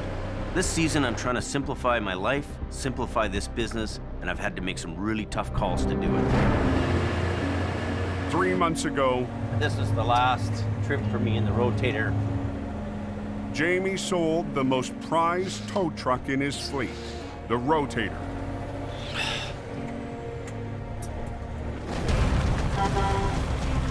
From the first day it rolled into his yard 4 years ago, That's really nice. It's got 8 winches. Yeah, it's pretty good, eh? the Rotator has been Jamie's dream truck. They have the ability to move and swivel around, and they can pick up huge weight in a short radius. The Rotator is the Godzilla of wreckers. Keeping the highway open.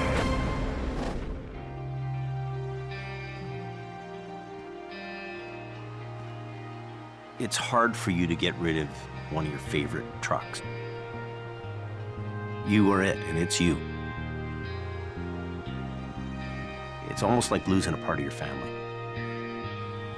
Good luck with it. It's going to be a great truck for you.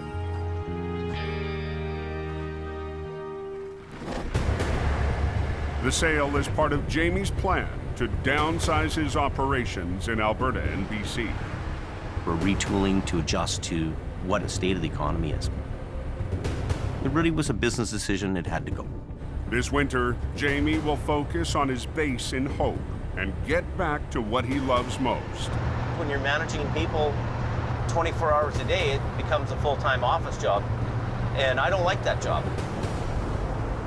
Holy, that truck just cooked right down to the frame.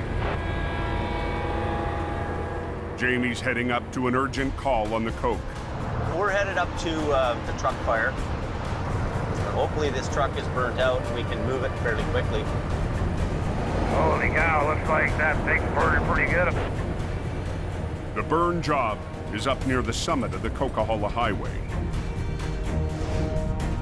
Carved through BC's Cascade Mountains, the Coke is an engineering marvel, a vital trucking corridor to the West Coast that can turn into one of the most challenging rides in North America. When you're driving the Coquihalla in the winter, you are driving in a whole different world. Here's the fire.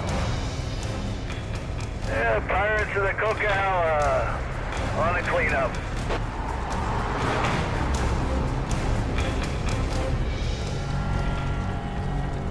After the cab began to fill with smoke, the driver pulled over and disconnected the tractor from the trailer. Tractor fires are really dangerous. You have rubber burning, fuel, oil from the engine. It's like a living, breathing animal that's ready to bite you. The diesel fuel tank also has a gaping hole in it. We have no fire services. Nobody's gonna come and put it out. What's the end of that? The wreck is blocking one lane. Through your windows, I'm going by that truck. And billowing smoke across the highway. It's smoky, it's causing hazard to other vehicles. Well, it has to get off the road.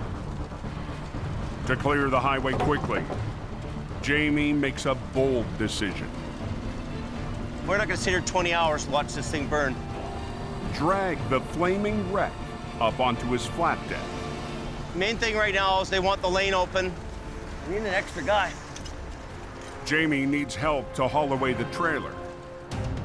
So he's called for one of his heavy rescue trucks, HR-66, and his new lead driver. I'm hoping just to hook it and book it. This winter, Jamie's brought back a familiar face. Scott Bird worked the mountain passes for Jamie 3 years ago. Textbook. And has more than a decade of time logged on the Coke. You ready? Making him one of the most experienced heavy rescue operators on the mountain. Hiya! Dirty! But Scott's raw personality can rub people the wrong way. I'm gonna get really Paul! Don't yell at Get me, in your buddy. truck and go home. If you don't do as you're told, leave. Scotty, he gets under my skin like nobody. So the last 4 months have been nothing but bull or what? But he knows his game, and those guys, they're few and far between. Scott took a job in Alberta, but felt the call of the Coke. The things that I missed about Hope, there's more action, there's more weather, there's just everything. Jamie needs a guy up here that has done it before and is capable of doing it again. Holy smokes. Yeah. I'm that guy. It's gonna be a wild ride. I'm not sure you want to suck that onto your deck yet, James. Oh, I do. I told him we'd get it off the highway. He's like, we're loading it and moving it. And I was like, still on fire, James. That truck has a wooden deck. Wood burns a lot quicker than steel does. Well, let's get the shovels here and we'll try and extinguish some before we put it on the wooden deck. It'll work out. All right. It's got snow. Scott's got an opinion, I don't have a problem with that. He's a smart guy, he gets it. But the lane's blocked. You know, what are we gonna do here? I would have just let it burn out. His name on the door, his checkbook, so. But as Jamie gets ready to whinge. Give me some line, man. Oh, you all right? On BC's Highway 5. Oh, you all right? Jamie's new lead driver, Scott Bird, has had a close call on a burning wreck. Get off the highway. Scott's walking by the unit, and the fuel tank shoots out at you. It's like somebody taking a flamethrower and just shooting you with it. It singed your whole face. Did it? Oh yeah, all your beard and everything, your hair's burnt. Holy. Well, this was the first big fireball come spitting out at me. It was a very freaky incident. He could have easily taken first or second degree burns. This could have been a lot more serious. Be careful of that. The flaming diesel is still flaring into the live lane. All the conditions are right for an accident with this fuel tank. This is a huge concern. We gotta hurry. Okay, we're gonna start winching. Bit of a bitch, eh? Come on, you. There's nothing here that rolls anymore. This thing's gonna be a fight for us all the way up the deck. Whoa! That fuel tank doesn't like us. That's gonna blow up again.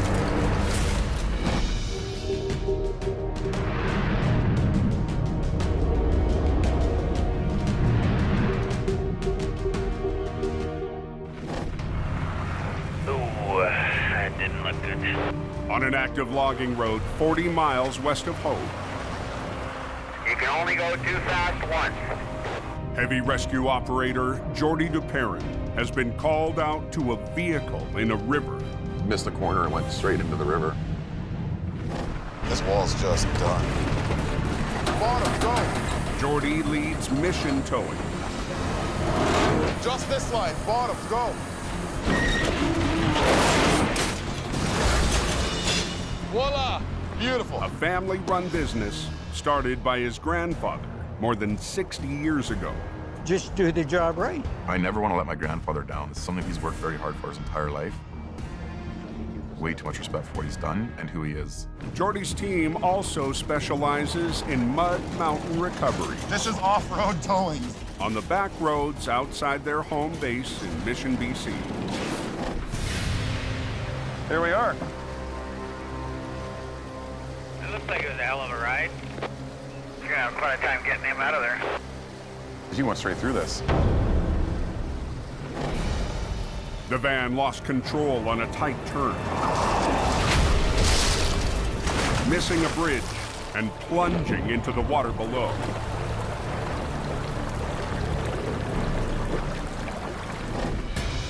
Holy cow. Yeah, you got lucky, didn't you? The driver found a way to climb out of the van and get to shore. How he survived that just blows me away. Very lucky he's alive. Jordy's called in a 50-ton wrecker to recover the van. The operator is Jordy's younger brother, Nick. Good, how are you doing? Pretty good. I'm Nick. Nick Darwin. Nice to meet you, Darwin. How are you? You can bring it right through the trees up to the road up this way. Nick has come back to the family business after 4 years of city towing. Well, I'll show you the path I want to bring it up. My brother and I are in the same breed. We come from the same blood of towing. Our grandfather and our great-grandfather started this business in 1954, so my brother and I are fourth generation to it.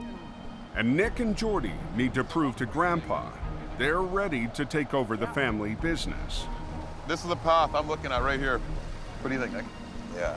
Right here. This is going to be our path with least resistance. Definitely. It's my first job working with my brother since I've been back at the business, so very excited. It's also Nick's first backroad job in years. Up in the mountain dealing with this type of terrain, it's not just a regular ditch like in the city. There's a lot of obstacles to overcome. The van is nearly submerged in fast-moving mountain water. It may not look like it, but there's lots of force. So Nick and Jordy have hired a swift water rescue team. There's a lot of challenges in this recovery that make this recovery very difficult. Instead of chains, they'll use a simple looped cable to hook on to the wreck. But with safety being a #1 concern here, you don't want to get underneath there and try and hook things in case you lose your footing. We have a lot more serious situation on our hands. You want to be lower down, do you think? Or is that good? The team will try to attach the noose-like choker cable around the front right wheel. I need it to sink so I can get it down. I know, there's lots of force there. I'll just see what you can do. But in the frigid current, it's a struggle. Are you bringing it, pulling it right through? Or are you just hooking up the... It's hell of a shot right now.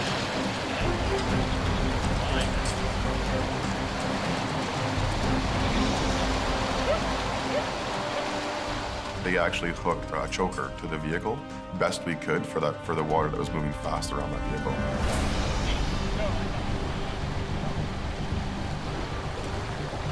These rocks are gonna be the problem. The biggest fight's gonna be that big rock yeah. right there. This one here, you mean? Yeah. Okay, so let's get this walk up. Let's get her going. Jordy and Nick will run a line high on a tree to raise the angle of the pull and lift the van over the rocks. Glue the shackle into the strap, right? And then we'll hook that hook into the shackle. We can pull in a forward direction, coming from a high point. We should be able to get the front end facing this direction, bring it up the bank. Okay, perfect.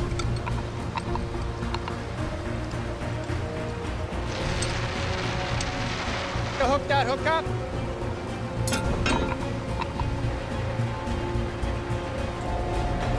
To execute the recovery, Nick has to position his wrecker at an angle across the road. It's going to be closed for a while with what you're saying. Oh, you got to be kidding me. There's logging equipment that's coming up and down. There's people that are working up there. We can't hold these guys up. The worst case scenario is the weakest link breaking. There's going to be lots of force. Oh, yeah. In this particular job, the weakest link is that choker. If that were to let go, we have to start this whole recovery over.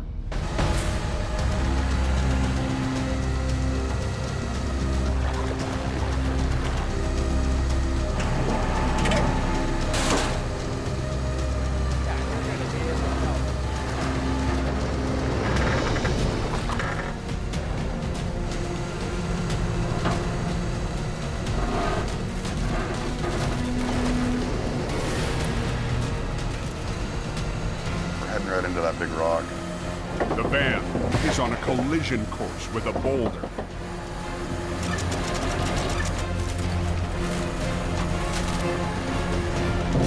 Oh my God.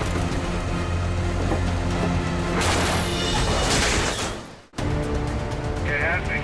Working over there. Just off a logging road west of Hope, BC. Oh no. That's what we're afraid of.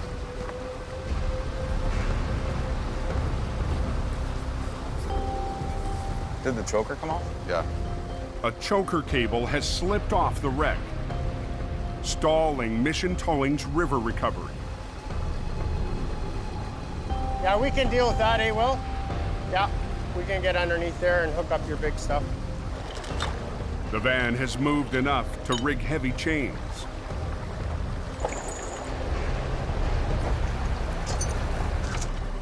But Jordy and Nick still face a minefield of rocks between the van and the shore. You got that one rock or the other rock right now? It's got to come over either one of them. We're never going to get it over that rock right there. No. I think we're better off going the direction we were going. Yeah. And Keep it try going. to get that front end to come around Okay. it. Okay, guys. From the road, Nick will continue to winch using a single high line to coax the van over the rocks.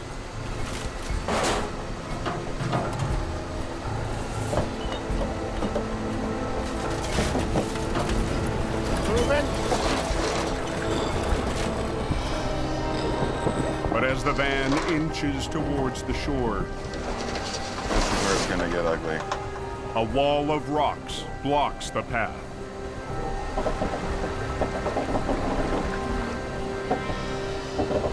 The front end's gonna come right out.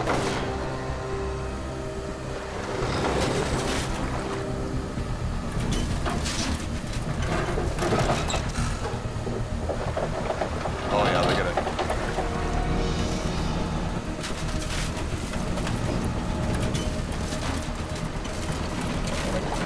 I ripped that tire right off. No, no, no, no. Oh. Get it out of the water.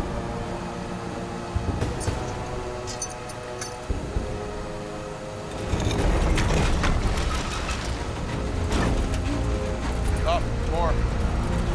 Nick! Yeah, more.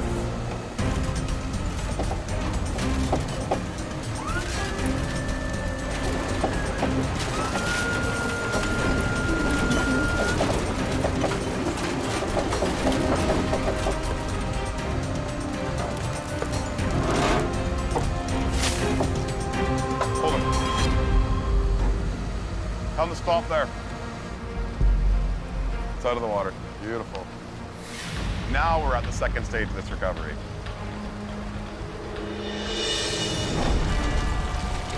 Fire burning pretty good. On the Coquihalla Highway, Hard on the lungs, man. Jamie and Scott race to get a burning wreck off the road. You guys got a fair amount of traffic behind you now, eh? To get the blocked lane open fast and the smoke hazard off the highway, Yeah. Jamie winches the smoldering tractor onto his wooden flat deck. As much as I can get on.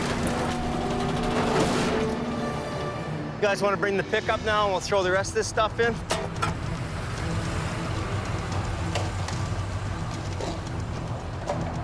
There's so much leftover debris from the burnt truck. It fills a pickup load. Don't wreck my tailgate. We gotta hurry. We gotta go! Sweep that thing up, sent the right gear, and it's gone. The fire is out. Jamie has to head back down the coke with the smoldering wreck. Feeding that fire with oxygen is obviously gonna make it flare up. I'm gonna start limping down the road. It's gonna be a real slow go. Going a little slower, less oxygen. That's about the only way to get it done. Scott follows behind with the trailer. Get there. I'm here. Looking okay? So far, I don't see any flames erupting yet. We're watching for fire to start up again, and just keep people aware that there's something in front of us here. You right up behind me on here, Gordon?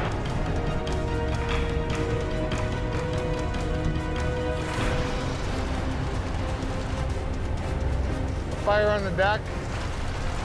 Got some fire on it there. Holy cow, Jamie Davis is on fire. Holy cow, Jamie Davis is on fire. On the coke, a burned-out tractor has flamed up mid-tow. Hey, driver, your wreck's burning pretty good back there. Over. The fire threatens Jamie's wooden flat deck and traffic on the highway. Yeah, it's the next pull up there, Jamie. Got some fire coming. Quite a bit. Following behind with the trailer is Scott Bird. We're gonna stop at a wide spot, get this thing to go up. We gotta pull over right now and deal with it before it gets out of control. Oh, look at that. Yeah. Come on, quick. Come on, jump. Quick. Gross. Need a little snow. We find a spot and, shovel some snow on it. Snow, put the flames out. That's the way it gets done here. Well, we like our wreck hot, eh? Just like we knew what we were doing.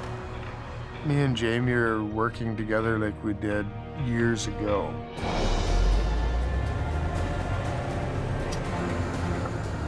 To have another guy around that knows what they're doing really makes it a lot less stressful. But I'm that guy for Jamie. Highway's open. Things are good. Nice to be out working. I'm happy.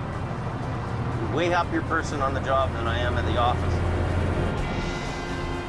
It's old school, like we used to do things around here. Scotty's here, he knows what he's doing. We're gonna take care of things. At the river, the van is out of the water. I want to rehook it. I don't want to go back in or flip over. But Mission Towing's backcountry job is far from over. Through there. Jordy and his younger brother Nick now need to thread the van through 200 feet of forest up to the road. I mean, the terrain here is not made for a vehicle to drive in and out of. We're gonna run that second line down to it. Okay. They'll use 2 winch lines to guide the van through the trees and over the uneven terrain. One line pulling the vehicle straight, the second line on a different angle to steer it around the trees. Am I stuck on something, George? Yeah, right here. Basically, you have one line pulling it. The other line is steering it around the way you want it to go. That tree's in the way. That's the only way you're gonna get around these trees. Yeah. Gonna be a pain. Traffic on the logging road has been shut down for the last hour. We're hoping to be quick for them, make this happen quick.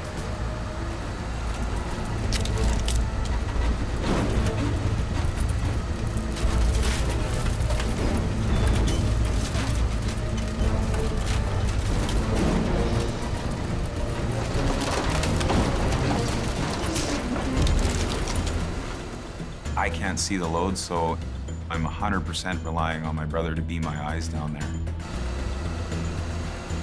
Watch that.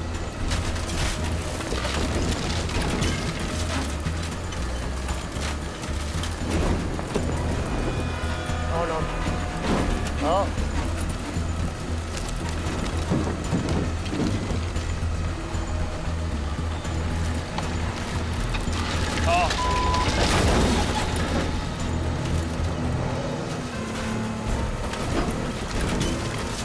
Okay, Nick.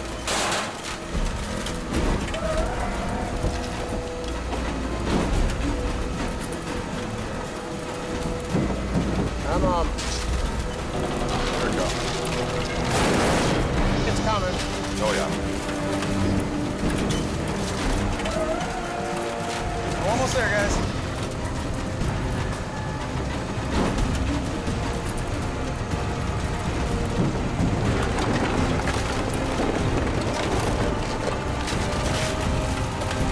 Bang on. Good, Nick.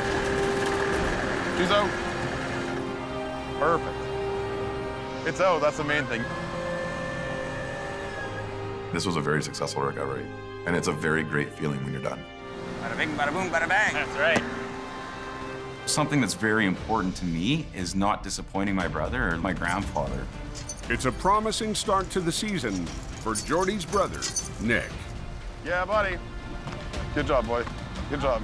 Nick did awesome. Bring on some more. I can't wait. We're up for the challenge. Maybe the next one, hopefully there'll be a few more trees and bigger rocks we gotta overcome. Hopefully not, actually. It's open. Yeah, they're opening it upwards now. Those are the ones that keep us hungry in this business. Sweet. Let's get out of here. We're out of here. We look forward to that type of work.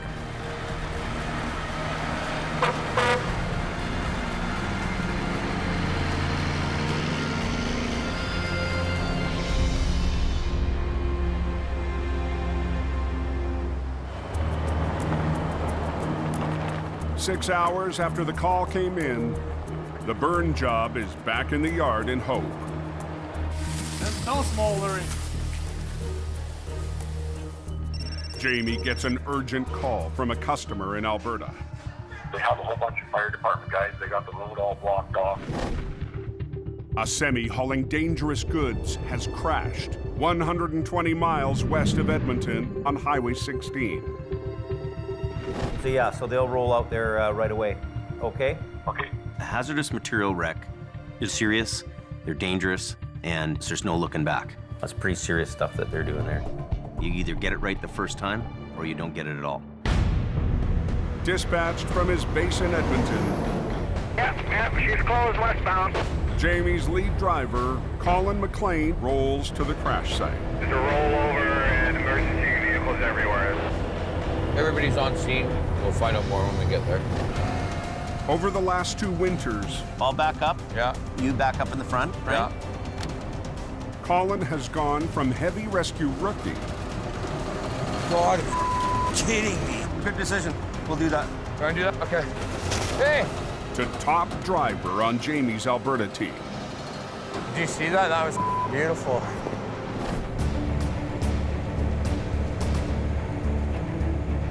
Well, basically in Edmonton, you got me running the show. I'm a confident heavy wrecker operator.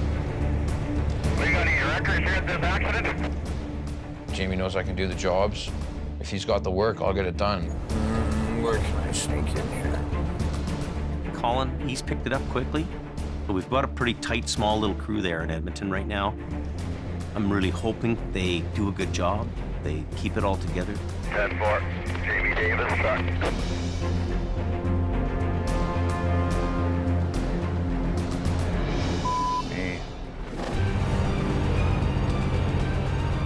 The driver lost control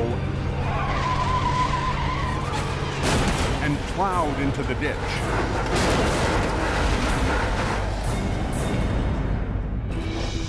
The wreck is carrying more than 100 cylinders of compressed natural gas. Look at all the natural gas cylinders. Lovely. The racks of dangerous goods are housed inside 3 separate transport modules. So flipping it back onto its wheels will not be easy. I have representatives from the trucking company. I probably have a dozen fire rescue people standing around. We've had the highway shut down now for about 40 minutes. This is not a wreck to take lightly. This is not a wreck to up. This is an A-game wreck. In hope, Jamie and Scott have come up with a plan for Colin. What's going on? So we sent you what we thought was a diagram of what you could do, eh? Really? Because this job is so high profile, Link the back of container number 1 to the front of container number 2. Scott and I feel that we need to give our 2 cents worth in order for him to come up with the right plan. Kind of pissed me off a little bit. You guys are sending me drawings of a truck wreck. You're 1,000 kilometers away. Okay, you really guys are starting to bother me, but I know you care, so I'm gonna let you guys go, and I'm gonna go to work. Yeah. I know what I'm doing. I know my job. So just stay out of it. Right now, westbound traffic is in a shutdown, so it's important to get the truck off the road. She looked like she hit pretty good, though. Driver Johnny Tipton arrives to help Colin with a high-stakes recovery. You gotta be super alert. Any little mistake could turn into a big disaster. These modules weigh approximately 18,000 pounds. 18, and 15. Okay. It'll be a good challenge for me and Colin. This winter, Colin and Johnny are operating a pair of 50-ton wreckers, HR-116 and HR-117, the most powerful trucks left in Jamie's downsized fleet. These 2 units pack a lot of punch. They're heavy-duty recovery winch trucks.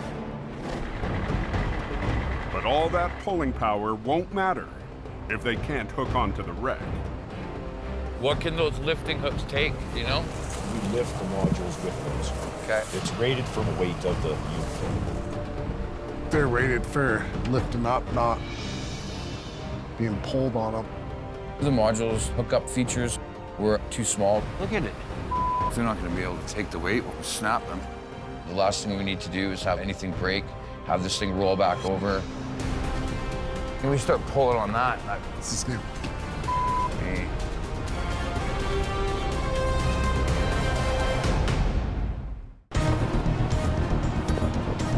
Look at how far out we are. On Alberta's Highway 16, there's not a lot to really get a good hooking on these. Colin and Johnny are trying to flip a wreck loaded with bottles of flammable compressed natural gas. If they're not going to be able to take the weight, we'll snap them. The truck's 3 containers have lifting hooks designed to raise each cargo box up one at a time. Tap it. They're rated for lifting up, not being pulled on them. But the small hooks are no match for the massive pulling forces needed to winch the semi back onto its wheels. This isn't going to be an easy rigging job. You're looking roughly 80,000 pounds. We're about 75 feet to the crest of the road, so it's a pretty good pull. Let's put a wrecker down here. You know, we do have lifting points here. After a closer look, do a reverse roll. Jamie's crew hatches a new plan. I'll put the boom right here, and then as we lift, I'll boom out. Johnny comes up with the idea to put his truck right next to the wreck down in the ditch. As Johnny raises and anchors the wreck from the field, Colin will use 3 lines to gently hoist the gas truck from the road.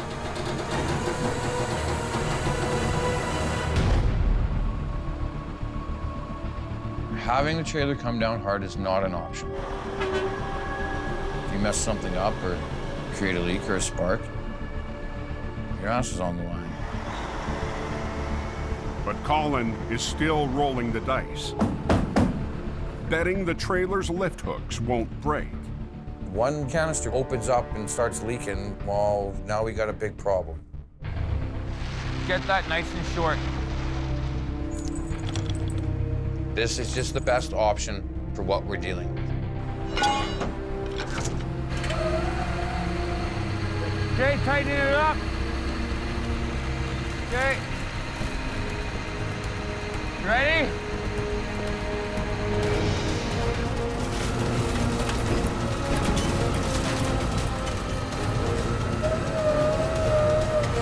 Hang on, let me catch up. As Johnny lifts with a single line, Colin has to work 3 lines simultaneously.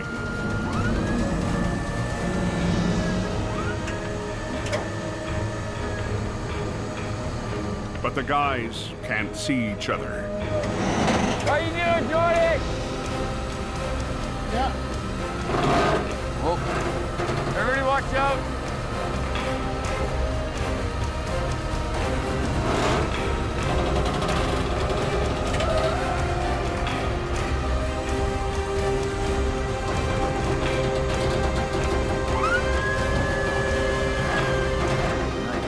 Don't get better than that.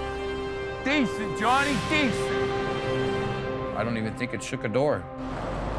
But the semi full of dangerous goods still needs to be dragged out of the ditch and onto the road. Johnny will pull on the tractor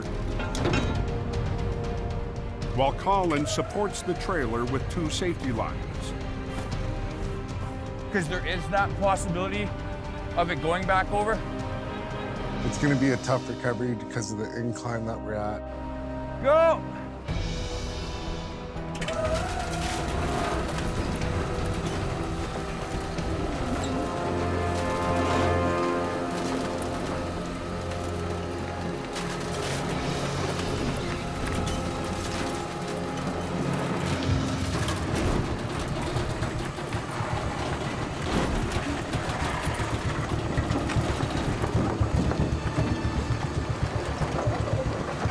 The tractor is eased onto the road.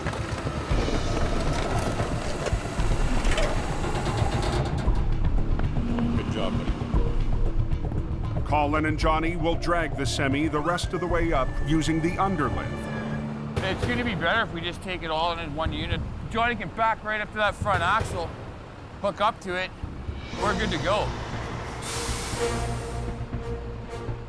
We were gonna rush, so we decided that we would hook up to the front of it and just pull the trailer out. There we go.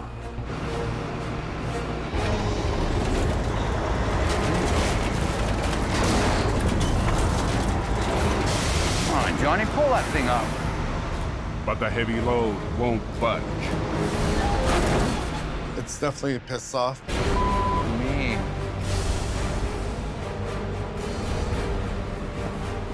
What the happened? It's got to be stuck down right there. Ah, son of a bitch. On Alberta's Highway 16, Hey, hang on.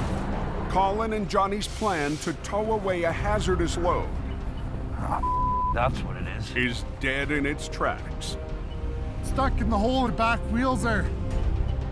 Melted snow has turned the ditch into a muddy bog. Put your truck crossways. Just pull it straight ahead. Colin and Johnny are forced to re-rig, keeping the busy highway shut down. All right. This is supposed to be the easiest part of the job. This really pisses me off. We should be out of here by now. Got it? We had to unhook, put both trucks on it, winch it all the way up out of the ditch. Just about. There we go.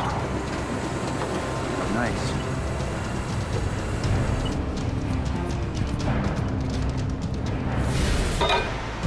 The wreck is finally back on the highway.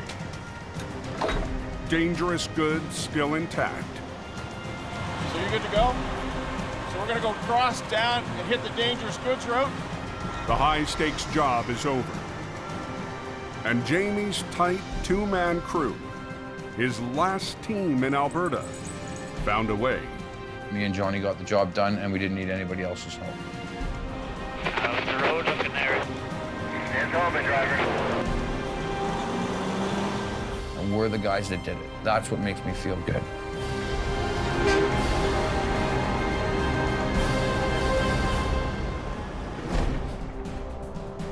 Back in BC, there's relief.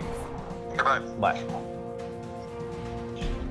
After 2 years of building up his business in Alberta, the economic downturn has forced Jamie to simplify his operation.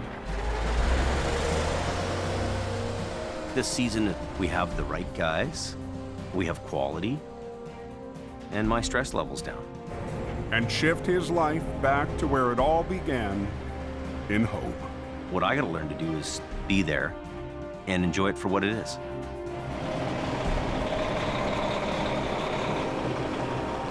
My world's just starting. Less is more, it really is. Daddy, Daddy, you're home! Thanks for a truck. Me too. Let's go. You guys go in the house, okay? Okay.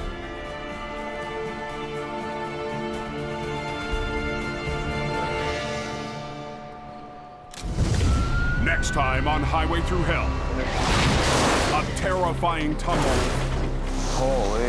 plunges the mission team into a daring recovery. It will go over.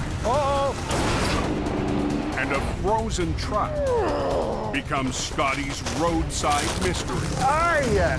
He's all blown apart here. Colin and Jamie use air power.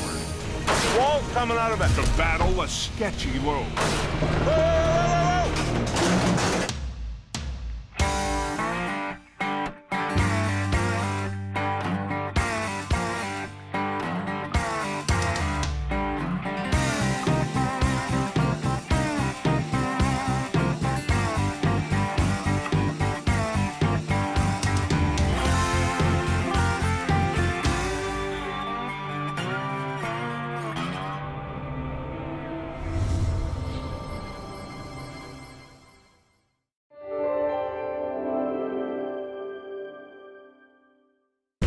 This time, on Highway Through Hell, a freak storm Order the hurricane! sends a semi-airborne. This is sketchy! Holy crap! A heavy wreck Less than a 10-minute closure. puts Scott and Merv to the test. And We're going fishing. Al and Gord Big giant turtle. battle a monster truck. Gord! On the Highway Through Hell, the last line of defense is a heavy rescue team ready to tackle any disaster. Because closure is not an option.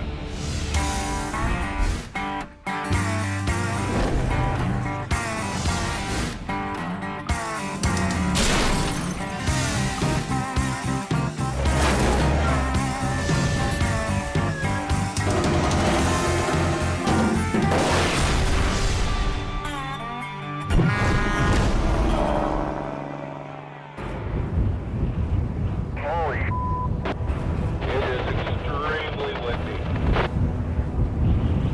Hang on to your steering wheel, boys. In Hope, British Columbia, Trees down all over the place. high winds and hard rain have truckers and travelers on edge. That's dangerous. Shouldn't be allowed to surf in high winds like that. Heading west from his mountain base into the Fraser Valley, Weather's starting to get worse and worse, and this is a dangerous day to be driving. Jamie Davis drives into a windstorm with gusts reaching 50 miles per hour. We get some high-speed winds from the west, and it travels through kind of a funneled area in the valley, and it becomes even more intense. Holy crap, there's a lot of water on the road. By early afternoon, conditions are getting worse. Winds up to 75 miles per hour howl through the valley towards Hope. Big trees are down. When a windstorm comes through like that, it does damage. Damage, damage, damage. Yeah, well, let's pull a truck over. Holy monkey. Truck just slipped. Oh, Oh my God, where? On the radio, there's word of the windstorm's first major casualty. Heads up, guys. Sounds like there's an accident blocking the highway. At 12:15 p.m., Al Quiring gets the call. Sounds like we got a semi flipped over in the wind. We haven't had one of those out on the highway here for quite a number of years. Could be exciting. Mission Towing's Nick DeParent has also been dispatched. The fact that the wind's blowing hard enough to roll this thing over on the highway is a little concerning. Could be scary today. The semi is blocking all westbound traffic on Highway 1. I'm the first to arrive on scene. Yeah, I gotta just have a look at it. See what we're up against. Hopefully I don't lose my hard hat today. This is unbelievable. It's hard to even walk. I don't think I have felt wind that strong before. Chances are I'm thinking it was probably empty or a light load, and that's probably what pushed it over. The driver escaped unharmed, but not unshaken. I just got put in midair. The wind was so strong underneath the truck. Because I only have 6 skids on it, it picked me up. Rocked by gale force winds, the lightweight truck becomes airborne.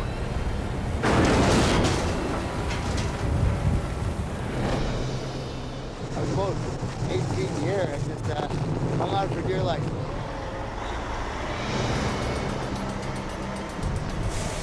Ten minutes after Nick arrives, Where's that kite? Al Quiring is on scene.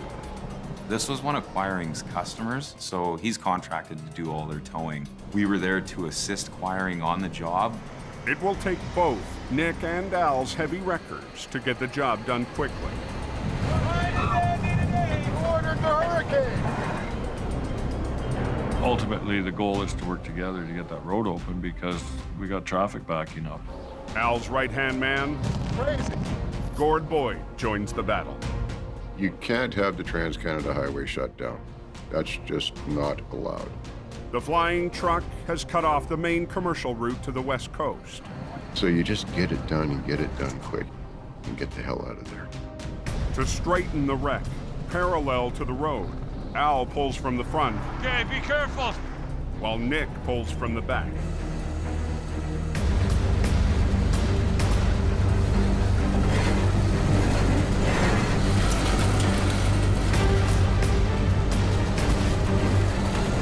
I've never felt wind that strong. Not on land.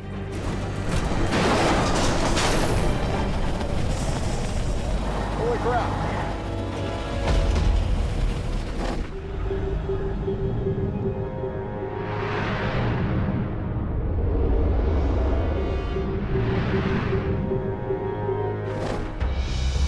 What's it doing up on the coast there? Blizzardy slushy is starting to accumulate. High on the Coquihalla Highway, the same storm system is hammering the summit with heavy snow. Driving up here is a completely different animal. When you get that wet snow, you can slip out at any second. Okay, 103, you can turn off your airboard. Jamie Davis has sent one of his operators into the mess. Lead flagger Robert Muckwa. So 103, I'm going to be heading her down to another tow. I'm still Jamie's #1 flagger. I go and scout in case somebody hits the ditch. Robert works the coke. He's out stopping if people broke down. Now he's into a 1-ton truck, and he's doing a really great job at that. There's a car spun out. We're just coming up to it right now. Yeah, that's the one. You're in a bad spot, eh? Yeah. I'm trying to get this young lady on her way right away. In case another vehicle comes along and slams right into her. Last winter, Robert's first season on the coke. Stop! Stop! A close call nearly claimed his life.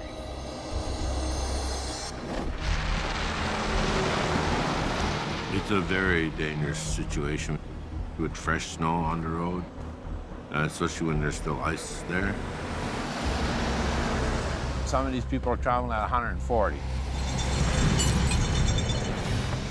Come good in the truck? Yep. Hold on your window. Crank your wheel this way.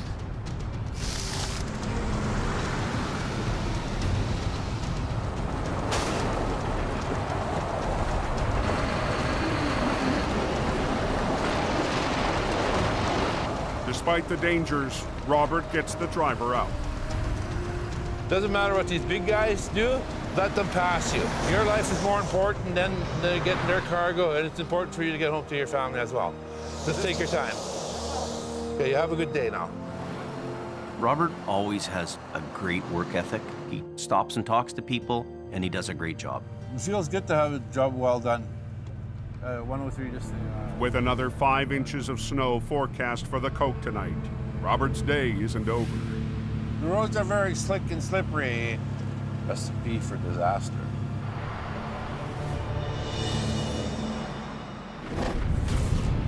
Oh, it's pretty windy down there. Down in the Fraser Valley, The highway's so closed at Ennis Road. Yep. high winds are making it nearly impossible to clear a wind-blown wreck off Highway 1. I've never worked in wind like that, and it really complicates things. As Al tries to straighten out the semi, the wind blows a hook loose. It adds a variable that you can't control. Working together, Quiring and Mission Towing are under pressure to clear the busy highway.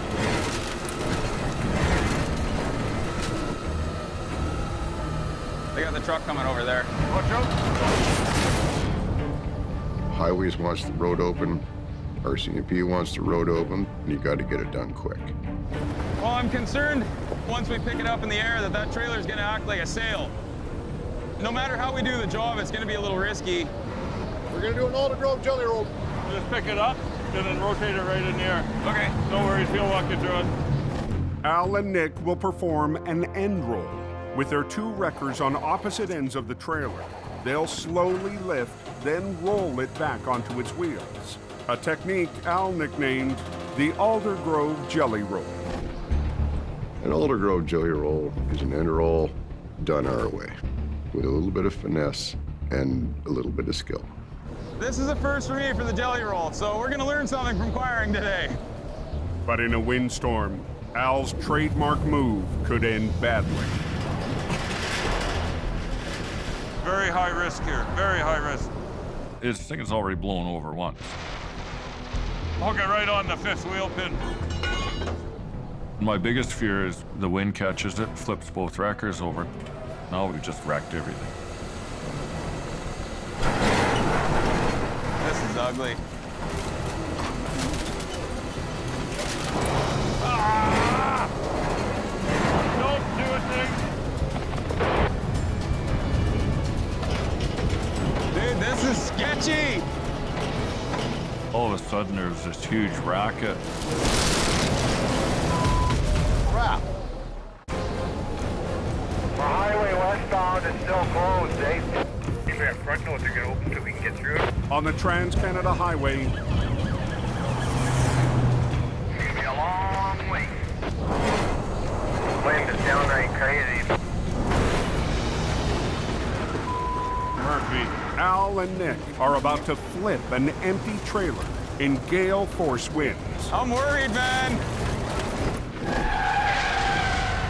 The semi was blown off its wheels. The driver was lucky to survive. Ah! Don't do a thing. But just before the roll, all of a sudden there was this huge racket. Barn just lost the roof. What? Barn just lost the roof over there. Turned our head, and here goes this big barn roof like some scene out of a tornado movie. Al has to rethink his plan. I can put my side outrigger down, but we're fighting that wind big time. You know, if a good gust comes in, our sticks are right up. I was worried about the stability of their truck. Their truck is quite a bit lighter. We're going to just err on a bit of caution. We're going to put the other wrecker in here and hang on to it just in case the wind comes in here and catches this thing and takes this thing for a ride. To help add some weight to the recovery, Good. Al's son Kerry arrives with a 20-ton wrecker. Okay, snatch blocking up. With Nick's wrecker tied down. Good, that's good, that's good. Al's hoping the extra weight is enough to keep Mission's wrecker on the road. As soon as that trailer starts to come up, the wind's gonna be pushing against it and fighting us the whole way. Okay, be careful. When we picked the trailer up, it moved like 3-4 feet in the air. You could actually feel the wind on that trailer. Keep that tire skipping right on the ground. Keep that tire on the ground. The winds aren't backing down, so Al adjusts his roll maneuver. Lower your winch line there, Nick. Hey. Keeping the trailer's wheels anchored to the ground. We get this thing up in the air, and the big wind comes, it's already knocked her down once, so. There's a chance it might go over one more time yet today. It's always in the back of your mind that something's gonna happen. Let her down. Let it down on your red. Let it down on your red.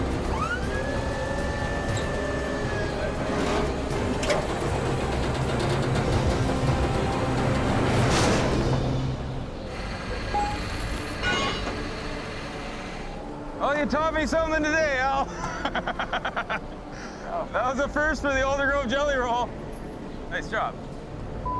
Adrenaline rush in the wind like that, very high risk here, very high risk. We pulled it off though.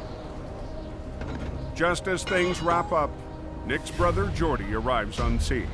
I missed the Alder Grove Jelly Roll. Yeah, we pulled it off in the wind too. I legitimately had to finish 2 other accidents. Of course, by the time I get there, the rollover is complete. I was concerned with that wind, it was risky, but it came up, wheels just slid, set over, beautiful. Just like you knew what the hell you were doing. You'd almost think I'd done a jelly roll before. Traffic's coming through our way. Yeah, we're moving now.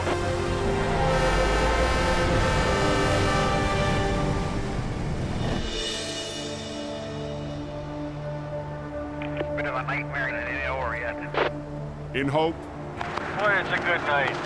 Jamie hears the news. Highway 1 is open, but there's another problem. Hope's gonna be out of power probably for the next 12 hours at least. So there's gonna be no electricity when we get home. The windstorm has knocked out power to Jamie's dispatch center. The power goes out in our shop. You know, what I worry about the most is phones, because communications is #1. Why is this thing not working? This is the phones right here. This is the battery backup for the phone, but it doesn't seem to be working. And without any power, the phones don't work. We have to just adapt and deal with it. Rigged up an inverter to the batteries, trying to keep the phones going, and I don't want anything else going wrong with the phones, so I'm gonna just jump in the back of the truck right now. I'm gonna have a nice night in the pickup, but we got a heater, so that's good. Sometimes we gotta do what we gotta do. Kind of like having a sleeper on a big rig. Good night. Up on the coke. I heard the coke was going pretty heavy, but they got 4 plows on the smasher. Plows push through the unrelenting storm. Going hard. Plows are working up. And blowers carve into snowbanks to keep the road from vanishing. But if we don't get rid of it, nobody gets through. Operator Ron Hagen is constantly watching for anyone in his path. Yeah, you got to really watch that people aren't around walking in any of the path where you're going to be discharging the snow. But tonight, Look at this guy. Did you see that? no one was expecting a tailgater on a snowboard. Just went by. I don't believe it. Hey, you guys on the hill there, there's a pickup truck heading south down the hill with a guy behind the pickup. So watch out for him. Oh man, no kidding. Lord. 6 miles up the road, What a moron. Robert's pulling a double shift when he spots a big job for Jamie Davis. I'm coming down Mine Creek Hill, and I see there's a tractor on its side. It was right there. The tractor and trailer is flipped right over. Yeah, hope nobody's hurt. The driver lost control and flipped into the median. He touched some black ice back there and he lost control. But no injuries, nobody's hurt, nobody's going to the hospital. That's the way I like it. The truck is carrying 60,000 pounds of peat moss. Seeing it's peat moss. It's gonna be heavy. It's gonna be heavy. And look at the weather.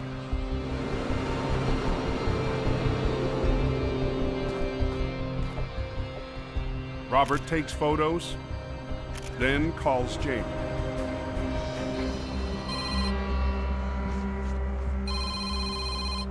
Hello?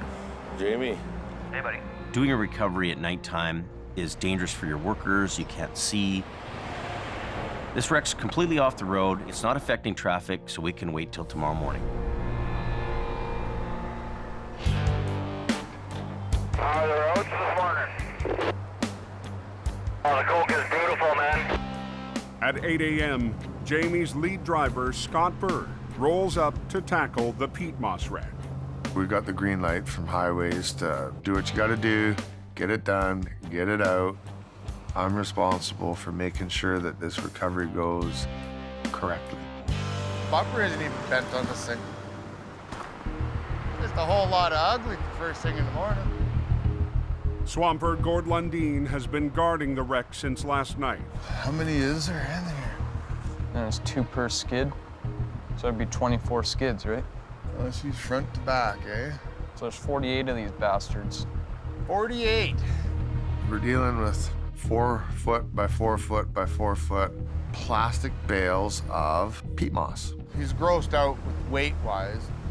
So if we try and flip it over with this cargo in it, the bottom of the trailer is going to come with us, and the rest of it's just going to stay where it is. They're big, awkward bales of dirt. So it has to be unloaded for this job. But it'll take more than muscle to offload the supersized freight. Hello? Hello? I need a picker and a 53-foot trailer. My cargo crew, they're pretty tough guys, but 1,200-pound bales, that was a little more than they could deal with. Okay, so what our plan of attack is, we'll get them out, and then we'll move them over. The picker's here. Scott's called in a special crane, a knuckle boom picker. They all gotta come out and then lift it onto that trailer. The knuckle boom was the choice for this job. It has several different joints in it. They can pull sideways with it, so he could pull the cargo out of the rack. I want to know, how far is that boom going to go out that way? In charge of traffic, Robert spots a hazard. I'm just concerned about the boom swinging over top of my taper, right? There is a big safety issue with where this truck is sitting. The picker truck's swinging over his load and there's a failure, and it swings into oncoming traffic. I can't have that. Watch your back, Scotty. Every second that you have the highway blocked, it's bad.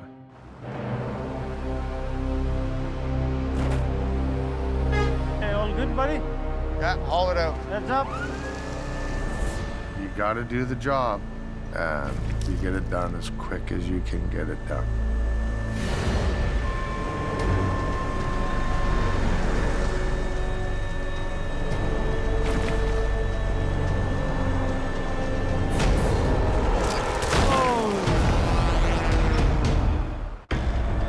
Hey, all good, buddy? Yeah, haul it out.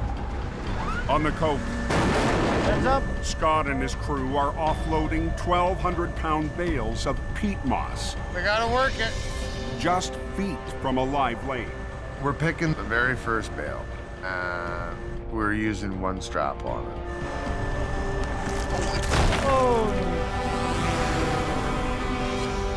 I guess that one's pretty much where it's going. It didn't end as effectively as we wanted. Nobody got hurt, but it was close enough. We're gonna double strap them. I want every one of them doubled, please. After that happened, we decided we were gonna put 2 straps on it. There's really no other way of doing it. It's a time-consuming, slow pain in my arse. Hours behind schedule, the extra step will push the recovery into evening. Faster. You gotta get them out. It is just a nightmare. How far did you got the trailer done? Oh, slow, slow, slow. We're pulling her out one bundle at a time. 8 hours into the offload, the knuckle boom is still hoisting bales from the wreck. And then the sun goes behind the mountain. When you're working in the dark, little things become big things. We gotta get it done. Can you foresee any problems if I go into town? I gotta go get a tow truck. I got it, man. Everything's under control. To get ready for the recovery, Scott returns to Jamie's yard in hope and fires up the only wrecker available tonight. MR-60, also known as the Army truck. With 16 tons of pulling power, the Army truck has become an important asset in Jamie's downsized fleet. It's an old, steady Clydesdale horse, and it'll tow till the cows come home. But its old-school mechanical winch lines make it a challenge to operate. The Army truck, she's a little slow. Should have put it in the museum. It's fun to work it once in a while. Would I want to drive it every day? Not so much. With the rest of Jamie's trucks out of town, Scott needs a second wrecker to back him up. Mr. Mervin. Chris Mervin is the top driver for Aggressive Towing, owned by Jamie's brother, Jason. You guys ready? And it's not the first time Merv's lent a hand. Mervin's really become a seasoned veteran now, and we're really lucky to have him. Come on, baby. Just a little more. I'm always excited to go help. It's back to physics, buddy. We always win in the end. I'm available for you anytime. Mervin's gonna come up. He's got a 50-ton wrecker. All right, Scotty, I'm just coming over the hill. Oh my God, look at that wreck. It's a beauty parking job that guy pulled off. We've got a lot of pulling power. Straighten it out, flip it over, drive it away. I told her it's slippery. But the big flip can't begin until the last bales of peat moss are out of the trailer. Right on, big shitter. How's it going? Oh, slow. I got 6 bales left in there. 6? Yeah. The colder it's getting, the straps are stiffening up, and it's getting slipperier. Ah. Every minute that they're behind schedule, your anxiety level's rising, and it's just... So let's start rigging now. Oh, yeah. So what do you want to do? You want to drag the ass into the trailer up? Flip it and pull it. And I'd like to have less than a 10-minute closure. Highways want us to get this out of here now. I think our best chance for least lane closure is just drag her right up to the edge. Yeah. And then we'll just roll her right on the road, slam her down, done. As quickly as possible, that was the goal. Okay, well, we'll set up for that then, yeah. We decided to put my truck on the back to do the heavy side of the lifting up. Okay. And Scott's truck on the nose of the tractor to bring it over. After 12 hours of unloading, Oh, looks like that's it. the trailer is finally empty. Scotty's given us a 10-minute time frame once we start. He's a little short-handed, being a little tiny truck, but whatever you're given to work with is what you got to work with. So we got to kind of finesse her to keep both trucks working together in sync versus one truck doing all the work. Do you want Rob to shut down that other lane? Yeah. Stop the traffic. Coca-Cola is closed till they clean up that accident. You ready, Scotty? Go, go.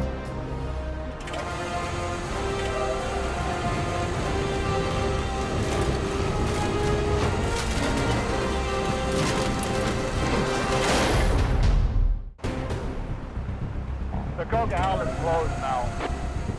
With all northbound traffic shut down, You ready, Scotty? Go, go. Scott and Merv have 10 minutes to get a semi back on its wheels and open the highway. How long is that road going to be closed for? Who knows?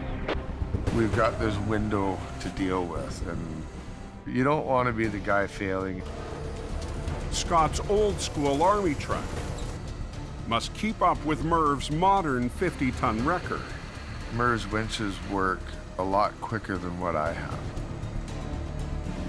When you're working with older equipment, you definitely have to pay attention to the other truck. If you operate two wreckers at different speeds, worst case scenario, we'd tear the trailer in half. Hold on, Merv!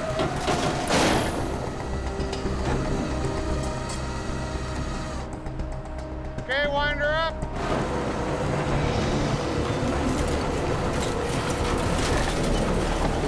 That's good there, Merv. Okay, let's loosen off and rig up to the top. The wreck is within 10 feet of the road. Scott and Merv can prep to get it back on its wheels. Now we're gonna re-rig in order to flop the truck and trailer back over. What's going on here? Happy, happy, go forward. Happy, happy, go, go. Yes. Done. Okay. He is. Pulling. I gotta get on this before Mervin outdoes me. Middle line, Merv! Hold on, Merv! Okay, wind her up.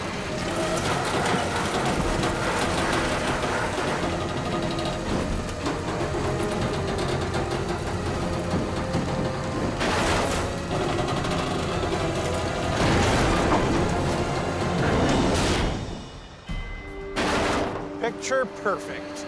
Are we under 10 minutes still? Yeah, we are. What are we looking at, 5.5 minutes, Scotty? Whatever it is, buddy, it's working. And we'll let the traffic go. Let's get the road going, people. Okay, here's traffic. Everybody out of the way. You can just kind of take that sigh of relief. You couldn't ask for a nicer job to be done.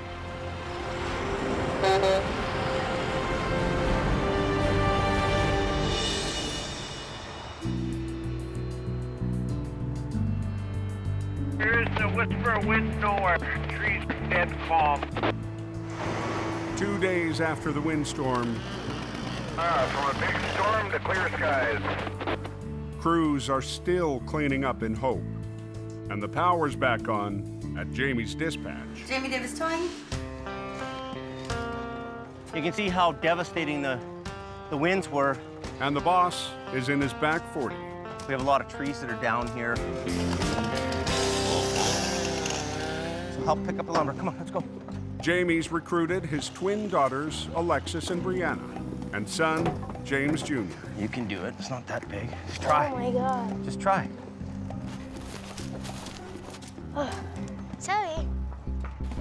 So we're gonna load the wood in the back of the Tundra and get a heaping truckload full.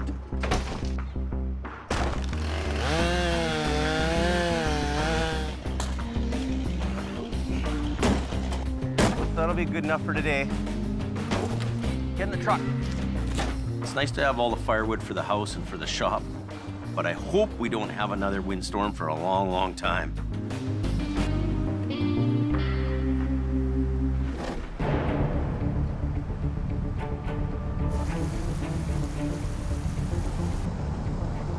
"90 miles northwest. We're going fishing. Catch us a big fish. 2 heavy wreckers climb a back road to tackle a beast. It's a truck with a industrial rock hauling box on the back. It's laying on its roof about 40 feet over the bank. Al Quiring. Oh! Watch out for the wheel wash there at the deep hole. And Gord Boyd Pick up 43.5. are on their way to a mammoth recovery at a mine site. It's probably a 100,000-pound dump truck or close to it. So the forces will be against us to begin with. Pick up down 41.2. This is all washout here. Survive and get out of here alive is the goal. pull in tight by this excavator here. This is gonna be a fun day. The rock truck missed a tight turn and rolled 40 feet down the bank. There's a turtle on its back. A big giant turtle. That must have been a holy moment while he was going over anyways. The driver walked away. That's a big ass truck. Like, seriously, that's a big ass truck.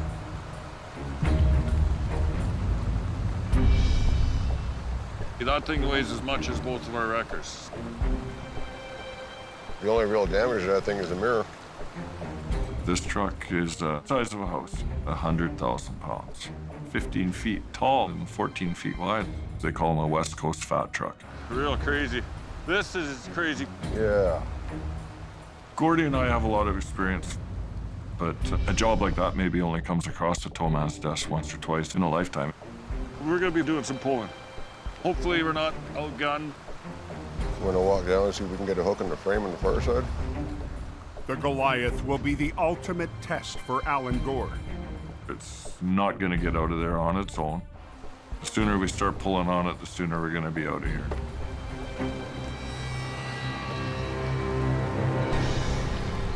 Can you grab the big 3/4 chain with one hook? You mean this one? Yeah. Oh man, that's sloppy. Before they can rig up, it's not good.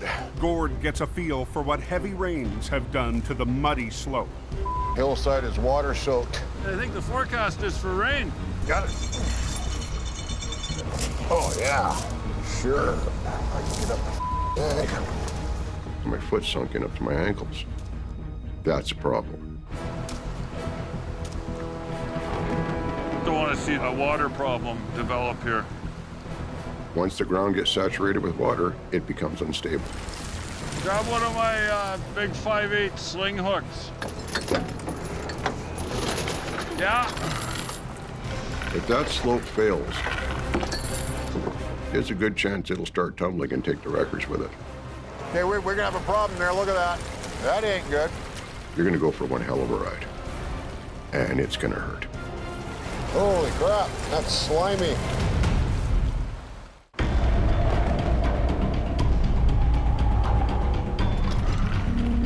Damn, that's a big truck. An unstable slope. Hey, we're gonna have a problem there. Look at that. That ain't good. Threatens to wash out Alan Gord's recovery of a 100,000-pound rock truck. If that slope fails when we've got that thing halfway up, there's a good chance it'll start tumbling and take the wreckers with it. Don't like the edge of this road. Oh yeah, we got water issues here. If I can't have my truck sitting on solid ground, I'm not pulling anything. Time to come up with a plan B. If you can't find the path of least resistance, create it. Luckily, the quarry that we were actually working for had a loader and excavator. That's a rock. Always be ready to improvise. We got Michelangelo in an excavator here. He's painting us a nice picture. Yeah. One more load down here, and I think any more we're gonna be having a dance floor on it. That's nice. That's real nice. And we'll start getting rigged up here. At least the rain has stopped. Gord backs up his wrecker to the bank to rig up for the flip. And my truck is going to be available at the tail end of the recovery to actually winch this unit out. Running from Gord's wrecker to the rock truck, a single line will loop back through the excavator several times for a rare 5-point pull. I've been doing this for almost 35 years, and that's the first time I've had a 5-part line put to anything. Gord uses pulleys called snatch blocks. Every snatch block you put in the line doubles the pulling power of it. To loop the line back and forth between the excavator and the rock truck.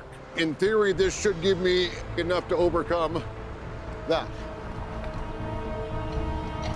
This will work. Okay. The excavator will also act as a deadweight for Gord's 50-ton wrecker. I don't have enough weight to counteract the weight of what I'm trying to pull over. He weighs 100,000 pounds alone. You have to have the anchor. Right now, with this machine hooked, I outweigh the casualty, and I've quadrupled my pulling power. So I have one line through 4 snatch blocks. So I've got a 5-part line, 200,000 pounds of pull. Okay, we're ready to go. We want to pull this thing out. We want to get out of here. Got it. Got to have evidence suitable for framing. Just go nice and easy. This was a chance for me to put theory into practice. Most jobs, 1 or 2 snatch blocks is more than enough. You don't get a chance to do these things too often.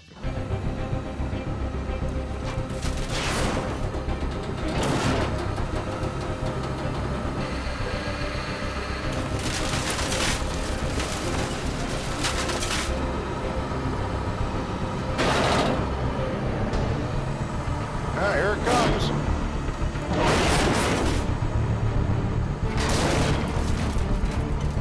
Now is when it's going to start getting heavy.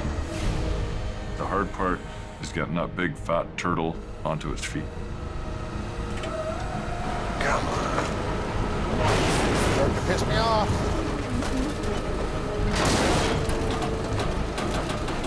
Just hold on, Gord. Just hold on. Just back it down. Gord didn't have enough power in all those blocks to get it up on its wheels. No way. That's how tough these trucks are. It's unbelievable. I'll get it back down and I'll hook on that top one and give you a little help. That'd be a good idea. Al has to add his wrecker to the fight. The owner of the truck wanted this thing brought out, and I don't want to let him down. Al's just gonna add his line to make it want to come over. Little extra oomph. Whether or not it'll be enough, we'll find out.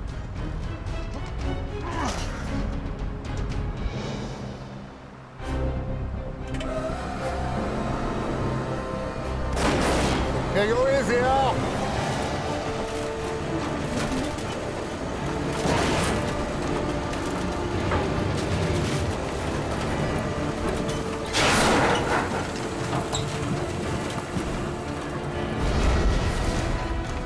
Looking a little better. We just might get lucky. That's what I like to see. Okay, hold on a sec, Al. We're getting closer to heading home for dinner. The rock truck is on its wheels, but still needs to make it up the steep slope. It'd be nice to get air to it right now and get it to release so that it rolls back. Yes. The truck's air brakes are still locked from the accident. If we were trying to drag that with the brakes locked up, I'm sure we'll be there for a week. We don't want to try and pull 100,000 pounds. It doesn't want to roll. It works better when it rolls. Well, the 32-point inspection looks good from here. Okay, you ready for air? Yeah, we'll try that, Gord. Okay. Once the brakes are released, the rock truck could go for a ride and take the wreckers with it. It's on a slope. It wants to roll back down the hill. Let's push the button in. Push the button in. I always get nervous doing this part. If things went sideways, I was gone. Gord. Gord. Let's push the button in. I hate this part. Gord and Al are about to attempt a 100,000-pound pull up a steep slope. I always get nervous doing this part. But nothing will happen until Gord climbs the wreck and releases the brakes. It's on a slope. It wants to roll back down the hill.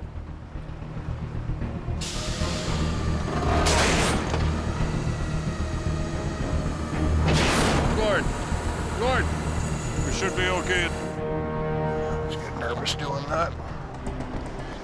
Yeah, as long as the wheels will just keep tugging on her. I'm gonna have Gord keep his lines on it to control the truck and get this thing out of here, hopefully.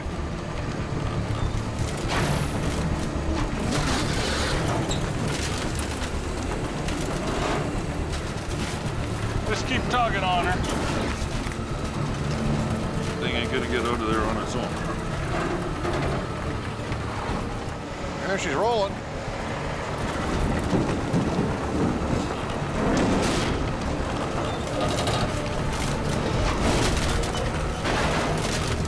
Go, go, go. This is going very well. Beautiful.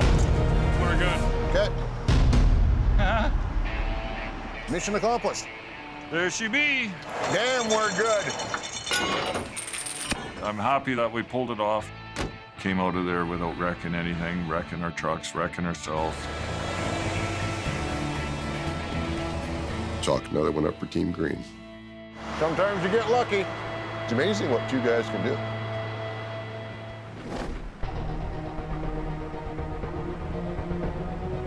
So far, so good. You're all fair and clear up here.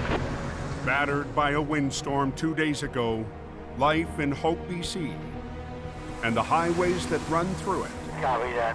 has returned to normal. Be careful, be safe. That's what we're liking. Nice dry road. But for Jeff McLaughlin and his airborne truck, it's still a struggle to understand how he survived that day. And I thought, there's no way. This isn't happening. Before I knew it, it's like an airplane. I hit the highway, the windows smashed, and the sparks were flying inside the truck. This driver is very, very lucky to be alive. They don't know how I walked away. I don't know how I walked away. I love the road. I love the mountains. It's gonna take a little more than that to get me out of the truck.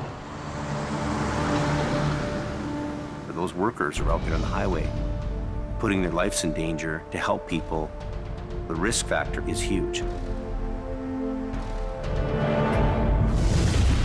Next time on Highway Through Hell, burning rubber it's cooking. Brings chaos to the Coke and puts the crunch on Al. Pay attention! A bad delivery Merry Christmas, Mom. has Colin in a bind. Watch yourself. You can definitely see the fingerprints in the steering wheel. And a close call How's the pole? is Nick's next mission. Hold on. Nick!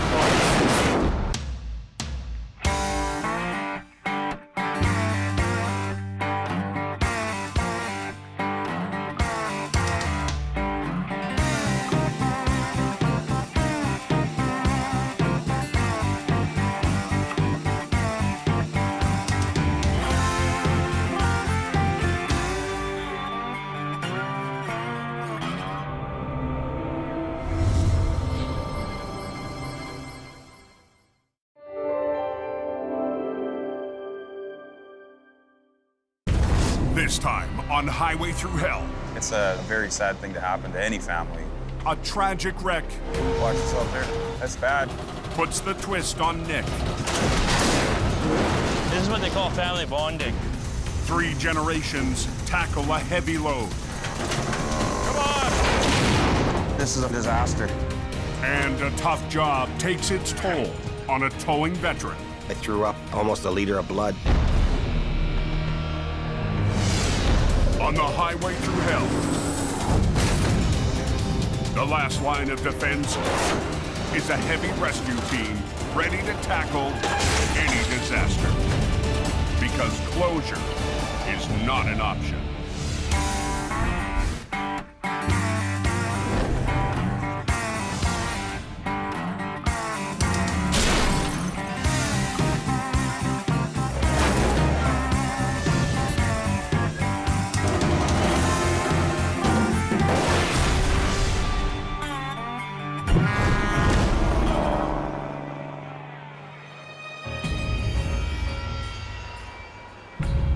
We're supposed to get a good snowstorm coming in tonight, I hear. Yeah, that's what I hear. Just before midnight on BC's Coquihalla Highway, prepared. A massive snowstorm is forecast to hit in the next 2 hours. When a storm slams the mountain, you have to be very aware of your surroundings because you don't know what's going to happen next. At the summit, sanding trucks and plows roll out for tonight's battle. We're expecting roughly 15 to 20 centimeters. And with that, we bring all the top guns out. Plow driver Gary Eastman has seen it all. This hill's bipolar, because it'll change just like that, eh? We get 3,500 trucks a night up here, so we got to keep this open. Here we go.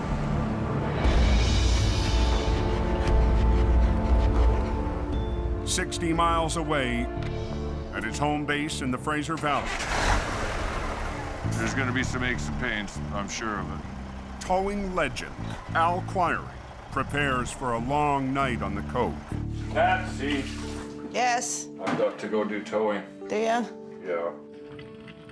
He doesn't have a schedule. He works when the phone rings. Al couldn't do his job without the most important person in his life, his wife, Nancy. When I go up there prepared and Nancy's had time to make me sandwiches, I can hole up on that mountain for days and not have to worry. He'd prefer my food rather than going to a gas station for food, that's for sure. Of all the things that I haven't done so good, at least I've done one thing good. Marry a decent woman and rear up a good family. I'll see you in a day or two. Okay, be careful. Be safe. Okay, bye. Bye. Uh-huh.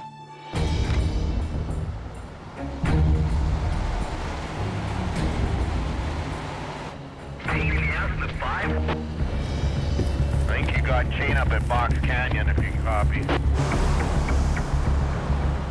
As Al climbs Highway 5, Holy frig. the forecasted storm has hit the mountain hard. Hey, Alan, this low bed up here might need to... One minute it's all quiet, and the next minute it's full on like NASCAR wrecks everywhere. Knocking down the hill. A driver who tried to climb the hill without tire chains How you making out, buddy? has spun out in the hammer lane. As long as you got a visa that works, we can tow you right to China. You ready? Let's go. Start grabbing gears. You can go for 10, 12, 14, 18 hours there in a heavy snowstorm, and it'll seem like 15 minutes. The sooner we get at it, the sooner we're eating. Holy frig. As the storm dies down, I've run out of things to tow, I guess. Al finally gets a break. So we're gonna have us a little sandwich and wait for the next bit of chaos that comes up. When the mountain starts to wear him down, Nancy keeps him going. 20 years she's been putting up with me coming up here in the winter. I don't know what I'd do without my wife, Nancy. It'd be a tough go, I think. What happened to the coke? At 2 a.m., Guys in the ditch, get somebody up there right away. another call gets Al back on the Coca-Cola. Bit of a nightmare getting it over yet. But it's not for a tow-up. Most of the time they're calling me for somebody that's blocked the highway, and here it was actually for somebody in the ditch, which is not a common thing.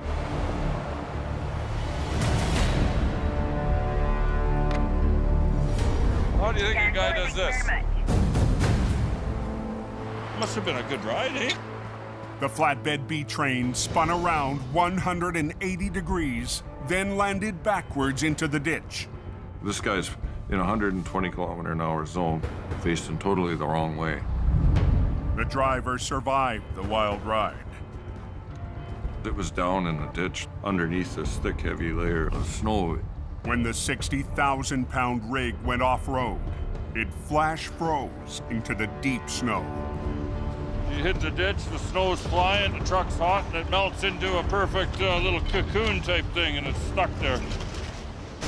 And when it stops, it flash freezes.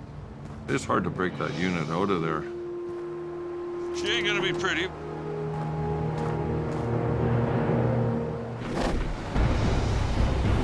Three miles north on the Coke, goes sideways in a blink of an eye. Jamie's lead driver, Scott Bird, is on his way to rescue another vehicle that's gone off the road. I don't really know anything about the accident other than it's way over in the ditch, so. Tow truck's on scene. He shouldn't be much longer. Ken Monkhouse is already working the wreck. Ken's a great guy. Ken's been in this for a long time. You give Ken a job, he goes, he gets it done. It's a routine job. What's going on there, young feller? Need a hand? You got the roadblock? I got through. I got special privileges, you know. But lately, Ken hasn't been himself. You want a hand with something, Ken? No, I've pretty much got it. Oh, okay. I'll just be here for moral support. Belly, belly, bula, bula. Bula, bula, bula. Ken is one of Jamie's original employees. Think you can handle her, city slicker? No problem, buddy. But last winter, he left to work in the valley with Mission Towing. Thank you, sir. Have a good day. This winter, I need as many people as I can.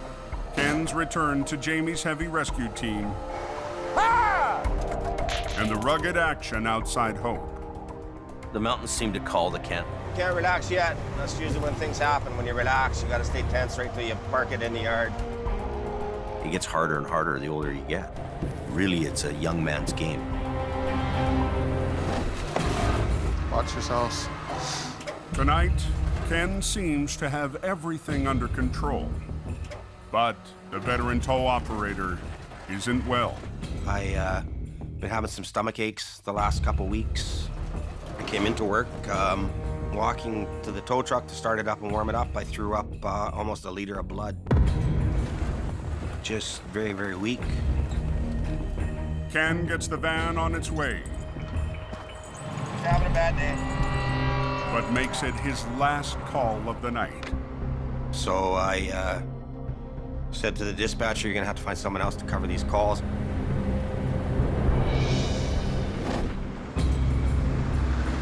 Extremely slippery. Just drove it right into the ditch. Wiring is on scene. 3 miles south, Al's dealing with a heavy wreck that spun off the highway. It's a tricky little spot. The amazing thing is that there was actually very little damage to the truck, which is kind of unheard of. The 60,000-pound B train is frozen into the ditch. If Al pulls too hard, he could twist its frame. Even though that unit might weigh 60,000 pounds, it's going to take maybe 100,000 pounds to pull to bust it loose. Al's only option is to attempt a series of sideways pulls to move the wreck up the bank. Everything is cold, everything is frozen, and the resistance in that ditch with the snow is at its maximum.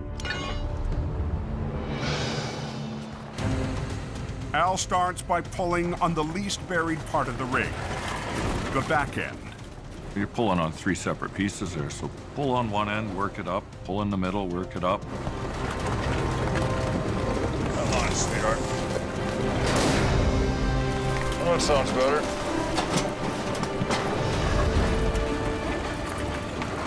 Right on, we made her.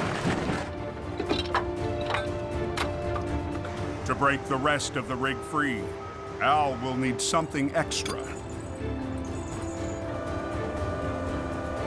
Al extends his outrigger. Use this winch to pull out the other one. And doubles a line running to the middle of the rig.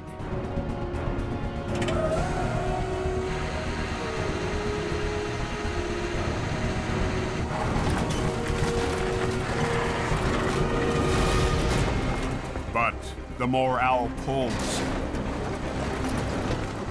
the more his 60,000-pound record creeps closer to the ditch. It's frozen and in deep ground. The more I pull on it, the tougher it's gonna be.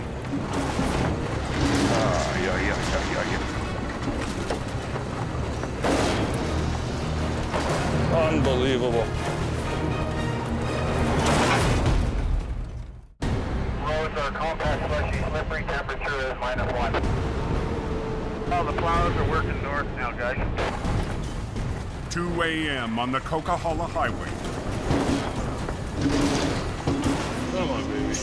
Al Quiring struggles to get a B train, frozen in deep snow, back on the road. All these little tiny molecules of ice, and you wouldn't believe huge holding power. The buried tractor and its 2 flatbed trailers are putting up a good fight against Al's heavy wrecker.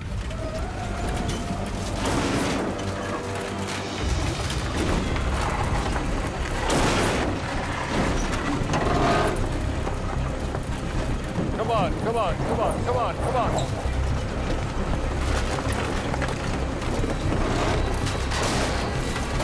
There we go. Good, good, good. Out of room, Al gets the 30-ton B train back on the road. It's nice when things work mostly like they're supposed to. Well, it was a little bit hard to bust out of there, but, you know, eventually we got it. We were able to get it bust loose with the power of the Vulcan V100 wrecker. But Al has one last obstacle. Okay, my friend, we'll get you off the road here. The semi is facing the wrong direction. So we're gonna take them back down the highway to a snowplow U-turn and get them onto the right side of the highway. Here goes a little yeehaw moment. After 2 decades on the Coke, Al knows all the shortcuts to tow a customer back to safety. That was a heck of a ride. He's out of the ditch. He'll be warm tonight. That's the most important thing.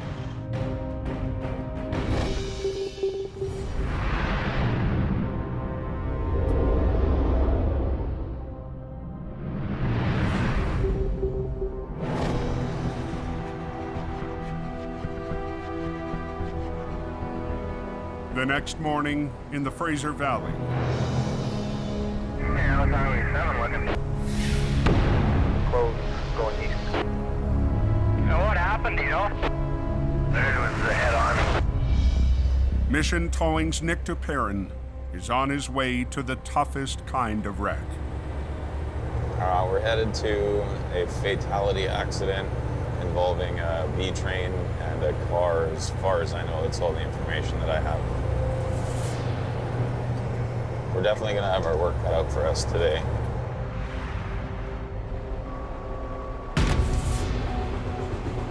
Holy. It's back. A B train hauling particle board collided with a small sedan. The driver of the car died in the crash. Unfortunately, with this accident, there was a young female who didn't make it out alive. Fatality accidents is a major part of what we do, unfortunately. It's a very sad thing to happen to any family. It's very emotional to deal with. The accident happened overnight. As police wrap up their investigation, the recovery can begin. It has been closed for about 8 hours. The urgency is to get it open so the people can get to their destination. Heavy operator Neil Wakefield arrives in Mission's 35-ton wrecker. Yeah, just one truck out of the way so I can get to the front.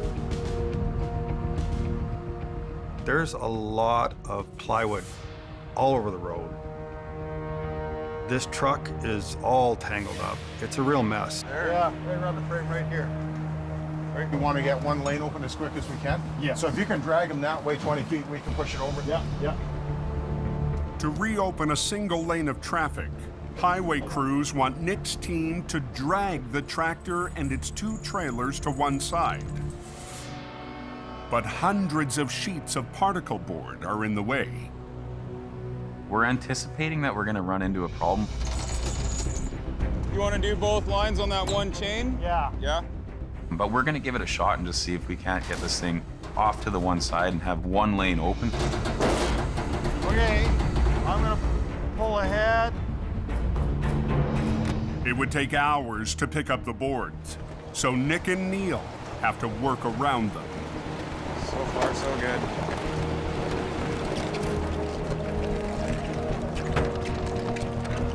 Looking good, looking good.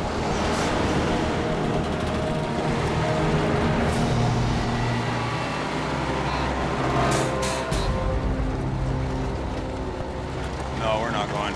We're not going. We've moved this thing about 5 feet. See if we can pull that back trailer around, because it's probably all that wood under the other side.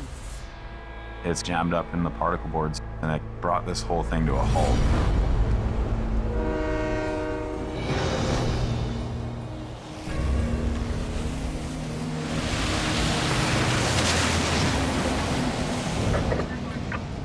So 103, I'm going to be heading her down to Pine Creek Hill.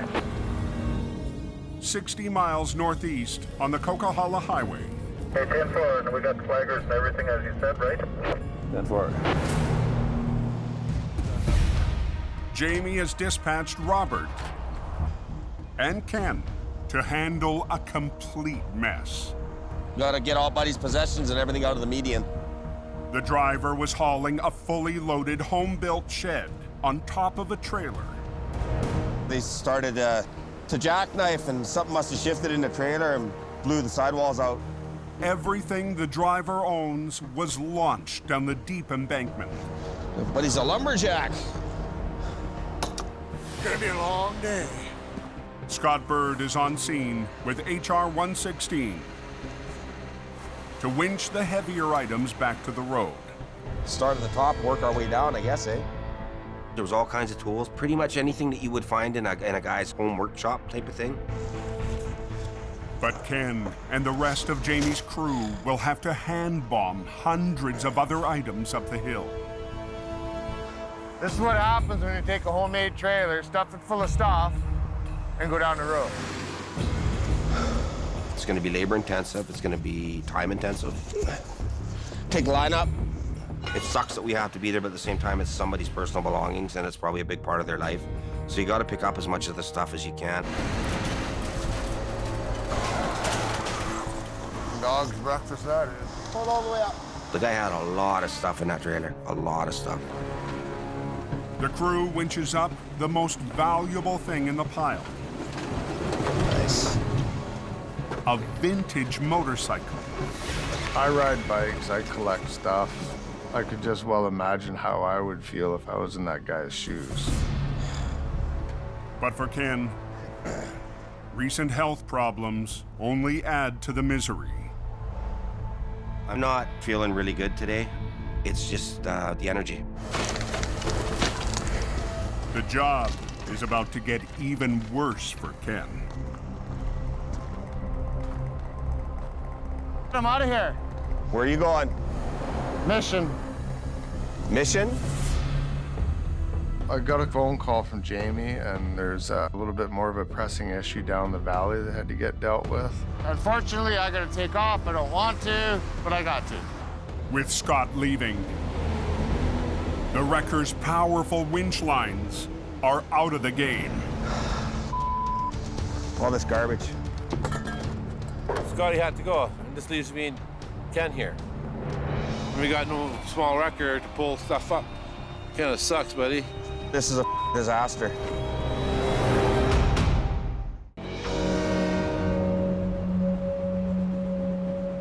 Why is Highway 7 closed? In BC's Fraser Valley, There's a head-on collision there this morning. a major accident has claimed one life and closed a trucking route to the west coast. We want to get one lane open as quick as we can? Yeah. Nick and Neil's first attempt to drag the wreck to one side to open a lane of traffic You give it a try and hope you get lucky. has hit a roadblock. No, we're not going. Yeah, it's getting hung up in all that wood there. Kind of sucks that it didn't work, but we're gonna have to do it some other way. Nick calls in a second heavy wrecker. We'll try unpinning that pup trailer and just drag that thing out of here. The extra wrecker will pull on the B train's back trailer, called the pup. The pup is pinning down the rest of the tractor trailer. The plan is to disconnect and drag the pup away from the wreck so the rest of the B train can be pulled in the opposite direction into one lane. Okay. Watch yourself there. Watch the spinner. Beautiful. Okay, so he can pull that over there. The pup trailer is out of the way, but moving the rest of the tractor trailer won't be as easy. My truck isn't made to pull this kind of weight on its side. It's gonna fight the whole way.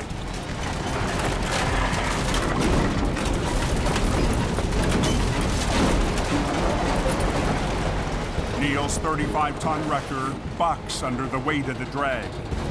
The front wheels of Neil's tandem are coming right off the ground.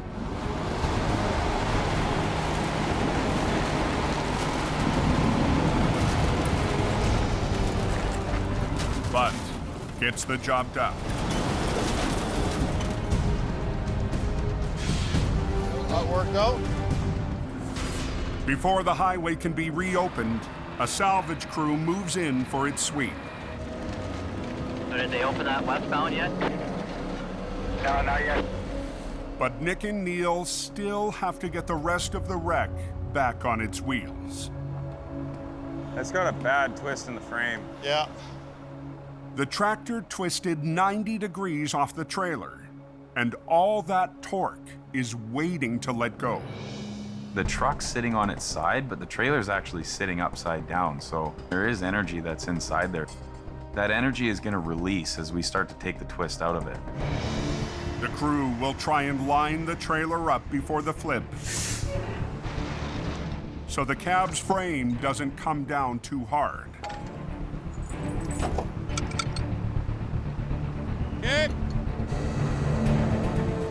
We want to try and keep it together, so when we do upright it, it won't be a big mess to clean up. We don't want to spend any more time here than we have to. We want to get this over and done with.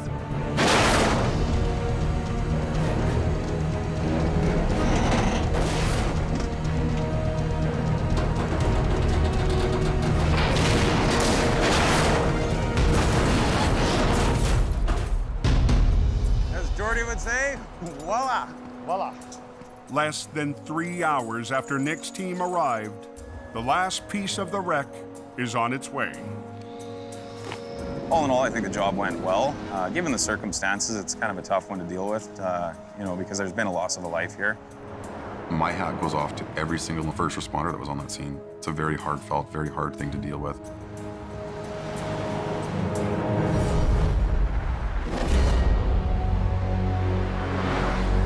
Back on the Coca-Cola, Scotty had to go. This leaves me and Ken here. Kind of sucks, buddy.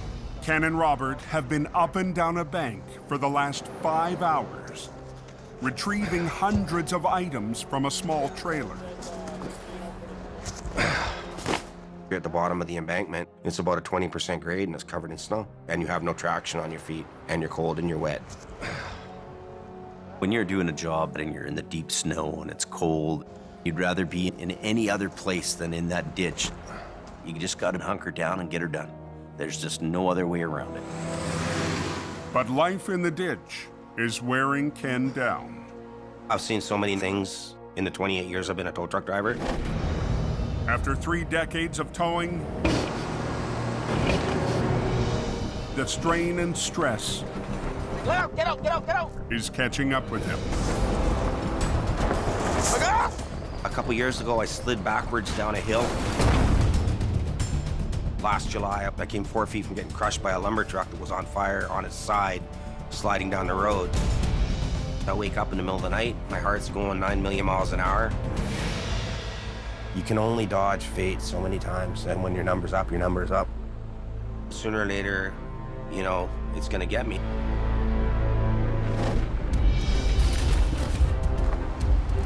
By late afternoon, Ken gets a break. Mike Reynolds shows up with a wrecker to help Jamie's crew wrap up the job. Oh, that's a lot of Mike just showed up. We need to try to get this stuff out of here. Sorry, buddy. Well, there's so many little bits and pieces. It's frustrating. Is that another wall? It's like we're gonna be there all night long, and it's just gonna get colder and colder. Just before dark, a truck and trailer rolls up to haul the final load back to Jamie's yard.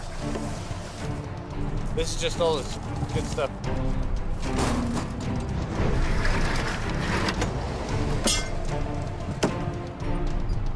After the marathon day, Ken and crew are finished. At a certain age, running yourself on a big job like that really takes a toll on you. Be out here in this kind of environment doing this type of work. Getting too old for this nonsense.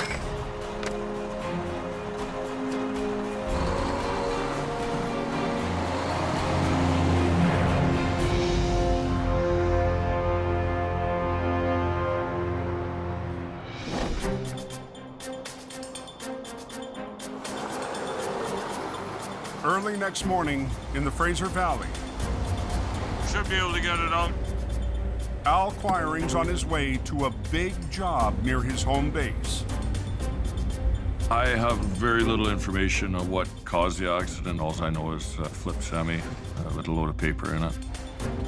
Today, Al's recruited his oldest son, Kerry. For the last few years, Kerry's tackled smaller towing jobs, hoping to work his way into heavy recovery. He's my guy. Prince of the Coquihalla right here. Right there. He's the king. He's 21 years old and probably from about age 3, he's been riding in a tow truck. He's been exposed to heavy towing just about all his life. Father-son bonding is what it is. For Kerry, it's a chance to move one step closer to taking the wheel from his legendary father. My long-term goal is to keep Quiring going. He can start slowly turning that switch dial down, then I can start turning that dial up. I'm counting the days when he can take over my job. Did you see that truck in the ditch there? That's a bad one. Go up and turn around and then back in behind me here. The semi caught the edge of the narrow road and toppled into the ditch, Joys of being a truck driver. knocking its load of industrial-grade paper onto the trailer's side wall. There's probably about 70 or 80,000 pounds of paper in it. Big, heavy rolls. Very heavy, hard to deal with. Rain is forecast, so unloading the enormous paper rolls is not an option. Chances are, once the paper is wet, the product is lost. How are we going to get this out without damage? The answer is a special tool designed for this type of heavy recovery. Inflatable airbags are the best way to raise a loaded trailer without blowing out a wall. Air cushions were designed back in the 1940s for actually lifting aircraft. Al's dad, Bob, is also on scene. I did enough of this over my years, let me tell you. Making it 3 generations of Quirings. Between the two of them, they have so many family secrets that have been acquired for 4 generations. Book is green. It says Quiring right on the front. Guide to Heavy Duty Recovery. There it exists. A lot of branches underneath the load. The airbags can't be installed until Al and Kerry clear some room.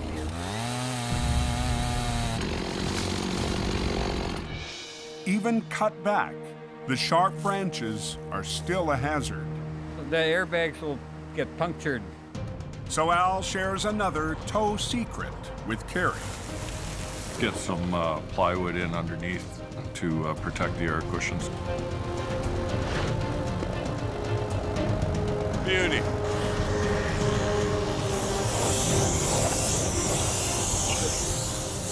Take another bite. But Al needs more than air power to get the job done. So he's called in a local company with a rotating boom to help land the trailer back on its wheels. We'll let the air cushions get it up pretty high. Yeah. And then we'll get the straps on there. If Al isn't careful, tens of thousands of pounds of paper could punch through the trailer's wall. As that unit is going up, you've got to really watch that you don't fracture that trailer because it's a real possibility. That paper drum pushed it against the trailer, and now that trailer is wrecked. Come on! This airbag might kick out here.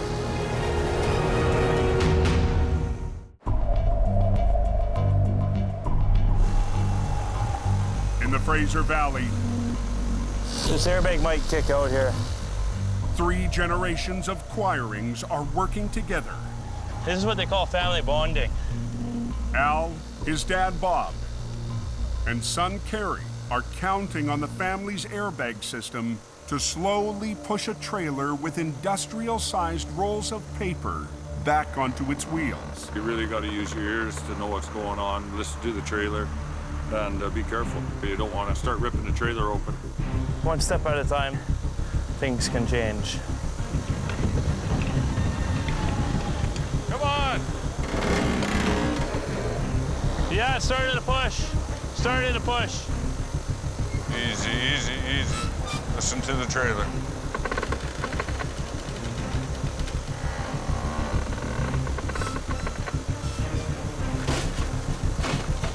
I think we're there. The airbags have raised the trailer as far as they can. So, it's up to the local boom operator to bring it home. Pull, pull it.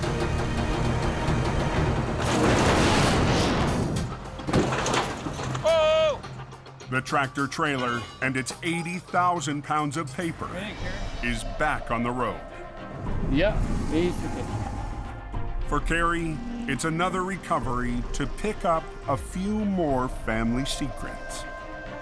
Working with my family, I've learned a lot of tricks and trade secrets, and it's something that separates you from the rest of the crowd.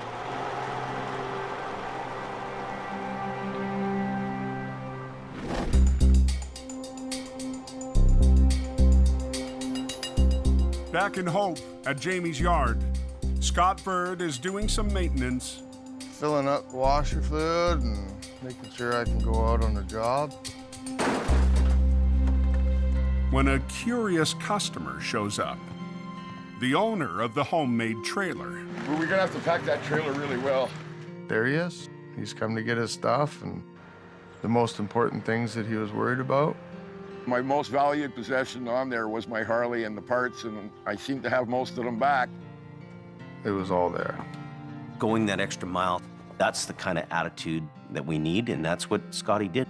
He did the coolest thing. Brother, you have no idea how much this helps, even though it looks like it's really hurting me. I still own a motorcycle. I'm really grateful. Yeah, no problem, bud. No problem. I sharpened a pencil a couple of times, and we came up with a deal for him so he could carry on. Okay, guys, thank you. You always have to have a soft spot in your heart for the people that have been impacted. No matter how bad the job sucks.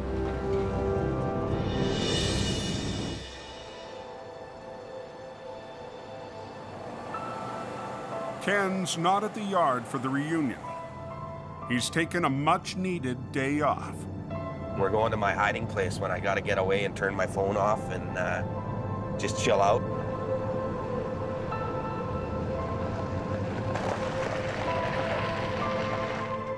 After one of his roughest weeks in years, Ken needs to calm his nerves and think about his future. Coming out here definitely helps me de-stress and relax. This morning, Ken received some unsettling news about his health. I went to the hospital. I was diagnosed with a bleeding ulcer. According to my doctors, I have to change pretty much everything about my life if I want to live to be a wise old man. It's all to do with I was involved in an incident on the highway just west of Hope last summer. Since then, I've been having problems with a post-traumatic stress. You just worry and worry and worry and worry about everything. It's a huge issue for first responders all around the world. We're losing a lot of people to suicide because of it. Me and Ken have been friends for a long time. I hope he pulls out of this. You know, I'm really worried about him. Probably time for Ken to make a change.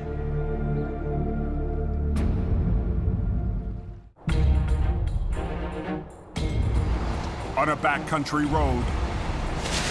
Oh, is it a four-wheeler? In BC's Fraser Valley. That's a nasty little road. Al Quiring's oldest son has been dispatched to a wreck.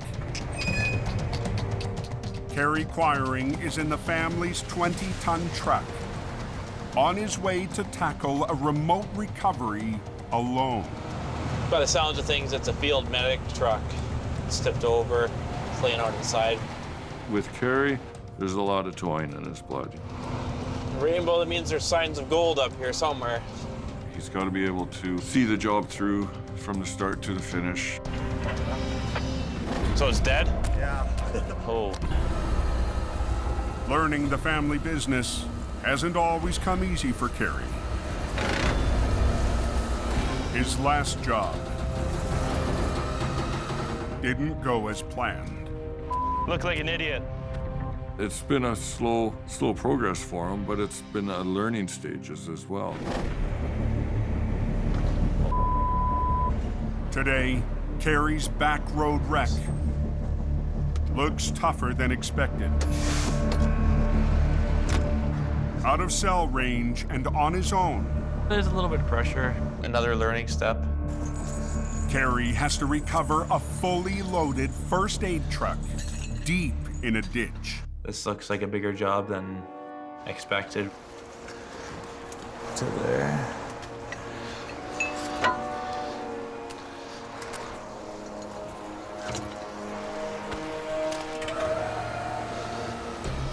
The truck is a specialized unit packed with medical equipment.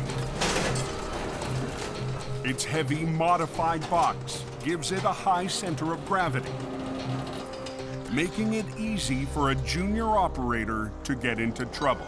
I realized how top-heavy, flippy it was. We're done with this one. I'm just gonna hook onto the back here. As Kerry re-rigs the 16,000-pound load, he discovers a new obstacle. A lot of heavy rain.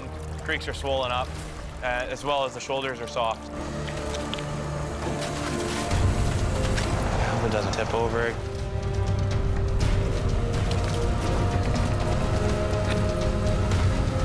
The truck is hung up. Am I doing anything at all? Come on, lift. Lift. Not plow, lift. The more Kerry tries to lift the wreck, the more it threatens to tip over. It started tipping too much, and I didn't like it. I don't like that at all. And I got to a point where it didn't matter what I did with my truck. Yeah, I'm just trying to fight it tipping. I'm in a position where I don't like to be.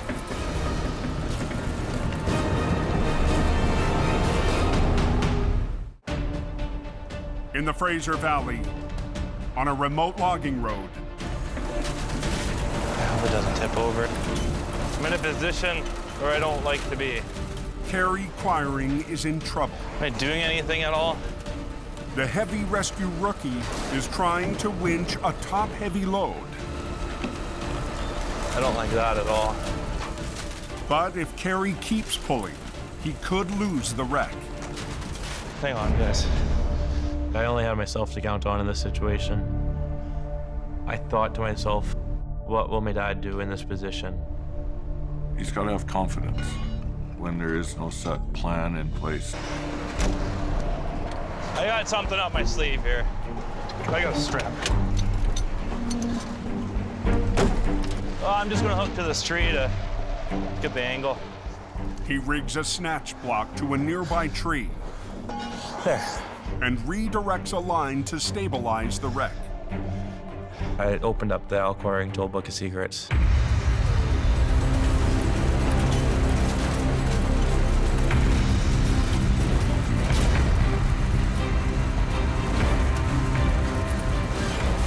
It's a good learning experience for him. That's a Al Quiring Tool Secret there. Carrie pulls out a victory for the family tow business. I'm not as quick as my old man, but he's got another 25, 30 years on me. The secrets of his father guiding him along. There's no actual all book tow secrets, but it sounds pretty good.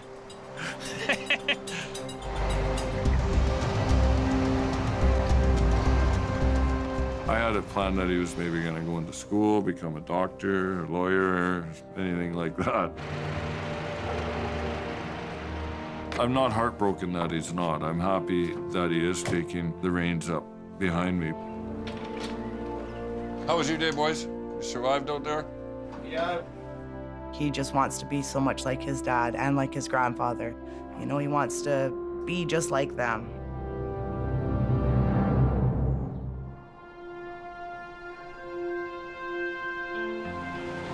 In hope, Who is this? Jamie has a surprise for one of his longest-running employees and friend. Ole.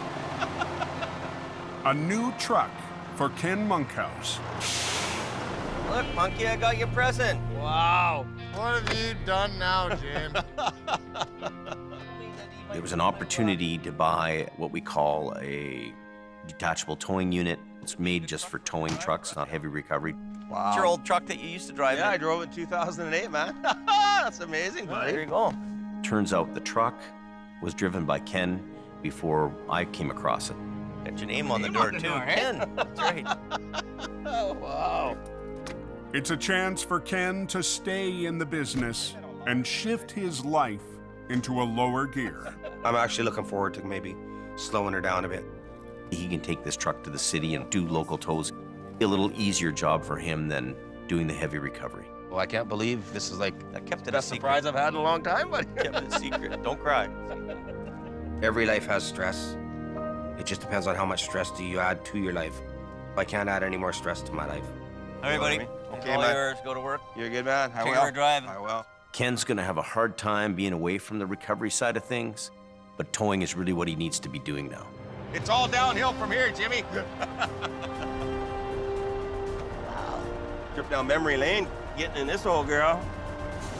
It's a win for Ken and a win for Jamie as he expands his towing business west towards Vancouver. There seems to be a lot more business in the Lower Mainland. So hopefully Ken can pick up some of that business, give himself a little bit lighter of a job at the same time, and this deal can work out. Jamie trusts me enough to go out and start a new business and put my name on the door. That tells me that he's putting a huge amount of faith in me, so I'm not going to turn my back on an opportunity like that with Jamie Davis. If anybody can do it, it's Ken Monkhouse. Next time on Highway Through Hell, closure in the canyon. There's 2 trucks banged up down here. This is not an easy task. Forces Geordie's crew. We want to clear this traffic on this side. To pull an all-nighter. Team Green. Think of a giant ostrich egg. Juggles an odd job. And Jamie's top man. There will be words exchanged over this. Cleans house.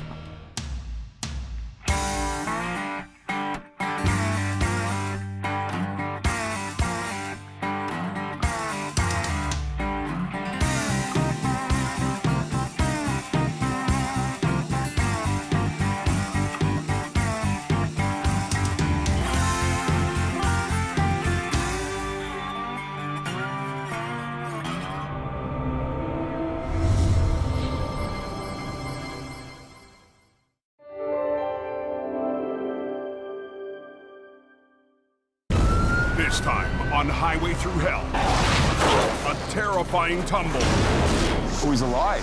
Plunges the mission team into a daring recovery. It will go over. A frozen truck becomes Scotty's roadside mystery. She's all blown apart here. And Colin and Jamie use air power. The wall's coming out of it. To battle a bulging load. On the Highway Through Hell, the last line of defense is a heavy rescue team ready to tackle any disaster. Because closure is not an option.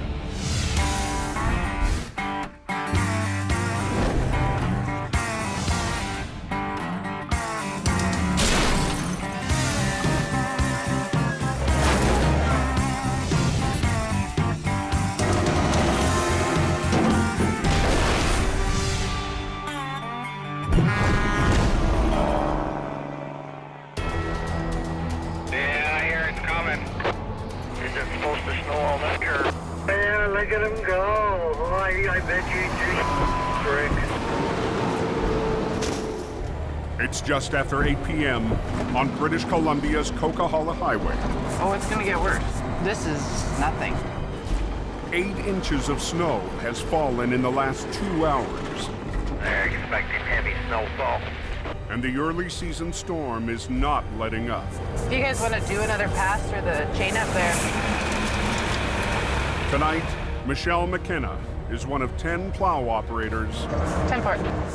trying to keep the highway open. Yeah, it's snowing up there pretty good. We're at the mercy of the weather gods. Get an inch of snow up here and the truckers will start spinning out. And it doesn't take a lot of snow to cause a lot of problems. When the mountain gets slammed with a big storm, we're all working together to fight Mother Nature to keep traffic moving. 4 miles up the Coke, We've got quite a few guys out here tonight working. You know, it's snowing, expecting 30 centimeters of snow. Jamie Davis is heading directly into the storm. 20 or 30 centimeters of snow means business. But tonight, the heavy rescue boss is counting on his crew. What's the road like over on that side? It's, you know, hard packed. Jamie's on his way to Alberta to lead a tough job tomorrow. So he's left his BC operation in the hands of his new top driver, Scott Bird. I'm here. This winter, after years away, Scott Bird is back on the coast. I'm not sure you want to suck that under your deck yet, Jim. Oh, I do. Now Jamie needs Scott to be his anchor and hope. You ready? With Scotty being there, he can manage guys, he can keep the trucks together, he's good mechanically, and he's a doer. Tonight's storm is keeping Jamie's new right-hand man busy. Well, tonight we're just kind of pulling truck after truck after truck. Is what's going on is there's trucks spinning out all over the place and a lot of ice on the roads. Make sure you can lift off, just try and pull ahead. The guy can do the job, and he's good at what he does. I don't have to second guess sending him on a job. Okay, see you later. Have a good one. You too. I got a bad feeling about tonight's weather. I think it's going to be a busy night.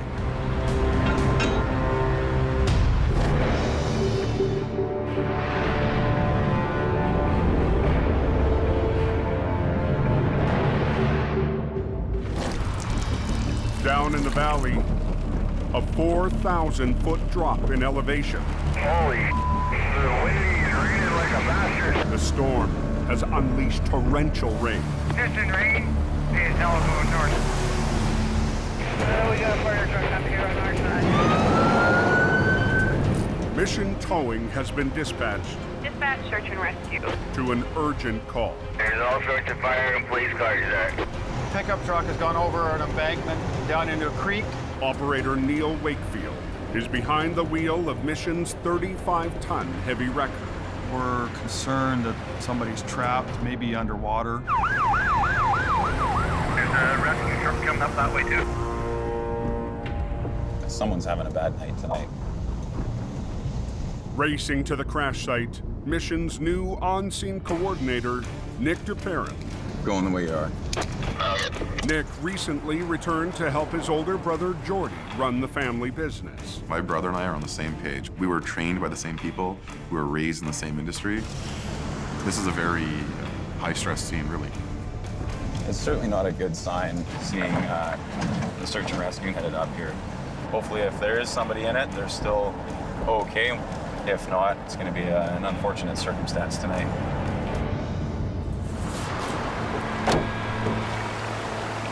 Holy. Pickup truck went over the edge, down the cliff there, down into the creek. It's actually called Suicide Creek is its nickname. It's a tight turn, and when it's dark and raining, it really sneaks up on you. The driver lost control on a corner, crashing 90 feet to the creek below. It looks like something out of a movie. We've got 2 search and rescue vehicles, multiple fire trucks, police cars. I mean, there's every first responder that you can imagine. Where are we? Way down the bank. It's way down there. And it sounds like the water's rushing pretty good. Oh, he's alive. Wow, thank God. The driver survived, but is trapped inside. With mission towing, anything at this point we can do to help you? The vehicle's unstable where it's sitting. Okay. You want to run a line down to stabilize the vehicle? If you'd like to, we can definitely do that. We're going to be stabilizing the vehicle, so I'll be pulling a wrecker right around the side here. We'll have to put a line from our wrecker to stabilize the vehicle, and that way it's safer for the fire department and search and rescue to go into the vehicle and rescue this person out of there. What's the wheel lift right at the edge of the bank? Perfect. Okay, you grab chains, come down with me. Junior tow operator Brennan Brucker must secure a line to the pickup so the driver can be extracted. The person in the vehicle is trapped in water, and if they're upside down in a vehicle, they might not have a lot of time. Give me that chain, Brennan. Watch yourself. We've got to really be on the ball and quick to get that person out of there. Wrap one of those chains around the axle.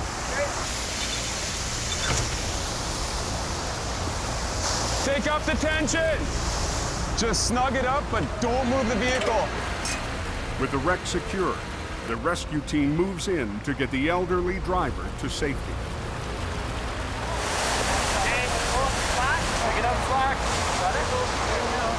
And they don't waste time. Bang, bang, boom. Everybody knows what they're doing. The driver of this truck is extremely lucky. I've been to accidents where people haven't been as lucky as him to survive. How did you guys come across this accident? The driver was found by 2 young men passing by. No kidding. I was driving by and my lights reflected off of something down there, and we started honking his horn, so went and stopped and checked it out. Just by fluke. They just happened to notice one of the lights on the vehicle shining down the bank. They made a decision to go down. If they didn't, the guy in the truck would not have made it through the night. The 911 callers also got stuck just up the road. Tomorrow, I can come up myself and pull your truck out for free for what you guys did here tonight. Appreciate it. Anytime, guys. Thank you. That was the best case scenario. These guys have done their job. It's our turn to do ours and bring the vehicle up. But as search and rescue drives away, Nick and his team lose their powerful lights. Shine it by the front wheel again? That's the most unfortunate thing is all the fancy lights are gone too. So it's a lot darker. That's one hell of a situation. The number one danger is the dark. We're talking about moving water, a steep bank, and the rain. It's a very complex recovery.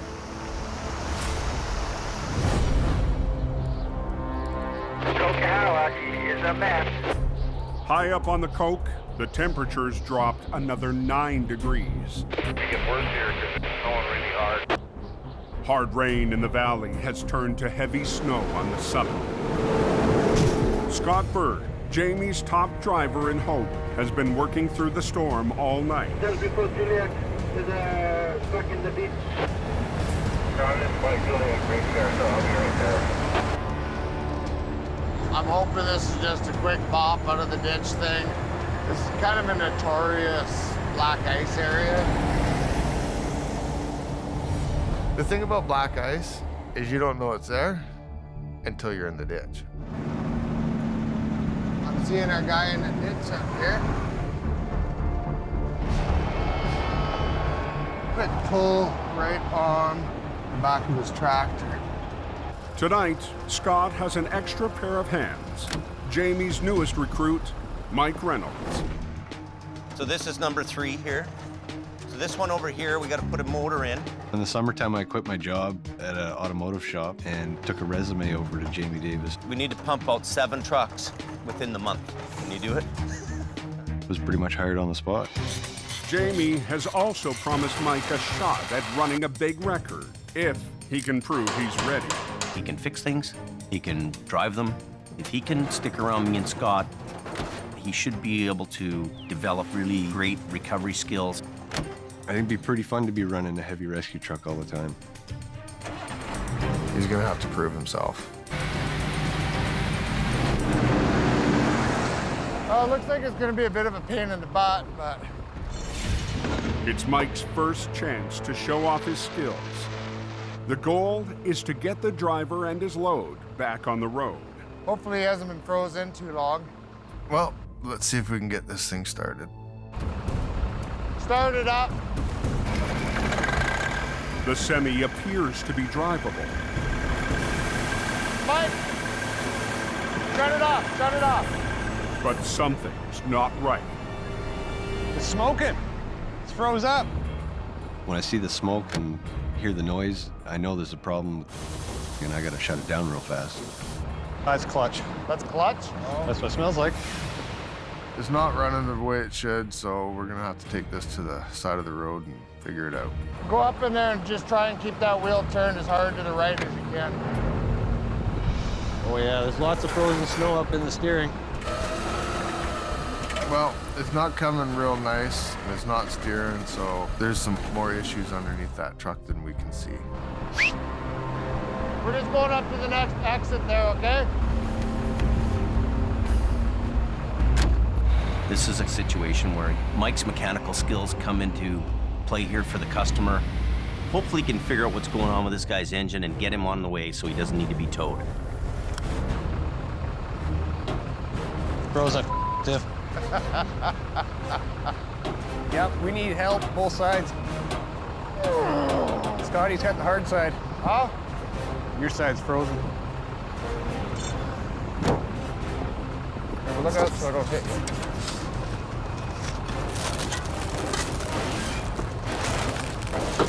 Okay, do you want to lift this side? I'll lift the other side. Okay. Okay, lift. So, we open the hood, and what do we see? Oh, yeah.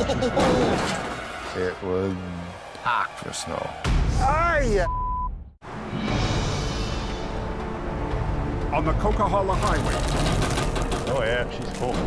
Hey, Snowball. Is there an engine in there somewhere? Scott and Mike have finally uncovered the frozen mystery. Start digging. The truck plowed deep into a snowbank, packing it hard into every inch of the motor. I've never seen an engine packed up with snow like that. You can't see nothing in there. An engine could cost anywhere from $20,000 to $50,000, so you got to pay attention to what's going on. I've never had to dig out an engine packed with snow before. Jamie's new hire, Mike the Wrench, must rely on his skills as a mechanic to chisel out the engine block. Be careful, go too crazy with the bar, break something. Well, I was poking around in there with that bar.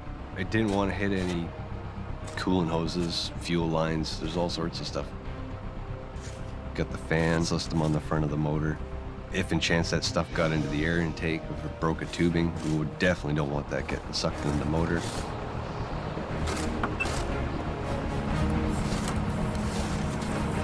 We're gonna fire it up.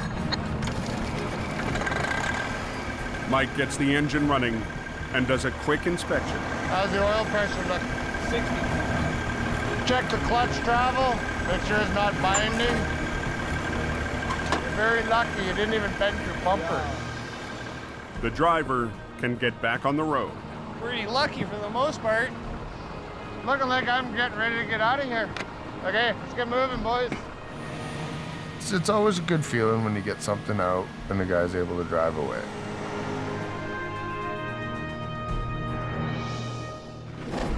Harder angle, right on this angle right here. Okay.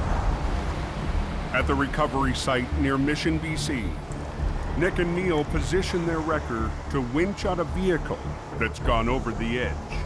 Just let me get as much light as I can on you guys. Just The pickup truck plunged 90 feet into the dark ravine. It's tough because the truck's fairly far down the bank and my lights can only go down on so much of an angle. Over a bit more? Yeah, just a little bit. That should be good there. We just want to get past that rock, so we're going to want to make sure that those chains are hooked in real good.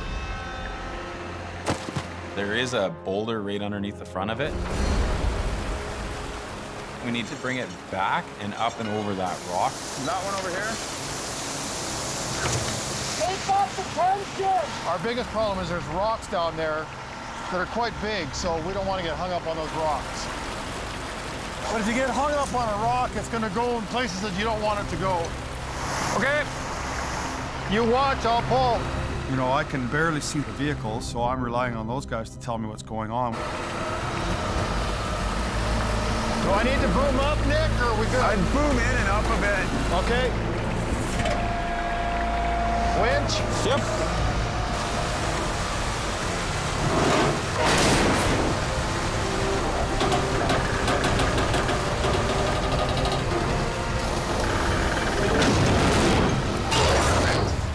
Now, Nick's crew must re-rig to get the wreck up the steep slope. We'll just go to the tow hooks. We'll put both on right now. Yeah. Somebody's gonna be a little chilly. It's your lucky day.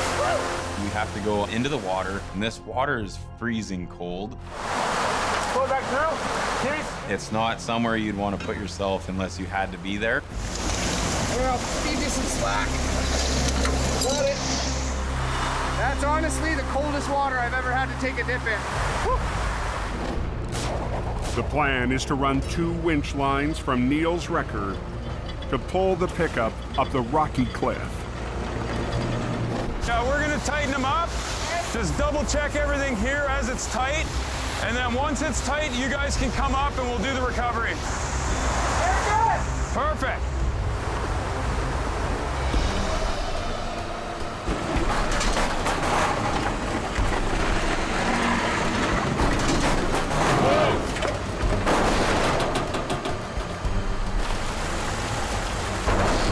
Keep an eye on that spool. Both.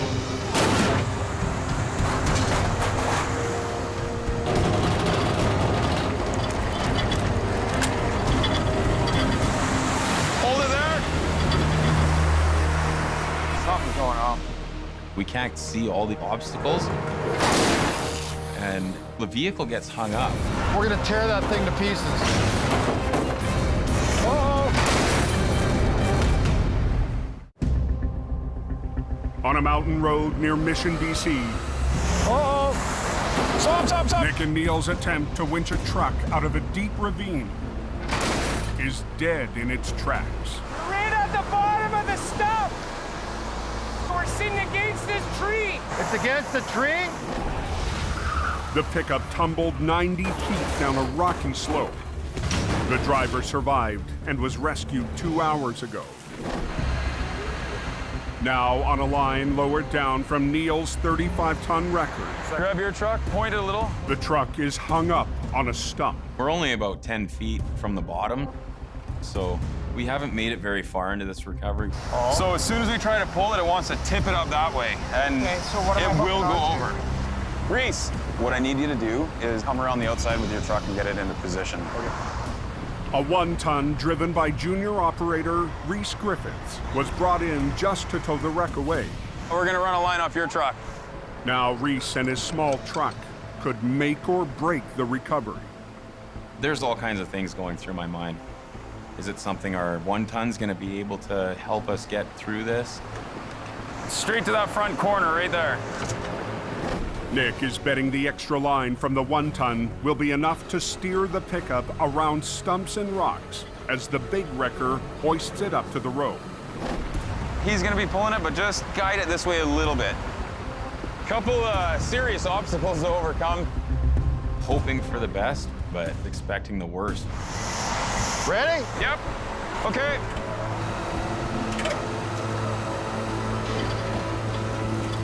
A little more line. Let your tension off a bit, Reese. Right there.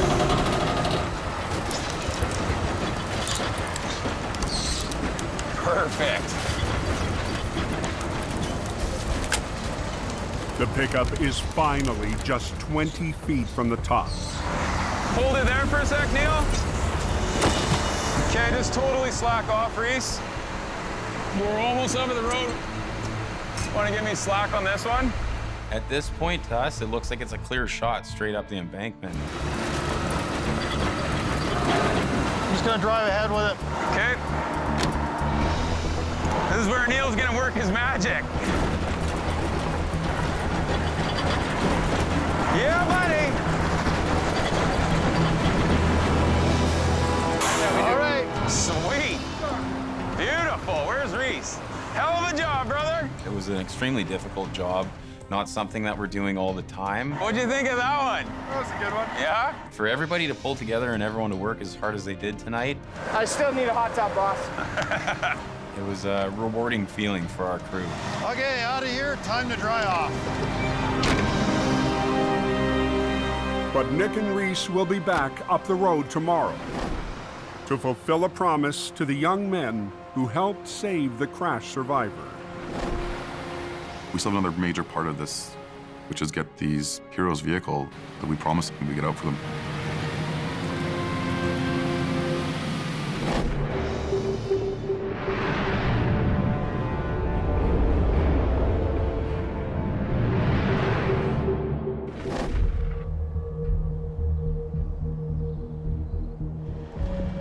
After driving through the night, Jamie arrives at his Alberta yard to hook up a special tool for a tough recovery. We got a call that a tractor trailer's flipped over.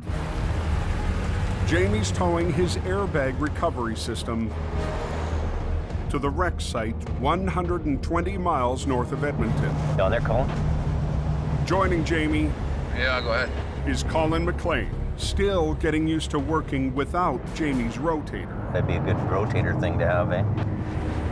Well, yeah, but you sold it, so. Oh, what happened there? Holy, somebody's having a bad day. The driver lost control, and the trailer, loaded with 40,000 pounds of groceries, slammed onto its side. Looks like the trailer flipped over and the truck stayed upright, which is amazing. She's a gooder. Jamie will use the airbag system to try and right the trailer without blowing the cargo out the side wall. It's a full load, and it's all sitting on the wall. It's my reputation. I've told the customer I can lift this trailer up fully loaded, and I'm gonna do it. There's more weight in here than you think. That seems good. On Alberta's Highway 55, She's a gooder. There's more weight in here than you think, and it's all sitting on the wall. Jamie and his crew need to right a trailer. That seems good. With more than 40,000 pounds of cargo pressing on a side wall. My job is to bring value to the table for the customer here. Having this trailer break open and having groceries fall out the side of it wouldn't be cool. We'll need all these hoses. Yeah, grab that. Jamie will use his inflatable airbags to gently raise the loaded trailer off the ground. And then the last one will be over there. We're gonna put bags in. We're gonna blow them up a little bit, and then we're gonna drop one down, shove it in a bit more, lift, put it in. So there's a bit of positioning we're gonna have to do with the bags. Jamie has used his airbag system in the past on some of the most fragile loads. She's ready. Airbags, you may only use them twice a year. But when you need them, And the further down you get, the better. it's gonna pay off. Colin is Jamie's top heavy rescue operator in Alberta, but today, he's glad the boss is on site. This is my first airbag recovery in 17 years of towing. There you go, James. I'm excited about it. Be a good learning experience. Keep going. You see how we're already getting some lift already? Yeah.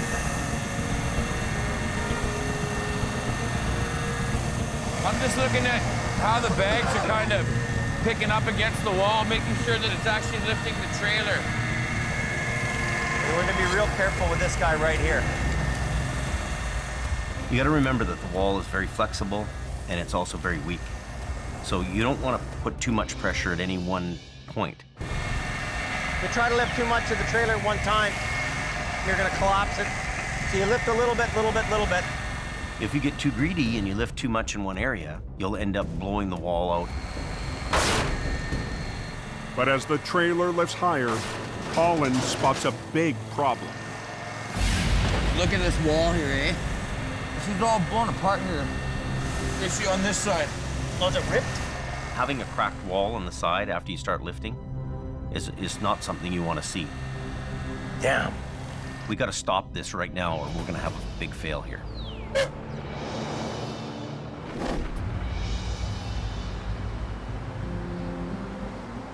After the long night on the back road recovery, Nick Duperrin returns to his family's tow yard in Mission, BC. Big brother. What's up, dude? You get your feet wet today? Yeah, I did. Yeah. It's good. What's happening? Not too much. After 4 years away, working for another tow company, Nick has returned to help his older brother Jordy run the business. We work so well together. We think the same way. We know what each other's thinking when we're on a job. Family's very important to me.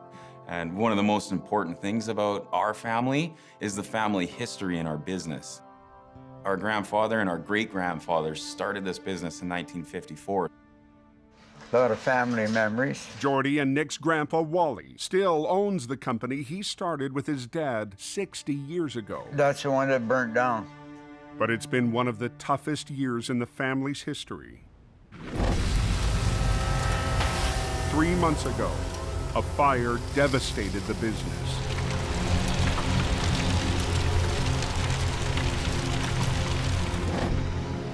That was a toolbox, a 3-tier toolbox.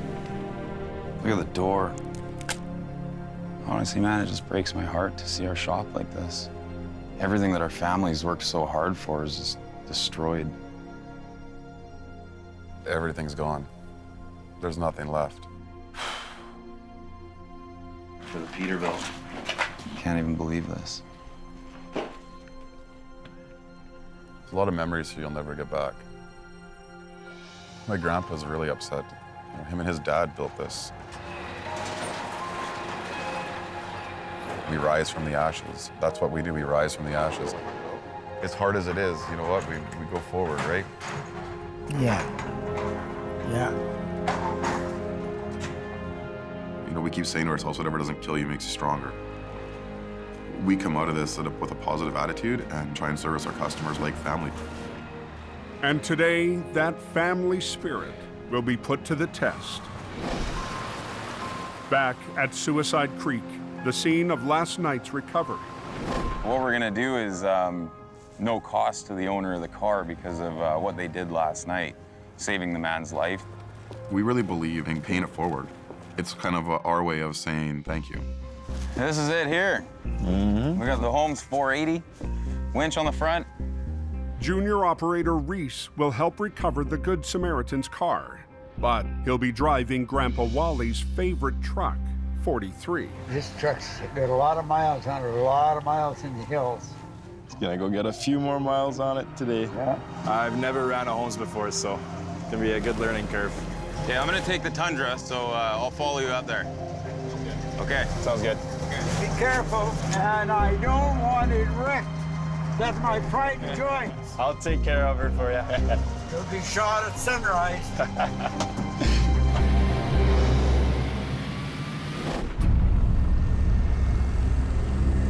Hey, Jamie. Back in northern Alberta, Oh, no. Collins discovered a tear in the wall. This is all blown apart here. A trailer loaded with 40,000 pounds of groceries is coming apart at the seams. A section of the wall has opened up from another section of the wall. It's ripped rivets. That's bad. If Jamie keeps lifting where the airbags are set, the wall could fail. We found a tear in the side of the trailer. If I saw this flown out, I wouldn't even attempt at airbags. Well, is that going to be an issue on the back? Yeah, it's going to be an issue, period. Okay, We have to stop right now and rethink this whole situation. take down that one. The tear in the side is a bit of a sketchy deal, but it's my reputation. It's my name on the door. I think we gotta take one of these ones out and put it there. It's up to me to do a good job and save the customer money and not cause a worse mess than's already there. Take this third bag down and move it over. Ah, right there. Colin helps reposition an airbag to try and seal up the wall. If you're lifting on both sides of the tear, you're doing this. If you put the bag on the tear, you do this. Okay. Using the airbags, we're able to put the metal all kind of back together. It brings the tear together. It doesn't separate the tear. It's risky to your equipment. You might end up, cutting a bag with the sharp edges, so it's a bit of a gamble. This is the critical time right now. The wall is holding. The guys need to rig up here a little bit now. Get your tailboard right here on an angle. You want to be pulling right here. Now Colin and operator Johnny Tipton will use their wreckers to lower the trailer back onto its wheels once the airbags have done their job.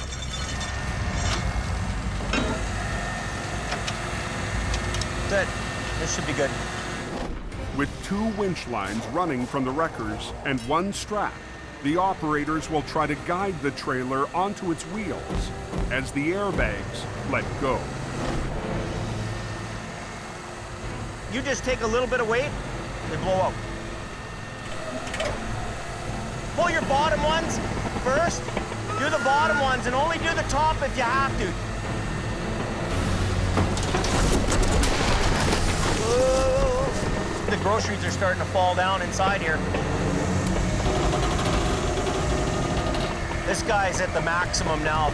It's gonna pop out first.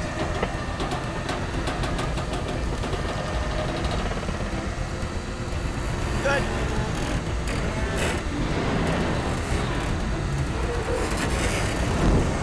Oh, perfect. Good. Oh, see, there he goes. Oh. The air cushions have done their job. But the loaded trailer still needs to be moved to the road. It's going to be a struggle just getting it 50 feet. You just keep tight here.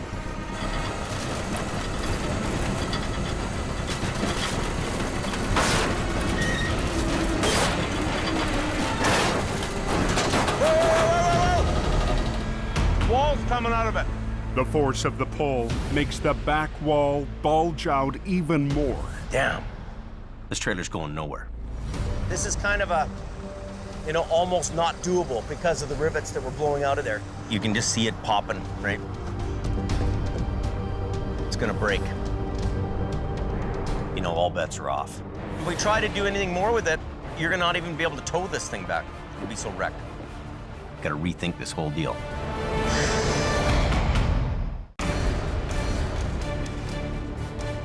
In northern Alberta, damn, you can just see it popping, right?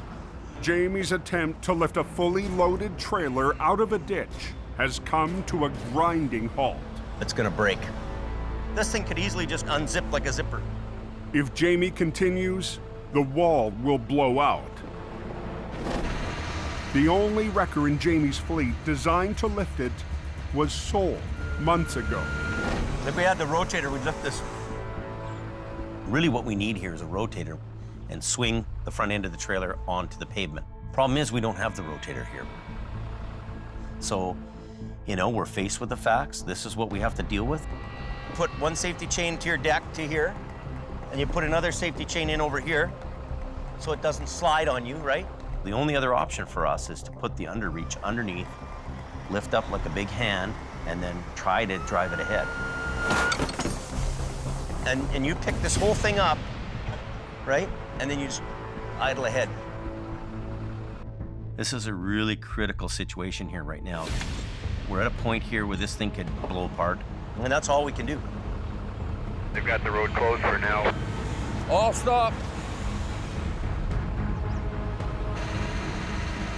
Tighten those chains up.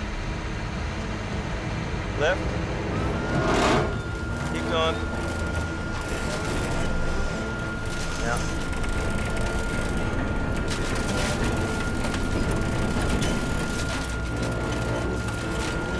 Okay, so what you do now is you just go straight ahead, okay?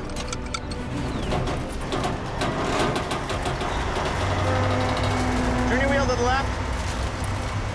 Okay, good, good, good. Keep going. You got a 53-foot trailer kind of dangling off the back of your truck. Okay, go ahead a bit more. Drive forward. Are you kidding me?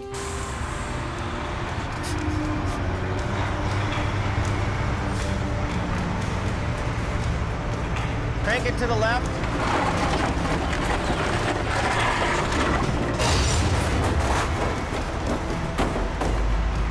Okay, go ahead a bit.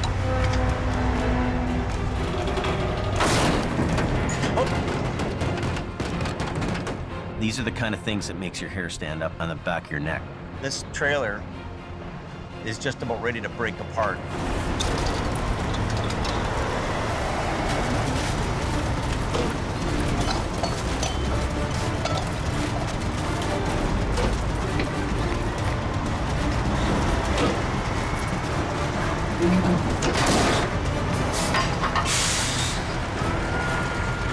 It seems like this is never going to end.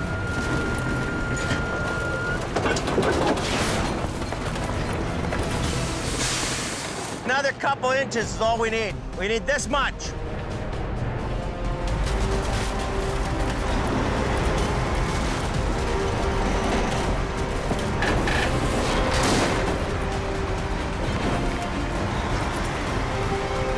Okay. Okay, good. We lucked out there. She's barely hanging together. That's sketchy. The trailer is on the highway, but can't be towed more than a few hundred feet to a side road. We're gonna be really lucky if this trailer even makes it just to that pullout over there. We've got to come back tomorrow and unload this trailer. Is that all opened up there now? Southbound is open.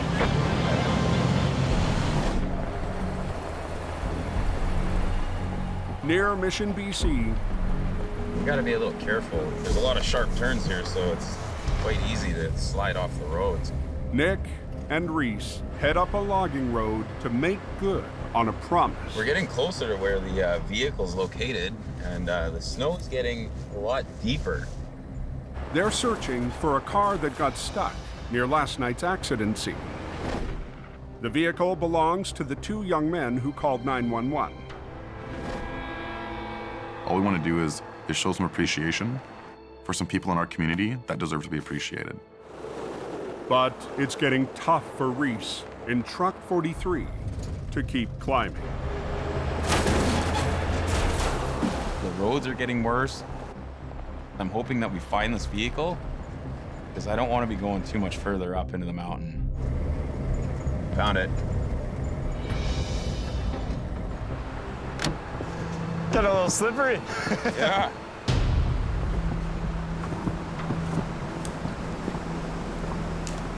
Only obstacle I see is this log that it's sitting on. Well, we're on a bit of a hill here, so there's a big log that's stuck underneath the front of the car, so it's not exactly the nicest working conditions here. They slipped off the road and went down a log, so we have to actually get it off of the log. Get your chalk blocks set up. I was spinning my tires coming up here, so I'll put these down so I don't pull my truck towards the vehicle we're trying to pull out. The tricky part about it is being on the hill that we're on as well as the snow. We have to apply more force to get it out.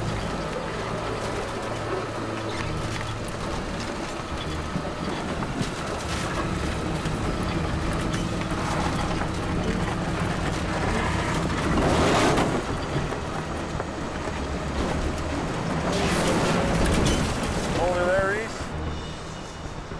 We still have a lot of sticks and stuff that's jammed underneath. The car won't budge by winch alone. Oh boy. So Nick and Reese must get Truck 43 in motion. A big worry for us is that our truck slides off the road and ends up in the ditch as well. Definitely do not want to get Grandpa's truck stuck. To help Reese's truck bite into the icy road, Nick adds traction. It's gonna help us maneuver the wrecker around to where we need it.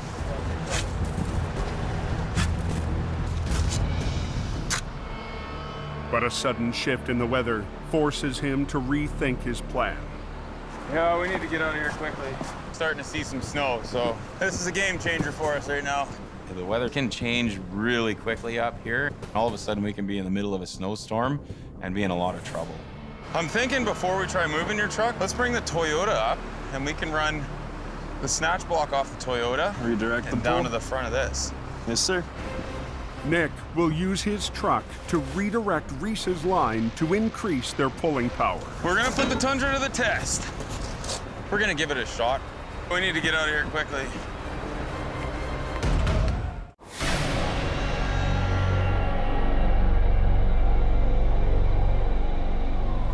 In the hills above Mission, BC, Nick and Reese race to get a car off a logging road before a storm closes in. It's getting ugly. The snow's getting worse. We don't want to be up here in the middle of a storm. Okay. Nick uses his pickup truck to redirect the pull and prevent the 1-ton from getting stuck.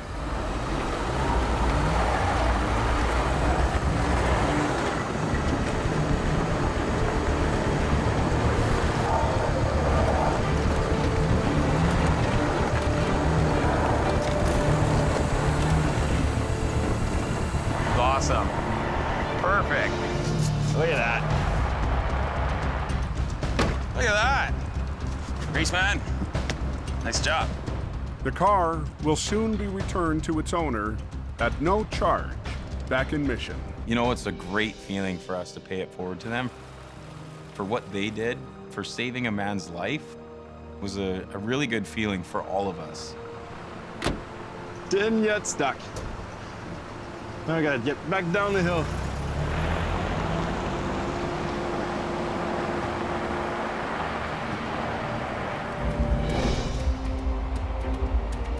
After yesterday's battle with a bulging grocery trailer, Jamie and Colin have one last task to finish the job. Here with a replacement trailer for the cargo, and the wall's just too breached for us to haul it with the load on. This trailer's got a broken frame, it's not going anywhere, and it's gonna mean a whole day of unloading. The trailer's tweaked, so the door is jammed. So the best thing to do is just punch right through it. So it might be a little destruction, but it'll work. Yeah. It's gonna be a bit of a rip and tear show. Well, let's see what happens. Look at that. That was good. Well, the door's open. It's not a call you want to make, but you know that if you try to haul this thing down the road, it's going to be unsafe and it's going to end in disaster. This is going to be one hell of a job. 40,000 pounds of groceries must be moved by hand. Everything for the kitchen sink. Before the broken trailer can be towed away. Yeah, it's a pain in the ass. It sucks. Get organized here and start hand bombing. You're on a scene like that, it's all hands on deck. It doesn't matter if you're the swamp or the boss, you're moving boxes. Not wrecker pickers, it's trailer pickers. This is a valuable load, and if we can recover 2/3 of it, you know, that's a savings to the trucking company, and it's also a savings to the insurance.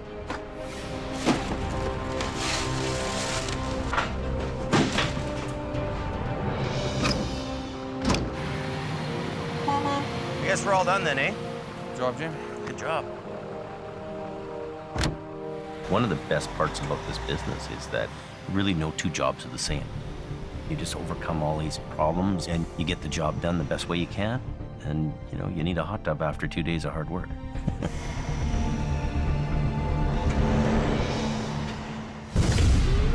Next time on Highway Through Hell. A crash on a bridge. It's on fire now. Puts Jamie's crew on edge. Watch out, watch out. Scary ride, man. A mountain recovery has Mission towing in deep. It was a mess. And a mangled load. We have to get this sketchy-ass load down into town. Makes the canyon run. Here we go.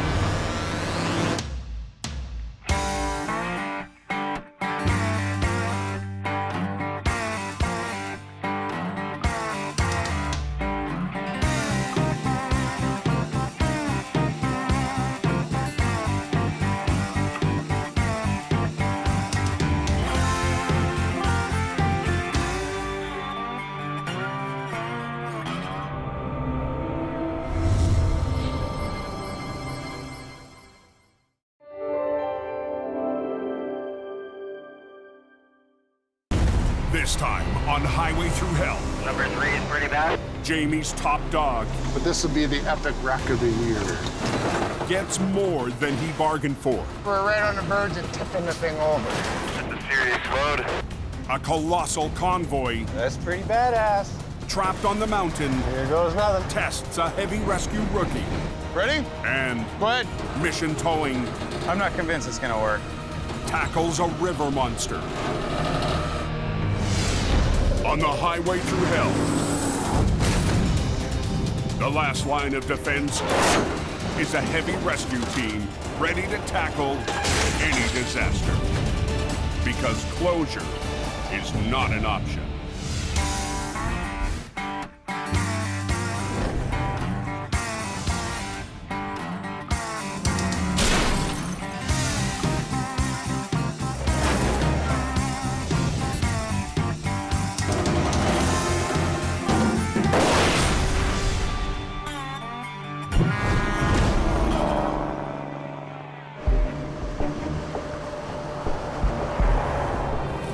What's it doing up on top? Well, it's letting you know that spring's not here quite yet. A spring storm has hit the mountains near Hope, British Columbia. Anybody know what's going on with Highway 3? Probably a couple inches, but it's snowing all the way across the Sunday Summit. Jamie Davis towing. At 10 p.m., Scott Bird gets the call. Well, I was gonna go up to Coke and do some work up there, but I just got rerouted up Highway 3. Scott's dispatched in the biggest heavy wrecker in Jamie's fleet, HR 117. So number 3 is pretty bad. Instead of climbing the Coke, Scott turns east onto Highway 3. There's a truck in the ditch. Yeah, watch yourself up there. A customer of ours called, and one of their units is spun out up by Sunday Summit. Sunday Summit is the second highest point of elevation on the southern route, with 1,000-foot drop-offs beside the narrow road. It's skinny, it's windy, it's up, it's down. You gotta be on your game to play on this road. Highway 3 is not to be forgotten about. It has all the dangers of the Coquihalla and more. An hour into the drive, There's our guy. Scott gets his first look at the job. A Super B loaded with lumber that has slid off the road. I think it'll be a pretty easy job. It's a pull-up. I've done thousands of them. Get my line out, pull the guy up, kick him free. But the truck's driver knows it's worse than it looks.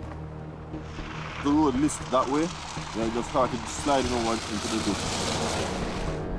The B-Train's tractor and its 2 trailers are leaning hard to one side. Truck's running and everything okay? Yeah. Okay, I'll pull some line out and we'll get this done. We'll be doing about a 140,000-pound pull. By myself, I'll get her done. I can go to anything and deal with anything. Once that cable's tight, release your brakes. If you start going backwards, go back onto the brakes. Okay? Okay. Yeah, watch yourself up there. You're gonna come up on a tow truck trying to pull a lumber truck out of the ditch. The highway is still open. I'm gonna try and see if he's gonna come out easy. Scott gets to work pulling on the front of the 60-ton Super B. Come on. But it's a struggle to get the tractor back onto the road. Come on.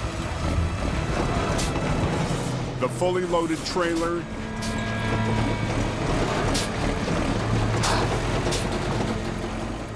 refuses to budge. Gravity is my biggest enemy right now. Scott will have to try another approach to get the heavy trailers to move. I have no choice. I have to have the whole highway shut down. I need you and Robert up here flagging. fast. It was supposed to be a quick and easy job, but Jamie's top operator is hardly panicking. But this will be the epic wreck of the year, where I pull a loaded Super B out by myself and he drives away. That's the way it's gonna happen.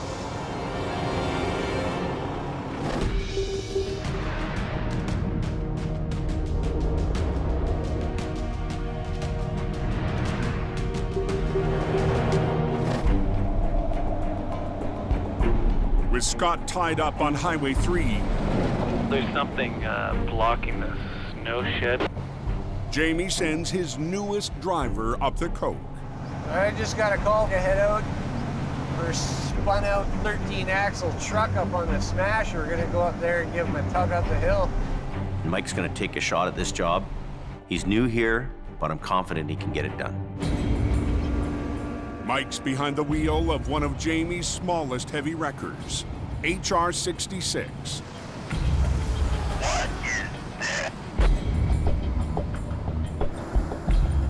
As he arrives at the snow shed, That's pretty badass. the job takes on a whole new dimension. The first thing I see is the back end of this big, huge trailer. Up ahead, Yeah, there's a bunch of big loads stuck up there.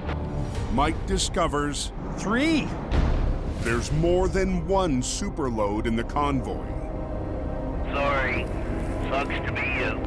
2 more oversized loads hauling oil field equipment are stuck. These are massive, massive heavy loads. Each one of these things weighs about 240,000 pounds.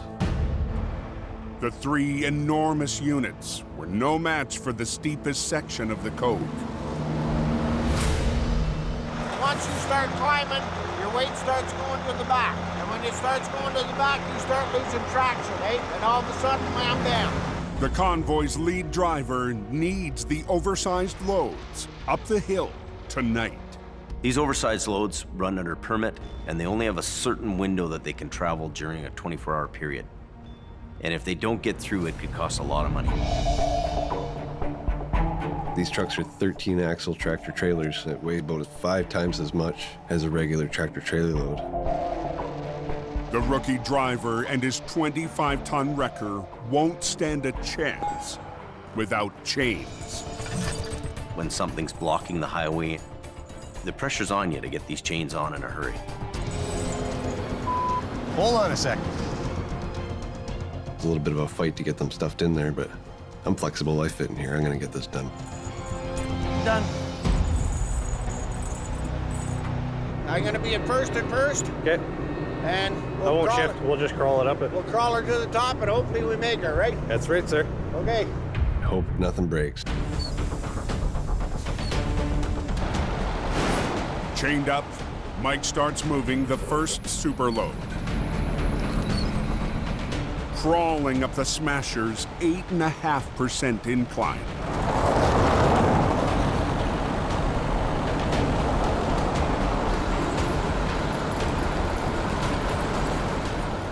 I'm watching on my mirror, I'm making sure that my winch line's tight. I'm staying in the same path as the truck.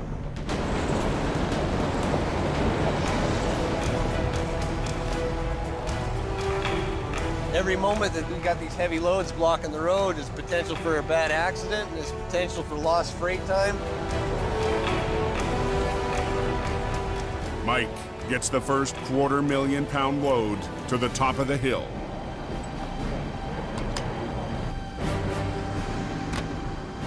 That's a little weighty. Yeah. Back down the road, 2 more wide loads remain stranded. All right, so you go down and get the other guy. Okay, white truck's in the barn. Sweet. The convoy's permit is set to expire in an hour, so Mike heads down the cove. Tow truck backing down the granny lane of the Smasher. The fastest way he can, in reverse. It's super hard to see out your mirrors, and especially when you got headlights coming at you. Gotta be careful, driver.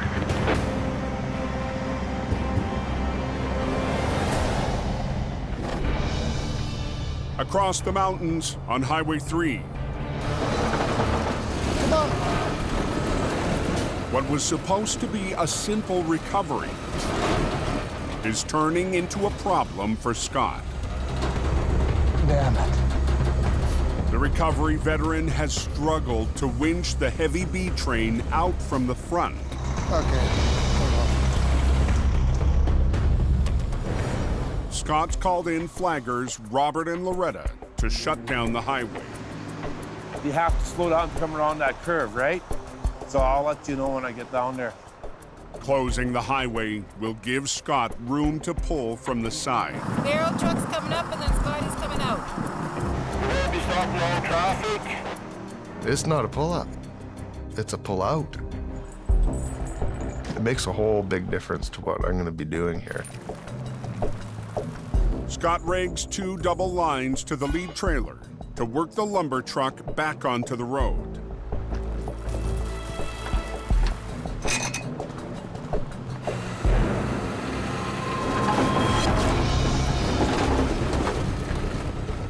There's not a mark on this truck or trailer anywhere. The load's perfectly intact. So now the pressure's really on. With more than half the B train out of the ditch, Scott re-rigs for another attempt at pulling from the front.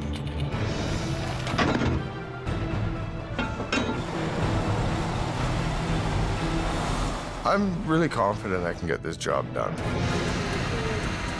This will be the final pull. I'm thinking it's just going to be a walk in the park.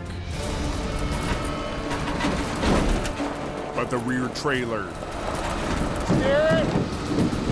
Steer! is putting up a fight.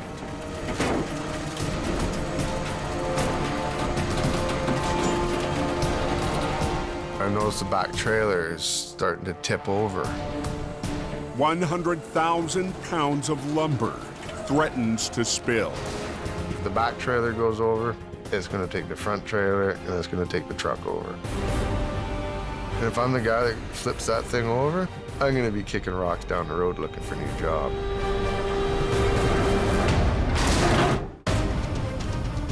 Okay, guys, road is closed one direction. On Highway 3, east of Hope, Steer it! Steer! Scott Bird struggles with a loaded lumber truck.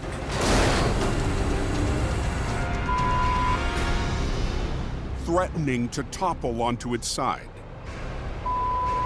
Damn it. Weighing more than 100,000 pounds, the tilted B train went off the road. Unfortunately, we're right on the verge of tipping the thing over.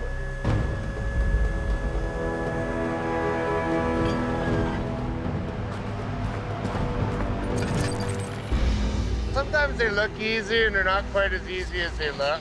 And it's right at a very crucial point right now that if I do the wrong thing, I'm gonna have a big problem. Working with only one truck, Scott repositions to try and break the back of the B train free.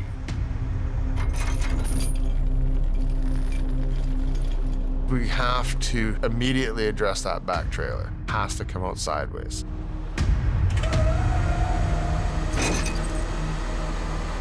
With a truck and a set of trailers and a load, it's nothing for $400,000 to be sitting there.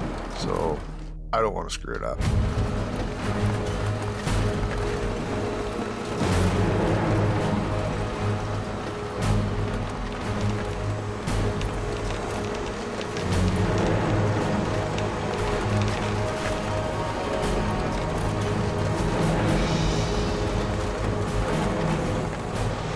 Just made a thing into a good thing. Now we'll go do this to the midsection.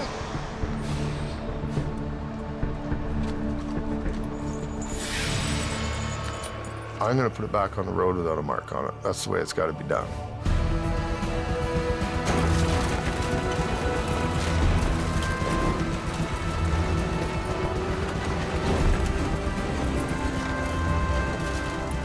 Finally, both fully loaded trailers are back onto the road.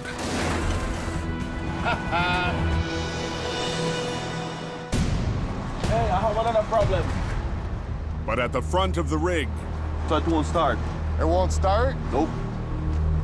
all the fuel has shifted into one of the tractor's 2 tanks. All of his fuel's gone down to the downside tank. The driver can't start the truck.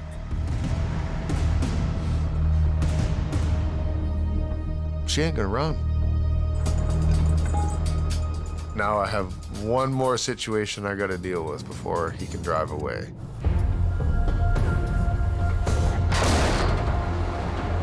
Okay, I gotta try and false start this fella here. Okay, driver. Scotty's almost got him out. Not much longer. Excellent. Thanks for the heads up. Okay, let the clutch down. Let's try and jump start it now. If the clutch start works, the driver should be able to get on his way. Give me a thumbs up if it's running.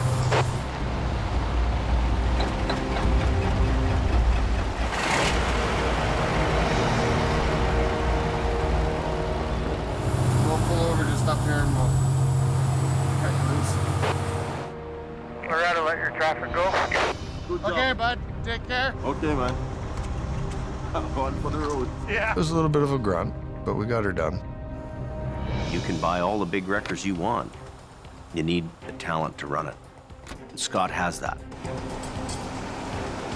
Pride is everything. Do it right.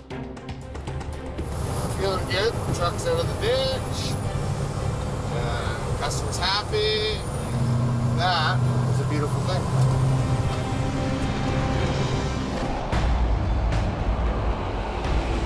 Back on the coke.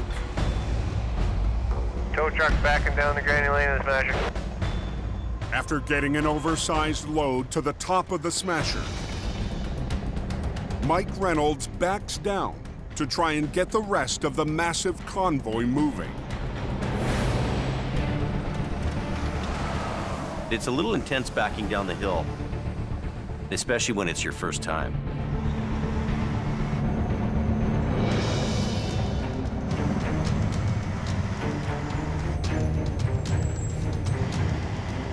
Backed all the way down the Smasher. The top to the bottom. But as Jamie's rookie rolls up to the second wide load, another tow truck is already hooked up. Tri-Drive here is having a little bit of trouble with their load pulling up. The wrecker struggles to haul the 240,000-pound unit up the steepest stretch of the cove.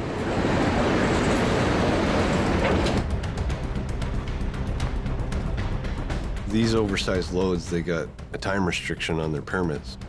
Yeah, I got 1 triple on. You gotta get this thing figured out pretty quick here. Sitting here doing nothing ain't gonna get the road open. To get the oversized load moving, Mike's front bumper is connected to the back end of the 100-foot-long train. And I'm gonna act as a push truck and help push him up while the other tow truck pulls him up. It's got to be in there far enough, eh? This is a long one, eh? It's probably bottomed out. Never got to be a push truck before.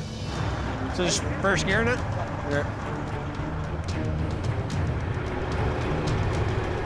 All ready back here? Ready to move.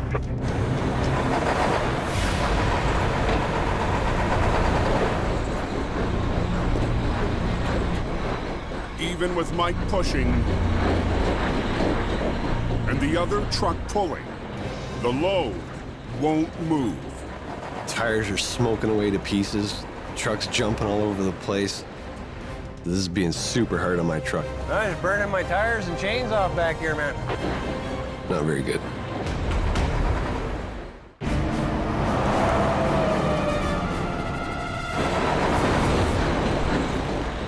I'm just burning my tires and chains off back here, man. On the steepest section of the coke, another oversized load is too much for Jamie's junior operator. Tires are smoking away to pieces. Truck's jumping all over the place. With Mike pushing at the back and another truck pulling up front, The $250,000 unit won't budge. This is silly. We got to figure something else out. Closer inspection reveals the load's tractor has a broken axle. He weighs so much, we need the extra help from this tractor. When his tires don't roll, it ain't helping us at all. This second guy's needing a tow job now. The damaged cab is towed away. They're gonna take the tractor off the first unit that I pulled up the hill and bring him down here and hook him up. Leaving Mike and the convoy's lead driver to take on the 240,000-pound load. It weighs over 4 times as much as HR66 does. I'm gonna put it in bull low and 90 under. Start under this, I just got bull low. Okay. Radar cards are lost. So here we are.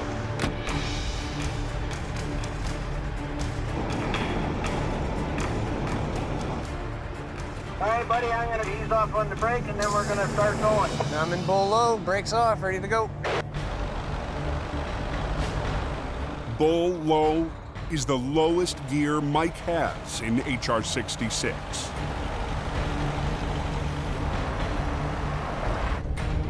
This is just me pushing now. No tow truck up at the front. It's really, really tough to get traction, and it's really easy to spin my tires. It's a little bit of a chewy fight, but we're gonna deal with it and get this job done. Stay in the hammer lane right to the top, guys. They're towing a tractor up the hill here. Serious load. Okay there, Mike, we're gonna slow it right down and then we'll come to a stop there, okay? It's the second heavyweight load of the 3-part convoy. I'm in neutral.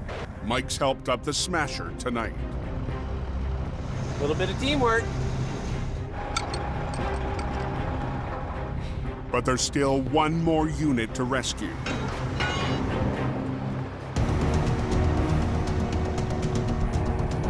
A third rig spun out in the fast lane south of the snow shed. Get back and down the smasher. We got big truck a minute trying to get up this road. I mean, we got to get in here and get this thing cleared up fast.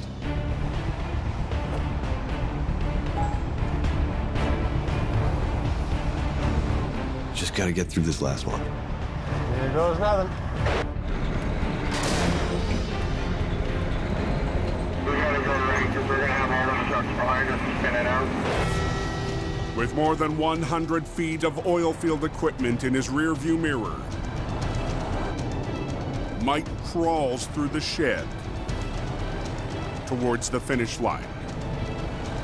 We're almost done. We're almost out of here.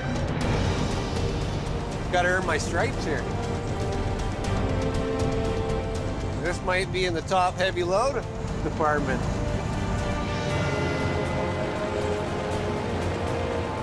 The mechanic turned heavy rescue man as the last piece of the convoy to the top of the coke. No small feat for the junior operator. We hauled up about 720,000 pounds of iron tonight. Maybe I set a record. You get thrown into these jobs to learn it by the seat of your pants. This is what you got to do. You got to try these things and you get better at them. Good luck to you guys.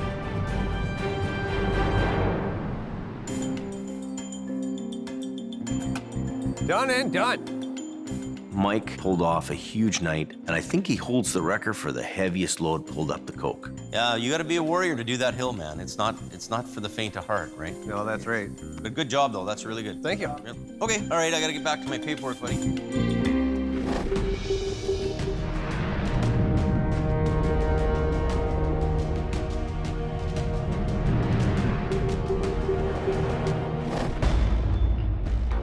The next morning in the Fraser Valley, Mission Towing has just been dispatched to a different kind of heavy rescue. We're heading out to a mill that's been torn down. Jordy DePerrin and a 30-ton wrecker are heading down to the docks of the Fraser River.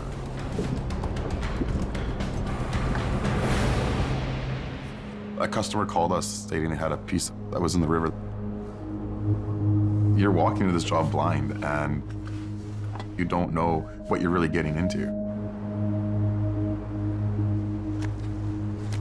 Oh, this is a mess. Wow. Underneath the water, a 40,000-pound log conveyor is anchored in the deep mud. For decades, lumber mills have relied on the machines to move logs up from the river.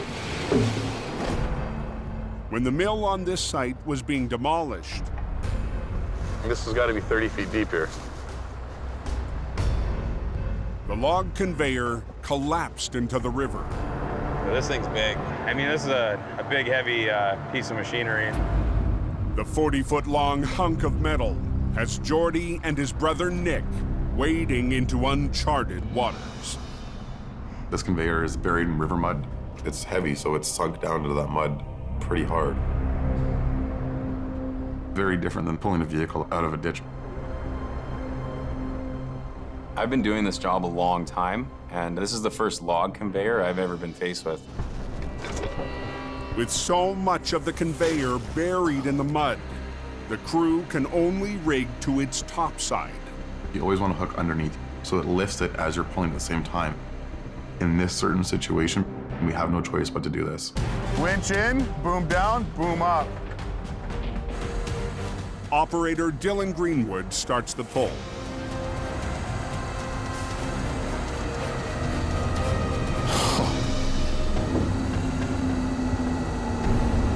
He didn't budge it.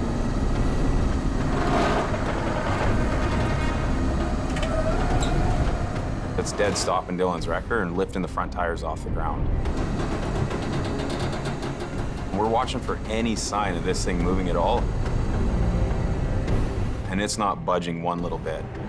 The conveyor is suctioned so badly to the river bottom, Dylan's 30-ton wrecker is not enough. We're gonna need more muscle. Yeah. We can't get a good lift on it. Jordy and Nick roll in some extra iron for the job.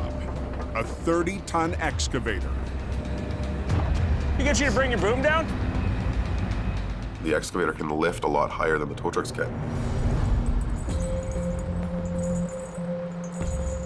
This is definitely one of those jobs where we make it up as we go.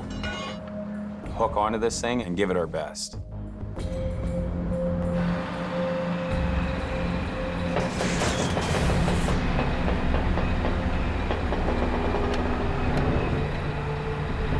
Okay, ready?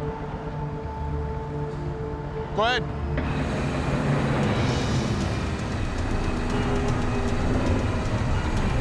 All right, there we go, there we go. The excavator's high-angle lifting power. Keep going, brother. Raises hopes. And it's starting to move. We're very happy about it. We're working with him to lift and pull at the same time to get it up here. We're taking half the ground with us. But as the 40,000-pound relic finally starts to rise, Like pulling a boat anchor out, eh? it begins to plow up another obstacle. The resistance that we're trying to overcome is overcoming us right now. We're gambling right now with this one. Dylan! Dylan! Stop. Stop. No, no, no, no. In the valley, on the banks of the Fraser River, load it up. Mission Towing tries to pry 40,000 pounds of dead weight out of the mud. This thing's just a big hunk of metal. It doesn't have any wheels on it. It's not gonna roll. It's gonna fight us the entire way. As it finally starts to move, the log conveyor builds a wall of mud. pushing the limits of an excavator and a 30-ton wrecker. Dylan? Dylan! Stop. Stop. No, no, no, no. Sinking in down here.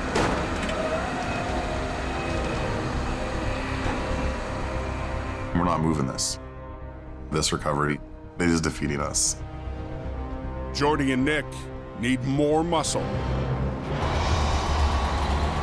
Mission Towing's 35-ton wrecker and driver Neil Wakefield.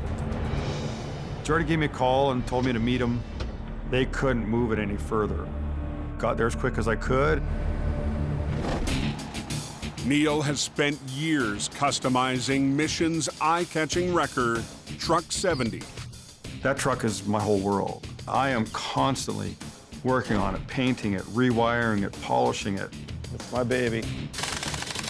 He's even poured thousands of dollars of his own money into its chrome and gleam. I don't have any other bad habits. I don't smoke or drink, so what am I going to spend money on? Now Neil and the 35-ton wrecker will try to turn the tide on the Riverside recovery. Welcome to the party, Neil. How long is this thing? See where the ropes are? Yeah. Okay, they're probably 30 feet past that. It's not very often we catch ourselves doubting what we're doing. And this really has us reconsidering whether we should have taken this job on.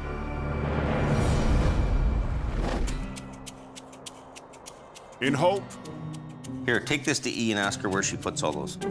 Jamie's at his yard, Sherry? behind a desk, for his least favorite task. Trying to pay the bills, that's where it's at. So we're gonna do that right now.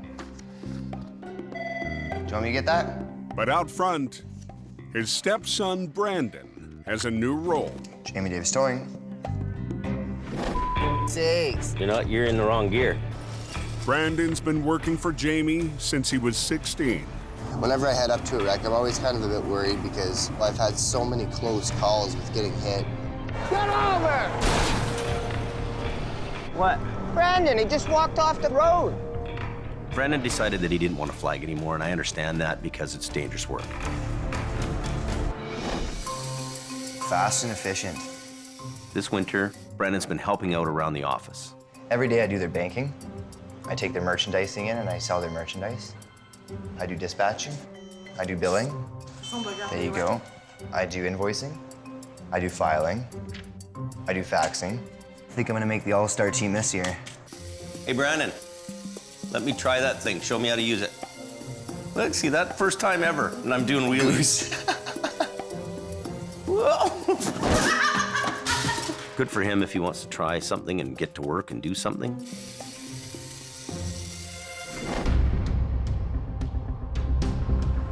At the river, Are we gonna do 2 into 1 or are we gonna do 4 lines?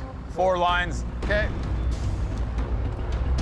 Mission Towing is forced to add a third weapon to break the deadlock with an 18-ton log conveyor. We've maxed out Dylan's wrecker and this excavator, so we're hoping the 3 of these things working together, we'll be able to get this thing out of the water. To free the conveyor from the riverbed, they'll use 3 machines and 11 lines. The pair of wreckers pulling at an angle and the excavator lifting from above. How much more do you think you need, Dylan? We're gonna go right where this line is going. It's underwater right now. Okay. Let's hook to a chain underneath it. Jordy is throwing in everything he's got to reel in the big catch. We have 11 lines this load because we're dealing with a lot of weight and the resistance. We're at a point right now where we're not sure. Can we get this out? We got lots of pulling power here. Perfect. Oh, let's keep our fingers crossed. Yeah.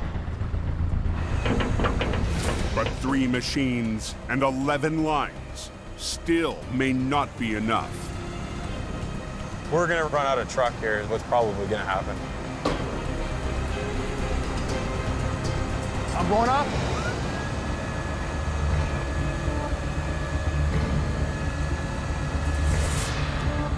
There's nothing worse than walking away from a job. We need to pull it out. This is the moment of truth right here. If it's gonna work, we'll find out right now. Okay, ready? Go ahead.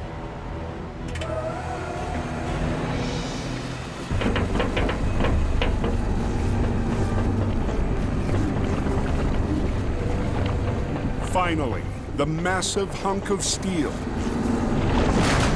Beautiful. Breaks suction. Then starts to push through the wall of mud. I don't know, man. But the base, supporting the heavy wreckers, threatens to give way. Dig them right in. We might need a wrecker to come and get us out. The weakest link is the ground that we're sitting on. We're working on the riverbank. That concrete's very soft.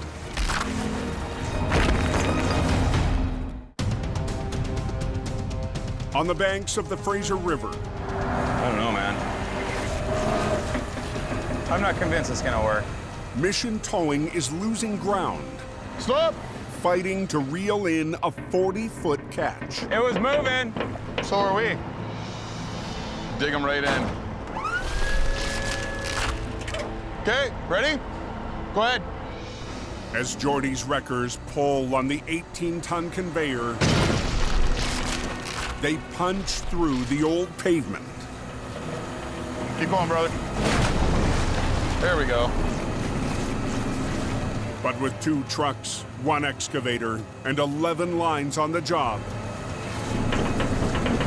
Geordie's crew makes a breakthrough. Sweet. And all of a sudden, it just sort of jumped. Okay, we're gonna actually get something done today.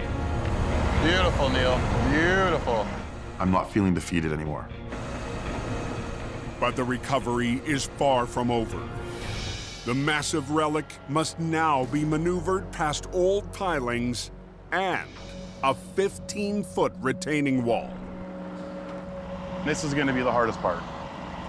The fingers are crossed.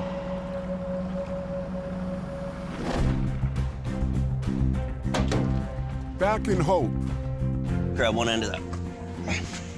Jamie loads up for a trip he's been looking forward to for weeks. Lots to do today. The parts loaded in the back of the truck are for a new addition to Jamie's fleet. We've sold a rotator. I need a couple of more paid-for trucks that are refurbished just to kind of back everything up. Big important project for me is to get Mighty Mo on the road. Jamie's rebuilding an old Holmes record he fell in love with decades ago. Yeah, it looks good.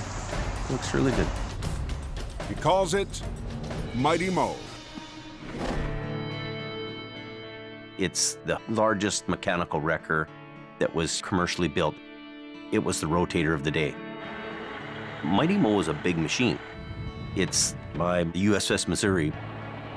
Mighty Mo is named after a famous World War II battleship. Jamie's got the love of the old school towing. He still likes it. I think he needs to seek help about that.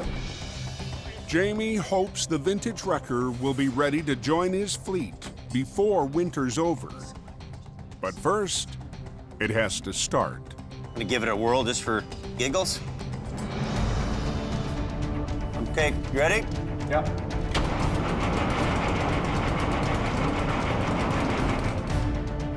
It's old school, cool kind of truck. Is it pumping up, Jamie? There's no electronics, there's no onboard scales. It's all manual labor. We had one fault code on the dash, but it ran. We'll figure it out. That's part of the game.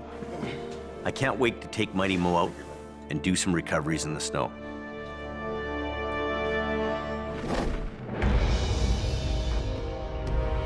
Let Dylan catch up to you, Neil. At the Riverside recovery, Mission Towing has spent the last 7 hours in a tug of war. Pulling me up.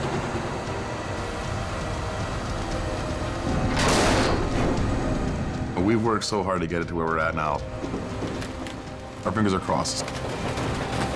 The 40,000-pound log conveyor is free from the mud. But Jordy's crew needs to lift it past a row of wood pilings and a 15-foot retaining wall. Take some weight up.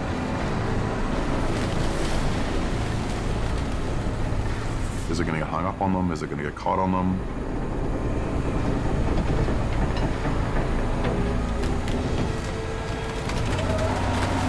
Hang on, we're pulling against each other right now. Hang on.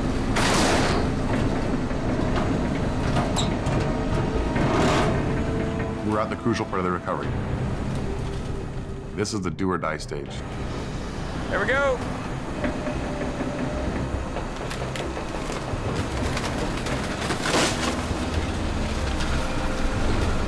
The conveyor clears the retaining wall. Neil, hang on. But gets impaled on a wood piling. No log coming out with it. Let Dylan pull. Let Dylan pull. Pull, Dylan, go. It's worse than a tug of war.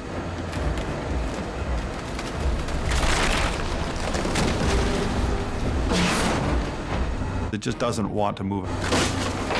The only play Jordy has left They ripped these frickin' things right out. Who cares? Yeah. is to try and tear the conveyor free.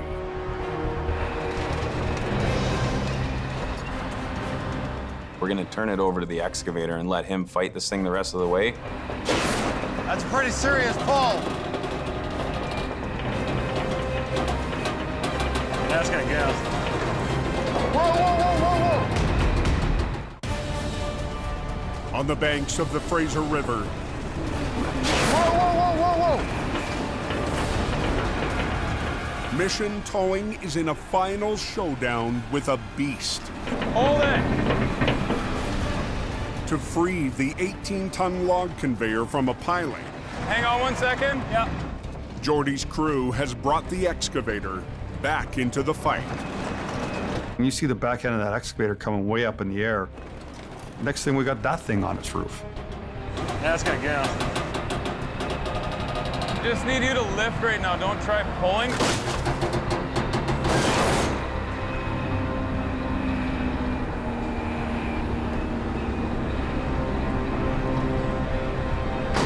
There we go. Go. Oh, yeah.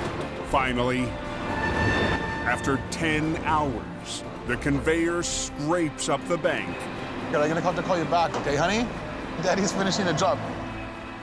And Jordy gets a reminder of his most important appointment of the day. I got a hockey game to make. I need to leave in a hurry because I'm on my way to my son's hockey game. Okay, I'm gonna go. Good job, buddy. See you later. Thanks, Dylan. Hey, big brother. Later, dude. Good Nice job. We love a challenge, and we love to do something that people say cannot be done.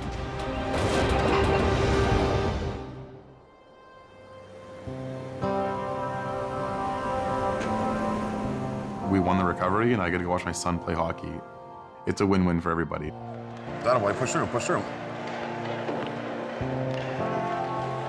All your stress from work goes away when you come to the hockey rink and watch your son play. That's why we do what we do for our kids, right? It's a big part of our life. Stay on it, James. Stay on it, stay on it, stay on it. Come here.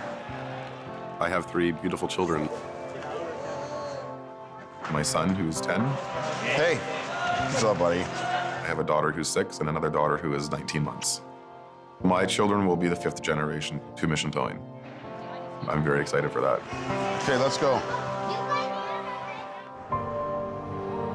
Jordy is not alone. I got Junior with me here tonight. That's the life of a towing family. It's a feeling all heavy rescue operators share about what's most important. What you deal with every day makes you realize that life is short, life is precious. The value is really the small things in life.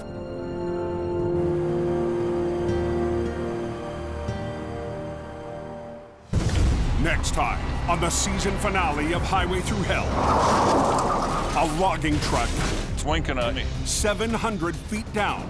Saying, come get me. Becomes Al's steepest mountain recovery. A fiery crash has heavy rescue. Keep going.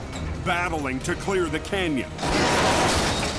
And as winter wraps, Jamie cranks it up for next season.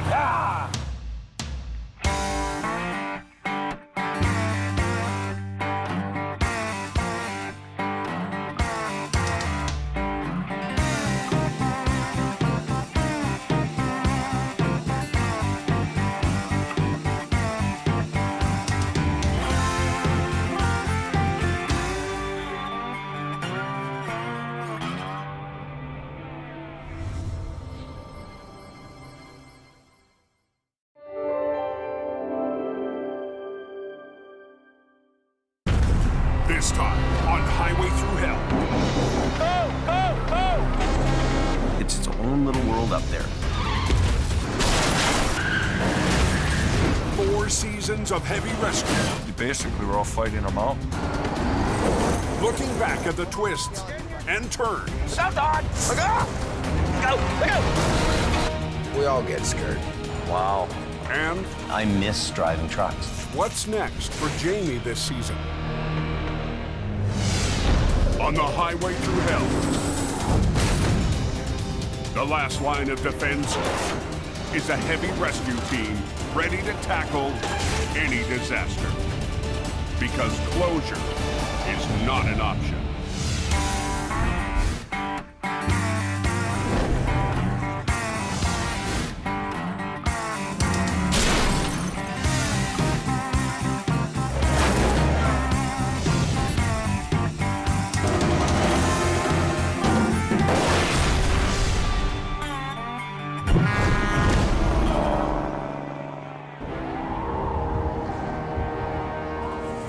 It's its own little world up there. Holy, you poor guys on that coat. It is a very brutal, hard place to work. Welcome to winter. On its worst day, the coke is absolutely horrible. Coquihalla is like being on another planet. Yeah, it gets pretty nasty up there. The title of the show was Highway Through Hell, and it's really 3 highways that go through 3 mountain passes. And they're the most important transportation hubs in North America. When everybody else is getting off the highway, you're going onto the highway. Highway 5, Coquihalla. When everybody else is getting out of the weather, you're going into the storm. And every time I see the snow coming down up here, I see that acquiring. 42 calls in 24 hours. Go forward! Come on! Basically, we're all fighting a mountain. These vehicles must be out of here right now! It goes from bad to worse in an instant. Wow. Crashes are just phenomenal. When you get a monster crash, it's big. I got a line up on the right lane, and I got disco lights at the front, so we're here.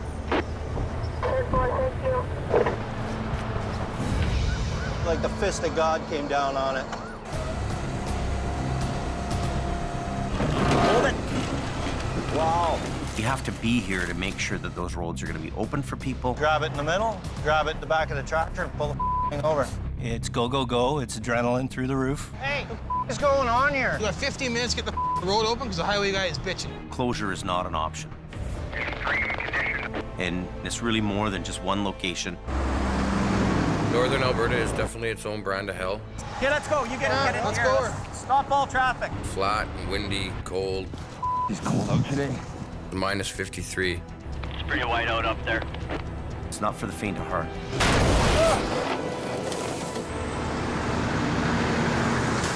There's 4 things that are going to kill you if you're a tow truck operator. No! Weather, fatigue, equipment, and other drivers.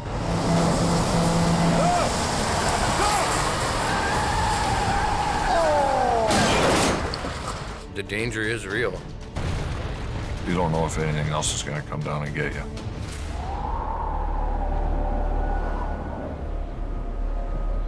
Highway Through Hell is one of the most successful documentary series ever made in Canada.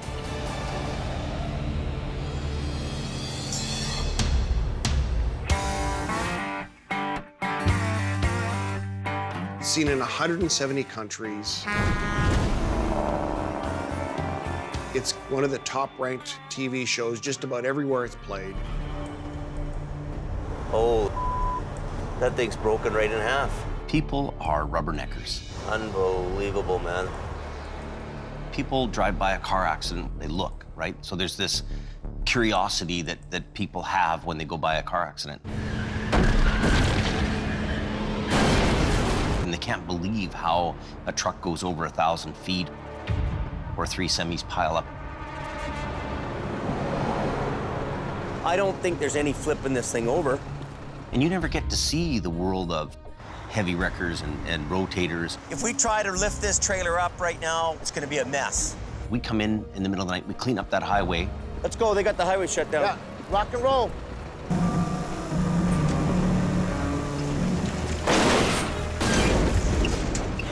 Yeah, baby. At the very beginning, we all agreed we were gonna make a show that really captured what it was like to try to keep a highway open. No holds barred, we were gonna tell the real story. Why doesn't he just pull down on that thing? And the public saw that. Don't yell at me, buddy. Get in your truck and go home. Yell at me. And I'll get into a truck stop and I'll see a trucker. And he'll say to me, keep it real, James, keep it real. Well, we are keeping it real. It was real all the time. Just another night on the highway through hell.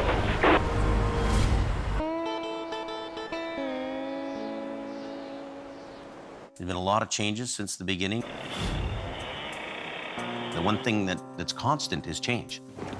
So happy when this place is not a mud pit anymore. In season 1, we have one location, a couple of big wreckers.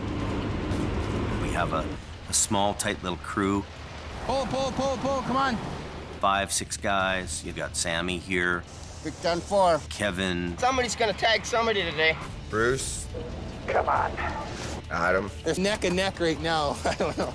Ken. Nice, yeah, I like, keep doing that, yep. Beautiful. We had a pretty good crew. That went pretty quick, eh? As a team, we were unstoppable. Highway 1 is now open, boys. At the end of season 2. Let's get out of here, man, I've had it. This is stupid. Competition was in.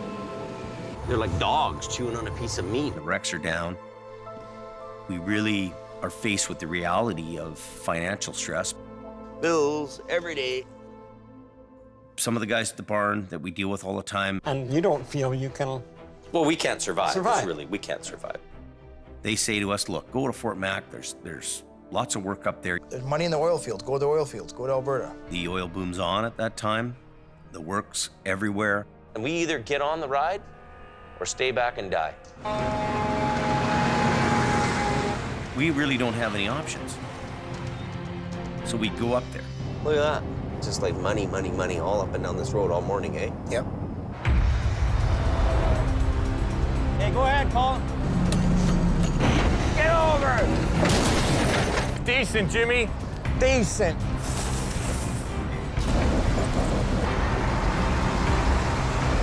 We're back. Traffic just called. Now we have 4 locations, 40 trucks, and 40 people. I'm in the office quite a bit. I'm bouncing between BC and Alberta.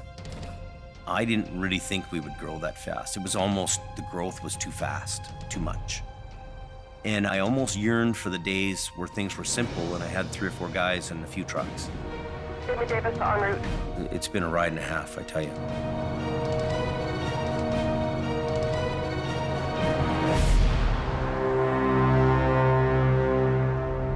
Going from season 4 into season 5, it's really obvious that we need to make some changes. I got to get back to basics, working the mountains, like I was in the original days. Here she is.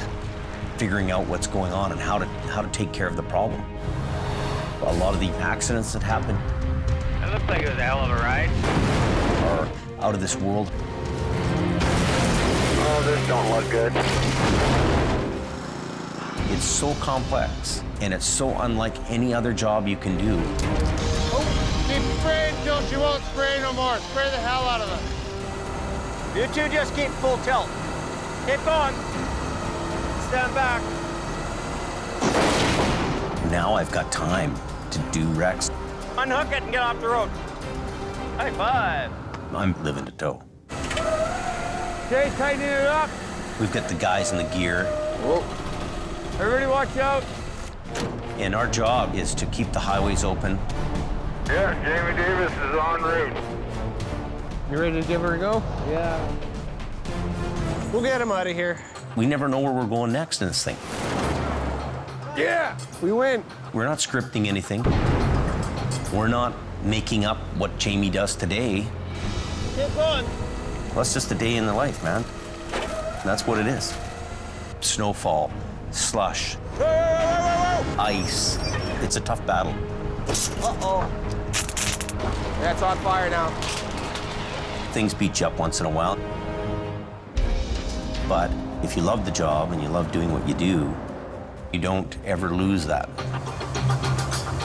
We have been given a responsibility to keep this highway open, and I intend on fulfilling that responsibility. Oh, it's getting worse by the second. It's you and your machine battling the elements. You still didn't get no chains on. Put your chains on and it will move. Hocus pocus. If you don't want to move it on your own, we're going to move it for you. He's got the door locked now. It's hard to be civil with these guys. Now, here it comes. If you can't find the path of least resistance, create it. Yeah, go easy, Al. Huge risk. That's what it is. Tighten those chains up.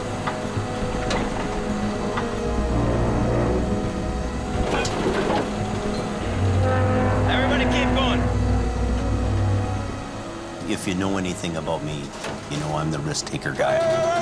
That's what'll come up and kick you. Going into season 5, I'm not gonna lift that. we're trying to get this animal in order. When that thing's that bashed up, Really is what it's about. she's pretty toast. We're good to go. They want the road open. Just try to drag it off the bridge. You're either moving ahead or you're moving backwards. To light this thing up. Come on, pull on her. The risks are huge. Whoa! It could go sideways. You know, we're facing a whole bunch of real challenges now. Yeah, we snapped that big chain. And where the road goes, I don't know. Only time knows all. You know, it takes a special kind of guy to be in the wrecker business.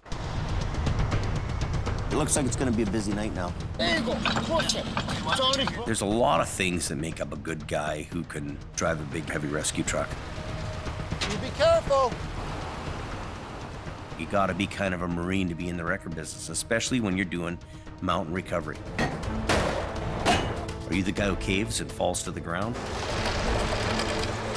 He's up and down the bank.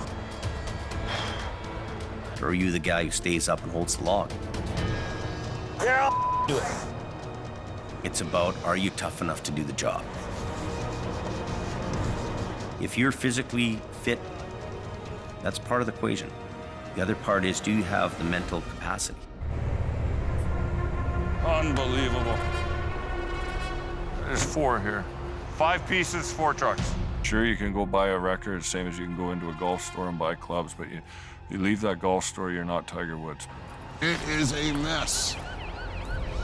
You have to be able to think on your feet. Trailer's not wanting to release. Figure it out. Get it done. That's what they pay you for. The biggest problem solving I had to deal with?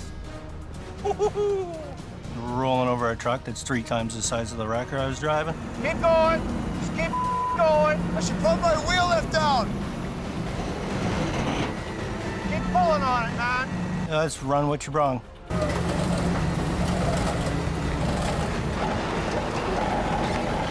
it comes. Slaughter Goliath.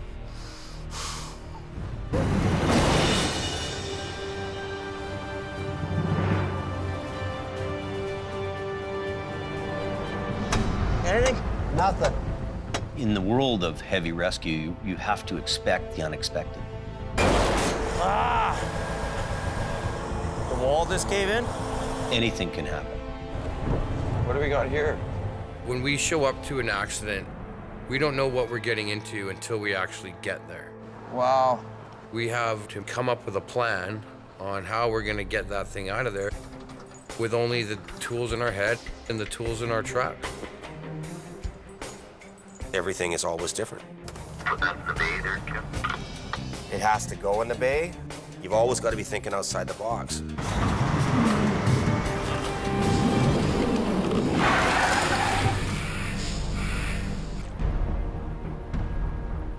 In season 1, a prime example of expect the unexpected is an SUV. I can't believe it. These guys live. It's gone over the bank. It's 1,000 feet down, and it's upside down in a river. Belly, belly, bula, bula. Bula. Bula, bula. It's got Jamie written all over it, this job. It's like, come get me. You ready to start going down? Yeah. It was decided that me and Sammy would go down and get this thing.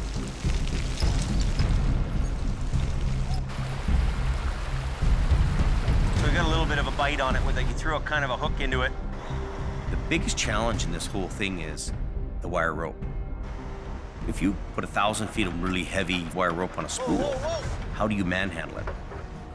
The rope we use originally is light wire rope. Go ahead, slow, bro.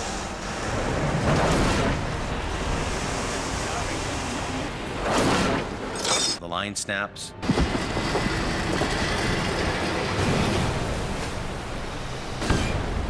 And away it goes down the bank again. Holy.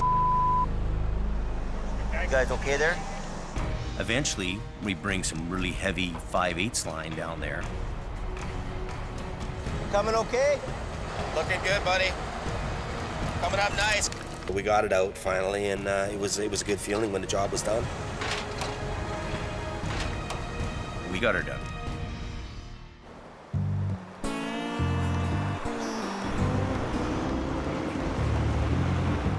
We get 100 job applicants a day. So, we're gonna put this chain on. Some guys come here, they think they know what they're doing. You're already putting it on wrong. Can you get it? Reaching back. The first time they'd have to pull a drive shaft or cage some brakes, Have you ever caged a brake before, Rob? Yeah! that's when most guys are done. Oh, around, man. Some people are cut out to do the job. How are you supposed to lock it? I don't know. You're the tow truck guys, man. And other people aren't. Sometimes they ring the bell and they chime out. It happens. A bit of a mess. Trying to get there, take a look, see what's going on. A year into the towing industry, I was hooked. I'm gonna go ahead if you can grab the cable. Did something I love doing. It's definitely in my blood now. Get over!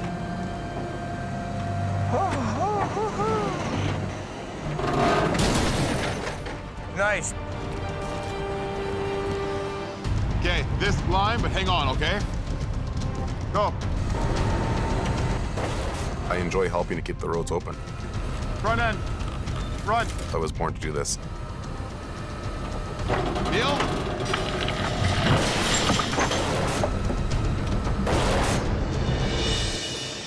Voila! Beautiful. Come on, get over! You got the right gear, We're getting there. you get the right guys. There she goes, watch out! This is what we live for in the recovery world.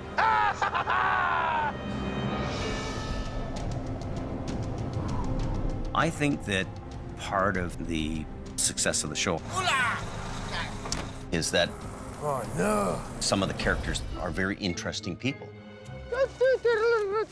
Central casting couldn't come up with this group of guys.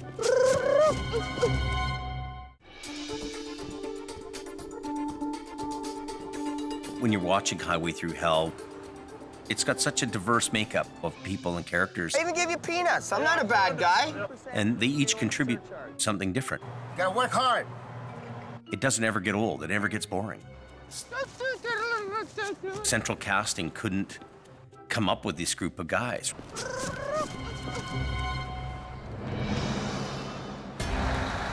call a tow truck here or what? In season 1, we were a smaller, tight-knit group of guys. Kevin and Adam came as a package. Those two were a package deal. We were his competition. These two guys are the biggest thorn in my side, scooping our jobs, so I had to hire them. I'm already en route, just so you know, Jimmy. Adam was Jamie's lead guy. Every company's got like a lead guy. Tired? Did you have a good sleep last night? Yeah, no, I'm just Waking up? Yeah. Then you had old Kevin Ritchie. I'm going for a ride. Kevin is Best part of the whole truck is that horn. one of a kind, I guess is what I'm trying to say. It's my baby. You don't got this truck washed yet? Walk all the way around, buddy. Sammy came to Jamie as a laborer. We get a wreck tonight, well, then it'll be dirtier for tomorrow. That's right. And as my swamper. He was always a hard worker, and he was always happy-go-lucky. If I scratch the side of my truck, I'm gonna kick your ass. Or no, just learn how to drive. Bula, bula, bula. Bula, bula. Happy every time. Whereabouts on the Coquihalla are you going? When Ken first came to us, he came from the city. 5-4's on location. I met Jamie in 1985 when we were both driving little trucks. Okay, job well done. He recruited me for 10 years, and I finally said, well, what the heck, I got nothing else to lose, and I came up. You sure you can handle this big city guy? No problem, buddy. You sure you're gonna do her? I was born in a ditch. And it was like, okay, well, let's see if this city guy makes it. Keep me going, keep me rocking. I'll work for 3 days straight if I have to. This is one of my first opportunities to get in there and show them I got what it takes to be a member of the heavy rescue team. The mountains are a tough way to carve a living out of. Better. We have to get this sketchy-ass load down into town. My heart's pounding 1,000,000 miles an hour. I'm just coming in now. I'm bored. I don't want to have any issues. I don't want to have any problems. When I arrived in Hope, Bruce worked for me first. I can go 36, 52 hours without sleep. Doesn't bother me. Bruce was one of the original guys in season 1. He was old school. I don't like cameras in my face, and when I'm trying to do my job, you guys are in my way. He's what I grew up around. Come on. He was definitely a hard ass, and a couple words or less tell you how it is. And if you don't like it, get the hell out of here. When we learned that Bruce had cancer, it was really a tough blow to everybody. When Bruce passed away, I felt sad for him. But on the other hand, I was happy he was not having to deal with it anymore.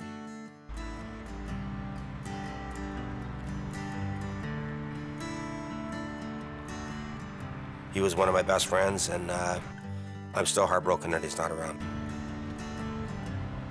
Bruce's truck's parked in the yard, sitting there, and I just can't bear to get rid of it.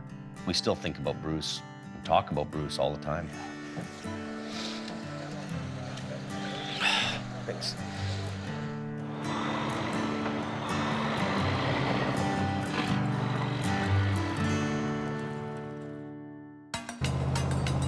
Tractor trailer flipped over on its side, blocking both lanes of traffic. Scott Bird came to work for us in season 2.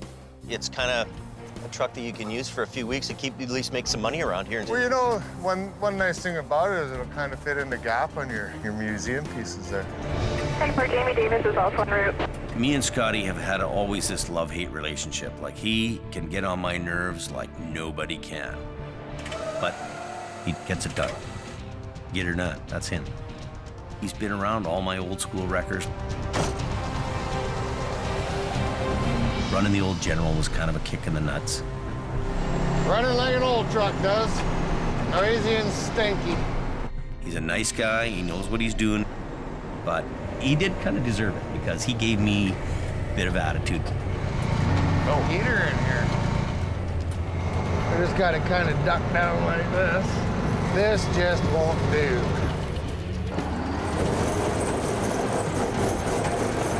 We're hopping a big time wheelie. Maybe the General broke that wild bronc. And now he deserves to drive a nice horse.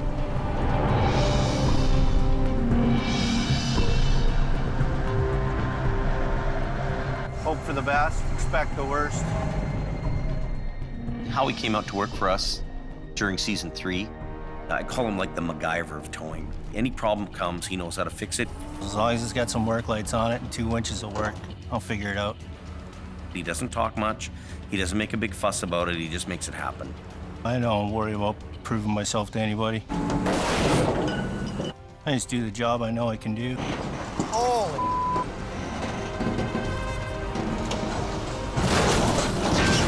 There you go.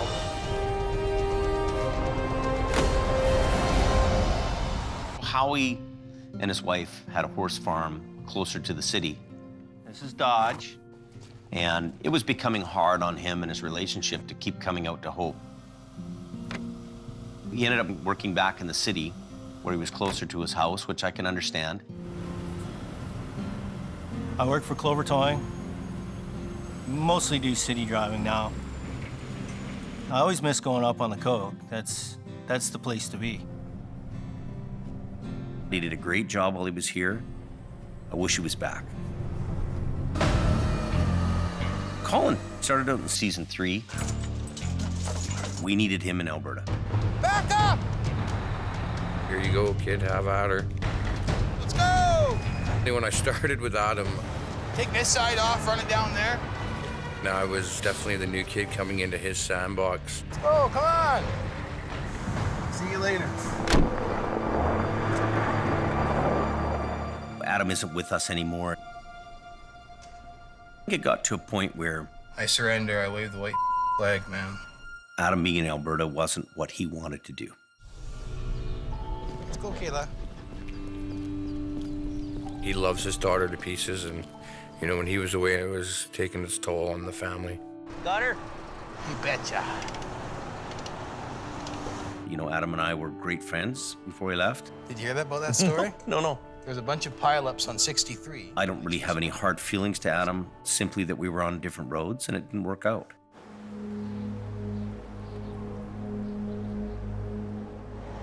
It took a long time to get the right people and the right crew in here. It takes a special breed of guy to want to do it.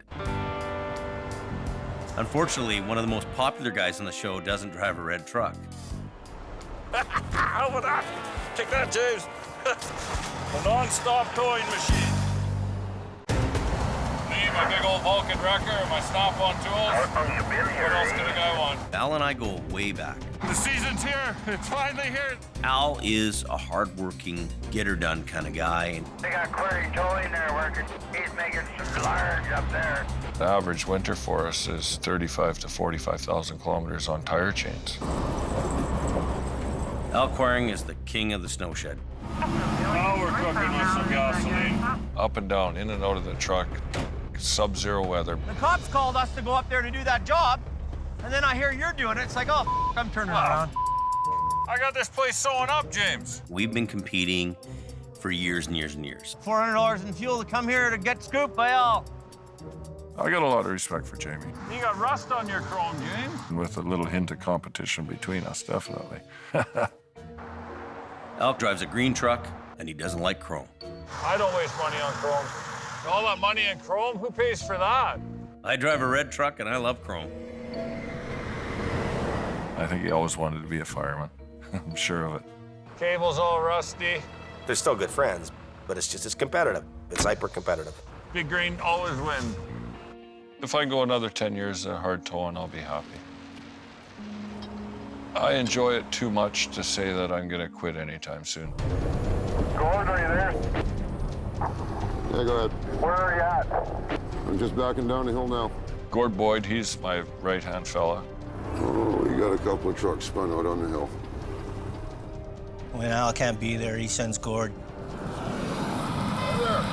He doesn't have to tell him what to do, he just goes and does it. What do you mean he doesn't want to be pulled? Gord reminds me of a guy who just came off a Clint Eastwood movie. Stop! Stop! It's not working, buddy! You know, spaghetti western. Look at what you're causing down here. Look at that. That's your fault.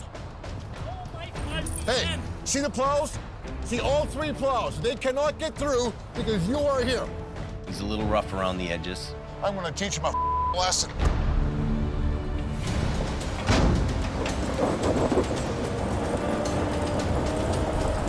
But Al's lucky to have a good guy like that. Just like that.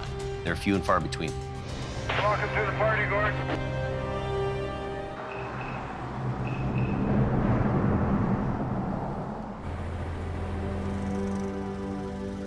Generation after generation, mom and pop operations are what dominate the towing industry. We grow up in the business. My dad owns a towing company. Al and I are competitors from birth, just about. Originally, it was my grandfather's business. My dad and myself, and now my sons are getting involved in it. The Davis family and my family and the Quirin family, we're all longtime family businesses. My grandfather and my great-grandfather started this business in 1954. I haven't got big shoes, and they're not that big to fill. Just do the job right. Best operator that I know is my grandfather. That's who I've looked up to for all these years.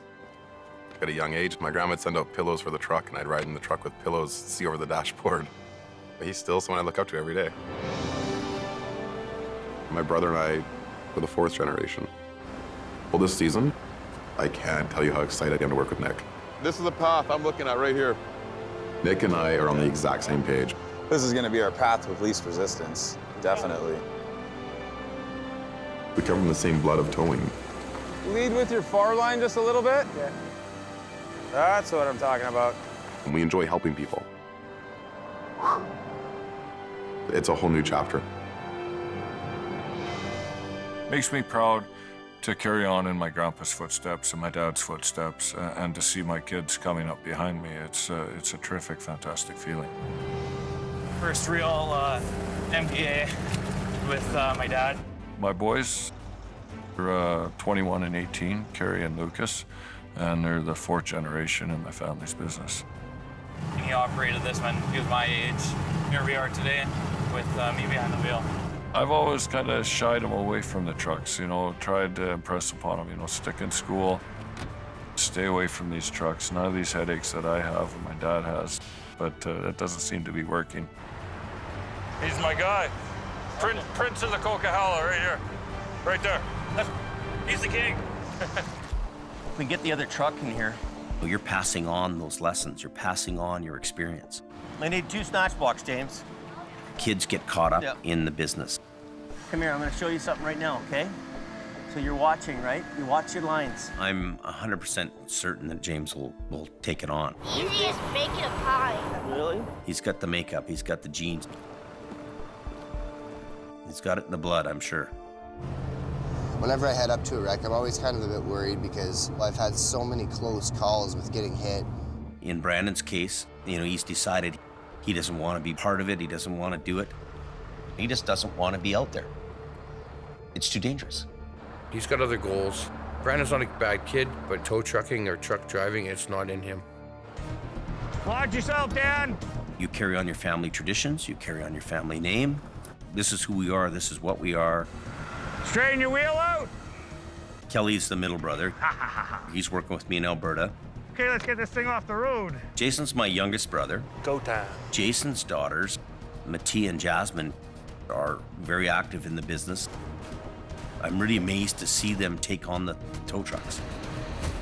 Very interesting to sit back as a parent and watch these kids evolve around the towing business. Who's got my flashlight? We'd have to point to the DNA that keeps us towing. Brandon! Go, go, go! You never know who's coming along. Bang, you're done. Go, look out! The tow man, Slow down. every day they put their lives on the line.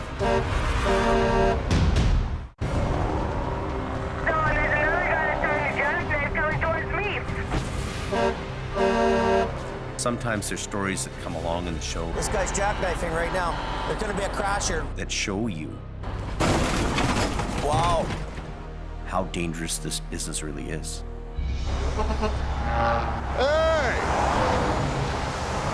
Slow down. The tow man, every day they put their lives on the line. Brandon! Go, go, go! You never know who's coming along. Bang, you're done. Go, look out!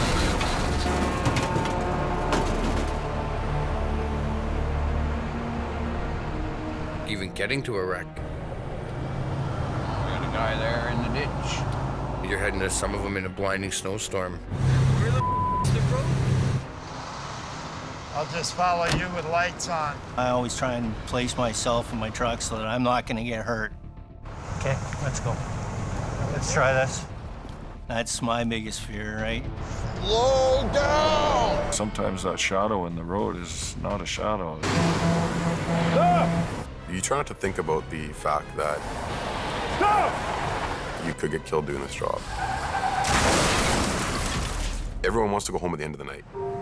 I understand that you got to make a living and everything else, but at what cost? I seen this guy starting a jackknife, and then the plow came and smashed in the back of the back guy. We all get scared. We all get scared. I get called to pull a truck and a trailer that's gone down an embankment up off a Forest Service road. You're right at that real snotty part. I wasn't prepared enough, and I ended up going down a hill backwards. Look out, Don! Get out, get out, get out! Open the door. I don't want to die in a tow truck. I'm probably gonna sooner or later, but I didn't feel like dying that day. Get out! Look out! Get out of the...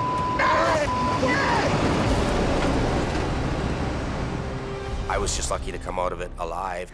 That was crazy, man. I'll never put myself or my coworkers into a situation like what I did that night, because it's just not worth it. One thing about our outfit, we've had some material damage. This is like a goat's trail, this place. We're spinning out. But we've not had persons injured or killed on the job. Oh my God. We've been lucky, but there's lots of times when other people haven't been lucky. A friend of mine was loading a car on the side of the highway. Somebody come along too fast, bad tires, and instantly amputated his left leg. Seeing what happened to Martin really hit home for everybody. Here's a guy at the side of the road working, and he loses his leg and his life's changed forever. Hey, buddy. Hey. How are you? Well, you know, things have changed a little. Oh my God. I still get asked, how's my friend doing? How's my friend doing? How's my friend doing? So I know that that particular episode really touched a nerve with people. The flashing yellow lights aren't just so I can look cool. They're there for a reason. Sometimes when you see a serious accident, those events can change your life forever.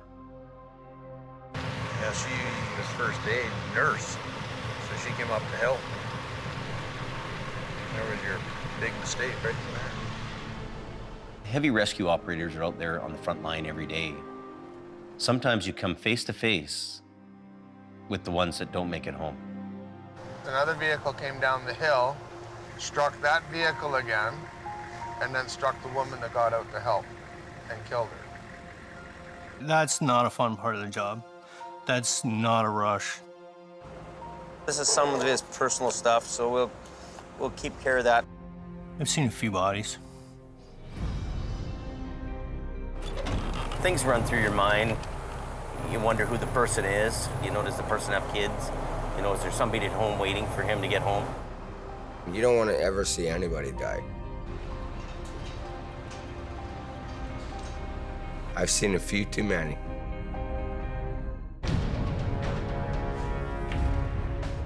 In season 1, Brandon comes along with me to a wreck. Hello? Anybody home? Oh my God. He's on the wheel. And he comes across the driver who's deceased. Guys underneath the wheel. Guys underneath the wheel. Is he really? Guys underneath the wheel. Oh my God. Hey, no, get that out of here. Don't even look at it. And Brandon's only 16 years old. I could see the hollowness in his eyes. This is a big shock for him. I don't want to see that ever again. That's... Oh. That day will stay with him and the rest of us for a long, long time.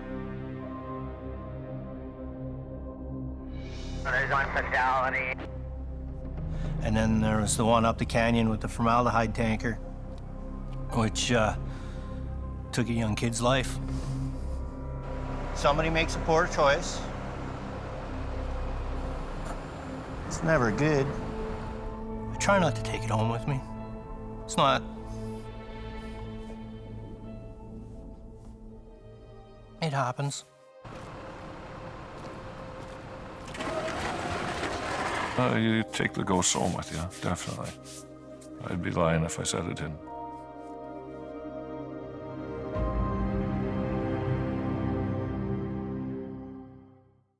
What's this about a wreck? Yeah, I got an accident here just on the other side of this corner, guys. Number one reason why I think the show does so well is its honesty. But you're back. I don't know what we're gonna do with that landing gear. When you see anything that happens on this show, it is 100% real. We're lucky. You can't stage somebody putting their truck in a ditch. Nobody's gonna do that for TV or for anything like that. When we're there cleaning them up and you guys are filming us, that's what's happening. You have a director with a camera with you, interviewing you along the way as you're on the way there. Highway is closed. Usually there's a sound guy and a camera guy meet me there. They film me showing up, getting out of the truck. I'd have lights go out and be like, hey, come here, shine your light there. Get over here. Yep, my light. Yeah. Rig it up. Okay, out of the way. Here we go. Sometimes people are asking me questions when I've been up for 3 days, so you get the short answer. Did you just hear what I said? Okay, take 15 steps back, because there's no such thing as a little bit dead with this, right? And working in front of the cameras, that's always a concern of mine, because you know, you screw up on the camera, it's like peeing your pants on stage. You know, everybody sees, but only one guy feels. So.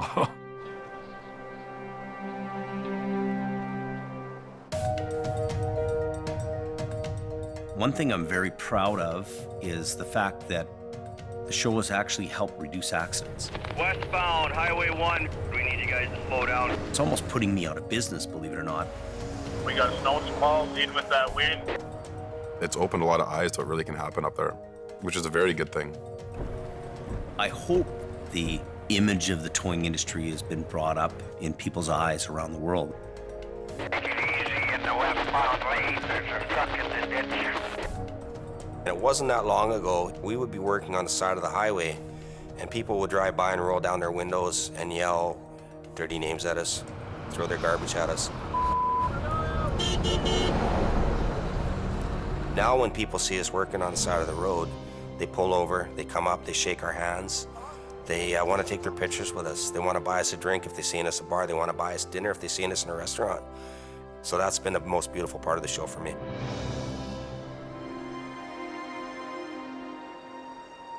You know, I'm starting to see the quality come out. I'm starting to see the shine come on. I'm beginning to understand that bigger isn't better. Life has its own road. Well, there's a curve in the road, and you deal with the curve in the road.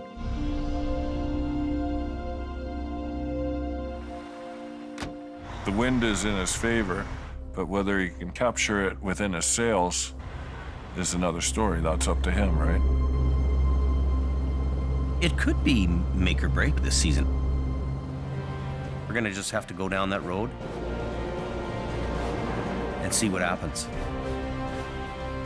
You got the right gear, you got the right guys.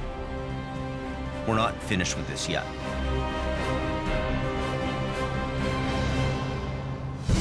This season on Highway Thru Hell. David is on fire. The fun of trucking. Come on, let's go! Ah! Yeah! Come on.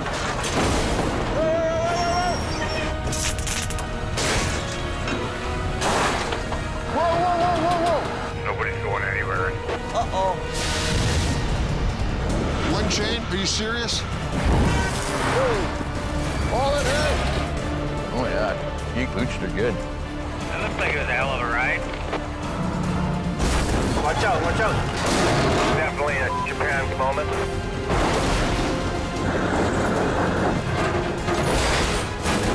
Mission accomplished.